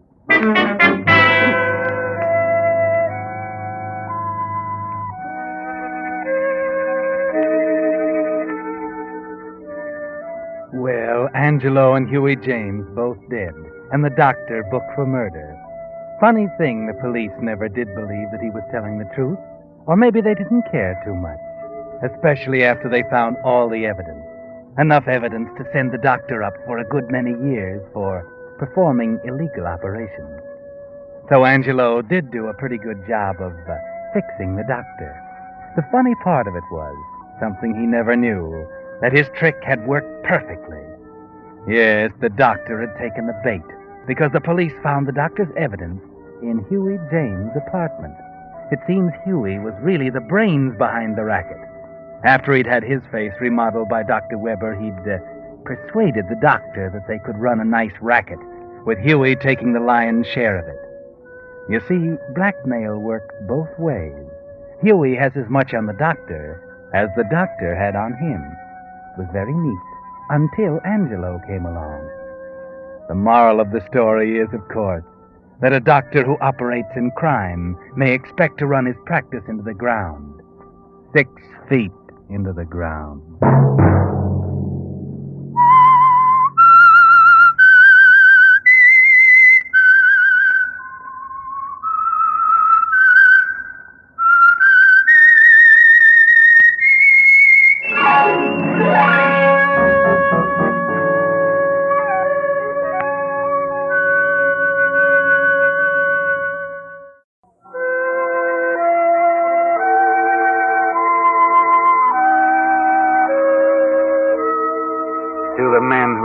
by matching wits with the hardened criminals who deal in narcotics, the threat of violence is always present.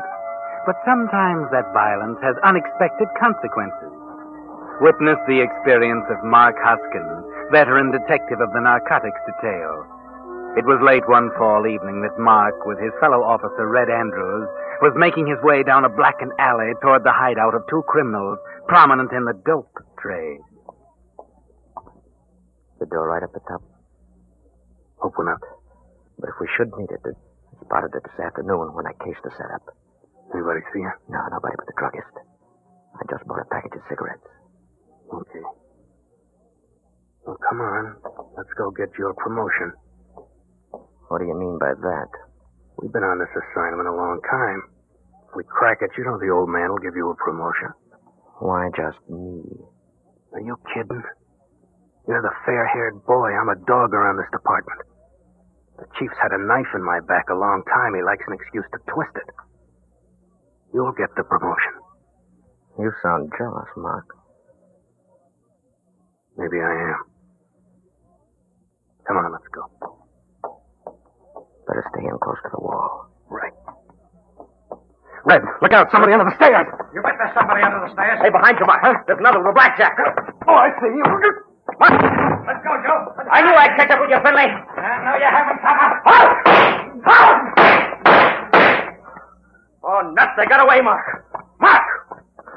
Hey, Mark. Mark, you all right? Hey, Mark. Oh, they really let you have one that time, didn't they?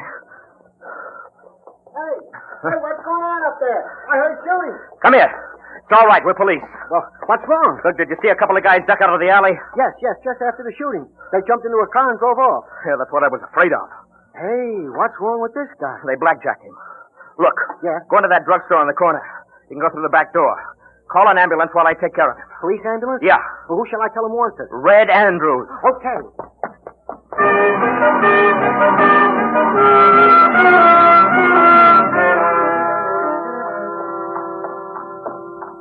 Where did you come from? The alley. I came in the back door. Look, there's a cop out there hurt.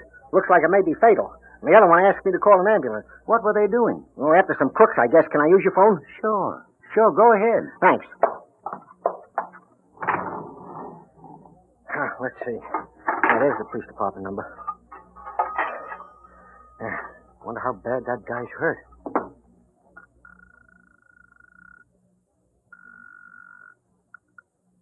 Hello, police department. Say, there's been an accident. Location, please. Behind Small's drugstore, 18th and Hunter. Two of your men tangled with some crooks. Yeah? Well, one of your men is out cold, and the other asked me to call an ambulance. My name is Peters. What about the crooks? Oh, they got away, both of them. Our man badly hurt? Yes. The other one said his name was Red Andrews, asked me to hurry in here and phone. He was working over the one that was out. Okay, we'll get a car right over. Thanks. Goodbye. Say, did I hear another shot while I was in there? Sounded like it. Oh, I better go see, I guess. I'd go with you, only I'm alone here. Can't leave my store unattended, you know.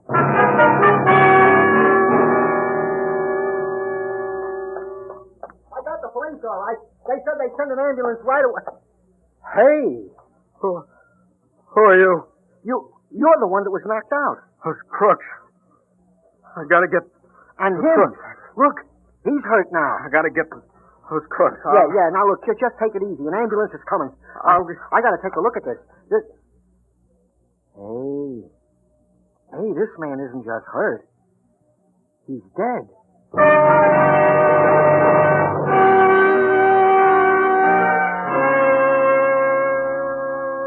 Sorry to have to bring you down to the station, Peters, but you understand. You're the nearest thing we have to a witness. I understand. I think I've told you everything I know. Well, there's just one thing I don't get. Red Andrews was shot. He must have been dead when you called for an ambulance. No, I don't think so. He's the one who asked me to call. Oh. It was the other guy who was out. Mm-hmm. Andrews was kneeling down over him. But, well, when I got back, Andrews was dead and the other guy was up. He was walking around kind of like he was in a daze. Yeah, I see. Well, we're not going to hold you, of course, but we'd like to be sure you stay in town. Oh, of course. Well, all right, that's all for now. I want to get over to the hospital and see Hoskins.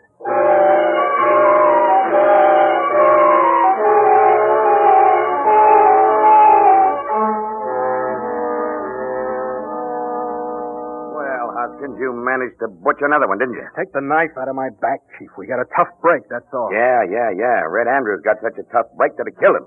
Couldn't you guys have been on your toes? They must have been tipped off. They were laying for us under the stairs. Yeah? Well, regardless of how it happened, I'm holding you responsible for catching the guys that did it. I don't like to have my men bumped off, especially men like Andrews. Do you think I'd have let it happen if I could have helped it? I don't know. Well, that's not the point, anyway. The point is after you were knocked out, somebody killed Red Andrews. Well, Beretti and Finley must have come back. Probably, but it's up to you to prove it and bring them in.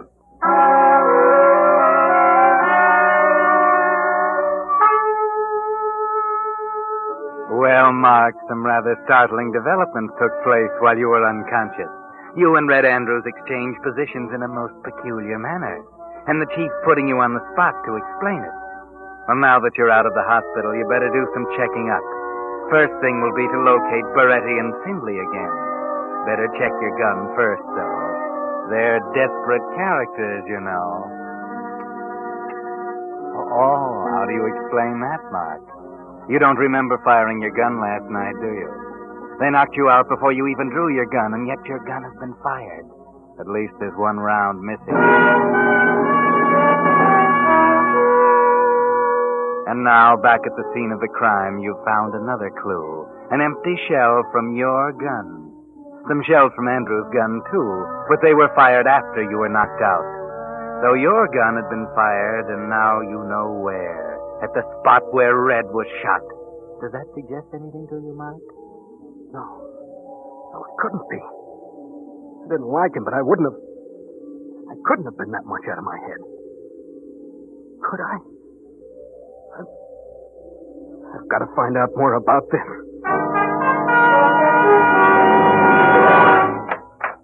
Good morning. Good morning. Can I get something for you?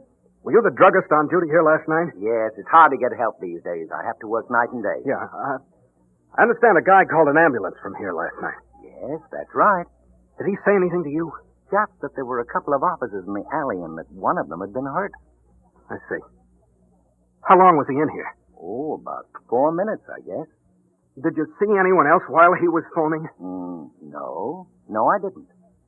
But see here. Who are you? I'm the guy that was knocked out. Oh. Well, you seem to have recovered. Yeah, outside of a lump on the back of my head. Well, the fella didn't tell me anything other than the report he made to the police. Okay. Thanks.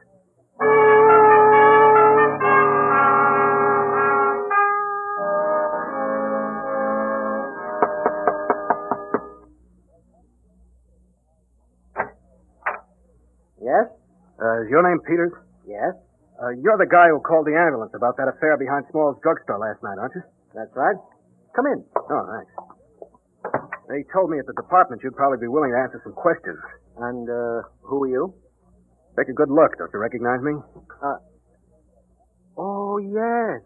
Yes, you're the one The one that was knocked out. Yeah. I believe you reported to the chief that Red Andrews was kneeling down working over me when you left to call the ambulance. Is that right? Yes, that's what I told him. And the report also states that as you entered the alley after hearing the shot, you saw two men run out of the alley, jump into a car, and drive off. Yes, that's what I saw. Good. Now listen carefully. Were you in the drugstore long enough for those men to drive around the block, enter the alley from the other end, kill Red Andrews, and make a getaway before you got back? Oh, let me see. I imagine it took less than 5 minutes, but, well, yes, I believe there would have been time for that. Thanks a lot, mister. I guess that just about answers my question. I've got a hunch that's exactly what happened. I beg your pardon, but I don't think so. Huh? Why not? Because when I left to call the ambulance, you were lying flat on your face across the alley. If they'd have driven back, they'd have run over you. Or, if you'd been up and around, I think they'd have shot you, too.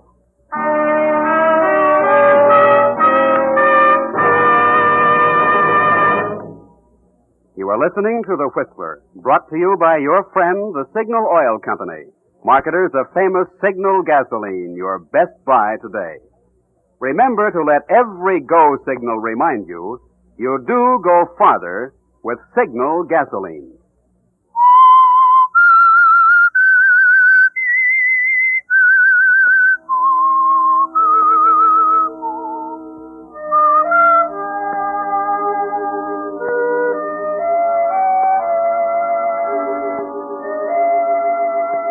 Well, Mark, your theory of Finley and Beretti having come back and killed Red has been blasted.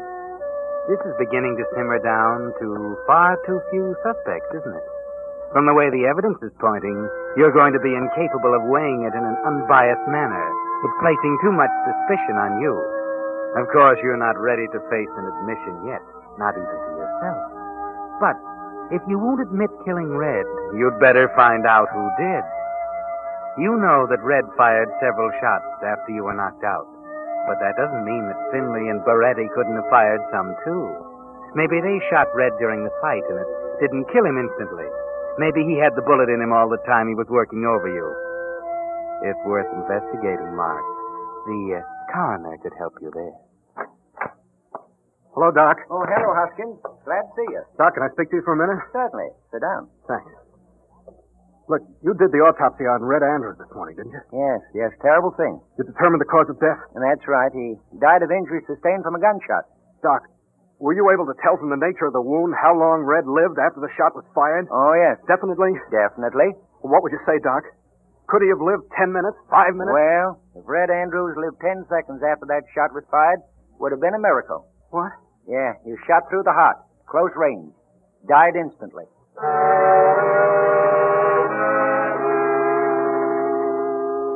Well, there goes another theory.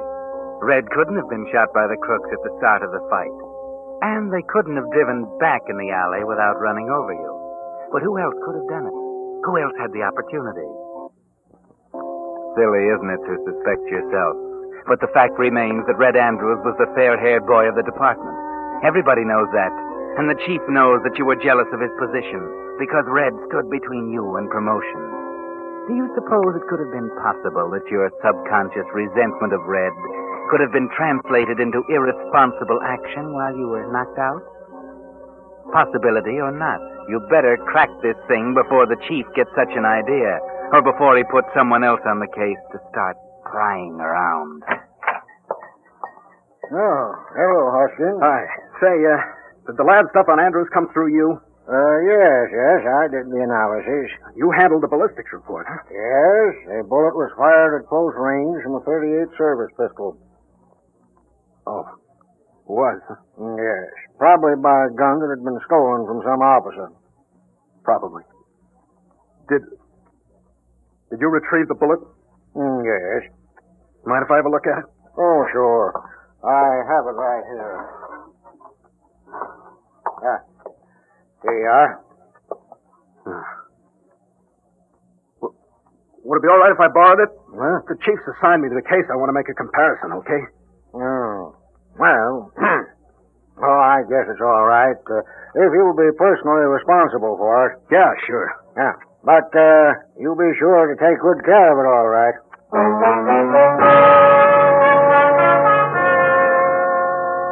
It'll be best to know for sure, won't it, Mark? Jumping to conclusion isn't good detection. You'll be perfectly safe down there in your basement. With that pillow muffling the gun, no one will hear the shot. Then you can dig the bullet out of that sawdust barrel and compare the rifling with the one that killed Andrews. Then you'll know, won't you, Mark?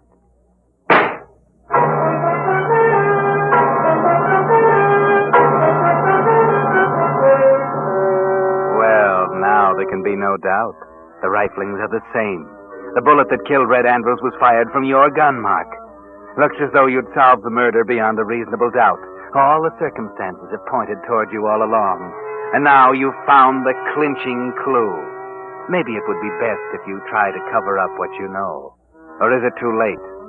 Does the chief know something, too? Could that be why he's sent for you? Hoskins, I don't understand it. Here we got a clear-cut case of first-degree murder. Motive, opportunity, corpus electi, everything. And yet you stammer around about the proof. Well, it seems obvious who killed Red. Does it? Certainly. The crooks you were after. So bring him in.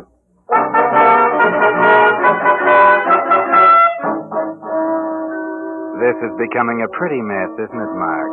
You don't dare bring in Beretti and Finley. As long as they're suspected, suspicion will be removed from you. But if you bring them in, they'll prove that they didn't do it. And then there'll be only one suspect left. You, Mark, you. But the chief's going to put another man on the case soon if you don't turn up something. That bullet You'd better do something about that before another detective starts snooping around. How about a switch? A bullet from a different gun instead of the one they dug out of Andrews. Maybe worth a try, Mark. Say, I brought the bullet back. Sorry I was so long. Huh? Oh, yes, the Andrews bullet. Yeah. Hope you haven't been worried about it. Huh? Oh, no, I wasn't worried about it. We made a set of microfilm pictures of the bullet when it first came in.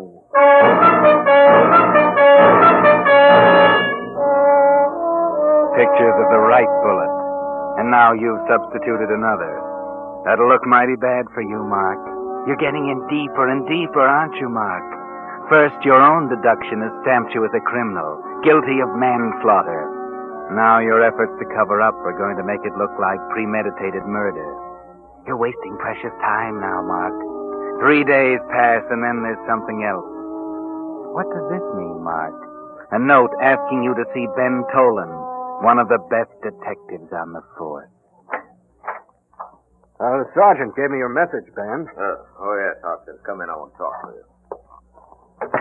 You know what's happened? Oh, I don't think I do. Well, a couple of days ago, the chief assigned me to the Andrews case. Oh. I know what it'll mean to you to crack this case, and I didn't intend to get in your way. But it's a funny thing, Mark. I just did some routine checking in order to look busy, but I ran into a mighty strange thing. Oh? Yeah. I went to the lab, and they told me that you'd borrowed the bullet. Yes, I wanted to check it. Yeah, I know. And the trouble is, you got mixed up. The bullet you returned isn't the right one, Mark. What do you mean? They made a microfilm of the right one, and the one you brought back doesn't fit. Doesn't it? No. Why did you switch it, Mark? What makes you think I switched it? Maybe I brought back the wrong bullet, but there's no... I know you too well to think that you'd return the wrong bullet by mistake, Mark. You're too good a detective for that. What are you driving at? Just this. The bullet gave me some other ideas, and I checked up on them, too. So? I know who killed Red Andrews. You know? I think you know, too. Only I decided that I'd let you crack the case if you could. Well, Mark, you still have a chance to do it.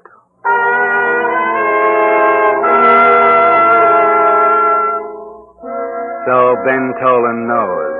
He's found out about you, hasn't he, Mark? But it would seem that he's still trying to give you a chance to confess. He thinks it might be easier on you that way, doesn't he, Mark?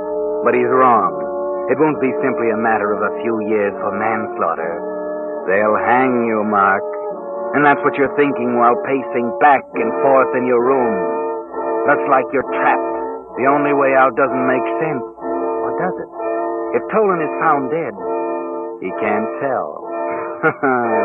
Yes. Then again, only you would know. That's a well-isolated house where Tolan lives, isn't it? Well, there he sits, Mark, completely unaware of the danger. Why don't you pull the trigger, Mark? You think it might be better to let Tolan know why he's going to die. You could take him by surprise. He hasn't a gun in sight.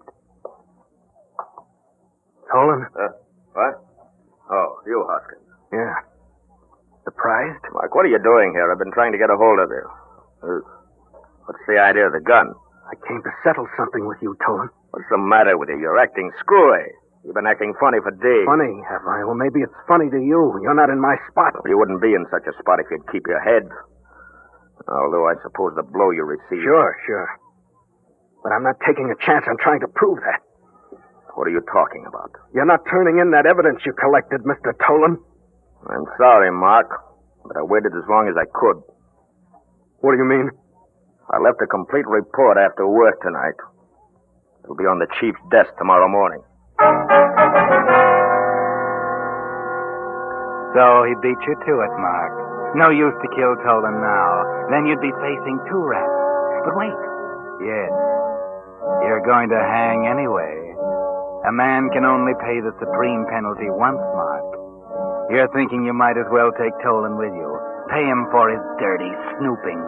You might have covered up if it hadn't been for him, Mark. But he's exposed you. It's his fault. Mark, put down that gun. Don't be a fool. I'm not a fool. You don't know what you're Oh, doing. yes, I do. For the first time in days, I'm thinking straight. Now, for the first time, I see exactly what I have to do. You're crazy. Maybe, but my last chance is to try a getaway. I might make it, only you aren't going to be around to know. You had to turn in the dope on me, didn't you? All right, you're going to pay for it. What are you talking about? Just this. Maybe I did kill Red. But I didn't do it on purpose, and I'm not going to lay down and take the rap for it. You were hurt badly, weren't you? What do you mean? I don't know where you got the idea, but you're wrong. You didn't kill Red Andrews.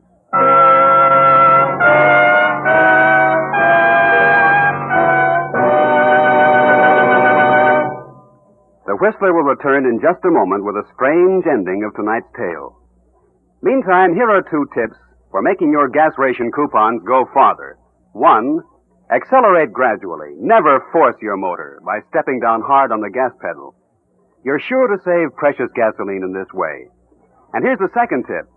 Use the gasoline that's scientifically engineered to give you maximum miles per gallon. Signal's famous Go Farther gasoline. For years, more and more Western drivers, who keep careful record of mileage, have been switching to Signal gasoline.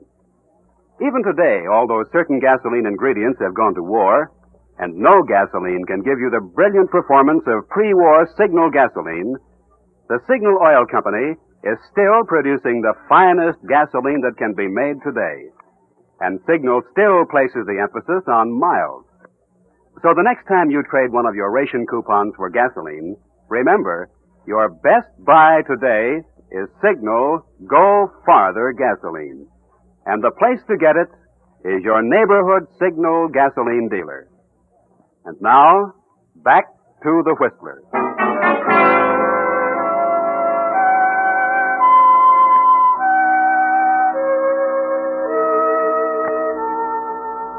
Well, Mark, you were about to kill the one man who knows you didn't kill Red Andrews. But how can this be? You're a good detective, and all the evidence pointed unquestionably toward you. How could Tolan have discovered something you overlooked? And yet he's told you that you didn't do it. What? I didn't kill Red? No, look, I'll tell you. There was a very obvious clue. You'd have caught it if you hadn't been so busy covering up for yourself. I saw it immediately. Go on, keep talking. You cornered these crooks in an alley behind a drugstore. And they were trafficking in illegal sale of drugs. Get it? Drugs, drugstore. Well, all I did was to go on from there. Well, where did that take you? To the druggist. He was the brains of a dope ring. Now, when you and Red traced the peddlers that close to his store, he figured that you had the dope on him, too. So when Peters went into the phone booth, the druggist slipped out the back door and into the alley. Red was bending down facing her. The druggist went to help him. He bent down, jerked his gun from the holster, and he shot Red. He was back in the store by the time Peters came out of the phone booth. Yeah, he had my gun. Why didn't he kill me, too? Peters had told him that your injury looked fatal, that he didn't have time to check closely, but he figured that he'd taken care of both the cops who had anything on him, but he didn't. And if you haven't been fool enough to obliterate his fingerprints on your gun, I'm pretty sure that that'll cinch it. Tomorrow morning, you'll be in jail for the murder of Red Andrews. Not you, Mark. Not you.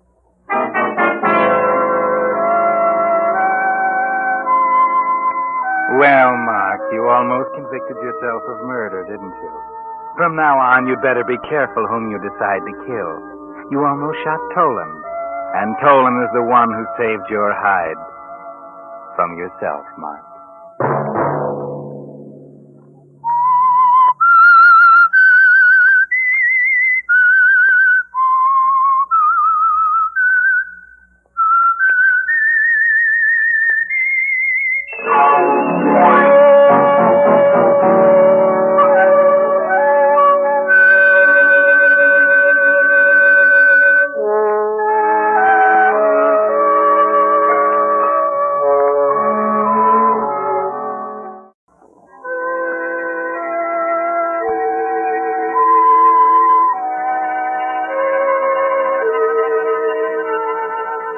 Sometimes it's hard to believe what a difference a single day can make in a man's life. Yes, or even less than that, an hour, or even a minute. Because fate can move in a split second.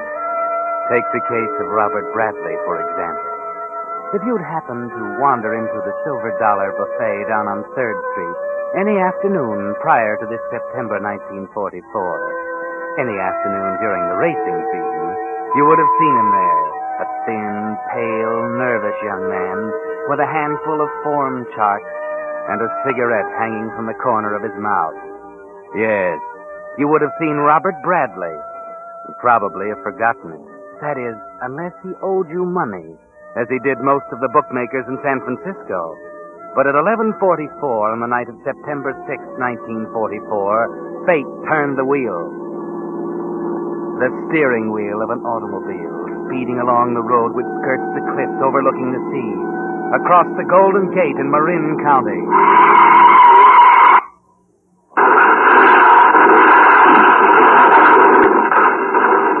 And in the space of a split second, Robert Bradley changed from a nobody into a somebody.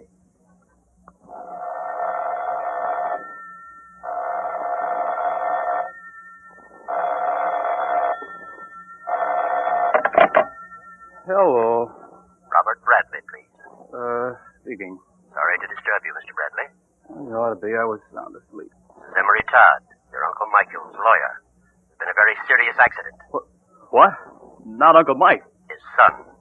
Your cousin Gerald was killed about 5 hours ago and his car ran off a cliff in Marin County. Jerry? No, you must be wrong. I'm sorry to have to give it to you this way, Mr. Bradley. But it's essential that you appear at my office at 8 o'clock this morning. There are certain changes to be made in your uncle's will, since Gerald's death leaves you as sole heir.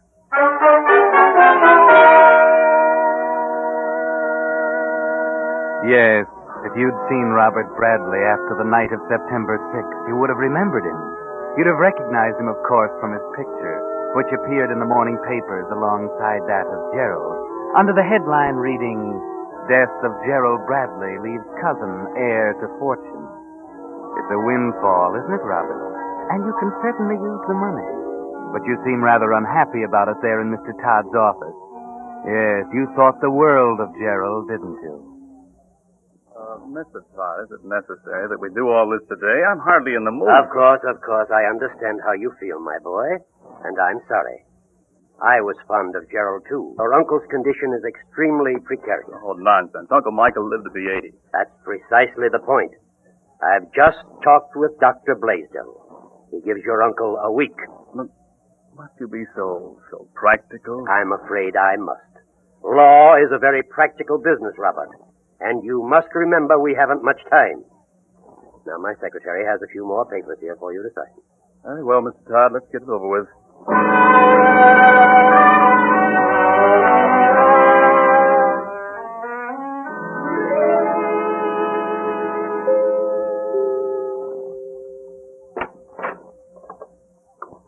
Good morning, Mr. Robert. Oh, hello, Grain. I've come to see Uncle Mike. He'll be happy to see you, sir. It's been so long, you know. What do you mean? Well, you haven't been a regular visitor here, sir. Well, I will be from now on. I might remark that it's very thoughtful of you, sir, now that Gerald's gone. It was an awful shock to the master, you know. Yes, I know. You'll find Miss Pritchard upstairs. No? Who's that? The nurse, sir. Oh, yes, of course.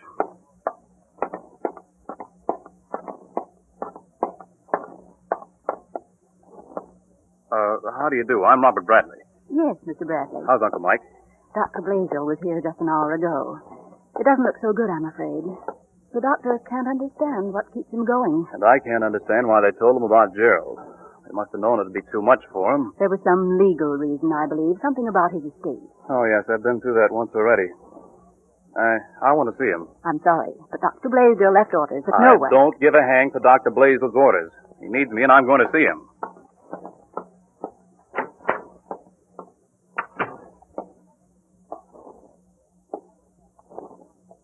Uncle Mike. Uncle Mike, it's Robert. It's Robert, Bobby.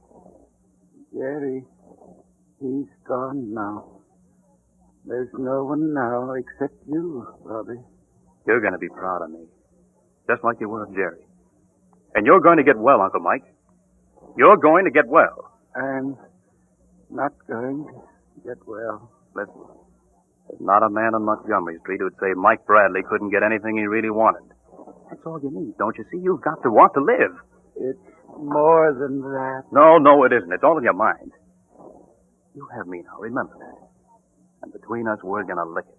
No matter what the doctor says.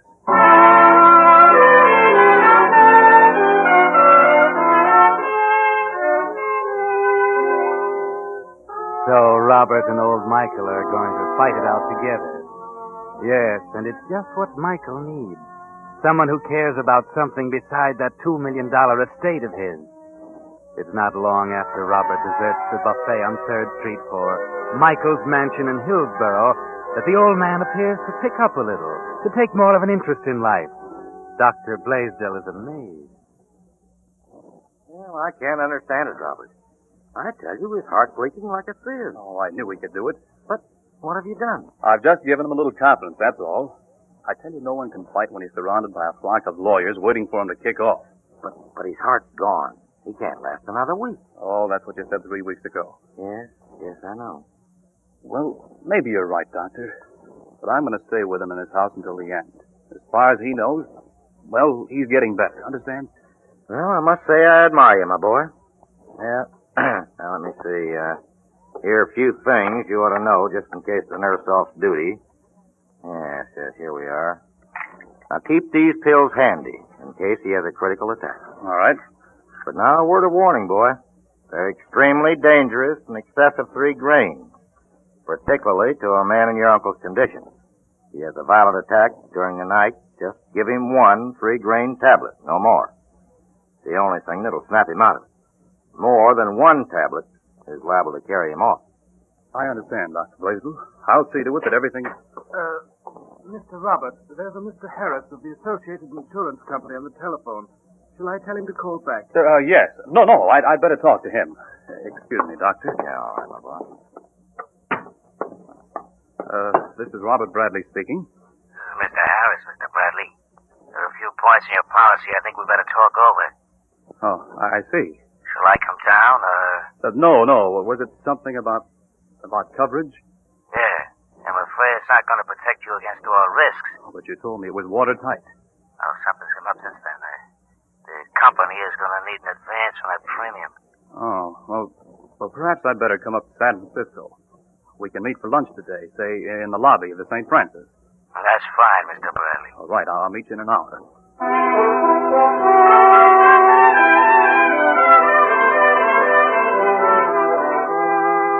Peculiar that Robert was so disturbed about a mere insurance policy.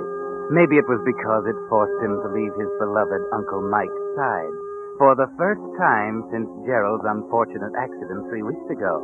He drives the 25 miles into San Francisco, and an hour later strolls casually into the crowded lobby of the St. Francis Hotel.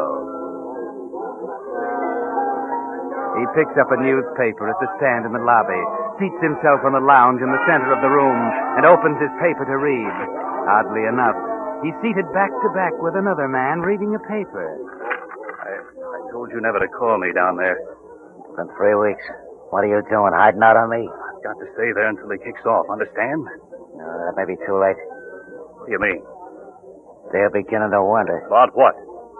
About what Jerry Bradley was doing in Marin County the night he had an appointment in Berkeley. Well, that's your worry. It's going to be yours if I get much hotter. What are you getting at? 25 grand. Don't be stupid. There's nothing until he kicks off, understand? There's got to be something. There's got to be. I got to get out of town, I tell you, and that takes dough. They can't suspect.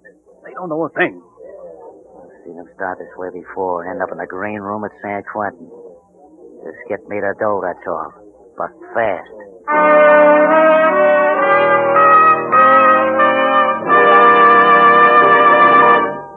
You are listening to The Whistler, brought to you by your friend, the Signal Oil Company, marketers of famous Signal gasoline, your best buy today. Remember to let every go signal remind you, you do go farther with Signal gasoline.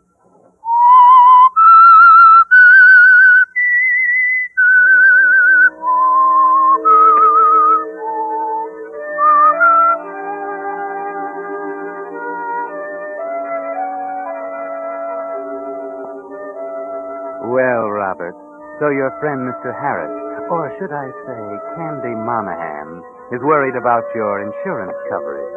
It seems he couldn't foresee that it wouldn't cover a few suspicious minds on the homicide squad. And it didn't clear up a few questions about Jerry Bradley's death. Questions that didn't have answers yet. You watch the papers now very carefully, looking for a sign that the police suspected your windfall might have been brewed artificially by your friend Candy for a fee of $25,000. And you began to wish you had let matters lie instead of ingratiating yourself so thoroughly with Uncle Mike. For didn't Dr. Blaisdell himself say you were responsible for prolonging his life? You're waiting for him to die now, almost openly, because Candy can't be put off much longer, and yet he continues to linger.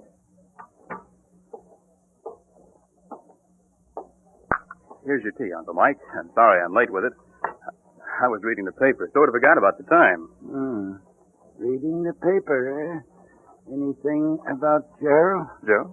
Oh, of course not. I just wondered. Wish you'd bring me the paper once in a while.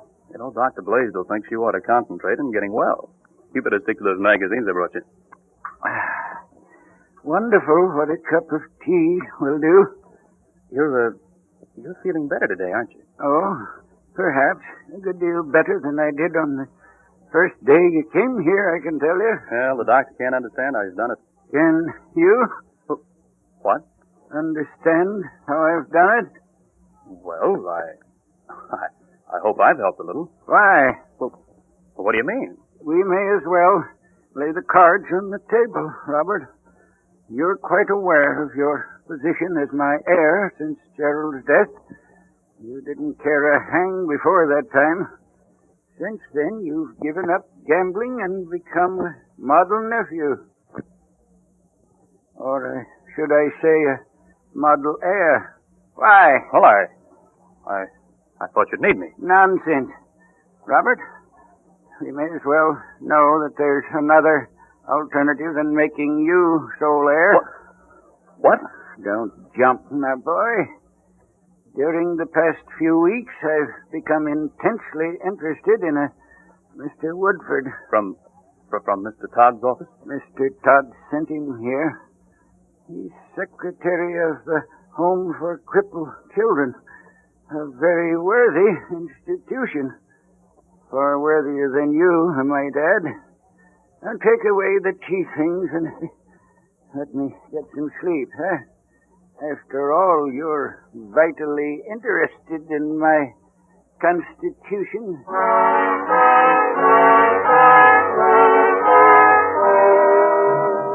Poor Robert doesn't sleep much that night, lying there staring at the ceiling, thinking. It begins to look like the past might not be so rosy after all.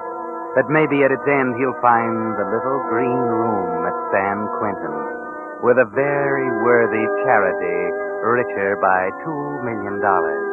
Something has to be done about it. And besides, the butler has just told you that the insurance man is waiting again to see you. You fool. What are you doing here? I had to. They were asking more questions. Like what? Like that whiskey bottle I played in the car. You found a guy in Sausalito who sold it to me. I'm higher than a firecracker, I tell you. I got 2 days, you understand? Just 2 days to scram. You're going off half-cocked. Don't tell me what I'm doing. I know, see. I just might make it if I beat it now, but it's a long chance. Listen, 5 minutes after he kicks off, I'm good for $50 grand at any bucket shop in town, but not until. Give me one more day. You've been handing me this now for a month. I'm going one way or the other tonight. Get this, then. If I go down, you're going with me. If I have to use this... Put that gun away. Just remember that. We're both going over Niagara Falls in the same barrel.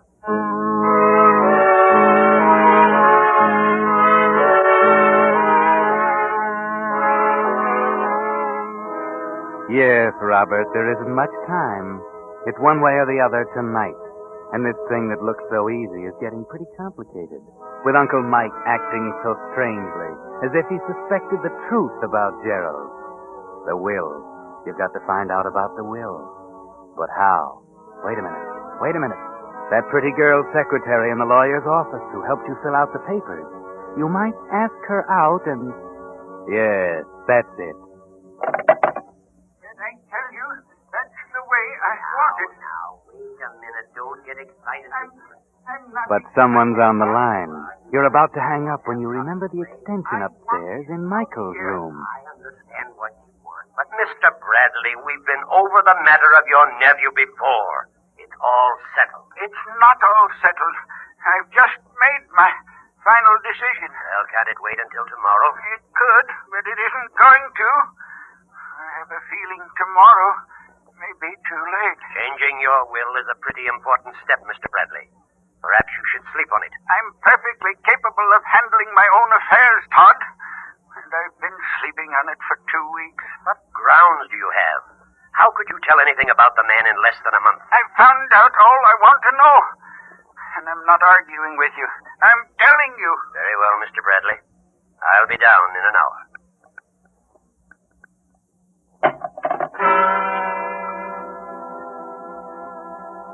There you are, Robert. Laid out for you on a silver platter. Wasn't just a hunch. Maybe Uncle Michael has seen the newspapers. Or maybe Green, that fishy-eyed butler. And in just 1 hour, you'll be a nobody again. Just another deadbeat with a flock of debts, trying to borrow a 2 spot to put down on the next race. Just 1 hour, Robert, unless Uncle Mike happened to die in that hour before Todd gets here. Yes. What about that? What about the little green room at San Quentin? Remember what Candy said about both of you going over Niagara in the same barrel? Yes. Uncle Mike must die, but how? Sit down, Robert. Sit down and think this one out clearly. Can't be any slips this time. Wait a minute. Those pills.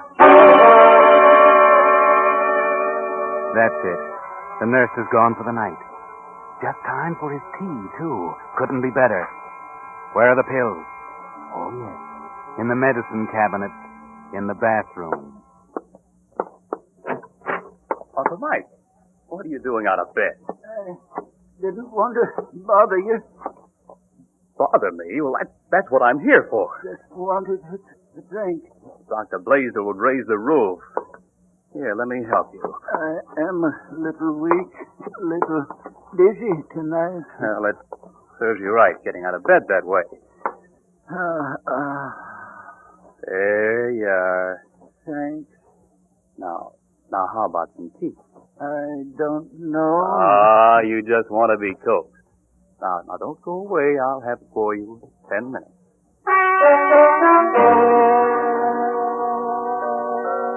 So Robert goes downstairs to make the tea, stopping first to get the little box of pills out of the medicine chest in the bathroom. Now for the teacup. How many, Robert? The doctor said that 1 might be fatal. 2 ought to do it. Better make sure. Put in 3. That's 9 grains. The tea is stronger than usual tonight, so he won't taste them. And don't quite fill his teacup, so he'll be sure to drink it all. There. That's it. Now, back up to the bedroom. You still have 40 minutes to go, and there's plenty of time. 9 grains shouldn't take long, should they?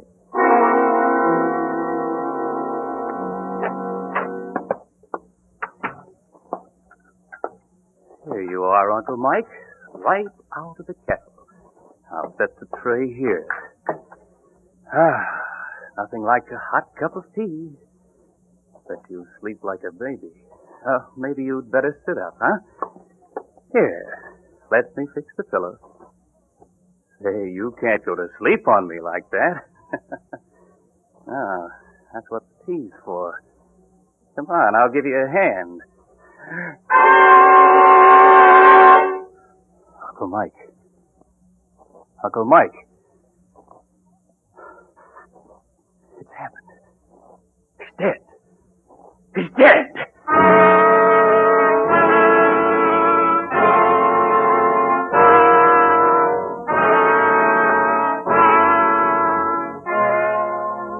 It couldn't be better. Almost too good to be true. Yes, almost as if he did it on purpose, just to tease you. Driving you almost frantic and then quietly dying all by himself at the very last minute. That was a windfall, too, wasn't it, Robert? Now you hurry. Throw that cup of tea down the wash basin. Rinse out the cup and put it back so if the nurse saw you bring it up, it'll be there. Then call Dr. Blaisdell quickly. Everyone must be here to see it, and to see that he did it by himself. It only takes the doctor a few minutes to get here and look at Uncle Mike. Yes, come at last. Did he cry out or anything? Oh, I didn't hear a thing, Doctor. I just came in to bring him some tea a few minutes ago and found him lying there quietly as if he'd fallen asleep. Yes, that's just about what he did. I guess it's just as well. Yeah. He'll never know now about Gerald. Oh, what do you mean? You've seen tonight's paper? No. Gerald didn't die by accident, Robert. He was murdered. What are you talking about? Well, he was murdered in San Francisco by a man by the name of Monahan. But I thought, Marin County. Yes, so did I. Monahan drove him there and pushed his car over the cliff. This Monahan, he's, confessed? Didn't get a chance to.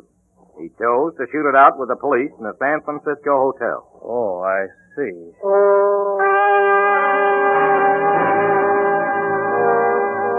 And that's all there is to it, Robert. Another windfall. You can't lose now. No one left to give it away, no loose ends. You can rest easy now. It was a close call, but there's nothing to worry about. Or is there? Next morning as you're about to go out.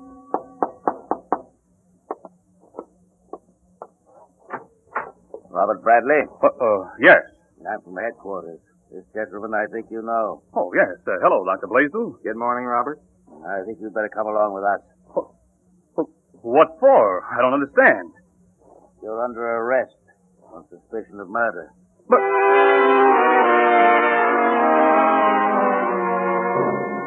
There's no use denying it now, Robert. You see, I'm the one who found the evidence. Evidence? Oh, I don't understand. How could you? I realized right away that your uncle had died from the effect of poison. I wondered if it might have been the tea you brought him. The cup had been washed clean, but a few drops had spilled on the saucer. Just a few drops you didn't notice, but it was enough. When analyzed, it showed the presence of the drug. But he didn't drink the tea. He died of the poison. And when I looked for the pills I gave you, I found that 6 of them were missing. You didn't have to use 6. 3 would have been enough. But I didn't. I only put in 3. I saw him earlier in the bathroom. Must have taken the other 3 himself. That's what killed him. He didn't drink the tea. He didn't. I didn't kill him. I wanted to. I intended to. But he was already dead. I doubt if the jury will believe that. Come on, son. Let's go.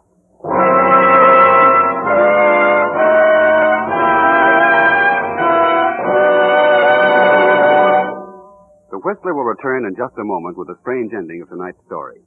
Meantime, I think you'd enjoy meeting Jim Henry of San Jose, California. Another typical signal gasoline dealer whose permanent business for 13 years has been making cars go farther. The same thoroughness that makes Jim Henry's streamlined signal station a model for cleanliness goes into every job he does. As a result, his growing list of regular customers ranges from the private cars of 2 local judges to an 18-ton truck. And I might add, not only does that 18-tonner require the most exacting types of lubrication, but its operator has made Jim Henry's signal station his lubrication headquarters for 11 years. Well, friends, it's just such thorough, conscientious service as Jim Henry gives that's making more and more drivers switch to signal gasoline dealers these days.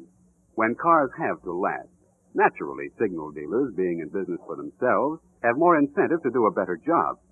Add to that Signal's finer lubricants, and you have a team that just naturally helps cars go farther.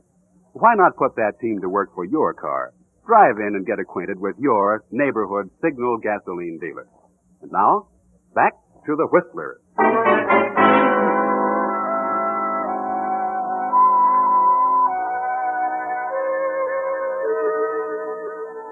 And so the little green room at San Quentin lay at the end of the path after all.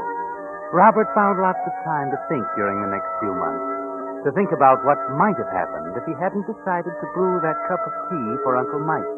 He was a pretty good prisoner, almost to the last, when he heard something that started him talking to himself.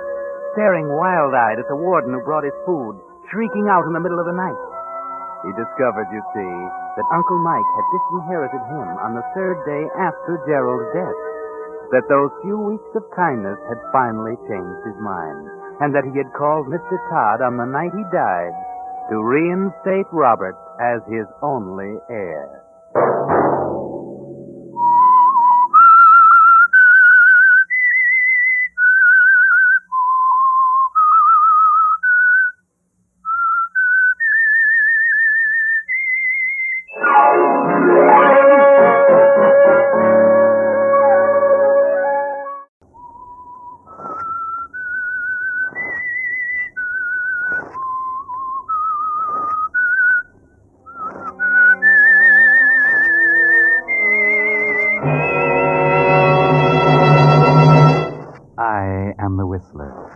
And I know many things, for I walk by night. I know many strange tales, many secrets hidden in the hearts of men and women who have stepped into the shadows.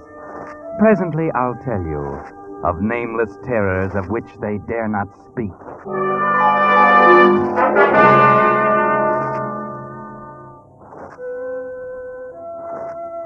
Within the human character, the line between good and evil is a thin and waving one.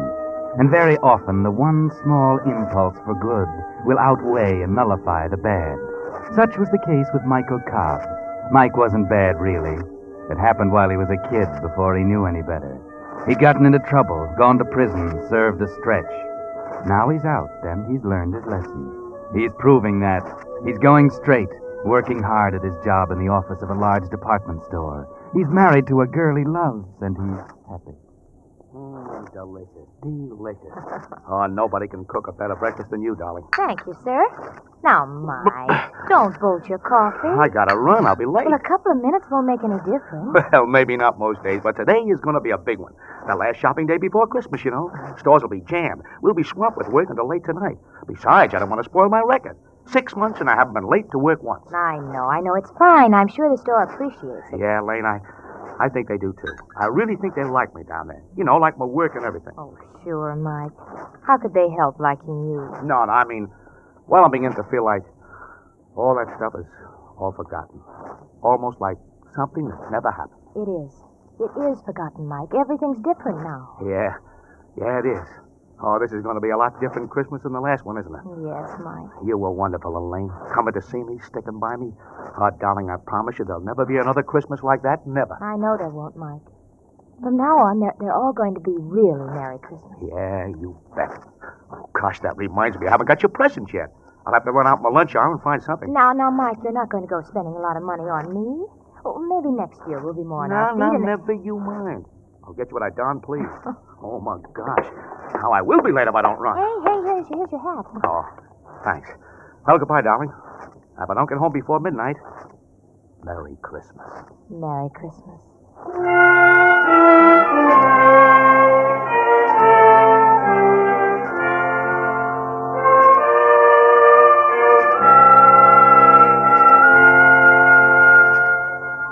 Yes, it looks like a Merry Christmas for you at last, doesn't it, Mike? For the first time in your life, almost. A real Merry Christmas. You notice the smiles on people's faces as they walk down the street. You get sort of a kick out of the fancy red and green draped windows of the store. The holly smells good in the elevator. And you chuckle as you pass the toy department with a perspiring Santa Claus pulling on his red coat. Then into the office, everybody smiling. Yeah, you know what, Mike? Maybe you're getting that thing they call the Christmas spirit. Well, morning, George. Merry Christmas. Hi, Mike. Pretty cheerful this morning, aren't you? Oh, why not? It's almost Christmas, the day of good cheer. Well, what's the matter with you, sourpuss? Nuts. Humboldt. Uh-oh. The boss on the rampage again, huh? Yeah. Well, what is it this time? You haven't heard? No, what? Somebody lifted another $1,000 out of the receipts last night. What, again? Yeah. It makes about 10 grand that's been missing in the last 6 months. Well, no wonder Mr. Humboldt's upset. Detectives are in there with him right now, and they've got old Gus, the night watchman, in for questioning. I suppose we'll all be on the carpet like the last time. Oh, gee, that's not so good. $10,000. Hey, that's grand larceny. Yeah, and the cops are probably getting pretty sore about not pinning it on somebody. Now, look, here comes old Gus, fresh from the Inquisition. Yeah. Thank you, Mr. Humboldt. Gus. Hey, Gus. Yeah, Mr. Osborne? Are they playing questions and answers in there again, Gus? Yeah. Where was you this time? Where was you that time? The only time I got to sleep when they called me down here for this. What for would I want to steal money for? I got a wife. Fine wife. 4 kids. I steal money, I go to jail. They starve. What for would I steal? Sure, Gus. But I know why you're so worked up about it. Yeah? You probably had to admit where you were last night between 12 and 1 o'clock. How come you know that, where I was? Go on. Everybody in the store knows that, Gus. It's a standing joke. Everybody knows you eat your lunch every morning between 12 and 1. They know you go up to the 13th floor and stretch out on one of those divans in the Louis the 15th room, the classiest in the joint. Okay, so what's wrong with that? I got to eat. Why not in style? Sure, only for that hour. Anybody could come in and move out the other 12 floors, and you'd never know it. All right, so what? Maybe that is when somebody stole money. I do not know. I only know I did not steal. And this is the only time I got to sleep, when they have to go asking me questions. What a character. Hey, is that true about his breakfast from 12 to 1? Sure. There's a night watchman for you. That probably explains why they're so sure the thief is somebody inside the store. Somebody who knows about Gus and what time he won't be on this floor. Yeah, it could be. Uh-oh, that's Humboldt. Yes, Mr. Humboldt. Yes. Right away, sir. Just as I thought. It's my turn now. Well, if I start screaming, you'll know he's putting me on the rack. Okay, I'll bring a branding iron to your rescue. Don't laugh yet. You'll probably be next. If Humboldt really decides to catch a thief, he'll catch one by hook or crook.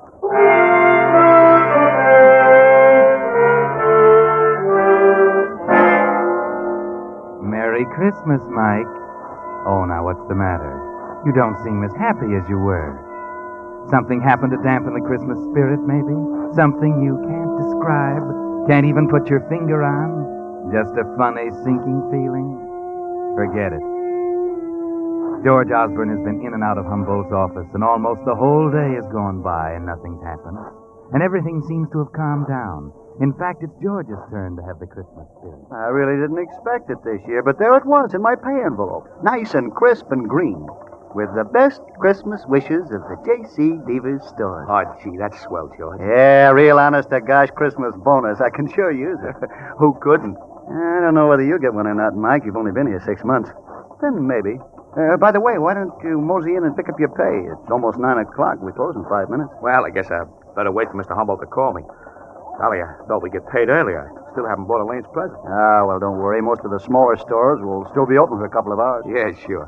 But I thought I'd get her something she liked real well, a little store up on 10th Avenue. Oh, well, it'll be open till late. Say, I wonder if they found out anything about the 10 grand. Boy, they've really questioned everybody around, though. They didn't question me. In fact, they've never questioned me about it.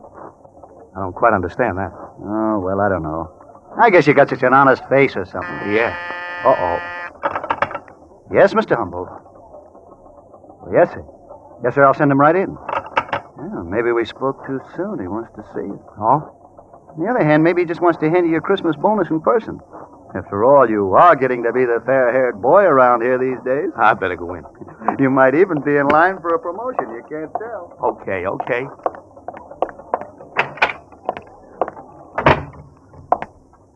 You wanted to see me, Mr. Humboldt? Yes, yes, Cobb. Sit down. Thank you, sir. Cobb, you've been with us 6 months now. Yes, sir? And I must admit that in that time you've demonstrated an admirable aptitude for the work. Thanks, Mr. Humboldt. Yes, in fact, there's been some discussion of raising your salary, promoting you. I even talked to Mr. Prentice, the manager, about it myself. Well, thanks, Mr. Humboldt. Yes, and that's why I regret very much to tell you this. I must inform you that we're forced to dispense with your services as of tonight. Dispense? You mean I'm fired? I'm afraid that's it. Yeah, your 2 weeks' pay is in this envelope. Wait a minute. If I'm been so good, why am I being fired? I'm not at liberty to offer any explanations. I have my orders just the It's same got as... something to do with this missing money, hasn't it? I told This you is that your it- way of telling me you think I took it, isn't it? Now, Cobb, That's it, isn't it, Mr. Humboldt? You've questioned everyone else in the department. With me, you figure questions are unnecessary, don't you? Well, since you put it that way, Cobb, Naturally, we must take into consideration your past. You knew about my prison record. I told you about it. Would I have told you about it if I was going to steal again? I'm not accusing you of stealing again. I only say we can't afford to take chances. We simply find it advisable. All right. I understand. I understand a lot of things now, Mr. Humboldt. Thanks. Thanks, Mr. Humboldt, for the Christmas bonus. Hey, Mike, wait a minute. Well, did you get it? Did he give you a Christmas bonus? Yeah. Yeah, I got a Christmas bonus, all right. Hey, what's up? What's the matter? Oh, nothing. I'll tell you about it later. I'm leaving now. Oh, yeah, you're in a hurry. But wait, I almost forgot. With my bonus, I can pay you that $30 I owe you. Huh? Here. 10, 20, 30. That ought to help with that present for your wife, huh? Yeah. Yeah, thanks, George. Thanks.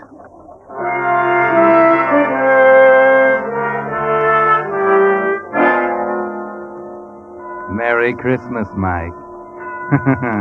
Yeah. That premonition you had this morning was right, wasn't it? That funny, sinking feeling. Now you know, don't you, Mike? You knew it all the time, really. All this past 6 months you've been kidding yourself. The dream bubble has burst. Merry Christmas, Mike. The crowds are still cheerful on the streets. The windows are still bright and gay, and the holly still spices the air. But you don't see or feel or smell. No, there's only the sensation of a chill wind cutting you to the bone as you wander the dark streets, not knowing or caring where you are. Hello, Michael. Merry Christmas. Huh? Oh, hello, Reverend Hewitt. I didn't see you. So I noticed. I was just getting home from my last-minute shopping. Won't you come in for a moment? A cup of tea, perhaps? Why, no, I... Oh, come on. I haven't seen you for a long time. That is, for a chat. Besides, it's chilly out. A cup of hot tea will warm you up. You look as if you could stand warming up, Michael. Come in. No, I've got to get along. Oh, come now. That lovely wife of yours won't miss you for a few more minutes. I tell you, I've got to go. Very well, Michael. I won't keep you. Oh, I'm sorry, Reverend. I didn't mean to, Well, I understand, son. You're troubled. Is there anything I can do? No, I'm all right. Well, I know you too well, Michael. I've known you all my life. Now, I've helped you before, haven't I? Why? I don't know. I don't know whether you did or not. All that stuff you told me about turning over a new leaf, forgetting the past, I believed it. Oh, yes, of course. Hell, maybe you should have told it to some other people instead of me. It just don't work, Reverend. It just don't work. All that stuff about being good and doing good. It don't pay off. It does, Michael. It does. You must believe that. Even a little good done brings a great reward. Yeah, maybe to some people. Only maybe some of us are behind an 8-ball we can't get around. Michael, please come in. I feel I must talk to you. Not tonight, Reverend. Had all the talking I can stand. Now I'm going to do my own thinking. And I know what I'm going to do. You can bet your sweet life I know just what I'm going to do.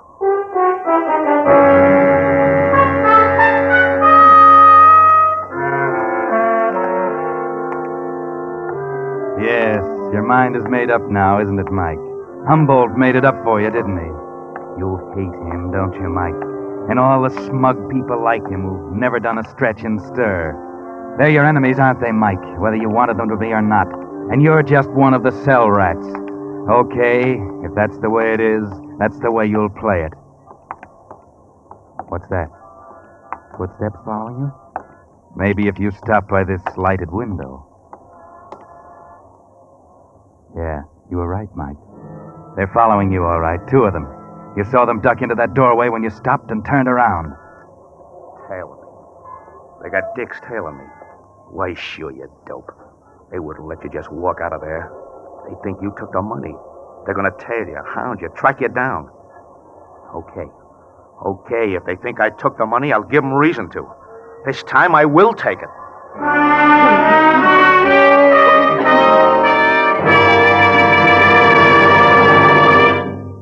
You are listening to The Whistler, brought to you by your friend, the Signal Oil Company.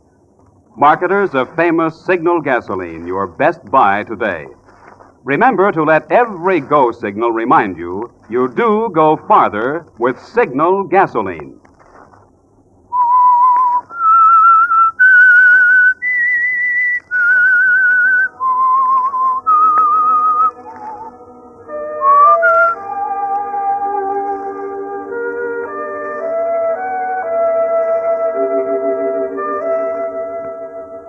Merry Christmas, Mike. A very Merry Christmas, isn't it? 6 months of going straight and you've given it up. You're going back to the store and get your share of those days' receipts. Yes, it's all so simple, isn't it, Mike? It'll soon be 12 o'clock midnight, and old Gus will be up in the Louis 15th room on the 13th floor. The safe in Humboldt's office will be a cinch. You've seen it many times. And as for the two dicks tailing you now, it'll be duck soup to shake 'em. Duck soup. That's right. You're heading up 10th Avenue now. You can double back and... What's wrong, Mike? Why are you stopping? Could it be that tune, the brightly lighted window, the old man standing back there? Of course, now you remember. 10th Avenue. This is old Mr. Samuel's little store. This is it, where you're going to buy Elaine her Christmas present. And there it is. What you heard, the music box, sitting on the counter next to the open door, playing. Well, good evening, Michael, and Merry Christmas. Hiya, Mr. Samuel. You came in just in time. I was just about to close up.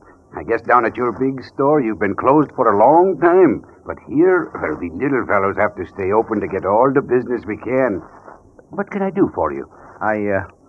Is this the music box that Elaine likes so well? Ah, yes, that is the one. She was very taken with it. Ah, how her eyes sparkled when she looked at it. Yeah, there's a powder puff of something inside, isn't Ah, it? that is right. And when you open it, it plays the little tune. So.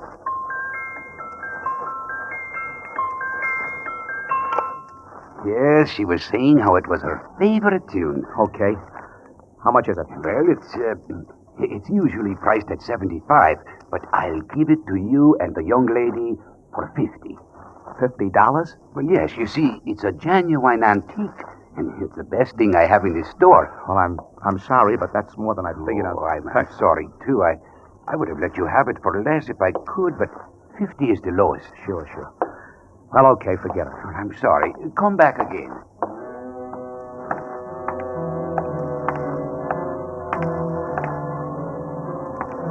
Now what's the matter, Mike? Why are you stopping? Could it be you can't make up your mind? Could it be you're thinking about the music box, about Elaine, about Christmas? Yes, this may be your last Christmas with her, you know. Your last chance to give her a decent present with clean money you earned. It might be a nice gesture, eh, Mike? A little token of all that might have been. Oh, Mr. Samuels, I'll take it. Wrap it up as a gift, and I'll take it.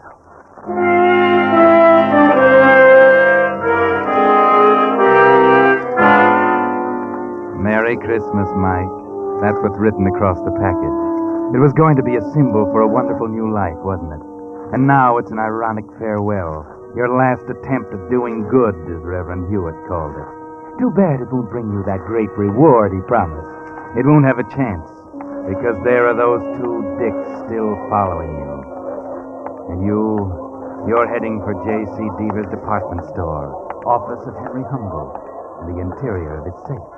It's almost 12 midnight, and you'll have to duck those guys quick. 30 girls, 30. The greatest little show in town, starring Tootsie Laverne and her 30 raving beauties. A new show just started. Only 40 cents. Ticket, mister. Huh? Oh, yeah. 40 cents. Thank you, sir. A new show just started. Hurry, ladies and gentlemen. It's the greatest little show in town.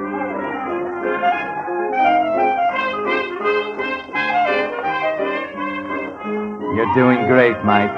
Those dicks will follow you in, but you won't be there, will you? No. You're heading for that exit sign down at the side. Through the curtain, push out through the door, and there you are. In the alley. Free. Okay. Now, up to the street. Lose yourself in the crowd. Turn down Fifth toward the store. You're okay now. No need to look back. Or is there? They're there. You didn't shake them after all. They were wise to that trick, and they were waiting for you outside the theater. Yes, you should have known. Now what? Maybe you've got an idea. Yes. A good idea. Honey. Why not lead them to the store? Sure, that's where they expect you to go. But beat them there and hide, down in the freight dock, behind one of those big crates. They'll never find you in that mess. Then when they get tired looking, you'll be able to slip in and do the job. How's that? Brilliant. Yes, brilliant.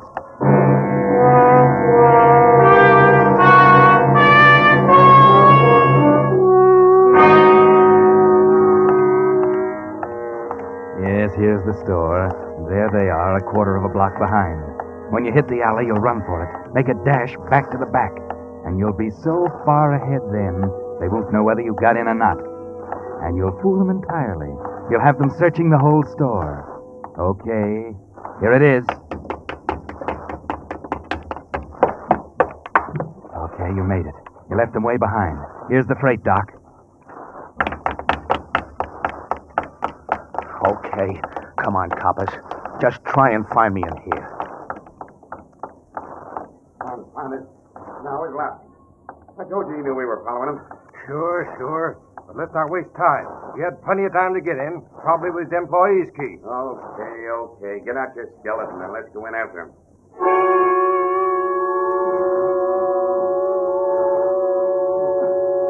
Worked like a charm, didn't it, Mike? You're sitting here in your crate, comfortably waiting, while they search the entire store. They've been there long enough to do it. It's almost 1. If they don't hurry, you'll have Gus to worry about. Not that that's too much of a worry. But wait, hold it. Well, that does it. Yeah, too bad. Hey, flash your lighter out. He could have ducked into one of these crates here. Yeah, but we never find him in that mess. He could play hide and seek with us there for days. Yeah, you're right. I guess we might as well call it a day. It's a fine way to spend Christmas Eve anyway. Come on, let's go home. Okay, I'm right beside you.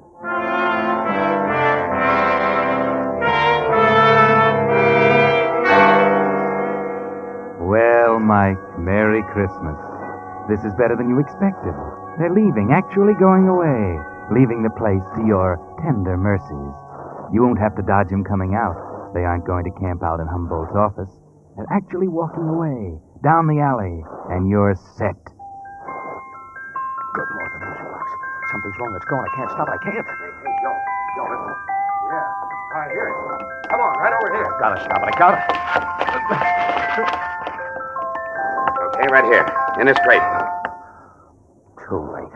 Okay, Cobb. We finally cornered you. Come on out. No use hiding in there now, Cab. Come on. We want to talk to you. Yeah, I know. I got the idea. Okay, you got me. Yeah. Thanks for the music. Led us right to the dance floor. Yeah, that's the great reward the minister was talking about. Great. I don't get you. Oh, you wouldn't. It's a private little joke on me. Yeah? Well, that music maybe did you a big favor, Cobb. Favor? That's right. Maybe you'll see what I mean if you'll answer a few questions for us. I don't see why I should. You got nothing to be afraid of, kid, if you'll just answer a couple of questions straight. I'll answer one. I didn't do it. I had nothing to do with it. Okay. You had nothing to do with it. We didn't ask you that question. But answer this. You bought that music box at a store on 10th Avenue a while ago, didn't you? You know I did. You saw me buy it. And you paid for it with 2 20s and a 10, yeah. right? Well, part of that money was marked. It was money that had been stolen from Devereaux' department store. I tell you, it wasn't stolen. That was the dough I got in my pay envelope. All of it? Didn't somebody else give you part of it? No, I just earned the whole thing. Didn't George Osborne give you part of it? Oh, yeah. Yeah, he did. Oh. He paid me $30 he owed. Okay. Now, this is very important. How'd Osborne pay you? In what denomination of bills? Well, Yeah, I remember. He gave me 3 10s. 10s? You're sure? Sure, I'm sure. And the 20s came to you in your pay envelope, huh? Yeah. You'll swear to that in court? Of course. Okay. That does it. Thanks, Cobb. Hey, wait. You mean that's all you wanted me for? It was enough. You just proved for us who stole that 10 grand from the store. And the way you were acting, we'd almost thought it was you. We hadn't have known better all the time.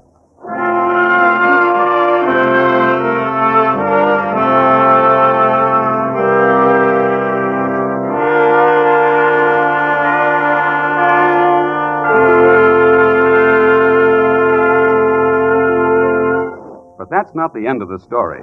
The Whistler will bring it to you in just a moment. Meantime, Signal Oil Company joins with 1,800 Signal gasoline dealers throughout the West from Canada to Mexico in hoping that this has been a good Christmas for you. It wasn't the Christmas we had all hoped and prayed for. There were too many empty places at the table, too many empty places in our hearts. As we look back, we may wonder if perhaps we didn't give quite enough. Not quite enough of our effort, of our money, and of our blood, which can mean life itself to a boy at the front. Yet even the regrets that may tinge this season's gladness can prove its greatest blessing if they fire us to new determination, to new and greater effort through the coming year until our prayers are finally answered and peace again returns to heal this confused and torn world. Yes, if, as this Christmas of 1944 draws to a close, we will rededicate ourselves to this, our job, we may, each of us, hasten the realization of that ancient promise, peace on earth, goodwill toward men. And now, back to the Whistler.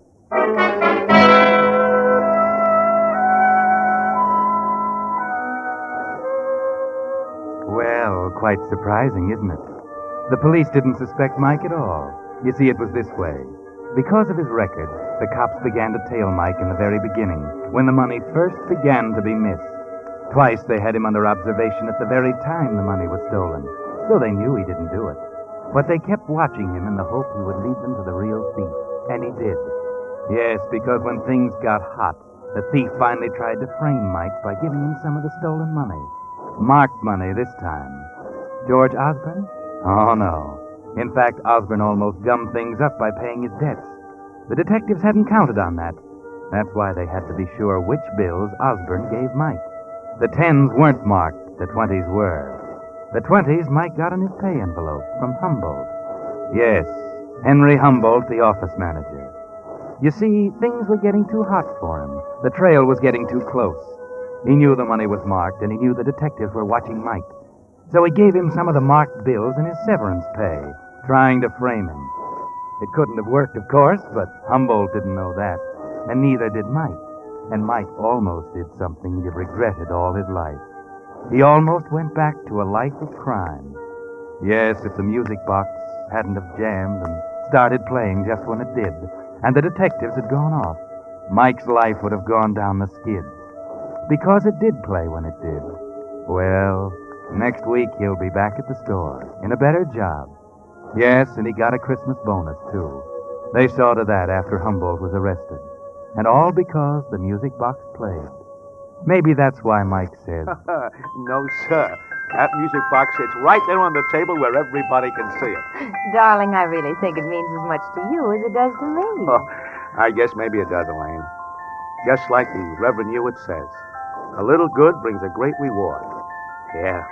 For the rest of my life, that little gadget's gonna mean a Merry Christmas.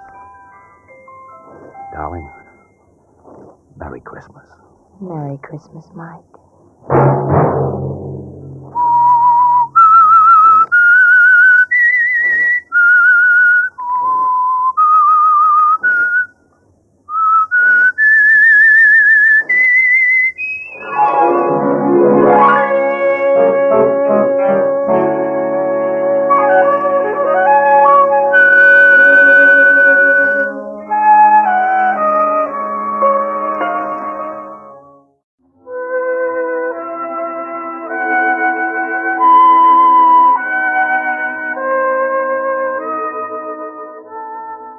It's strange, isn't it, how a man can live his life through several decades, simply, quietly, in peaceful obscurity, and suddenly, through one small incident, find his world turned into chaos. For instance, there was Tom Barlow, who lived with his wife Ellen in the small seacoast village of Marblehead, and whose whole life had been spent as a lowly driver of the town carryall, combination taxi, delivery truck, and tow car. To everyone in Marblehead, he was just old Tom, until that night a few months ago. A raining, stormy night it was, with a feeling in the air of foreboding, if you were particularly sensitive.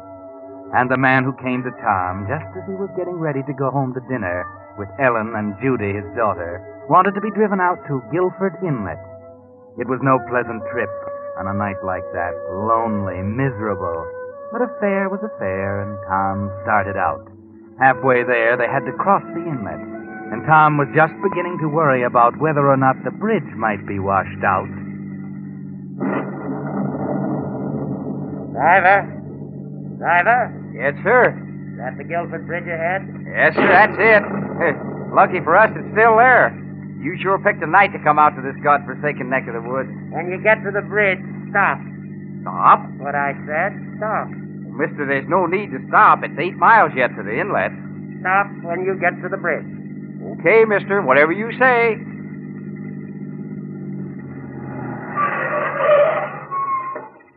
How much do I owe you? Well, you're not getting out here. How much do I owe you? $1.50, but look, mister. Yeah, $2. Keep the change. You're crazy, mister. There isn't a house within 8 miles of here. I like walking. But, mister, I'm not going to leave you out on this bridge alone. Good night.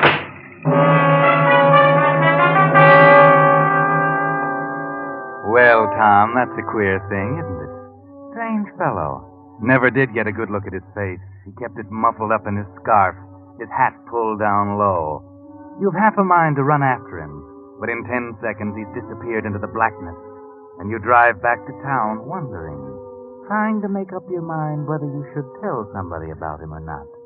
Then, when you're putting up the cab for the night and you happen to glance in the back, your mind is made up for you.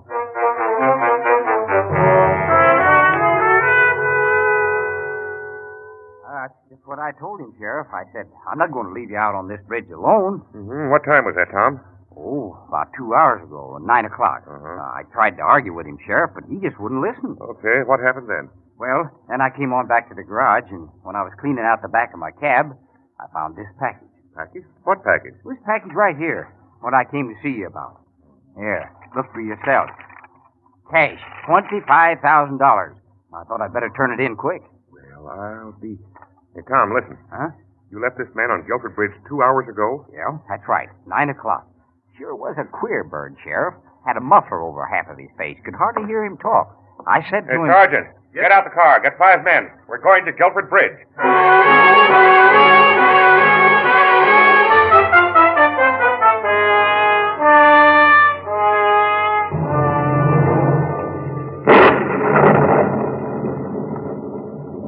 Gary, you see anything down there? Well, this is the spot where I left him, Sheriff. Right here. Hey, Chief, look. Yeah? I found this coat and hat under the bridge. Hey, Eddie, put your flashlight over here. That's the coat the man was wearing. And that's his hat, too. Sure, Tom? I'm positive. Oh, Sheriff, dug this muffler out of the water about 20 yards downstream. That's his, too, yes. That's what he had over his mouth. Made him talk so peculiar. The hat, coat, muffler. Looks like he drowned himself, all right. You aiming to drag the inlet, Sheriff? Not tonight, I'm not. In the morning. Anyhow, with that undertow, a body would be 2 miles out to sea by now. That's right. Huh. Well, what do you suppose he done it for? Poor guy. Poor guy? Tom, he left $25,000 in your cab, didn't he? Oh, well, money don't mean much if you're so low you want to jump in the river. Money don't mean much, huh? Listen, Tom, if we don't find that man's body, if nobody claims that money in 6 months, you know who it belongs to? It belongs to you, Tom. Me? Yes, sir, you. That's the law. Me? If nobody claims it in 6 months, and if we don't find the body that fits this hat and coat.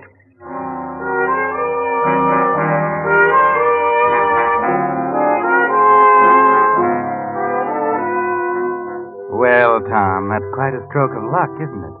Imagine, $25,000. More than you've ever dreamed of.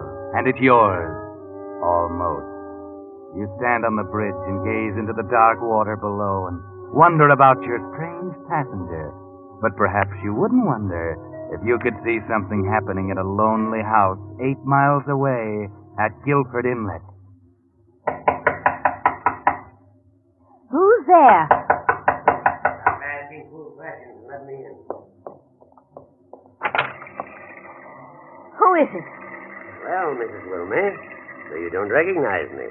And after I've paid your salary, kept you living here all these years. Mr. Ben. Yes, it's me, and don't stand there gawking. Let me in and close the door and make some hot coffee. I'm frozen to the bone. Of course. Of course. Same dismal old place. Mr. Ben, where's your hat and coat? You're soaking wet, Mr. Ben. Where's your hat and coat? You're soaking wet, Mr. Ben. Hey, heaven, woman, can't you say anything better than that? 20 years, and I come home to, where's your hat and coat, Mr. Ben? Mrs. Wilmey, you're still a fool. Yes, sir. I'll get the coffee. Wait a minute. Yes, You still go down to the village every day and gossip like a fishwife? Well, sir, Stop stirring me. Now listen. While I'm here, you keep away from the village, you understand? Order your groceries by phone, if this morgue still has a phone. Oh, no, sir. Not since you left. Barlow Manor's all boarded up, except in my room. All the better. You'll have the delivery sent once a month then. Nobody's to know that I've come back to Guilford. Is that clear? No one. Yes, sir. If you want coffee... Mrs. Wilmey, for the love of heaven, stop fluttering. Yes, sir. Oh, me. Nothing changed. You're still afraid of me, aren't you? Aren't you? Yes, sir. Yes, sir. Oh, please, sir. Go get the coffee. Yes, sir. No, wait.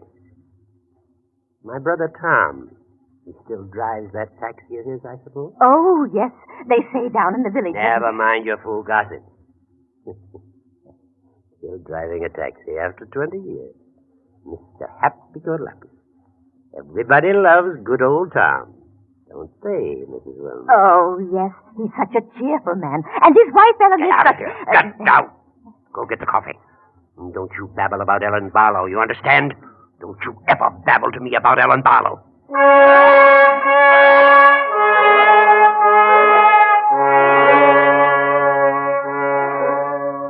Yes, Tom Barlow, if you could see that scene, and your brother Ben sitting in the old family house in Guilford Inlet, perhaps you wouldn't wonder so about the stranger's disappearance. But you don't see that, and so to you and your wife, Ellen, it's like a dream. Oh, Ellen, it's like a dream. $25,000. Why, we're going to be rich. Tom, put me down. Put me down. Oh, we are, Ellen. We are. Even the sheriff thinks so. We ought to go out and do the town. Well, we'll have plenty of time for that, Tom Barlow, after 6 months.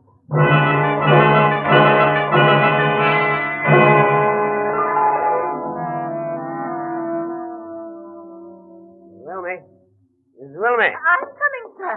I'm coming. I was just bringing your tea things. Oh, never mind the tea things. Where's my tonic? Heart's pounding like a trip hammer. Right here, sir, on the tray. Where's the afternoon paper? Here you are, sir. But there's nothing new about Mr. Tom and the money. Who asked you that? Well, Mrs. Wilmey, you're nosy, aren't you? Oh, please, Mr. Ben. Oh, stop that sniveling. You're nosy, Mrs. Wilmey. But you are a good housekeeper. Well, I do try. Be quiet. I feel like talking. Yes. Pour the tea. No, don't stand up. Sit down here by me. Very We're well. going to chat, Mrs. Wilmey. I'm expecting a business friend of mine today at 5 sharp, a Mr. Peterson. Uh-huh. He's going to do something for me. Yes, But you and I will chat until he arrives. yes, sir. Lemon and 2 sugars, sir. Well. So you remember after all these years, huh? That's nice. Mrs. Wilmey, I'm a very rich man. I made a good deal of money in the city. Yes, sir. And I've remembered you in my will. Oh, thank you, sir. Be quiet. You'll be well off when I die, Mrs. Wilmey. Very well off. That's why I think you'll keep your mouth closed about lots of things. Oh, I feel like talking. Mrs. Wilmey, did you read that they haven't found the body yet of the man who left the money in my brother's taxi? Oh, yes. They've been dragging me in it for weeks, sir. They can drag for years. They won't ever find the body. You know why, Mrs. Wilmey? Because I am the body. Mr. Ben. Sure, I'm the body. I left that $25,000 in Tom's cab. I wanted him to find it. I put it there. But, Mr. Ben... I'm going to break Tom Barlow. You watch. Please don't tell me. I don't want to know. 6 months he'll wait, thinking he's rich every day, more certain. He'll be building air castles. You watch. I know Tom. He won't wait for 6 months. Fools around here lend him money on speculation. He'll get in deep. You watch. Tom, happy-go-lucky. Always said he could get along without money. Married Ellen on a shoestring. Shoestring? And I could have given her everything. I could have given her clothes, a house in the city. You mustn't tell me, please don't. They're happy-go-lucky. I can just hear him now. Money isn't everything. Money only causes trouble. Married Ellen on a shoestring. Well, this time he'll find out what money can do.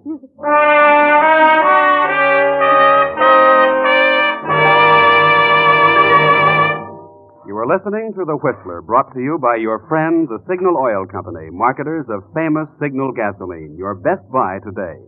Remember to let every go signal remind you do go farther with Signal gasoline.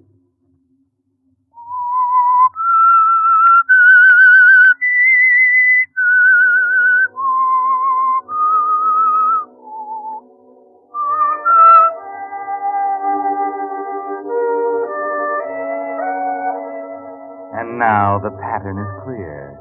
Ben Barlow, after 20 years, is planning to extract his revenge for his brother Tom's marrying the woman he loved. He's planning to ruin his brother with the promise of the money he found, and then snatch it away at the last moment. And Tom, good old Tom, seems to be falling into the trap slowly, reluctantly, happily. Oh, now, fellas, money isn't everything. We'll see if you say that when you get to 25,000. I will. He's got 4 months to go yet. No use sense counting his chickens. The money's as good as in the bank. In 8 weeks now, nobody's claimed it. And what do you expect going to claim it anyhow? A goat? Hey, Tom, I hear you and Ellen and the kid are planning a trip to New York. See all the shows. Huh? Well, maybe. Well, all I can say is if anybody deserves that money, it's Tom Barlow. Tom, we're with you. Well, Any thanks. person in the village won't be counting the days till 6 months is up.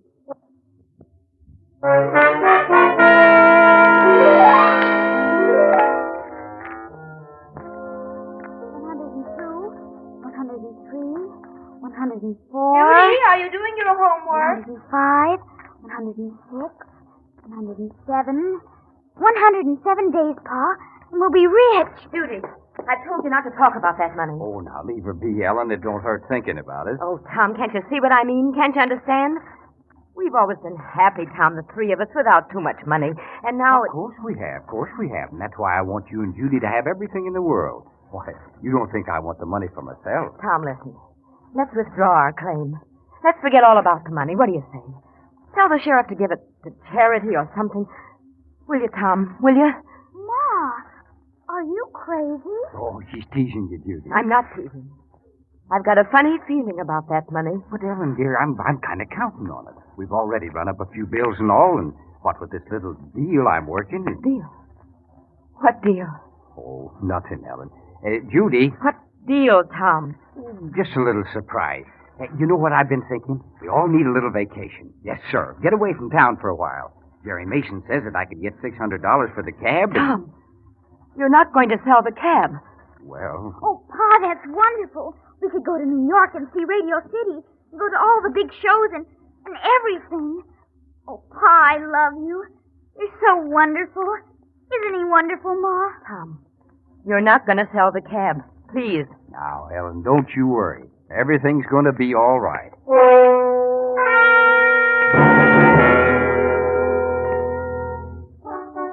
Yes, everything's going to be all right now, isn't it, Tom? You're getting more certain of it every day. It's been 4 months now, and you've almost forgotten about the stranger.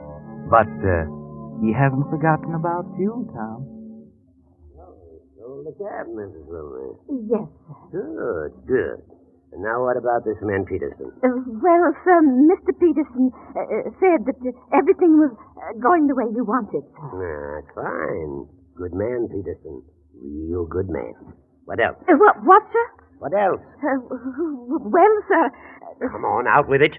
Well, sir, there's talk around that Mr. Tom and... For the love of heaven, woman, will you go on? You told me never to mention Mrs. Barlow's name, sir. What about Mrs. Barlow? She and Mr. Tom aren't getting along so well. Good. So they're not getting along, huh? Now, isn't that too bad? Money isn't everything. You watch, Mrs. Wilmey. He'll probably mortgage the house next. Money isn't everything. You watch. I know, Tom. He'll mortgage the house. And when you find that suicide note... Suicide note? Oh, didn't I tell you, Mrs. Wilmey? You're going to discover a suicide note in Guilford Inlet. And you're going to bring it straight to Sheriff Tompkins.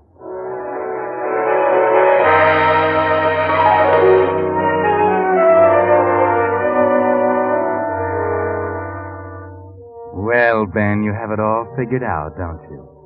And it's working out just as you expected.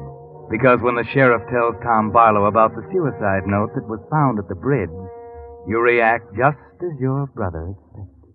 But, Ellen, there's no need to worry now. With that suicide note found, the money's practically in our hands. I told you it was just as good as ours. But, Tom, why did you have to go put a mortgage on this house? No, you don't understand, dear. I needed the money now for that deal that I was working on. So why wait till the 6 months is up and lose out on a great opportunity? But, Tom, how can you spend money like this before you get it? But I'm not spending it, Ellen. I'm investing it for our future and Judy's. Why, Mr. Peterson told me we'd be set up for life. And as for the mortgage, well, that's just a trifle. I can pay that back 10 times over the day I get the $25,000.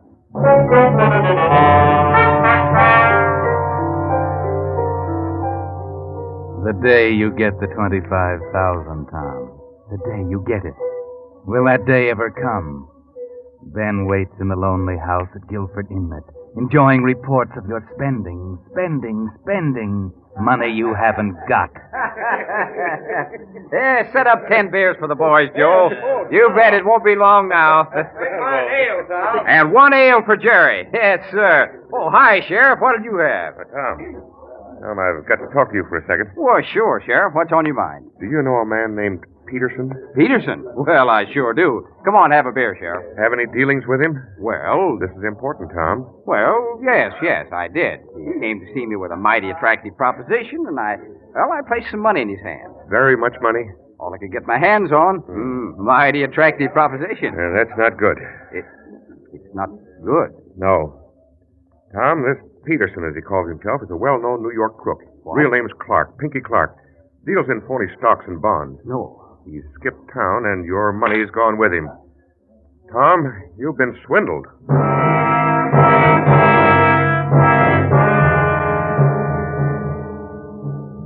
So, Tom, now you know. The first blow has fallen.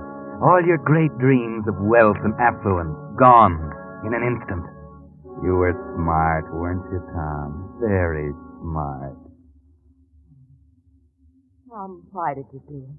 I was so smart, Ellen. I was going to be rich and to be a big businessman. Can you imagine me? I wanted to make you proud to be Mrs. Tom Barlow. Oh. Yes, I wanted you to walk down the street and have people point you out and say, "Look, there goes Ellen Barlow." Oh, Tom. Guess I was never meant to be anything but Tom, the taxi driver. You're right, Ellen. All along you were right. We should have withdrawn our claim like you said. Money's brought us nothing but trouble. Tom, how much do you owe the bank? 18,000. 18,000. Oh, Tom.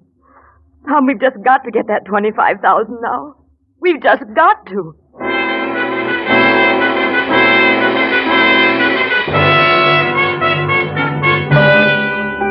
Yes, Tom, your situation is desperate now. You have to get that $25,000 now. It will just about pay off your debt, lift the mortgage on your house, and buy back the taxes. And then the real blow falls. The 6 months is up. It's the night before you're to claim the money, and it's dark and stormy. Another foreboding night like that one 6 months ago. And as you sit by your fireside, you're startled by a knock on the door.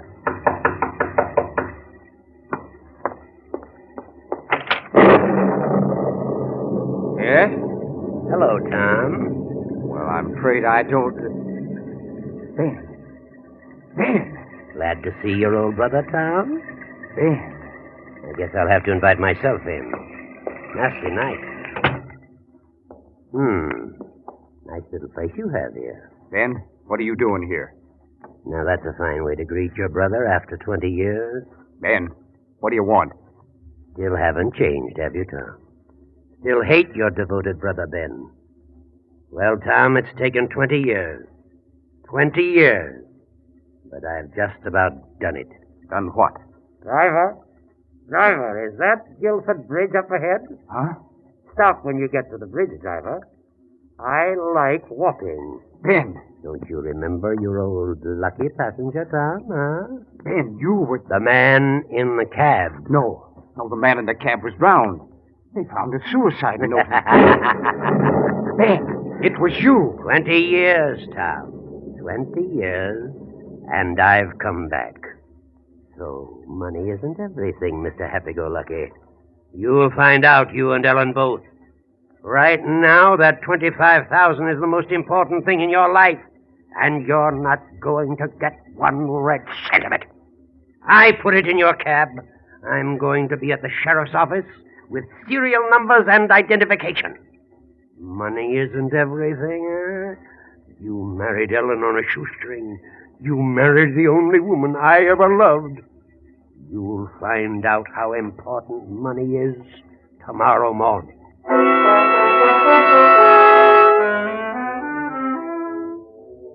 Now you know the whole plot, Tom.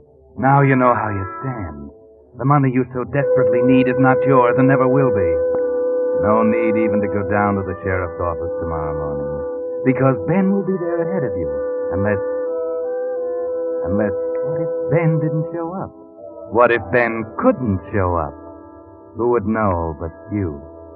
But that's murder you're thinking of, Tom. Murder. You've never done anything or thought anything like that. But tonight you're desperate and you think the whole thing out. It's simple, really.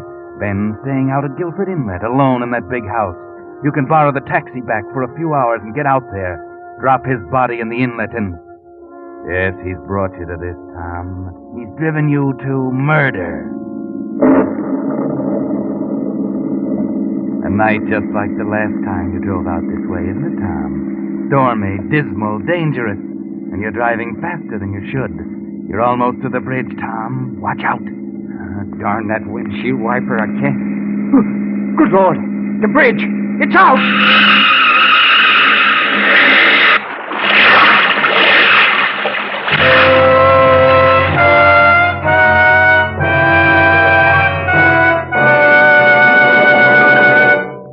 The Whistler will bring you the ending to our story in just a moment. Meantime, here are just a few of the signal services that are helping today's cars go farther. When your Signal gasoline dealer lubricates your car, he uses the famous Signal Safety Chart, on which the maker of your car shows every lubrication point and the exact lubricant it should have. And your Signal dealer checks every point against the safety chart, not just once, but twice, so not a single part can be missed. The Signal 4-star oil he puts in your motor is solvent refined to give you a pure paraffin-based oil that reduces carbon and sludge and protects every motor part with a tough, long-lasting film that resists heat and wear. His regular battery and tire checking service help you get extra months of wear. Should you need a new battery, his heavy-duty Signal Deluxe batteries are guaranteed up to 2 years. And his retread jobs, using only the finest material, help you get more miles out of every tire. In those and a dozen other ways, Signal dealers are helping today's cars go farther. You couldn't close New Year's Day with a better resolution than to get acquainted with your neighborhood Signal gasoline dealer soon. Now, back to the Whistler.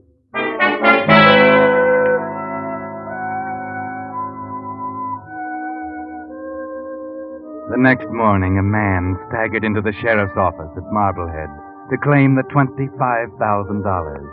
He was battered and bleeding and drenched to the skin, but he was alive and able to take the money and go home to his wife, Ellen. Yes, Tom Barlow was able to jump clear of his car as it crashed through the demolished bridge. He came back to the sheriff's office just because he wanted to make sure. And he was considerably surprised when Ben didn't show up. He found out later why. Because when they pulled his wrecked taxi out of the inlet under Guilford Bridge, they found a body close by in the debris-choked water. Ben Barlow. Ben Barlow driving the other way in the early dawn to claim the money and complete his revenge, hadn't seen that the bridge was down either, until it was too late.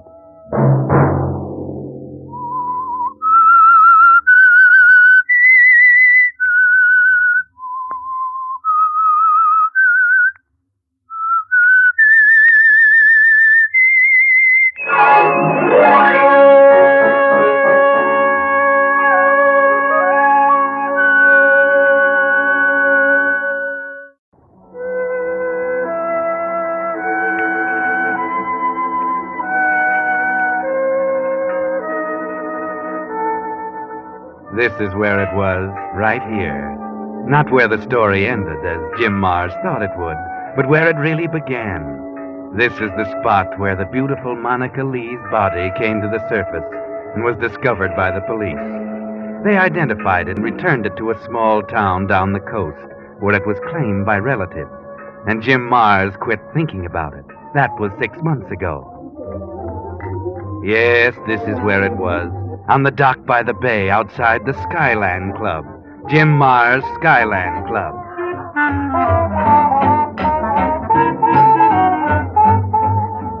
Here comes Jim Mars. He owns the Skyland Club. He likes to see a crowd in the club, but he doesn't see one now, and he scowls. He walks around the tables and up the stairs to the door that says manager on it.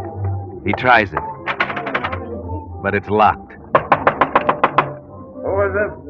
Jim Mars. Open it. Just a second. What's the matter with you, Tony? You scared of something? I keep it locked lately. No use taking chances. What chances? Everything all right? Sure, but who knows? Somebody's always beefing. They're bound to when you're running a clip joint. I thought you knew what to do when anyone beefed. You gotta be tough. That's the only way to be right. Sure, if you can't do it any other way. There isn't any other way. You know what's the trouble with you, Tony? Sure, I got ulcers. You got ulcers. You got holes in your head. All right, you tell me. You lost your nerve, Tony. What? I said it. You ain't got your nerve anymore. I've been keeping my eye on you ever since that little blonde on the floor show was found in the harbor. Why should it bother you? You didn't kill her. Or do you feel responsible? Yeah. Yeah, what? I brought her in here to give her a chance. She was a good, clean kid. And it was a good thing I tried to do for her. I wouldn't have cared if it had been one of the others, but it has to be her that gets washed up out of the harbor. And for that you lose your nerve? Listen, I've heard of guys losing their head for a gal, but never their nerve. And a dead dame at that. Monica Lee wasn't a dame. She was a nice, clean kid. She didn't know from nothing. Meaning what? Meaning she wasn't brought up to understand she couldn't say no to a guy like you. Some people learn hard. You think you taught her anything? Listen, things are either right or they're not right, see? I got no time for teaching. Now, while we're talking about things that ain't right, what about this club? Sure, Jim. What about it? If Monica had lived, we'd be making money by now. But she didn't. And it ain't paying, is it? No, not quite. We're losing a little. All right. I put enough dough on this plate to start 3 clubs. I want to start taking some in, see? Jim, you know you can't take it out if it's not here. You're the manager. See that you get it here, then. Or I'm through with you. And I mean through.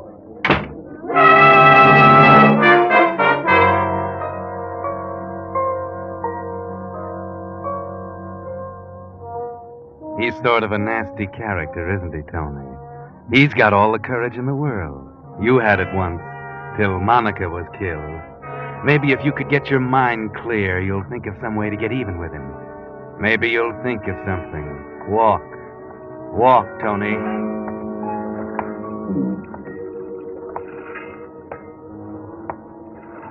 How did you happen to walk down here, Tony? Down by the dock? Is it a coincidence, or did something attract you? Yes, there's someone right over there who will be glad to see you. She trails you down here, and she's waiting, Tony. What do I get if I bump Jim off? Nothing but trouble. It's not true what he said. I haven't lost my nerve since Monica got killed. I got it yet. I'm just playing it smart. What happened to Monica? What's that got to do with it? Hey, what's that dame doing over there on the pier? Hey! Hey, you! Stop that! Wait! Here, you can't do that. I can't do that. Jump! What? Jump! I thought you were going to... Jump? Yeah. Well, I'm sorry. I didn't mean... You were wrong. I guess I was. Must have been saying things. Yes, I guess you were. It's the place. A friend. A girl. They pulled her out of this water here. I can't... A girl? Yeah, she was... Something happened. And you're haunted by the memory. No, who said I was? I thought that's what you were saying. I wasn't. I said I wasn't. Oh, yes. I heard you. Well? You just came down here because it's a nice place to walk. Beautiful scenery. Lovely atmosphere. No. No. I was just walking and thinking, and here I am. I'm figuring I might jump. I saw you there. I swear it looked like... It must have been on your mind. Were you thinking yourself? Me? Why should I? Yes, I see what you mean. I thought maybe it was on your mind. About that girl. What about the girl? Not a thing. You mentioned it. What's the matter with you? Somebody putting drops in your drinks lately? Or is it indigestion? No, it's nothing. Just a guy I was thinking about, that's all. A guy I was talking to a while ago. Jim Mars? How did you know? Do you know Jim Mars? I know a lot of things, Tony. What? You know me? Who are you? Stop, let me go. Okay, I won't hurt you. Only it's so dark I can't recognize you. Perhaps it's just as well. You might not want to know. Stop it. Tell me who you are. Maybe Jim Mars wouldn't like it. The devil with Jim Mars. And your sentiments for Monica. How do you know her name was Monica? I told you I know a lot of things. Like what you were thinking about on your lonely walk tonight. You were thinking you'd like to kill Jim Mars, weren't you? You're pretty smart, aren't you? You know an awful lot. That wasn't hard to know. Jim always did give you a bad time, Tony. Who are you? Tell me. Here. Why don't you light my cigarette? Sure. Monica.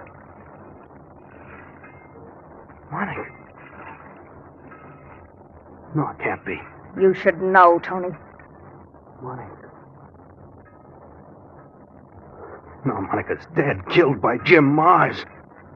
Dead and in the bay and now on the ground. Let's not go into details, Tony. I don't get this. I thought you were dead. Do I sound dead? Do I look dead? Your voice sounds a little different, maybe, but... So help me, Monica, you look just like always. Now, let me tell you this, Tony Canello. I'm not the same Monica I was before. You know what happened, and we won't go into that. But I'm telling you now it can't happen again. I've come back here because I have work to do, and I mean to do it. Are you following me? Yes, Monica, of course. Haven't I always? Never mind. I just want it straight. You're not going to help me kill Jim Mars. I want to know it this minute. Yes, Monica, yes. I'll help you. Believe me, I will. And no funny business, Tony. Well, relax. I'm glad you're back, Monica. I'll breathe easier. And I wonder how Jim Mars will breathe. Not so easy. And not very long, I hope. How you going to work it? I'd like to scare him to death. I'm afraid it'll take a little lead, too. I'll go back to work just like nothing had happened to me. You're never to admit that you see or hear me. That's all. It's going to be pretty nice having you around, Monica. It'll seem just like old times. That's right. Just like old times.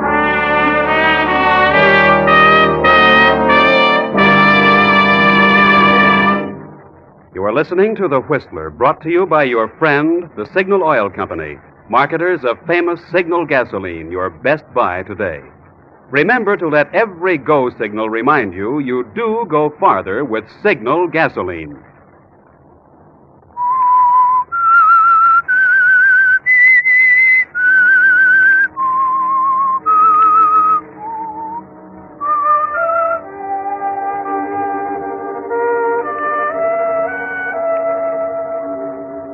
Life will be a lot simpler with Jim Mars out of the way, won't it, Tony? And it helps to have Monica on your side, doesn't it? She gives you strength and nerve. Pretty nice. But, Tony, don't ask yourself if it makes sense or not. Take what's given and be thankful, but don't be too curious about Monica. That'll keep till later. One thing at a time, Tony.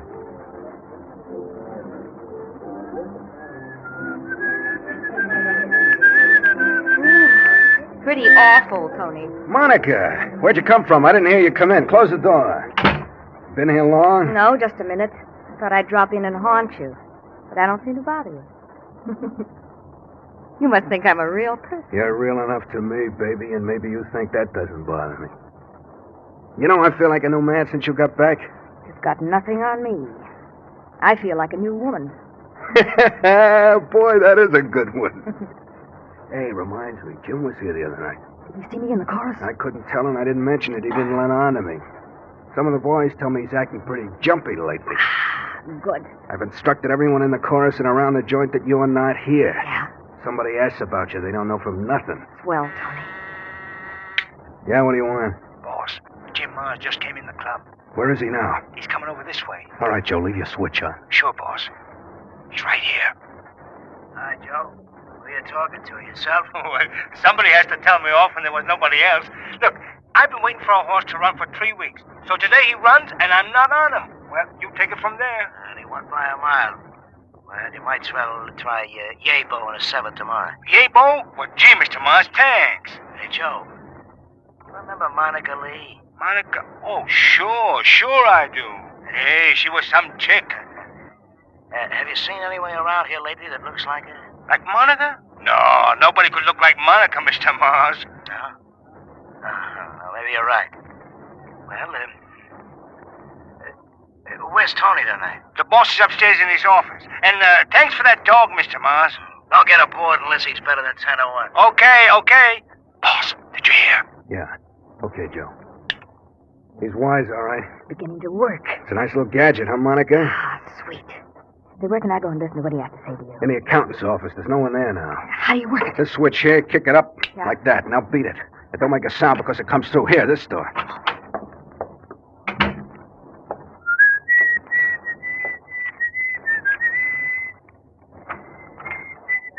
Boy, are you getting brave.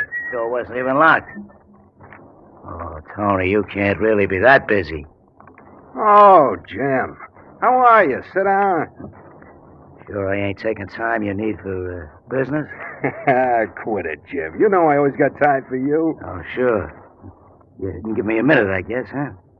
Only make it brief, huh? Ah, quit kidding, Jim. Oh, I'm kidding, huh? Well, aren't you? Yeah, guess I am. What's eating you, Jim?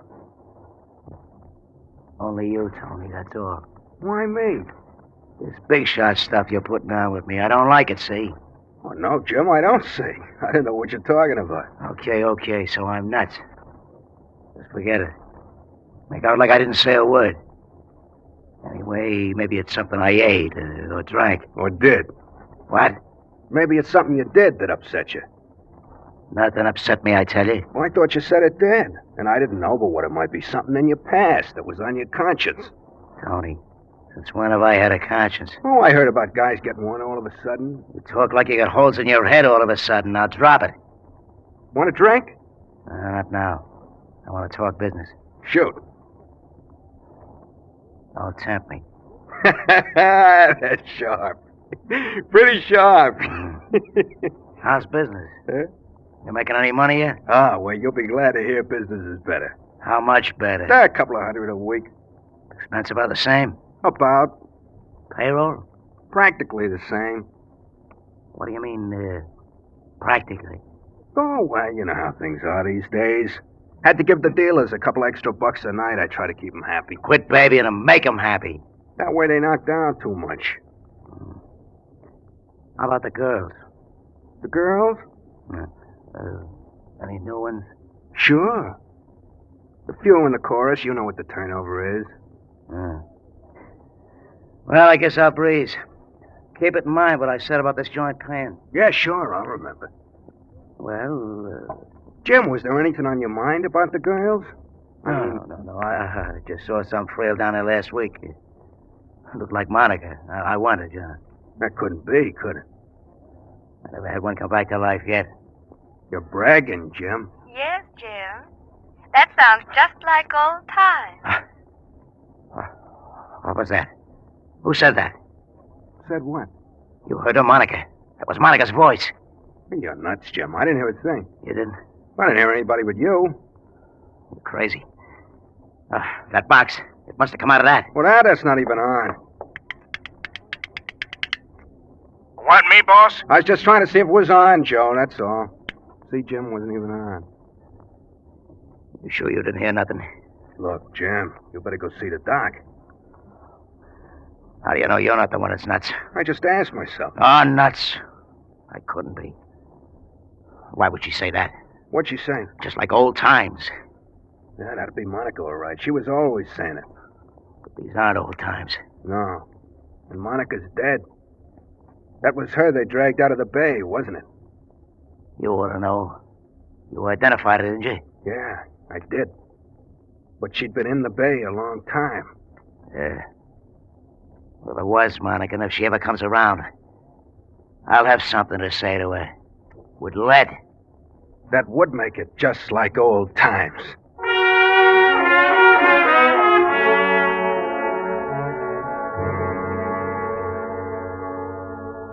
Well, Jim, just like old times. Or so everybody says. There's something funny going on around here, isn't there?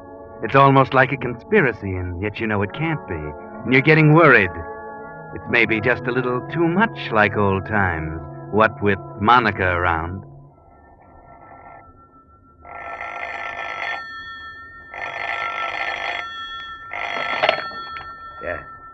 Yeah, who is it? Jim, hello. Monica. Monica. Monica, is it you? Yes, Jim. Baby, I can't believe it. How can it be? Oh, you don't seem very happy to hear from me. Believe me, baby, 1,000 times I've been sorry for what I did. 1,000 times I'd have brought you back if I could. And here I am, Jim. But how? Where? I don't think you believe me. But let me see you. I gotta talk to you, baby. Well, you're talking to me, Jim. But I want to see you and talk. You drive me nuts. I've been seeing you day and night, hearing your voice. What's it all about, anyway? Monica, you're not dead. You killed me, didn't you? Don't throw it up to me. I didn't mean to shoot her. I lost my head. Sure you did, Jim. I'm sorry, Monica. Honest. Give me a chance to show you. I may. Right now. Let me see you and prove to myself that I'm not going nuts. That you're real. I won't hurt you. No one is ever hurt by something he's not afraid of. Jim, I'm not afraid of you. Good for you, baby. Now, you let me see you? Oh, sure, Jim. I never could resist you. It's going to be different this time. You said it, baby. Where are you? Drop around to the club. At 11, I'll be in Tony's office. Why there? Why don't you come up here? Jim. All right. Good. Can't you make it sooner? Now, Jim. Be a good boy. All right. I'll be waiting. Me too, Jim.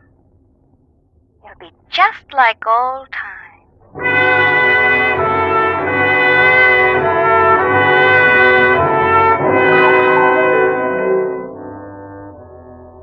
And now you're really confused, aren't you, Jim Mars?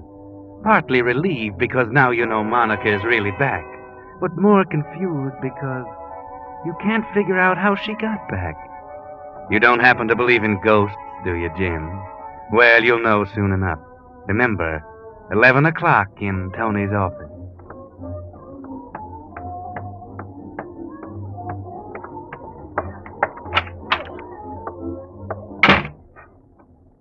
You alone, Tony? Huh? What do you think? I'll get smart. Okay, take a look around. I don't see her. That's tough. Where is she? Suppose you tell me who you're looking for. I don't know mine, really. That's right, you ain't. Look, I was talking to Monica today. She said she'd be here at 11. You must be haunted. Monica's dead. And who should know that better than you? I told you I talked to her today. Jim, didn't you kill Monica 6 months ago? Oh, I thought so. Then how could you talk to her? She was here, I tell you. I know that. Did you go see the doc yet? He said there was nothing wrong. Maybe you better have somebody check on him. You think I'm crazy? Well, I'm not. Because it could be Monica. She might not be dead. I thought you dumped her into the bay. That's just it. I didn't. That's something I've never been able to figure out. Her turning up in the bay. Unless I only wounded her and she started crawling for help and fell off the dock. Oh, so you're not even sure you killed her? Oh, I don't know. We'll find out in a minute. It's 11 o'clock and she's... Gentlemen, please don't get up, and I'll join your friendly circle. Circle? Triangle, and I don't like triangles. Triangles? What are you talking about? Now, boy. You heard her? Who? Monica, listen to you nuts. Brother, you really blown your tongue. What do you mean by Monica? Well, look at you, dummy. Can't you see her? So help me, Jim. You and I are the only ones in this room. Monica, did you hear that? Tony can't see you. He can't hear you. What does it matter, Jim, as long as we can see each other? As long as we can be together. Sure, baby. Just us. Us? What are you talking about? I'm talking to Monica. You keep out of it. Jimmy, you telling me you can actually see Monica here in this room? Sure. Come here, baby. Just to show Jim you're real. Is she coming to you? Monica, come on, baby. Come over and prove it. Where is she now, Jim? On your lap? Don't be afraid, baby. Come on. You don't know it, Jim, but you belong in the nut house. Monica! Oh, baby, don't just stand there and look at me. Say something. Jim, you better go home and hit the hay. I'll have the doc come over and give you something. And tomorrow we'll get it fixed up for you to go to some nice, quiet spot and rest up. Monica, say something. Tell me you'll forgive me for what I did. You're really going off your nut, Jim, begging for forgiveness from a ghost. And you said if you ever saw Monica again, you'd talk to her with lead. Well, go on, Jim. If you see Monica, go ahead. Talk with lead. That should show you there's nobody there. Go ahead, start shooting. Monica, listen. Go ahead, Jim. What are you waiting for? Talk with lead. Go ahead, Jim. Yeah? Okay, well, maybe I will. Look out, Jim!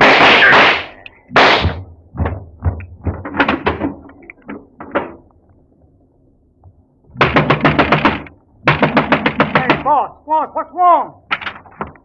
Were those shots Hey, Tony and Jim Mars. Yes.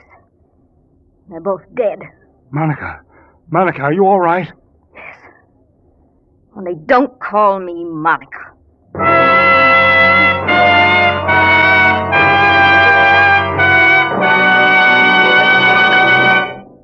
The Whistler will return in just a moment with a strange ending to tonight's story. Meantime, picture this situation. Pieces of steel rubbed together 2,000 times a minute. Heat up to 2,800 degrees. That's what happens to your pistons every time your motor runs. And that's why, if your motor is to last out the duration, it needs the 7-way protection of Signal 4-Star Motor Oil, the finer motor oil that's solvent refined. This latest, most costly process known to oil engineers, solvent refining, gives Signal 4-Star Motor Oil, with its pure paraffin base, the finest lubrication money can buy. Solvent refining gives Signal 4-Star Motor Oil triple-strength film that clings to your motor surfaces for longer miles. Solvent refining makes Signal 4-Star Motor Oil flow freely in winter cold, yet retain its body when your motor's hot.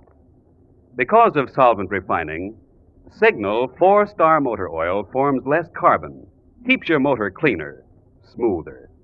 Added up, these features are today's best assurance of longer motor life. So if it's been 1,000 miles or 2 months since you last changed oil, do your motor the favor that will help it go farther. See your neighborhood Signal dealer and say drain and refill with Signal 4-Star Motor Oil. And now, back to the Whistler.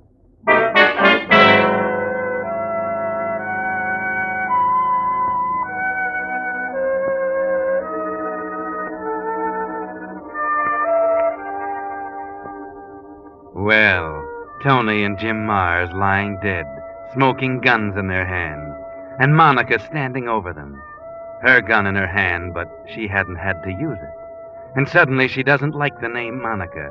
No wonder. It's not hers. Hers is Maria. Maria Lee, not Monica Lee. That explains, of course, why Jim Mars didn't shoot her, but instead turned his gun on Tony. You see, the minute she walked in and Jim met her face to face, he knew she wasn't Monica. He guessed exactly right, that she was Monica's sister, who looked enough like her to be a twin. Right away, he figured Tony was in on some kind of frame-up deal, and so he shot him. Later, perhaps, he would have attended to Maria, too. But Tony shot him at the same instant his gun went off. Why? Well, Tony's plan was very neat. He figured Jim would shoot Maria, or Monica's ghost, and he'd shoot Jim. He'd be out of any rap on the plea that he had tried to stop Jim's shooting of Maria, and he'd be rid of both of his troublesome friends. Yes, you see, Tony knew Maria wasn't Monica, too. He knew from the start better than anybody. Because it was Tony, jealous Tony, who had found Monica wounded by Jim's bullet, and to get even with them both, had finished the job and dumped her body into the bay.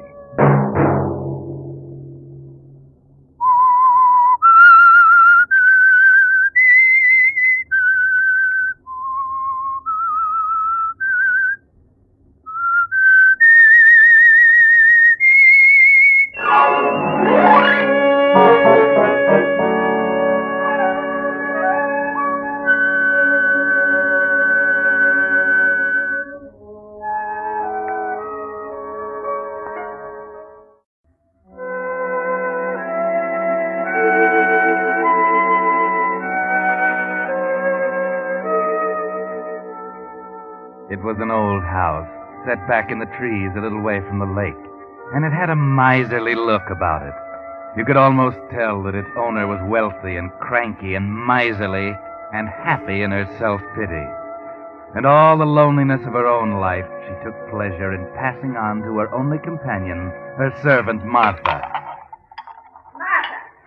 Martha, where are you? Martha do this, Martha do that. Always Martha. So there you are. Didn't you hear me calling you? What are you doing in the kitchen? Breakfast dishes. Breakfast dishes what? Breakfast dishes. Miss Brewer. That's better. You haven't made my room yet, and you know very well that's to be tidied before you touch a thing. Another thing. I know very well you heard me calling. Why didn't you answer me? I didn't hear you. One of your moods again, eh? Well, how long was it going to last this time? Oh, never mind. Take this envelope. I want you to row across the lake and place these securities in the bank. Row across? Be careful with them. They're worth a great deal of money. I want a bank receipt, too. Can you remember that? But it's 3 miles across the lake. I'll not have you wasting the motorboat gasoline. You're big and strong, and the trip won't hurt you a bit. Oh, just a minute, Martha. Yes? That dress. Where did you get it? This? Yes, that. It's one of mine, isn't it? It's an old one. I didn't think you'd care. I do care. I've told you before that I'll not have you wearing my clothes until I give them to you. Go to your room and take it off. Never any money to spend on myself. Because you're a fool with money. You with your cheap perfume and penny jewelry and frilly shirtwaists. Trying to play the lady. It's a good thing I put a stop to it. I've earned my money here. I've got a right to do what I want with it. Martha, I promised your people I'd look after you. I knew how giddy you are. Your wages are well invested. But I want pretty things, while I can enjoy them. Not when I'm old. Why, you're only 10 years younger than I am, you fool. I'm nearly 60. Now go to your room. Take off my dress. No. Take care, Martha. I've had enough of this. You've had enough. How about me? I'm sick of being treated like dirt under your feet. Go to your room. And I'm sick of working for an old cheat who steals my wages. You didn't think I'd dare slap you, did you? If you only knew how I've wanted to do that. How I've dreamed of doing it. How dare you? How dare you? It was good. It felt good. The police will know about this, you ungrateful woman. The police? No. Nor anyone else. You won't get a chance to tell anyone. Not even see anyone. You can't keep me here a prisoner, a captive in my own house. I can't. And who would know? You have no friends. Nobody visits you from one year's end to another. Even the people in the village stay clear of your nasty tongue. You dare to do that to your mistress? Mistress? I'll show you who's mistress. My glasses. You've broken my glasses. Yes. Do you think you can get help now? You're half blind without them. It's 8 miles by road to the village. You'd be lost in the swamps in 10 minutes. Yes, I am mistress now.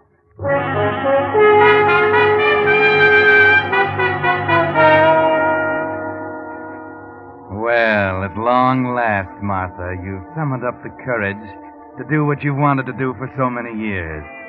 You're a little surprised at the success of it, how easy it was.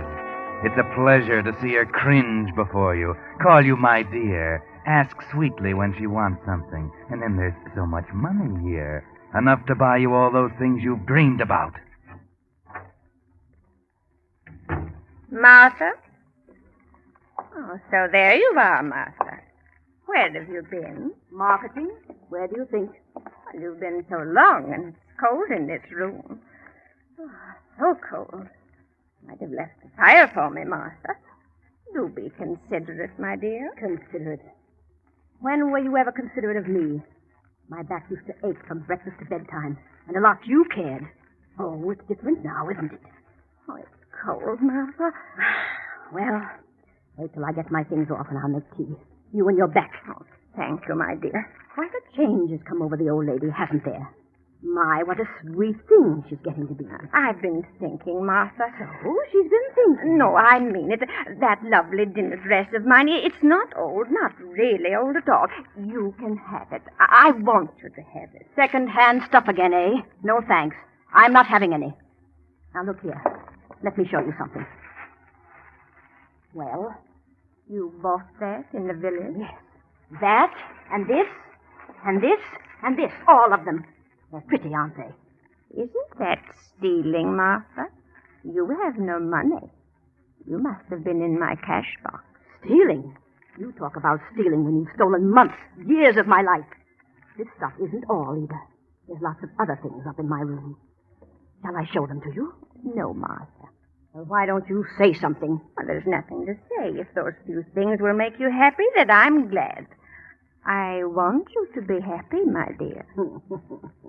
You old hypocrite. You don't fool me a bit. What you wouldn't give to have the police here now. How you misjudge me. Is that a letter there? Letter? Yes, you have a letter. I suppose you want me to read it to you. Please. I'm surprised somebody thinks enough of you to write. My dear Aunt Bessie. Aunt Bessie? I'm motoring south tomorrow with my wife, Lillian. It's been so many years since we were last together. I thought I might stop on my way and renew a long, neglected acquaintanceship. We should arrive sometime Friday evening. Affectionately, Harvey. My nephew, Harvey. Why, I haven't seen him since he was a small boy. What does he want? You read the letter, Martha. He wants to see his aunt. Today is Friday. Well? Tonight, Martha. He'll be here tonight. Tonight?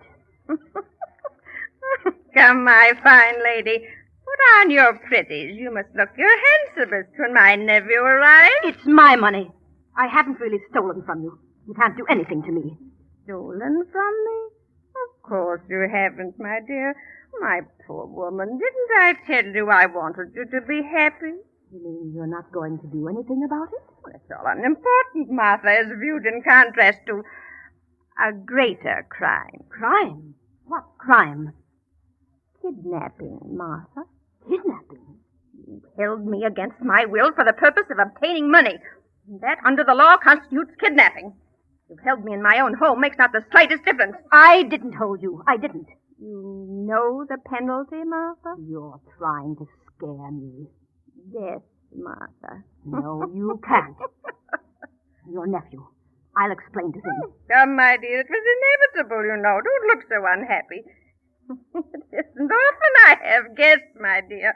Fill the sherry decanters on the sideboard. Bring out the linens, the brewer's silver. For tonight, I entertain. You can't. I won't let you. Too late, my dear. Imagine my nephew wanting to visit me after all this time. Ironical, isn't it? 18 years. 18 years. Then he wouldn't know you. Recognize you, would he? Well, perhaps not. He could scarcely be expected to, I suppose, but... Martha, what are you thinking? Nothing, Miss Brewer. Nothing at all.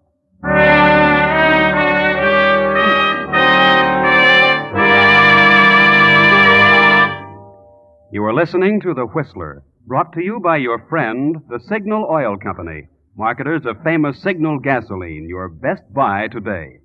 Remember to let every go signal remind you you do go farther with Signal gasoline.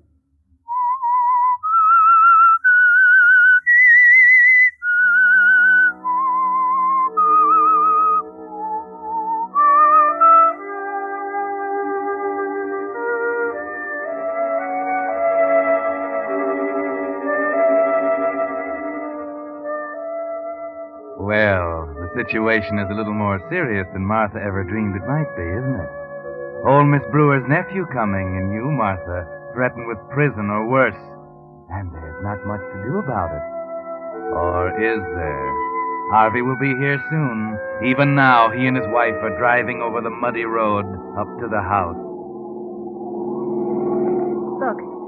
Look, Harvey, is that it through the trees? Must be. The only house we've seen for miles. There's a light in the window. Oh, thank goodness. This is the loneliest, most dismal place I've ever... and that wind. Looks like rain. At least we beat that. I only hope she lets us in. What do you mean? Why shouldn't she let us in? Oh, I don't know, but she's a nutty old dame. I gather she doesn't think too much of me.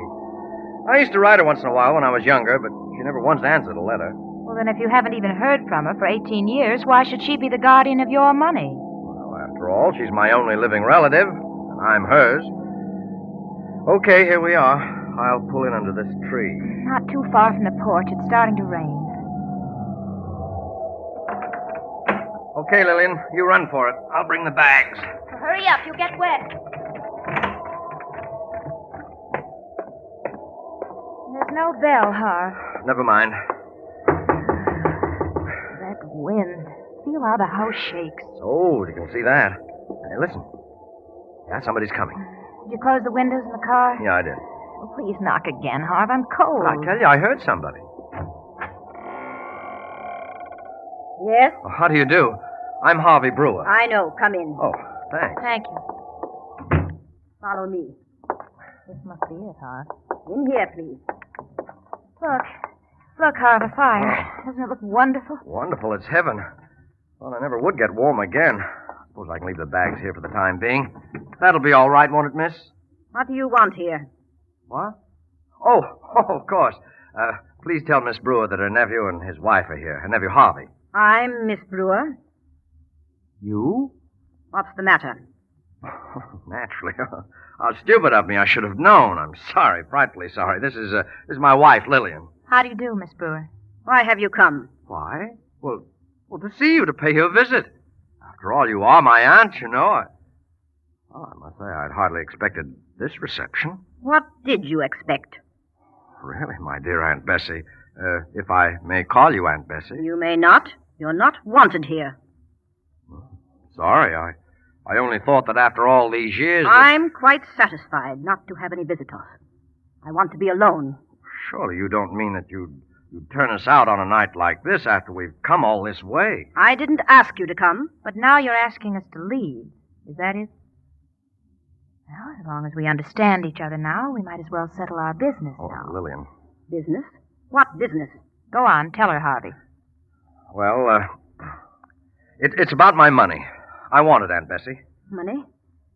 You came here for money? I didn't think it'd be necessary to have to come to the point so abruptly, but yes, I need money. I must have money. No, I can't give you any. But after all, Aunt Bessie, it's my money, you know. You're simply holding it in trust for me. I know it's not due for another year, but the fact of the matter is I'm broke and I need it now. What's that got to do with me? It can't make any possible difference to you whether you pay it now or a year from now, and it makes a great deal of difference to me. How much is it? How much? You know very well how much it is, Miss Brewer. 10,000. I can't remember everything. I'm not well at all. You've got me all upset coming here. Oh, I'm sorry, Aunt Bessie. We didn't want to disturb you. Look, just write a check and we'll be gone. A check? Yes. I can't write you a check. I haven't got that much money in the bank. No, and I won't have either for a week, a couple of weeks. Not for 2 weeks, huh? We can wait, Harvey. Wait here? You can't wait here. We're broke, Aunt Bessie. Look, we're really broke. We've no other place to go, not even enough gas to get there if we did. Tonight, then. Tonight's as long as you can stay. Do you hear? I'll give you some cash tomorrow, and then you've got to go. I can write you a check. Are securities any good to you? Securities? Your securities? Yes, of course they are. You really mean this, Aunt Bessie? Wait. Well, it's a worthwhile trip, Harv. Wait a minute, Lillian. There might be enough here. Enough? Well, I should say there is. Yes, of course. Here. Take these two. What? They're marked $5,000 each. They're bank stock. Really, Aunt Bessie, this is awfully good of you. I can't begin to tell you how grateful I am. They'll have to be endorsed. Made over to you, you know, Harvey. Oh, naturally. Do you mind, Aunt Bessie? Look, here's a pen. Endorsed? Yeah, of course, just sign your name, Bess Brewer, on the back. And give me the pen. You are. As if you didn't know. There. You both leave early in the morning. Gladly. Believe me, gladly. And that's the last cent you'll get. You ever come here again? Ask me for more? I'll disinherit you. Yes, that's what I'll do. Now I'll show you to your room.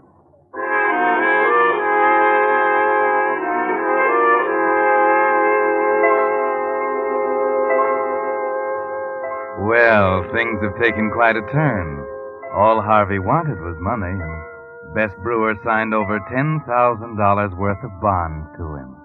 Or did she? And what about Martha? But then Harvey doesn't know anything about Martha, and Martha doesn't really know much about Harvey and Lillian. Not enough, I'm afraid. Asleep, Harvey? No. She's very rich, isn't she? $1 million anyway. Maybe more. That's money, Harvey. Yes, it is. Harvey. Hmm? Did you know before tonight that you were in her will? No. No, not until she made that threat about cutting me off. You might get it all, Harv. There's no other relative. $1 million or more, you said. Oh, no. Lay that pipe down, Lil.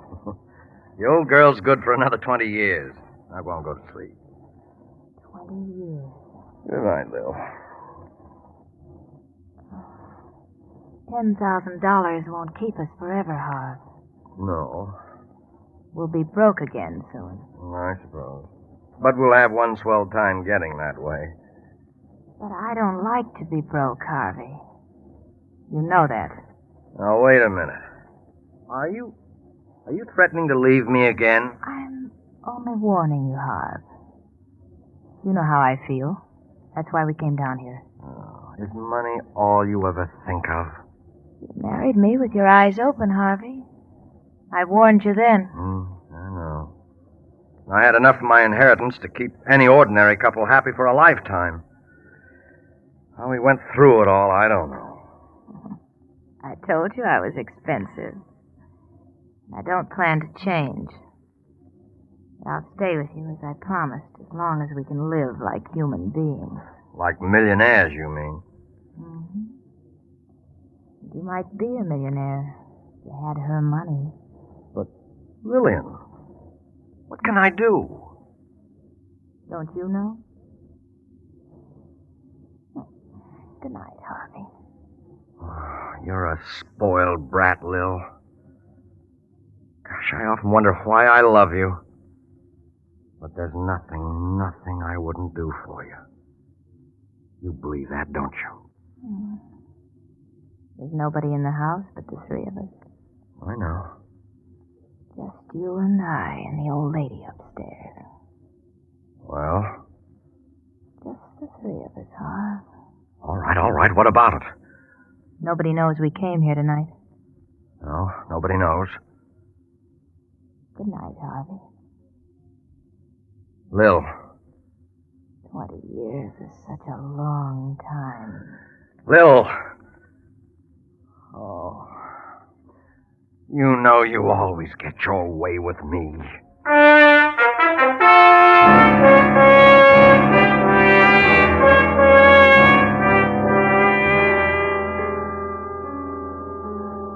Yes, she always gets her way with you, doesn't she, Harvey? And so you didn't get much sleep that night, did you? There was too much to do. And you had to get away too early in the dark, rain or no rain. Back in the city, you think it over and try to figure if you've forgotten anything. And you wait for the news. Uh-huh. Well, it's in the paper. Already? Found her floating in the lake. They're not sure whether it's suicide or just what it is. Come on, read it. No picture? Not important enough for the city newspapers. Too far away to rate the front page. Well, what do you think? we're all right? Yeah. There's not a thing to connect us. Not a wrinkle left in the bed, not a fingerprint I didn't wipe off. We're all right. I found that letter that we wrote to her. We just simply weren't there Friday, Lil. Well, that's that. What about the securities? No, nothing doing. I tried again, but the banks won't touch them without her lawyer's endorsement. But it'll be a year or more before they settle her estate. What are we going to live on in the meantime? Certainly her lawyer will verify her signature. I don't like it, Lil. All we have to remember is that we weren't there Friday. It was a month earlier when she paid you off. He'll never know. How could he know? I tell you, we're all right.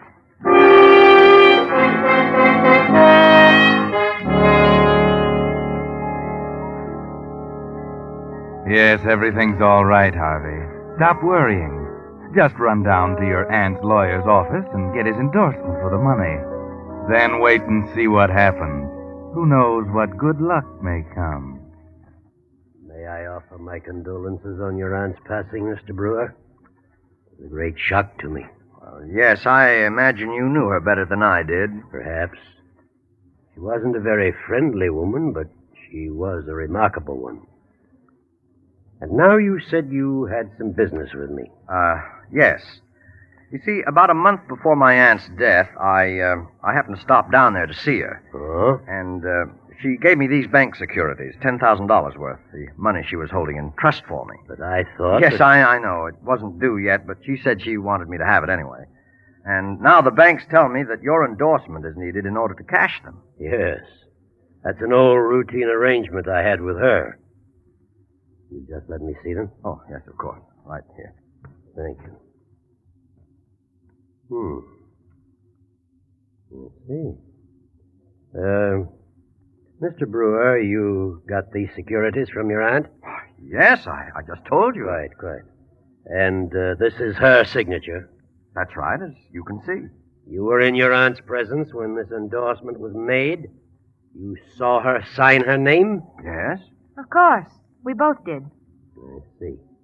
It may mean nothing at all. I hope for your sake it doesn't. But this is something I think the police should know about. You mean the securities? Yes. And the signature.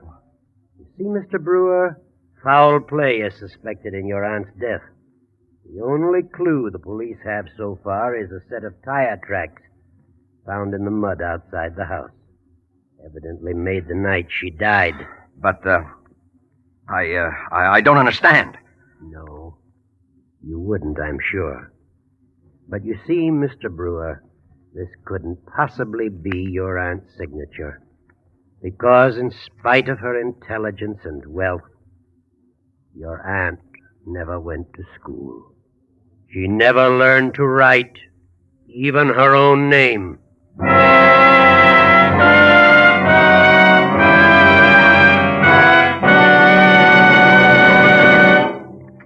The Whistler will return in just a moment with a strange ending to tonight's story. Meantime, here's a gas-stretching tip 9 out of 10 drivers don't know about. Actual tests prove that by keeping your motor in better condition, Signal 4-Star Motor Oil not only assures longer motor life, but also helps gasoline go farther. You see, solvent refining, the latest, most costly process known to oil engineers, gives Signal 4-Star Motor Oil 7-way protection. Its pure paraffin base is the finest lubricant money can buy. Its triple-strength film clings to running parts and stands up longer. In coldest winter, it flows freely, yet retains its body when your motor's hot. Because of solvent refining, Signal 4-Star Motor Oil forms less carbon, keeps your motor cleaner, smoother, getting maximum power from every ration drop of gasoline. So you profit in 2 ways. In longer motor life and longer gasoline mileage when your car's protected by Signal 4-Star Motor Oil. If it's been 1,000 miles or 2 months since your last oil drain, it's time for a change to solvent-refined Signal 4-Star Motor Oil. See your friendly Signal gasoline dealer, your neighborhood headquarters for Signal products and fine quality automotive accessories. And now, back to the Whistler.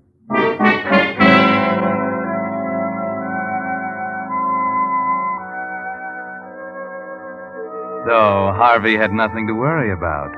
Nothing but the electric chair.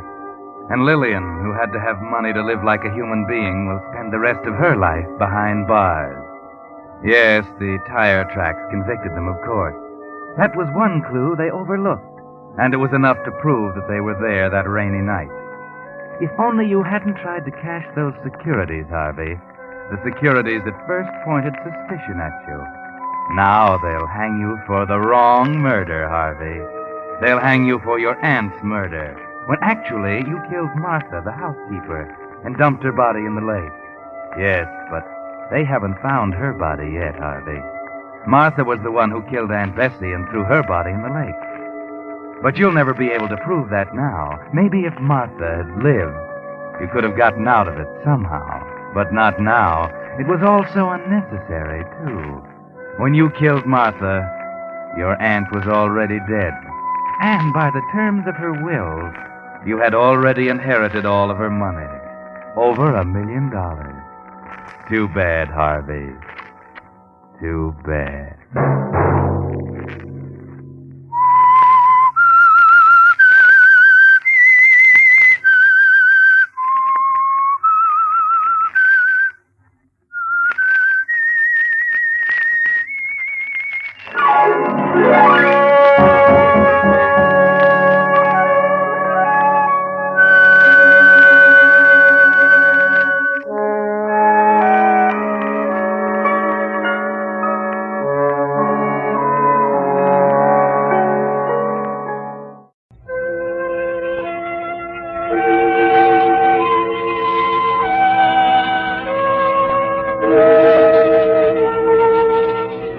The Atlantic coastline from the Gulf of St. Lawrence south to Cape Hatteras and beyond is a treacherous one, an ever-present threat to the thousands of vessels which have for centuries moved in streams in and out of American ports. And the keepers of the lighthouses there are men with an awful responsibility.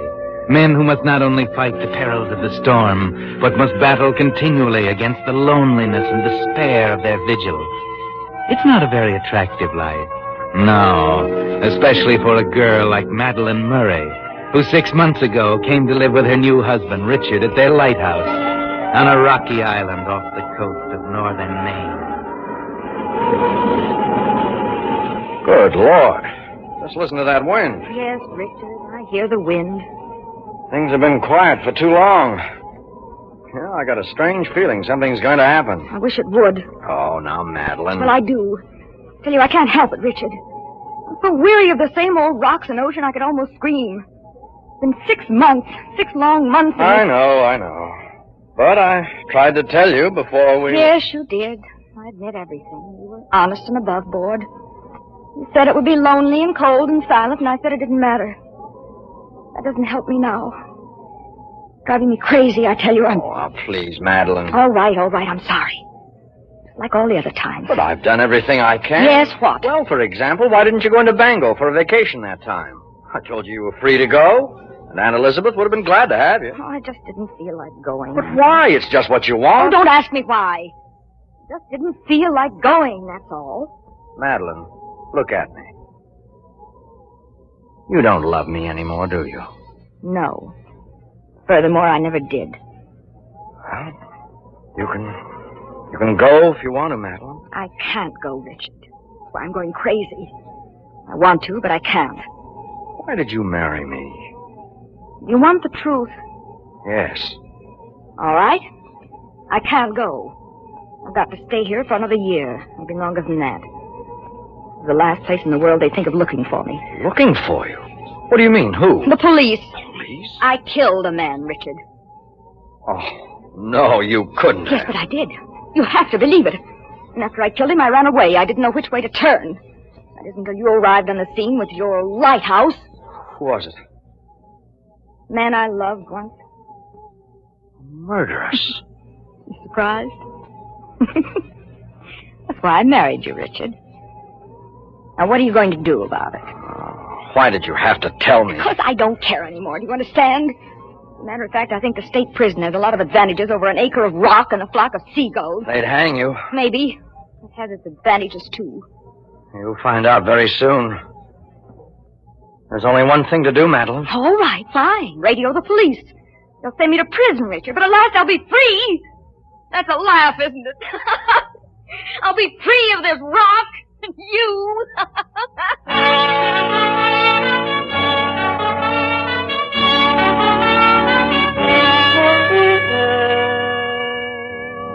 Yes, Richard. There's only one thing to do. Radio for the police to come and get her. That's the law, Richard. To do otherwise would be to shelter a fugitive from justice. That's what you're thinking as the long hours tick away in the stillness of your bedroom. You remember a lot of things now. The night you wandered into the Staghorn Inn 6 months ago and found her there at a table, looking as if she'd been crying. And how you had tried to comfort her without much success until, at last, you had explained your lonely existence at the lighthouse. It was a different story then, wasn't it? Almost as if she'd suddenly got an idea. She was interested then, yes. Enthused about the paintings you brought to town. The seascapes you'd painted during the long, lonesome days there at the top of the point. Remember how she said she was tired of the city and longed to get away from it all, just as you did.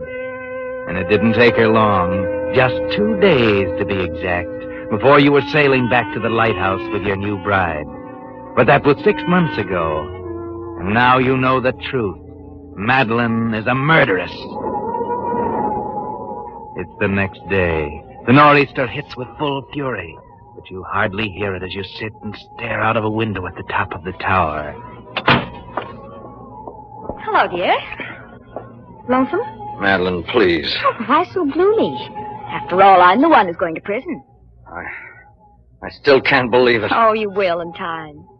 Now, if you were a good husband, you'd be bustling around the house arranging a going-away party for me. You're not going away. You mean you didn't send the radio message? No, I couldn't. Oh, you love me. That's why, isn't it? Isn't it? Go away, will you? Well, certainly that's it. You couldn't bear to see me go. You couldn't take it, could you? All right, so I couldn't. But nobody else will get you, at least. You'll be mine. Look! Out there off the point. Good Lord. There's a man out there in a skiff. He won't last 5 minutes in that surf. What's he doing? He's waving an oar. Give me that megaphone.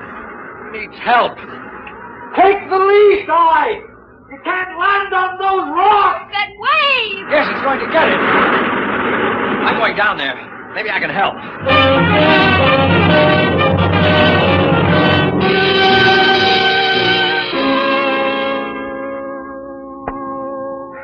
All right, here you go. That's it. He'll be okay in no time. Thanks. Yeah, I'm okay. Yeah, here you are. Sit on the couch. Gotta get these clothes off. Cold. I'm cold. Oh, he's passed out. Better cover you up, old man. You're all in. There you are. Where's the hot water? Is he hurt badly? Yeah. What's the matter? I don't know. Yes, he's hurt pretty badly. Bad gash on the head. Give me the brandy, quickly. Yes, the brandy. He's chilled to the bone. Lucky, though. That sea seemed to pick him up and toss him over the reef. Here you are. Ah, that's it. I'll warm him up in a jiffy. What's the matter with you, Madeline? You're shaking like a leaf. Can't be. Huh? What are you talking about? Not a coincidence. Not here. There must be a reason. You know him? Yes. His name is Adams. Blake Adams. He was with me on the night I killed the man.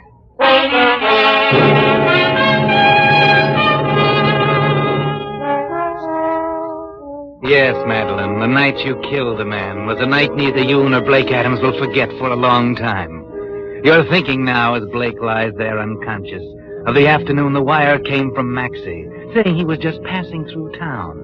Casual he was, just as if he hadn't run out on you, as if nothing had ever happened, just as if he were looking up a dear old maiden aunt. And when you told Blake about it, you were glad you couldn't read your mind, because it was full of murder. The way to do it didn't come to you, though, until Blake suggested you ask Maxie up to the apartment for a drink, just for old time's sake.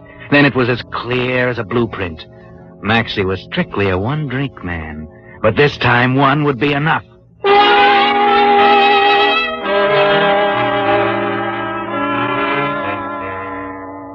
So it's natural you're wondering about Blake and how he came to crack up right on your doorstep. It's been 6 hours now since Richard brought him in, and you, Madeline, haven't left his side, and he seems to be stirring. Oh, my head.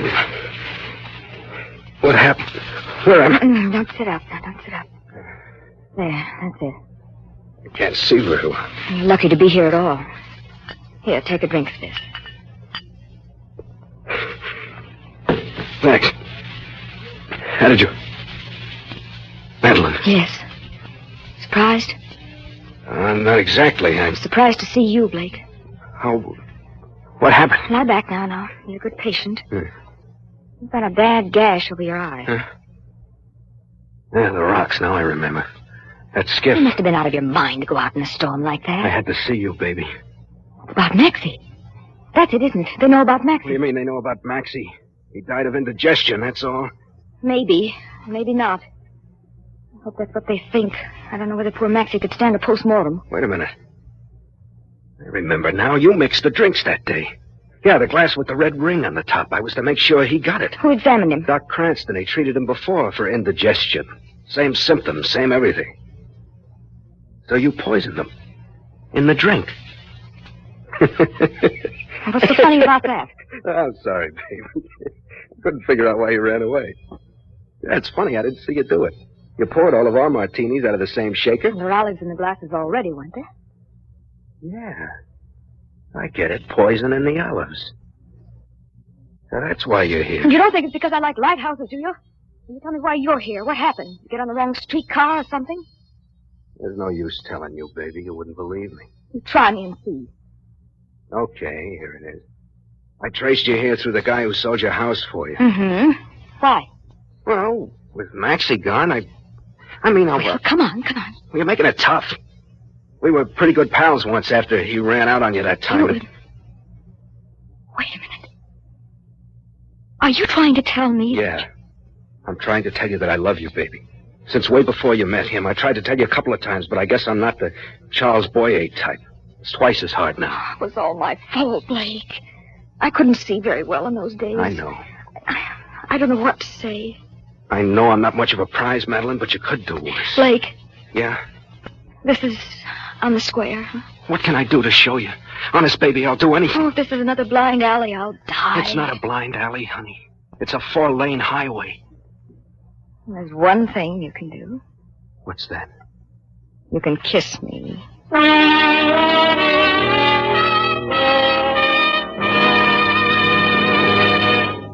You are listening to The Whistler, brought to you by your friend, the Signal Oil Company, marketers of famous Signal gasoline, your best buy today.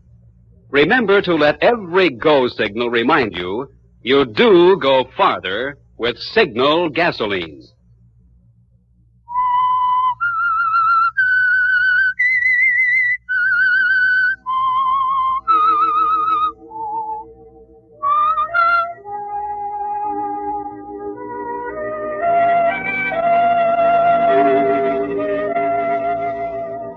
So Blake and Madeline have found each other out in a lonely lighthouse off the coast of Maine. And it doesn't seem to matter now that it took a murder to place their feet firmly on the 4-lane highway leading over the horizon. No, Maxie's death doesn't matter to them now. They only think of leaving the lighthouse and the cold gray ocean and Richard.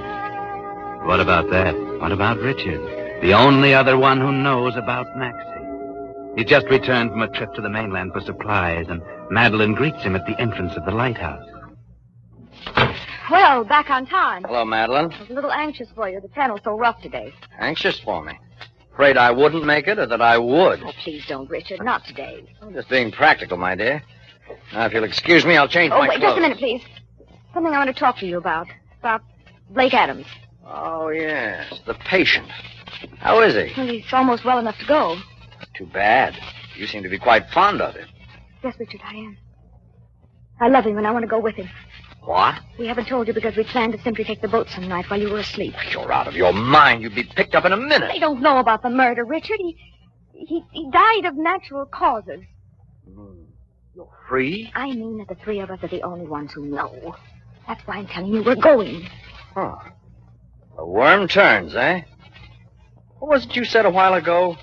what am I going to do about it? You wouldn't go to the police now, would you? So I'm holding the strings at last. I'm a little more important to you now, huh? Richard, I love him. You've got to believe me. You don't know what love is. You can take your choice, Madeline. Stay here with me or hang.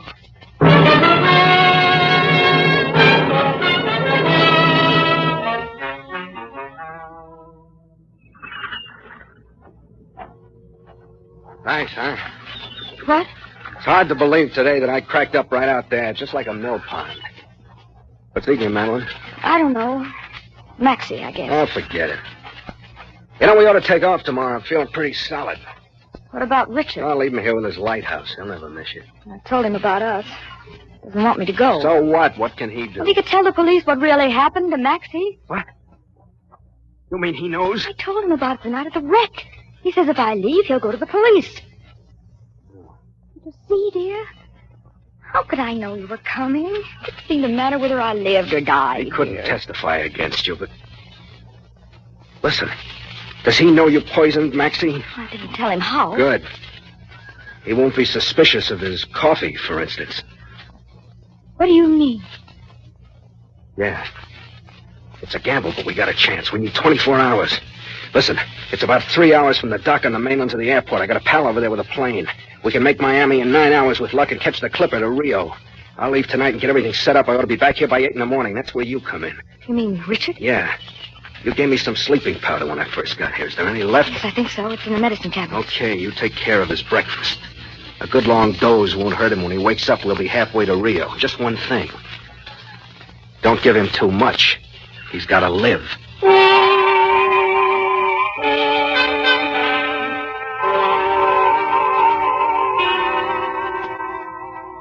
And so, all that night after Blake's departure, Madeline thinks about the job she must do, and of his strange interest in Richard's welfare, the way he emphasized his warning about an overdose. Richard must live, he said. But why? Blake had never been so humanitarian. No, Madeline, you don't sleep much that night, and it's about 5 o'clock in the morning when your eyes finally close.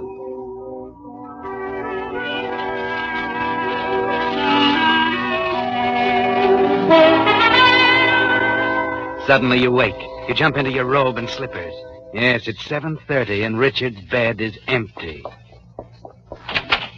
Oh. Good morning, Richard. Oh.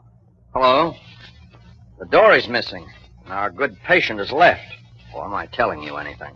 Are you sure? Yes, I'm sure. Don't try and play innocent, sweetheart. Just what have you got up your sleeve? Well, he must have left after our talk yesterday. I told him I was going to be detained here. Oh, I see.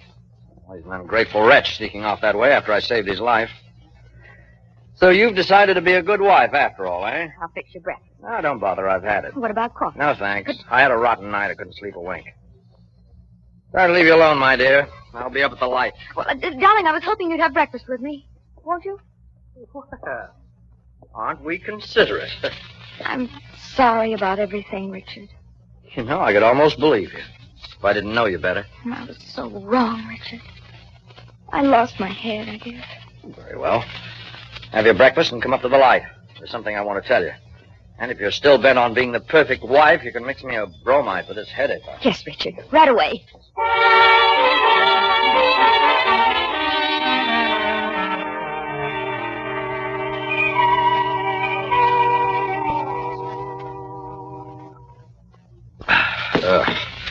Has a sour taste. This is a different brand. I guess so.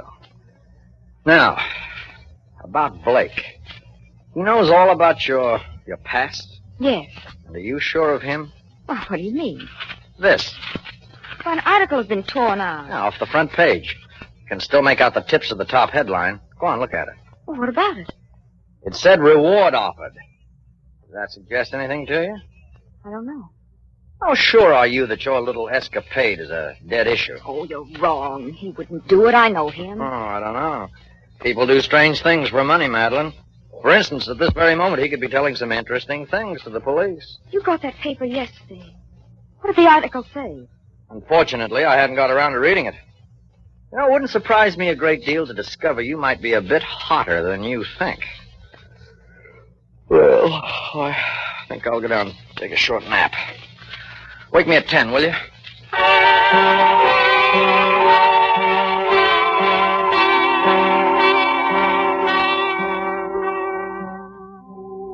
It's almost 9 and still no sign of Blake.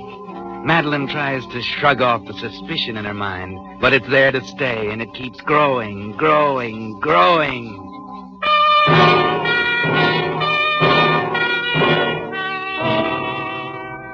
It's 10 now, and while Richard sleeps downstairs, you pace the floor.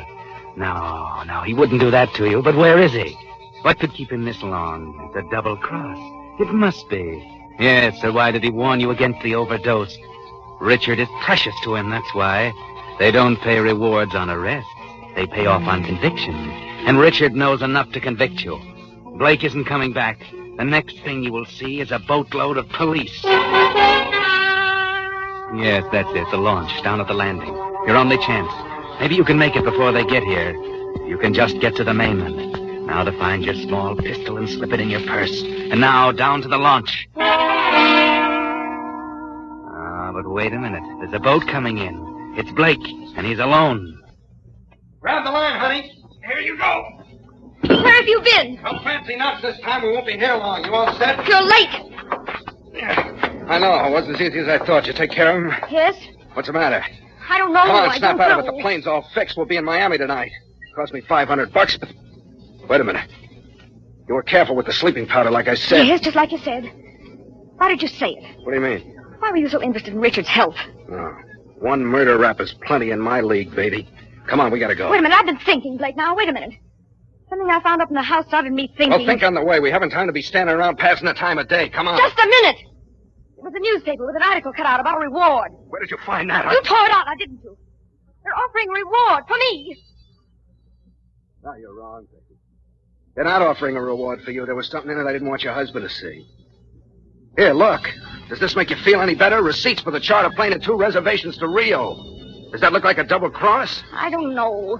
You gotta believe me. But we can't stand here arguing. All right, I'll get my bag.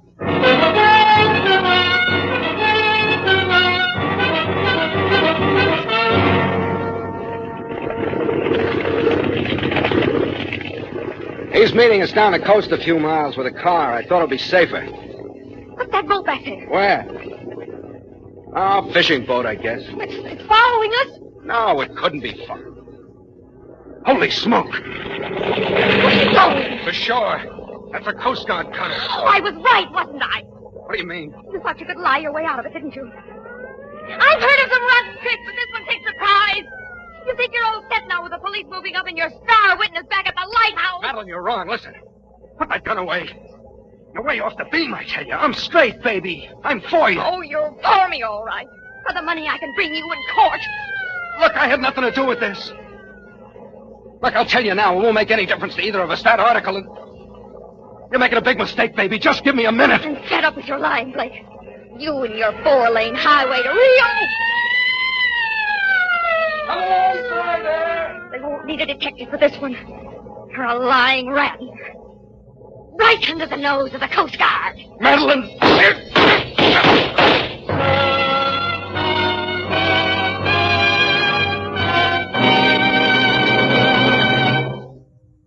The Whistler will be back in just a moment with a strange ending of tonight's story.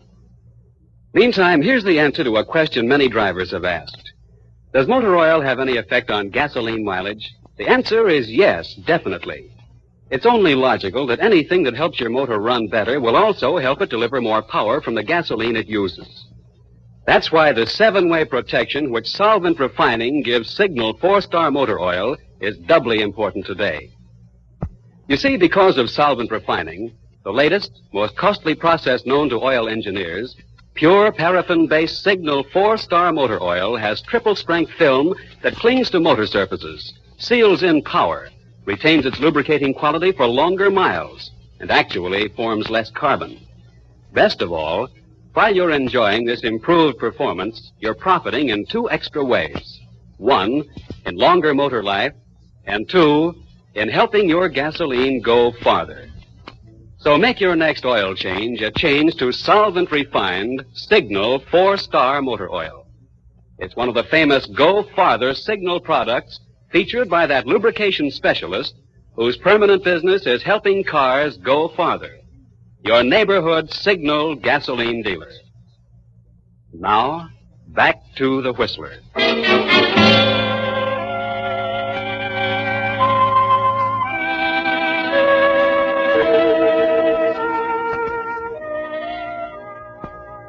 It was too bad that Madeline didn't wait a few seconds longer, or she would have saved herself a great deal of trouble and a long term in the penitentiary. But that's the way Madeline always did things. Jump first and think afterward.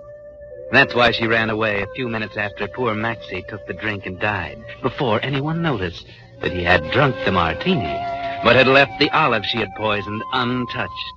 And that's why she shot Blake, before he had a chance to tell her that it was he the police wanted for Maxie's murder. Yes, he had had the same idea that day, and he put poison in Maxie's martini, too. And that was the poison that killed him, because it was in the drink itself. You see, he really loved Madeline, and Maxie was the only one between them and the 4-lane highway over the horizon. And when at last the poisoning was discovered, the poison traced, and the reward offered for his apprehension, Blake knew he'd have to run away.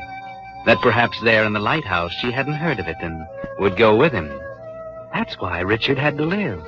Because after all, it wouldn't do to have a murder rap hanging over her head, too. Would it?